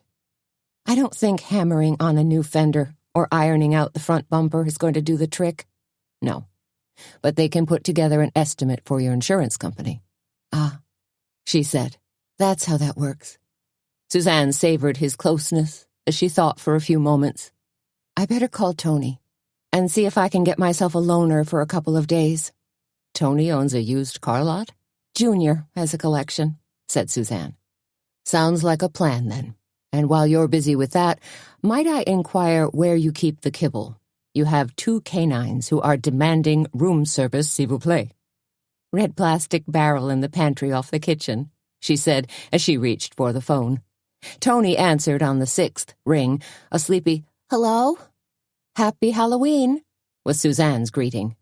You're chipper this morning? Tony yawned. I got my full 8 hours of sleep, said Suzanne. Well, maybe 7.5. Listen, does Junior have an extra car I can borrow? What's wrong with your car? Somebody barbecued it, said Suzanne, outside Schmidt's bar last night. What? Came Tony's shrill bark. Are you serious? Can it be repaired? We might be able to salvage the engine block and turn it into an end table. Holy smokes, breathed Tony. So I was hoping, said Suzanne, that Junior could loan me a car or rent me one. For you, it's gratis, said Tony. And yes, Junior has an entire fleet of available junkers. He's your basic nightmare used car dealer who can't bear to part with anything. Excellent, said Suzanne. At least it'll give me a set of wheels until I square things away with my insurance company. Not to worry, Tony promised, I'll have Junior run one of his classics over to you right away." She paused. "Only one problem?" "What's that?" Tony cackled wickedly. "The tires are probably going to be a lot like Junior, overinflated and going bald." "I love that sound," Sam told her. He was sitting at the kitchen table, sipping coffee, moving a sugar bowl around in circles. Suzanne dipped another slice of French baguette into her mixture of eggs, milk, cinnamon, and vanilla, then plopped it into a heavy cast-iron skillet bubbling with butter. "You mean the sizzle of the French toast?" she asked. "I'm talking about the sound of someone fixing breakfast for me," said Sam. "All the little tips and taps and clicks and clacks of home cooking. Happy to do it," she said, grabbing a bottle of Vermont maple syrup from the refrigerator. "And could you pop this in the microwave to speed things along, please? Oh, take the metal cap off first." "And set the table?" "Sure," she said, sounding a little surprised. "If you don't mind." "Mind?" said Sam. "I'm usually puttering around by myself in the morning, eating 3-day-old Entenmann's crumb cake. This is a rare treat." Hopefully not too rare, she decided. Hopefully an event that will be repeated again and again. Suzanne focused on her French toast, while Sam set cheery orange plates on linen placemats, then peered in a couple of drawers until he found the silverware.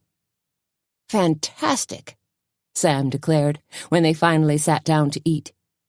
"If I'd had the right kind of goat cheese, I would have made stuffed French toast," Suzanne told him. Sam closed his eyes and let his fingertips do a light pity-pat dance against his chest. "Be still, my heart."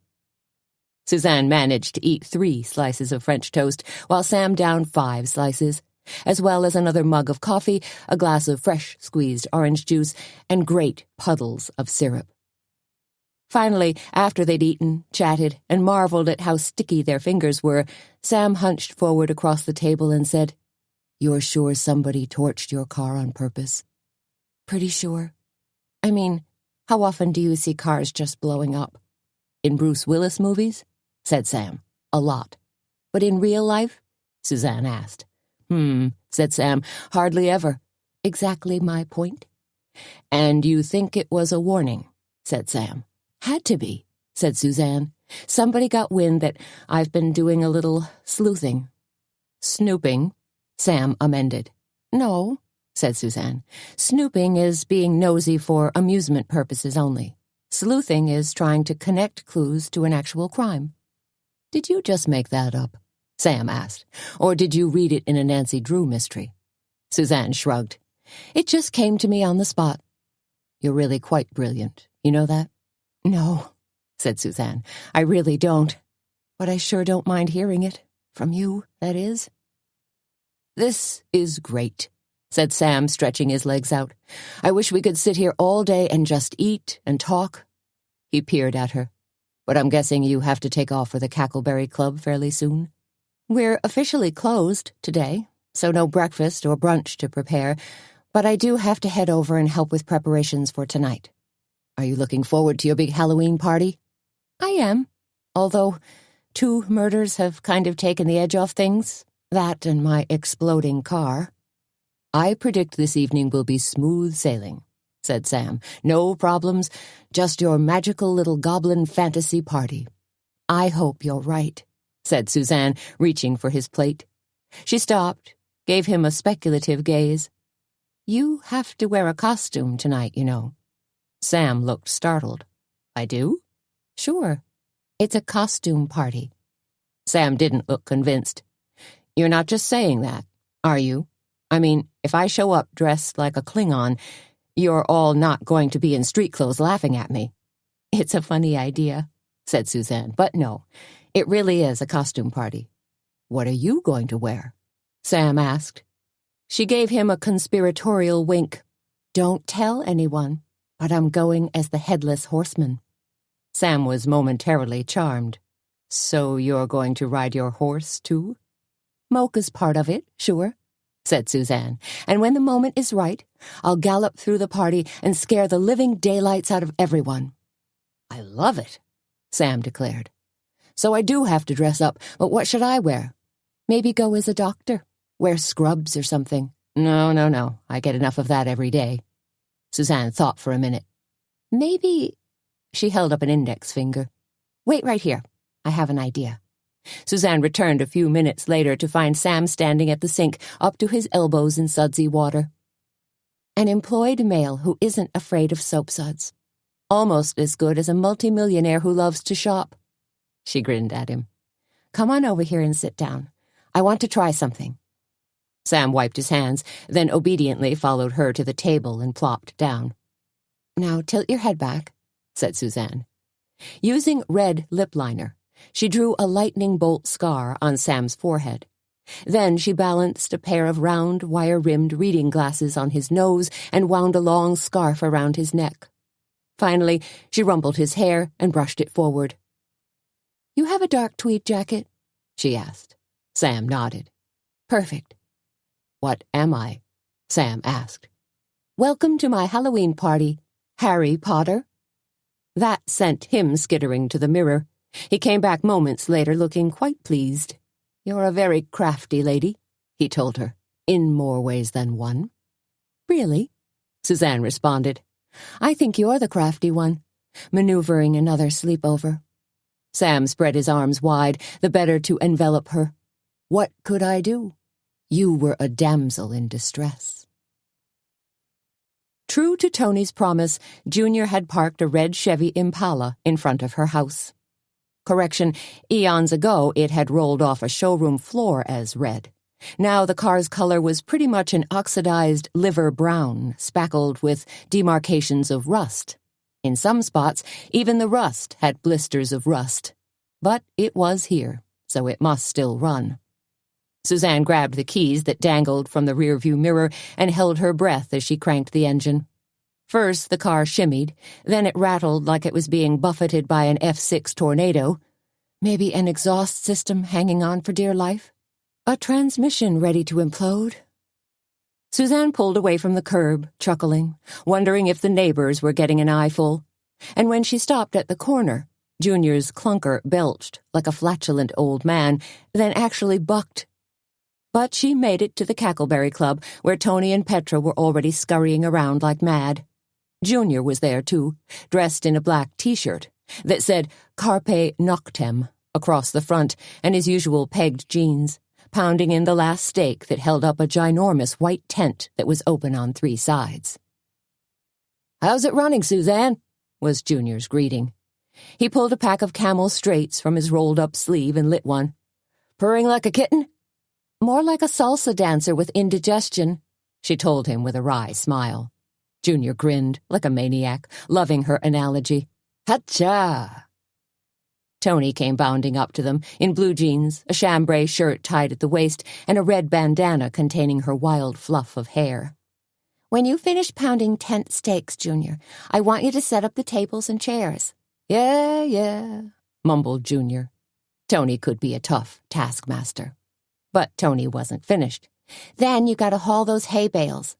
She pointed at a stack of hay bales that had magically materialized from Duchovny's farm, "and arrange them in concentric circles. That's where we'll set the fire pits for roasting hot dogs and s'mores." "What's concentric?"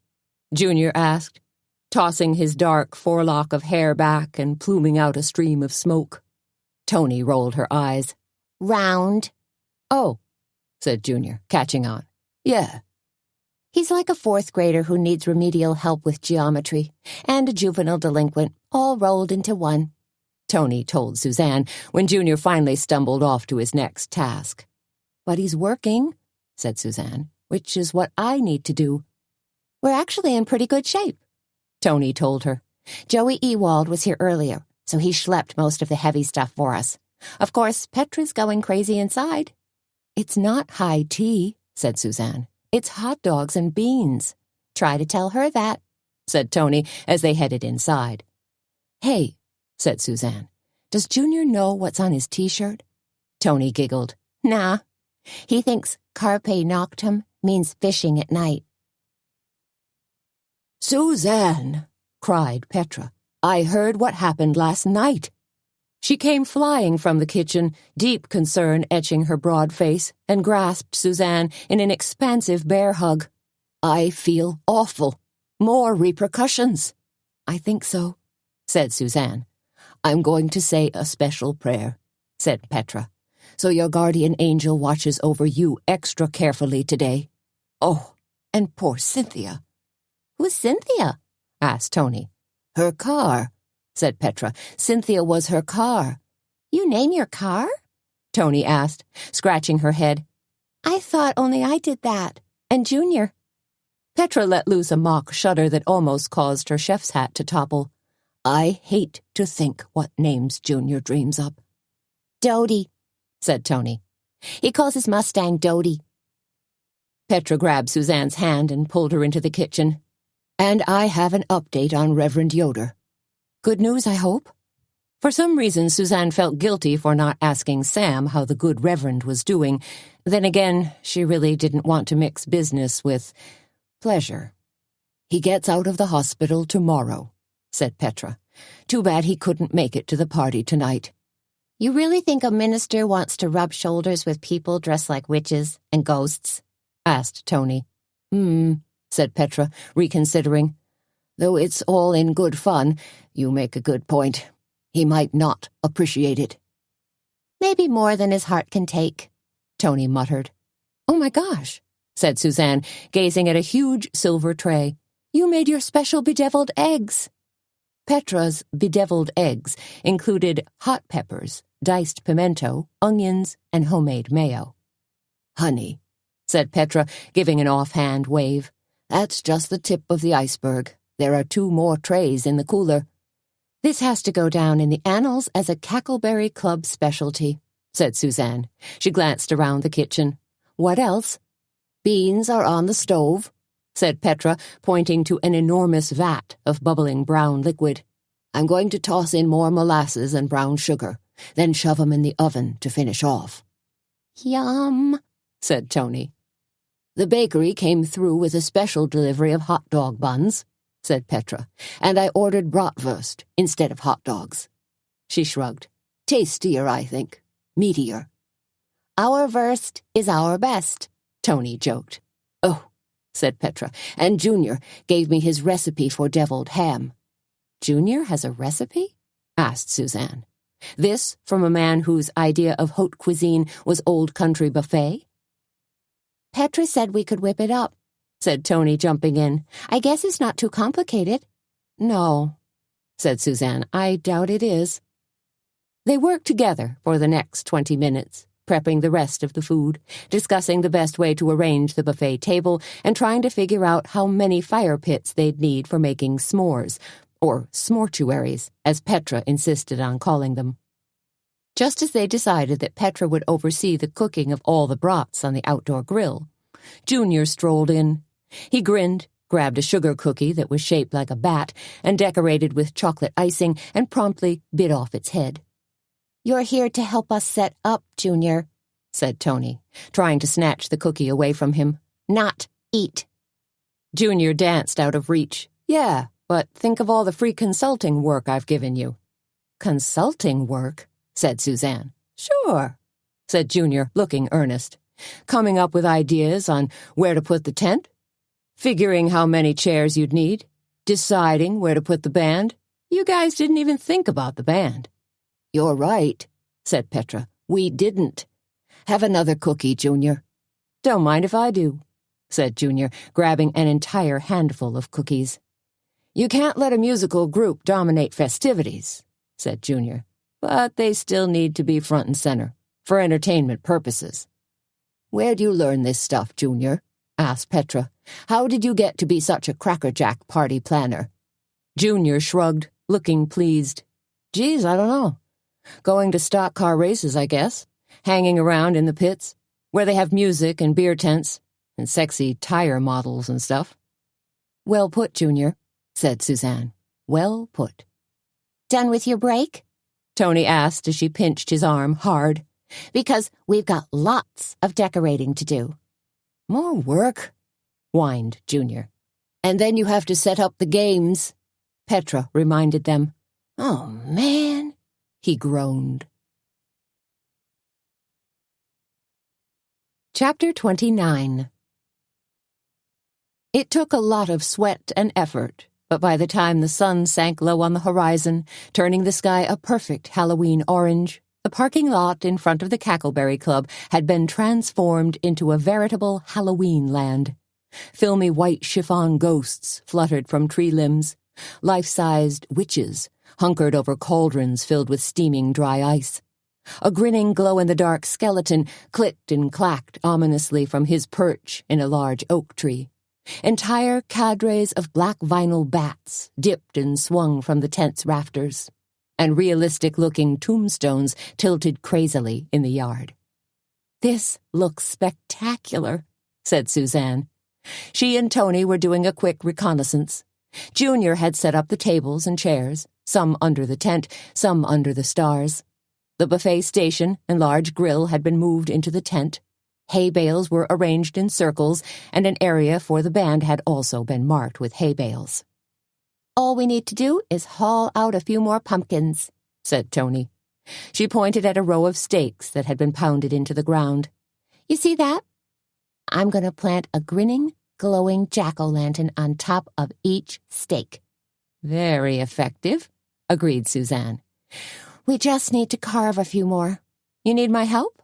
Suzanne asked. "Nah," said Tony. "Kit's going to come by and help me finish up." "Glad to hear she's not dancing tonight," said Suzanne. "She's not," said Tony, then gave a mischievous grin. "At least not at Hubley's."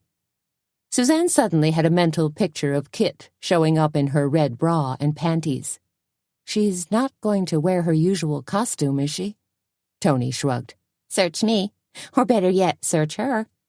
"Not with those skimpy clothes," said Suzanne. "No place to hide anything." They both chuckled, Suzanne a little uneasily, then turned to look as a rattling truck and trailer chugged its way into their lot. "Junior," said Tony, "with the fire pits." Junior hopped from the cab of the truck and grinned. Spreading his arms wide, he twirled around, the better to show off his red devil costume. Then he reached back into the cab and produced a sparkling silver pitchfork. "Good gravy," Suzanne breathed. Now she really was glad Reverend Yoder wouldn't be around to catch this act. "Like my costume?" asked Junior. "It's guaranteed authentic." Suzanne lifted an eyebrow. "And it's made of genuine polyester," Junior added. "Don't get too close to the fire," Tony cautioned. "You'll go up like a moth in a flame." "Where did you find it?" Suzanne asked. Honestly, where did one purchase a perfectly hideous red polyester devil suit that had the same basic construction as a pair of long johns? "Dollar store," said Junior. "Such a deal," said Suzanne. "And I got your fire pits," said Junior. "Come on and take a look." Suzanne and Tony followed Junior to the trailer and peered in. He was as good as his word. 3 low, round fire pits, almost like flattened-out cauldrons, squatted in the trailer. "You made these?" Suzanne asked, trying to ignore the truck's mud flaps, which featured silhouettes of reclining naked girls. Junior nodded. "Welded 'em, using a couple of oil drums." "From your scrap metal business," said Suzanne. Sort of," said Junior, shifting nervously. "Well, they look just great," Tony exclaimed. "Perfect for toasting marshmallows and roasting chestnuts. Look, they've even got legs." "I always figured that welding class I took in reform school would come in handy," said Junior, practically crowing over his handiwork. "It's amazing what kind of art you can create with an acetylene torch." "So here's how it's gonna work," explained Tony. $10 buys an orange bracelet, which gives customers unlimited access to our food, cider, s'mores, games, prizes, music, and the costume contest. "And how many people are we expecting?" asked Petra. They were crowded in the kitchen, making last-minute adjustments. "Maybe 100?" said Suzanne. "Although I suppose it could even run to 150? "The Cackleberry Club is the most popular venue in town," Tony said with glee. "So maybe even 200 people," Petra fretted. "I wonder if we have enough." "Knock, knock?" came a woman's voice at the back door. "You'll have to go around front," Tony screeched through the screen, then did a fast double-take and said, "Kit?" Kit Caslet grinned as she pushed her way into the kitchen, dressed in a white silk mini-dress. Kit had plastered Priority Mail stickers all over her dress. On her head was a veil made of bubble wrap. "I get it," Tony squealed. "You're a mail-order bride." "Oh, that's so creative," Petra enthused. "And here I'm just going to be plain old Raggedy Ann." "What's your costume, Tony?" asked Kit. "Cowgirl," Tony said proudly. "What else?" Kit gave Suzanne a shy smile. "How about you, Suzanne?" But Suzanne was surprisingly mum. "She's not talking," said Tony. "It's some kind of big hoo-ha surprise." "That's right," said Petra.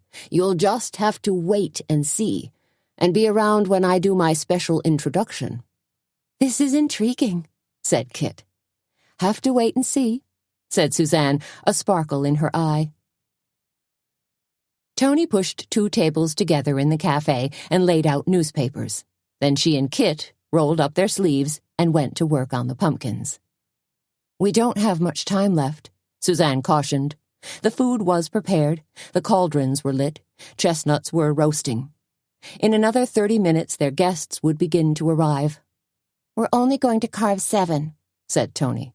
"Special ones to, sit on top of those wooden stakes." "I like what you've got going there," said Suzanne, studying one of Kit's pumpkins. It was a goofy face with a crooked grin. "Thanks," said Kit. Then she gave a wicked laugh. "I modeled it after one of the customers at Hubley's." Hubley's, thought Suzanne, where Sasha Odell also danced, and where her crazy husband, Mike, probably looked on with some trepidation. Or was he feeling vindicated now? Could he have killed Peebler and Wilbur Halpern and gotten away scot-free? "How's your friend Sasha doing?" Suzanne asked. "Good," said Kit, scraping away pumpkin pulp. "In fact, I told her to stop by tonight." Suzanne frowned. "Seriously?" "Yeah. I asked her to help me with the games," said Kit. Then she made a nervous gesture. "I think she might bring her husband, too." Mike Odell. Suzanne thought again. I hope he's not in costume, so I can keep an eagle eye on him. The last thing we need tonight is some kind of accident. "How many games did we end up with?" Tony asked. She glanced over at Suzanne, who was filling out gift certificates to be used for prizes. Suzanne tapped her pen against the table. "We've got Pin the Tail on the Werewolf, Wheel of Misfortune, Vampire Ring Toss, and a Witch's Pond, which is really a sort of fish pond for the kids. Oh, and the costume contest. I guess you could count that as a game." "Know what we should do next year?" said Tony. "What?" said Suzanne. "Have a zombie crawl," said Tony. "Get a whole bunch of people to dress up like zombies and then have everybody lurch through downtown." Kit chuckled. "They already do that. Every Saturday night after last call." Tony glanced out the window, suddenly taking notice of a battered minivan. "Hey, our band just arrived. We should go out and show them where to set up." "Got it," said Suzanne, pocketing her pen and tamping her gift certificates into a nice, neat pile. Tony looked at the pumpkins as she wiped her hands on her jeans. "You go," said Kit. "I'll finish up here." "You sure?" asked Tony, but Kit nodded sagely. "Who's the band again?" Suzanne asked as they tromped outside. "Buckshot, Benoit, and the Ringtones," said Tony. "I'm not familiar with them," said Suzanne, somehow doubting that this group's musical repertoire had ever made it to serious ringtone status. Junior came hustling up as they threaded their way through hay bales, heading for the band. "Where does the Wheel of Misfortune go again?" he asked, waving his pitchfork, looking a little weary. Tony heaved a sigh and took off with Junior, leaving Suzanne to go it alone with the band. But the band turned out to be a friendly lot, with the band's leader greeting her effusively. "Buckshot Benoit," said a tall, bespectacled man in overalls as he offered a hand. Pleased to make your acquaintance, and thanks so much for inviting me and the boys to play." "I hope you have enough room here," said Suzanne. There seemed to be 5 musicians in all, 2 guitar players, 2 fiddle players, and a drummer. They were all men, all of an indeterminate age, owing to various beards, goatees, ponytails, piercings, and tattoos. "We're just fine." Buckshot grinned. "What kind of music do you play?" Suzanne asked. She hadn't vetted the group and had relied solely on Tony and Junior's recommendation, so she wasn't sure what brand of rompin', stompin' music they'd pump out. Buckshot picked up his guitar and plucked a string. "Rock? Disco? Old-timey? We play it all." "Eclectic," said Suzanne. "Electric?"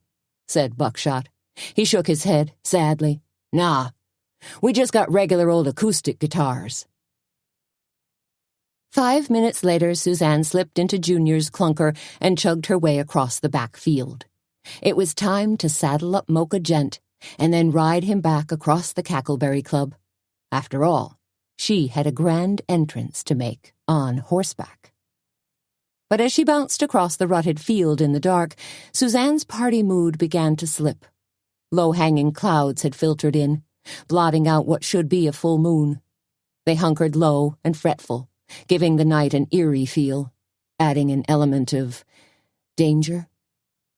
Suzanne thought about all the costumed revelers who'd soon show up at the Cackleberry Club with one thing in mind: dancing, eating, and playing games, as if they didn't have a care in the world, as if nothing had happened in Kindred. But that wasn't the case. 2 murders remained unsolved. A killer was still running loose. And tonight, the trusting folks of Kindred might even mingle unknowingly with him. A killer who was, quite possibly, hiding behind a mask.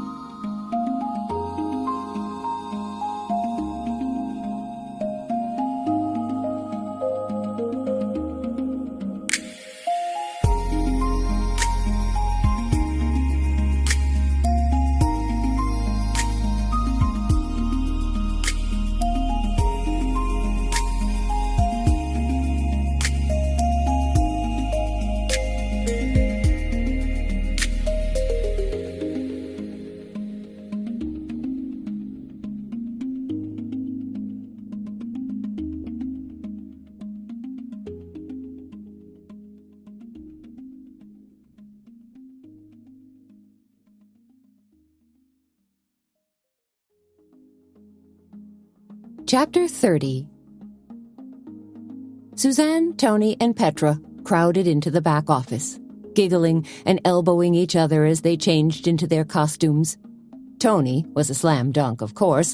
She just tucked a gaudy embroidered Pepto-pink cowboy shirt into form-fitting jeans and donned boots, hat, and string tie. "Cute," said Petra, as she struggled into her Raggedy Ann costume. Holy buckets, said Tony. You're wearing red and white striped stockings, too? Petra stopped and gazed at her. "Do I look stupid? I look stupid, don't I?" She seemed like she was ready to cry. "And I shouldn't be wearing a polka dot smock. It's just too weird." "It's adorable," Tony assured her, but couldn't seem to restrain her giggles. "Oh, crap," said Petra. "I knew it." All the last-minute preparations had frazzled her confidence. "No," said Suzanne. "You look cute." "Cute?" asked Petra. "Or cutesy. There's a difference, you know." "What can I tell you?" said Suzanne. "It's a great costume." "Really?" Petra asked, fingering her bonnet. "You wouldn't just say that." Tony was nodding her head like mad. "That bonnet lends an extra special touch." "Group hug?" Suzanne declared. "Everybody take a deep breath and think only happy thoughts. Then let's go out and have fun." "Doggone," said Tony, wiggling her hips like a hula dancer. "My 6 guns are flapping." "That's what you get for having big guns," Suzanne cackled. "Oh, you," said Tony, punching Suzanne on the shoulder as she shrugged into her black high-collared jacket. "Hey, what are you dressed as, really?" "Have to wait and see," Suzanne cautioned. "A Revolutionary War character?" Tony asked. "Maybe," smiled Suzanne. "John Paul Jones?" "No." "Sergeant Pepper?" "Try again." Tony stomped a foot. "I hate it when you get all coy."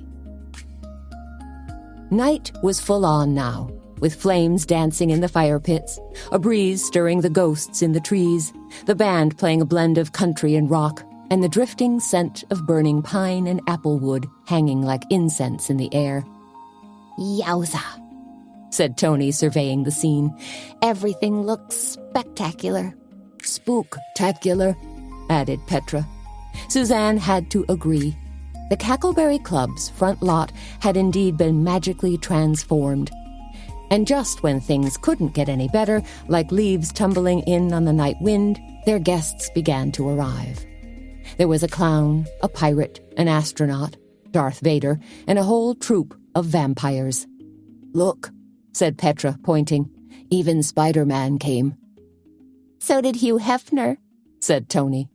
"He's got the requisite smoking jacket and pipe," said Suzanne, "but no bunnies on his arm." "This is gonna be a madhouse," said Petra, as more people arrived. "Don't you love it?" asked Tony. They scattered in a rush then, Suzanne dashing over to greet their guests, only to find that Junior had put up a sort of rope entrance. "What's going on here?"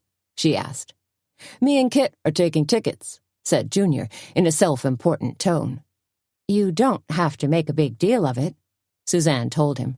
"Just give each guest a plastic wristband and let them in." "You sure?" asked Junior. "Yes, I'm sure," said Suzanne. "And lose the rope. What do you think this is, Studio 54? Petra busied herself with grilling brats, while Tony served up hot cider. Buckshot Benoit and his gang cranked out tunes like mad and even inspired some vigorous dancing. A caveman, a French maid, and a ghost came waltzing in. And then, just as Suzanne was beginning to wonder where the heck he was, Harry Potter arrived. "You look great," Sam said, hugging her. Suzanne shook her head. "This is only part of the costume." "I wasn't talking about the costume," Sam said, pulling her closer. They swayed together, arms entwined, bumping hips, watching the festivities heat up around them. "Limousine coming," observed Sam. "Not for this party," said Suzanne. "It's stopping," said Sam. Suzanne gazed at the glistening black stretch limo as a driver in hat and coat jumped out, then dove for the back door. It yawned open, and Carmen Copeland, their local author, terrible, slowly emerged. Carmen was dressed as a sorceress in a stunning purple velvet dress. It was hooded, floor-length, and slid up one side. A dangerously plunging neckline was modest only by dint of a stunning crystal pin that thankfully covered a large expanse of skin. "She looks like some exotic character out of a Jackie Collins novel," Sam commented, and making a grand entrance to boot. "Carmen's the queen of grand entrances," Suzanne told him. "Tell me about it," said Sam. "Carmen comes into the clinic. It's like she expects us to roll out the red carpet." "Well, do you?" asked Suzanne, a hint of jealousy creeping into her voice. "Are you kidding?" said Sam. He clutched her hand tighter. "No way." Suzanne wasn't expecting him, but Sheriff Doogie showed up too. She didn't think he was on duty, but he was wearing his uniform. "Nice costume," said Tony as she flitted by him. "What is that, French Foreign Legion?" "Very funny," said Doogie as he headed for Suzanne, looking slightly grim. "Evening, Sheriff," said Sam, who threw a meaningful glance at Suzanne, then slipped away quietly. "Sheriff," said Suzanne, greeting Doogie. "Everything okay?" Doogie answered with a shrug. "If you're looking for suspects," she said, "it appears the whole town has turned out here tonight." Doogie nodded. "Kind of what I expected." "But you're not expecting anything else, are you?" Suzanne asked. "Like trouble?" She glanced over at Petra, who was talking with an animated Jane Buckley, and wondered if Doogie was still hounding Jane. Maybe not. "I'm just surveying the crowd," Doogie told her. "Keeping the peace." Suzanne did a quick check to make sure they wouldn't be overheard. "Did you find out anything about my car yet?" Doogie shook his head. "Only that it's still a smoldering piece of metal." "How about the fighting dogs?" "Got something on that," Doogie said, brightening. "I dug around county records and came up with the owner of the farm where the dogs were kenneled." "Did you pay the owner a visit?" "I did," said Doogie. "At first the guy didn't want to talk, but I can be a fairly persuasive fellow. So he finally admitted that particular piece of land was leased to Parnassus Enterprises." "What's that?" Suzanne asked. "Funny you should ask," said Doogie, "because then I had to do some more digging and finally discovered it was a subsidiary of Obsidian Inc. Suzanne frowned. "I never heard of them either." "It's a shell company." "Shill?" "No," said Doogie. "Shell. But never mind that. Guess who's one of the corporate officers?" Suzanne considered this for about a second. "Mayor Mobley?" "Nope," said Doogie. "Lester Drummond." "The prison warden?" Suzanne squealed. "Are you serious? Lester Drummond is raising fighting dogs?" Doogie gave a nod. "Looks like." "Illegal," said Suzanne. "A felony," said Doogie. "Do you think—" Suzanne's mind was racing a mile a minute now. "If there's a clandestine dogfighting ring around here, do you think it could be linked to Chuck Peebler's murder, as well as Deputy Halpern's?" Doogie gazed into the crowd. "Possible." "What if Peebler found out and disapproved to the point of turning Drummond in?" Doogie nodded. "That's one possibility." "And your deputy caught on to it," Suzanne added. "Again, a decent enough supposition," allowed Doogie. "Now, we just need some actual proof." Just when Suzanne figured the party couldn't get any more crowded, Mayor Mobley and Alan Sharp showed up. They weren't in costume per se, although their bad golf shirts and shiny double-knit slacks probably counted as a kind of small-town Politico costume. "You see that?" asked Petra, sidling up to Suzanne. "They're passing out campaign buttons. Doesn't that just frost your pumpkin?" "But look," said Suzanne, as a woman laughed at Mobley and turned away.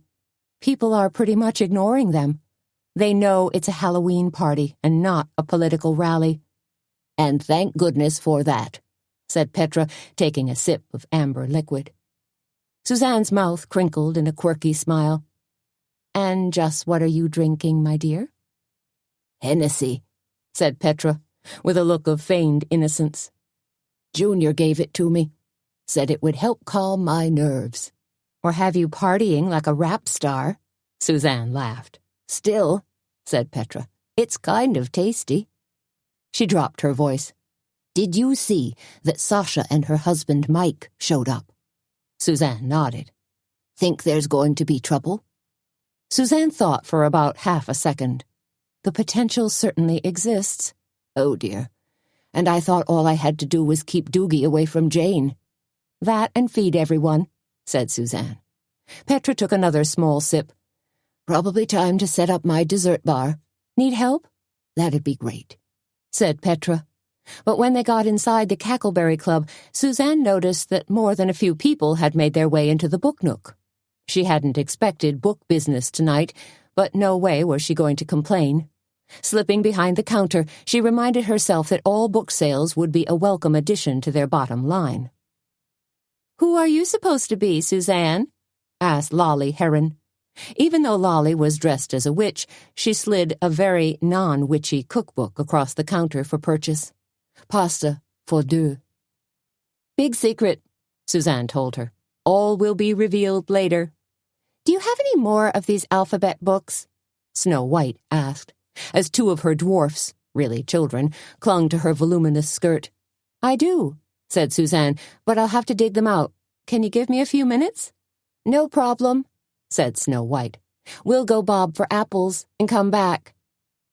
Suzanne rang up a copy of Blackwork and a copy of The Teaberry Strangler, loving the extra business but worrying about who was entertaining Sam. Not Carmen, she hoped. When there was a break in the action, she dashed into her office to try to unearth that children's book.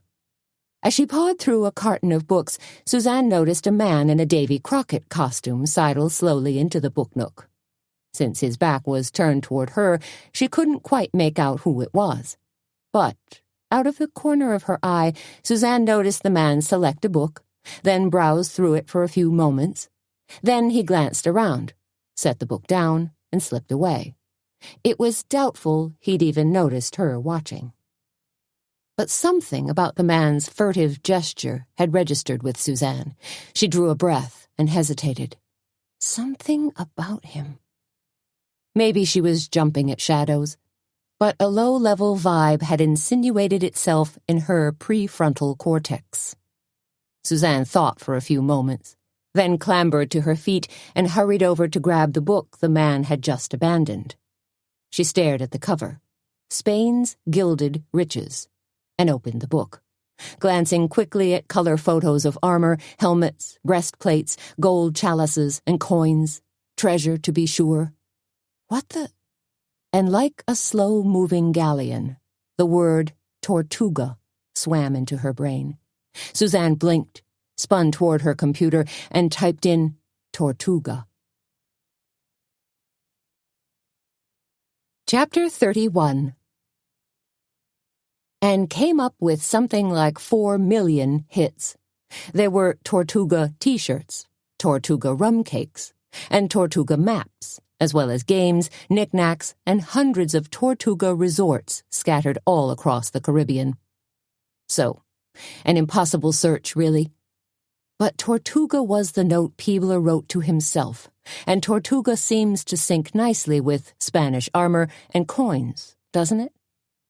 Suzanne chewed on that notion for a few minutes, wondering where it might lead her. To Lester Drummond, with his turtle tattoo and stash of vicious fighting dogs? Had Drummond murdered Chuck Peebler? Or was Jane Buckley involved after all? During his rant at the Reed dating event, Peebler had pressed Jane about stolen antiques, and Jane worked at a museum, so she had first-hand knowledge about antiquities. Was mild-mannered Jane really a stone-cold killer? And what about Mayor Mobley and Alan Sharp? Were they so obsessed with winning that they'd kill an opponent? But how did antiques come into play? And then there was Mike Odell, the man with a crossbow and a wife who'd been hassled by Chuck Peebler. Was Odell a spurned man or a common thief? Could he have stolen antiques from Peebler's aunt and then fenced them? Suzanne felt her mind spinning like a centrifuge. Where was she going with all of this? Where were the answers? She pressed the book to her chest, as if she could absorb critical information through osmosis, and puzzled some more. The next step was so simple it made her laugh. Find Davy Crockett. Maybe if she found the man in the buckskin jacket and coonskin cap, she'd also find a semblance of an answer, or at least a clue. Rushing outside, Suzanne was startled to see that Petra had already started the costume contest. She was standing on an orange crate, head and shoulders above the crowd, holding a microphone and introducing the evening's finalists. Suzanne glanced at her watch. Petra would be introducing her shortly. So, first things first, she'd better stay on schedule and do her headless horseman thing. Then she'd grab Doogie and go on a Davy Crockett hunt. Ducking back into her office, Suzanne scrunched up her jacket and inserted a couple of foam shoulder pads, making her shoulders high enough and broad enough to rival any NFL linebacker. Then she tied a black do-rag over her hair and hiked up her collar, so it came just below her eyes. She checked herself in the mirror. With the black scarf covering her head, it really would appear as though she was headless. So far, so good. She pinned on a black wool cape, perfect Sleepy Hollow couture, and grabbed the fake head that was sitting on her desk. It was really a plastic foam wig head she'd purchased from a beauty supply store, but with a bit of brown spray paint, it now looked like a head that had just flown in from a sunny weekend in Boca Raton. Suzanne slipped through the kitchen and out the back door. Mocha was tied to a fence at the back of her property. He turned his handsome head and nickered when he saw her approach, almost as if he'd been waiting for her, knew in his horsey mind that the two of them were going to make a grand entrance at tonight's big party. With a tingle of anticipation, Suzanne untied the reins, put her left foot in the stirrup, and swung up onto Mocha's broad back. And that's when the world tilted crazily on its axis. That's when Arthur Bunch came strolling out of the woods wearing his coonskin cap and buckskin jacket. Suzanne would have laughed out loud at how authentic Bunch looked, except for the gray, snub-nosed pistol he held in his hand, the pistol that was pointed directly at her heart. "Bunch!" she cried, startled. "Get down, Suzanne," Bunch said through clenched teeth. "We need to talk." "Talk?" said Suzanne, suddenly realizing Arthur Bunch was deadly serious. "Sure, Arthur. Whatever you say. Just don't point that thing at me, okay? Go easy." She knew for a fact she wasn't going to get off her horse. Right now, her horse was the only advantage she had. An evil grin lit Bunch's face. "Scared? Aren't you?" He seemed to revel in his power over her. "You bet I am," Suzanne gibbered, using her apparent fear to buy her time to think. "So, just take it easy. I'll do whatever you say." "I thought you might," Arthur said, a thin smile on his face, his attention relaxing for just a split second. That's when Suzanne dug her heels into Mocha's flanks and drove her horse directly at Bunch. The big horse's chest struck the man hard, spinning him around. Bunch, his arm suddenly flung up over his head, fired one shot into the sky. Then the pistol flew from his hand. Still driving at him, one of the horse's metal-shod hooves ground down hard on top of Bunch's left foot, eliciting a scream and sending Bunch reeling in pain. "How do you like that, Bunch?" Suzanne taunted, suddenly grabbing the upper hand. "Want to mix it up some more? Want to tell me why you killed Charlie Peebler? Why you shot Wilbur Halpern?" Still hanging on to the wig head, she threw it at him with all her might.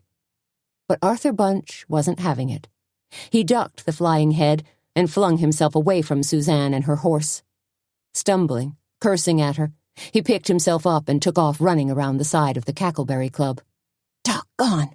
cried Suzanne. The last thing she wanted was for Arthur Bunch to find refuge in the big crowd that mingled out front. He could easily grab a different mask or costume and melt into the crowd, or worse yet, try to take someone hostage. Suzanne kicked Mocha again and took off after him. Cantering around the side of the building, the horses' hoofbeats rang out in the still, cool air. "Do you folks hear that?" asked Petra's voice over the microphone right on cue. "Do you think we might have a special visitor this Halloween night?" Coming at full gallop, Suzanne rounded the corner just in time to see the crowd part for her and Arthur Bunch duck past the tent. She spurred her horse on as she bent low, galloping swiftly past the row of flickering jack-o'-lanterns that Tony had planted on wooden stakes. Grabbing the last jack-o'-lantern, Suzanne galloped through the crowd, holding the lighted pumpkin high, her cape trailing out behind her. There were appreciative oohs and ahs from the crowd. Raising the pumpkin high above her head, Suzanne flung it with all her might. The orange missile went tumbling through the air, sparks flying, glinting jack-o'-lantern eyes winking, crooked pumpkin mouth grinning at the crowd. Then the pumpkin struck Arthur Bunch in the middle of his back, knocking him to the ground as it exploded into 100 pieces, splattering everyone nearby with orange pumpkin goop. "Holy bulldingers!" Doogie cried. Darting toward Suzanne, he held his hands up as if to stop her, as the crowd roared its approval at such a dramatic tableau. "Grab him!" Suzanne yelled as she reined her horse back hard. "Grab Bunch. He's the one who killed Charlie Peebler and Wilbur." Chapter 32. But the crowd's instantaneous burst of applause blocked the sound of Suzanne's plea to the sheriff. She sat atop the dancing horse as the crowd surged around her, staring out at Sheriff Doogie's quizzical face, feeling terrified and enormously frustrated. "Bunch!" she cried again. "Grab him!" Doogie spun about, but was trapped by the crowd and unable to make a move or get a bead on Bunch. He whipped his head back and forth frantically, but to no avail. Suzanne, perched atop Mocha, could see Arthur Bunch just fine. The rogue killer was still on the ground, writhing in pumpkin goop, gripping his knee in pain. "Stop him!" Suzanne shouted again. "Arthur Bunch is the killer!" Struggling to his feet, Arthur Bunch seemed dazed but determined to make his escape. He flashed a look of triumph at Suzanne and began limping away. "No!" Suzanne shrilled. That's when a comical red figure with white pearly horns stuck on the sides of his head jumped out from the crowd and poked Bunch in the backside with his pitchfork. "That's it, Junior, do it!" Suzanne screamed. Abruptly poked and jolted, Arthur Bunch fell forward and landed flat on his face. "Got him!" screamed Junior, letting loose a high-pitched war cry. The crowd turned en masse to witness Junior poking his pitchfork in Bunch's rear end and roared their approval. "What an act!" someone yelled. "Like vaudeville!" cried a voice. "Wonderful!" another voice cried. "I didn't know these gals had it in them." Then, as if Arthur Bunch and Junior Garrett were an acting troupe, as if the Cackleberry Club was the new theater in the round, the crowd surged forward and formed a circle around the two men.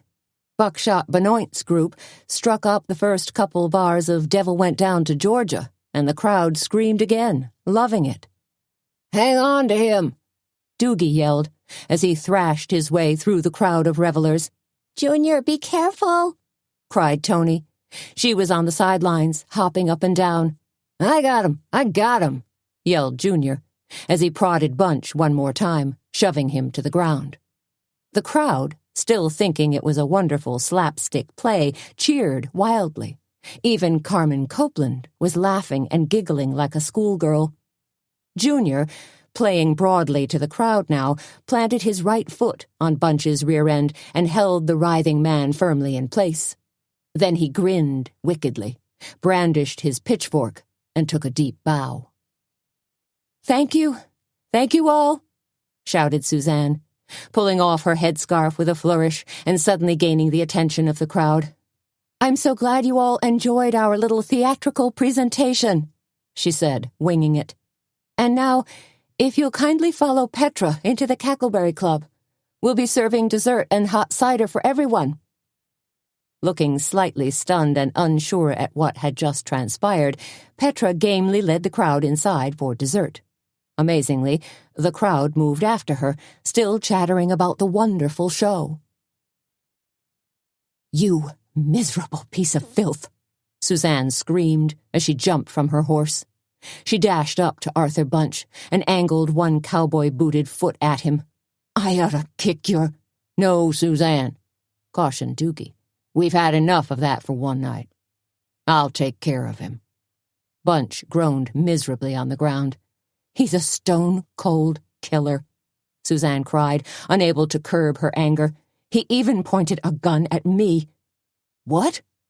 said a stunned Sam, as he suddenly rushed up to join Suzanne. "Threatened me," Suzanne muttered, aiming a foot at Bunch again. This time Sam pulled her away. Doogie grabbed a set of handcuffs from his belt and quickly secured Bunch's hands. Then, grabbing Bunch by the scruff of his neck, Doogie yanked him rudely to his feet. "You and I are going to do some talking," Doogie commanded. Junior was suddenly jumping around, waving his hands in everyone's faces. "Can I help drag him to the car? Can I, huh?" "You can drag him into the swamp and leave him there for all I care," snorted Doogie. Then he pulled himself together and said, "Okay, Junior. Tonight you're a deputy." "Deputy Devil," muttered Tony. "Seems fitting." Sam was still staring at Suzanne. "He threatened you? With a gun?" He shook his head in amazement. "Holy Christmas." 20 minutes later, it was all over. Bunch had spilled his guts. Well, most of them anyway. Doogie climbed out of his cruiser and stumped over to where Suzanne, Sam, Tony, and Junior were standing. "You were right about that Tortuga thing," said Doogie. "Bunch talked the old lady into donating an old conquistador helmet and some gold coins to the Historical Society. Then Bunch turned around and sold them to some outfit in Florida. Tortuga Trading Company, he says." "Tortuga," said Suzanne, feeling vindicated. Sam let out a low whistle. "Those kinds of antiques must have been worth a fortune." "I'm thinking that's exactly right," said Doogie. "So Peebler was on to him," said Suzanne. "Peebler must have found some kind of donation papers in his aunt's house after she died," said Doogie, "as well as some reference to Tortuga, and I suppose Peebler's first thought was of Jane Buckley." "When it was really Arthur Bunch," said Suzanne. "But Bunch knew Peebler would keep nosing after the antiques," said Doogie. "So before Peebler could do anything more, Bunch shot him." "Did Bunch kill Wilbur too?" asked Tony, wide-eyed at this tale of greed and murder. "Bunch hasn't copped to that one yet, but my guess is yes," said Doogie, "since I was the one who sent Wilbur over to Peebler's house to investigate." "And Bunch didn't realize Wilbur hadn't found anything," said Suzanne. "Bunch gave Wilbur the benefit of the doubt and then killed him for it," said Doogie, his voice tightening. He swept his hat off his head, murmured, "Doggone it." "But it's over," said Tony. "That's what's important." She turned toward Junior, still in his devil costume, and gazed at him with unabashed love in her eyes. "It's over for now," said Doogie. "Thanks to Suzanne. And, I guess, Junior." Grinning from ear to ear, Junior thrust his pitchfork above his head and crowed, "The devil made me do it." Gazing up at the sky, breathing a sigh of relief, Suzanne saw that the clouds had lifted and that the church spire next door was silhouetted against a full moon. She smiled, slipped her hand into Sam's and whispered, "But it's the angels who lend wings to our prayers."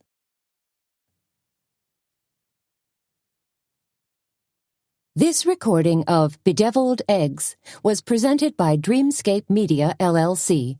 Text copyright 2010 by Laura Childs. Sound recording copyright 2019, Dreamscape Media, LLC. Thank you for listening. Please check dreamscapeab.com for Dreamscape's latest releases.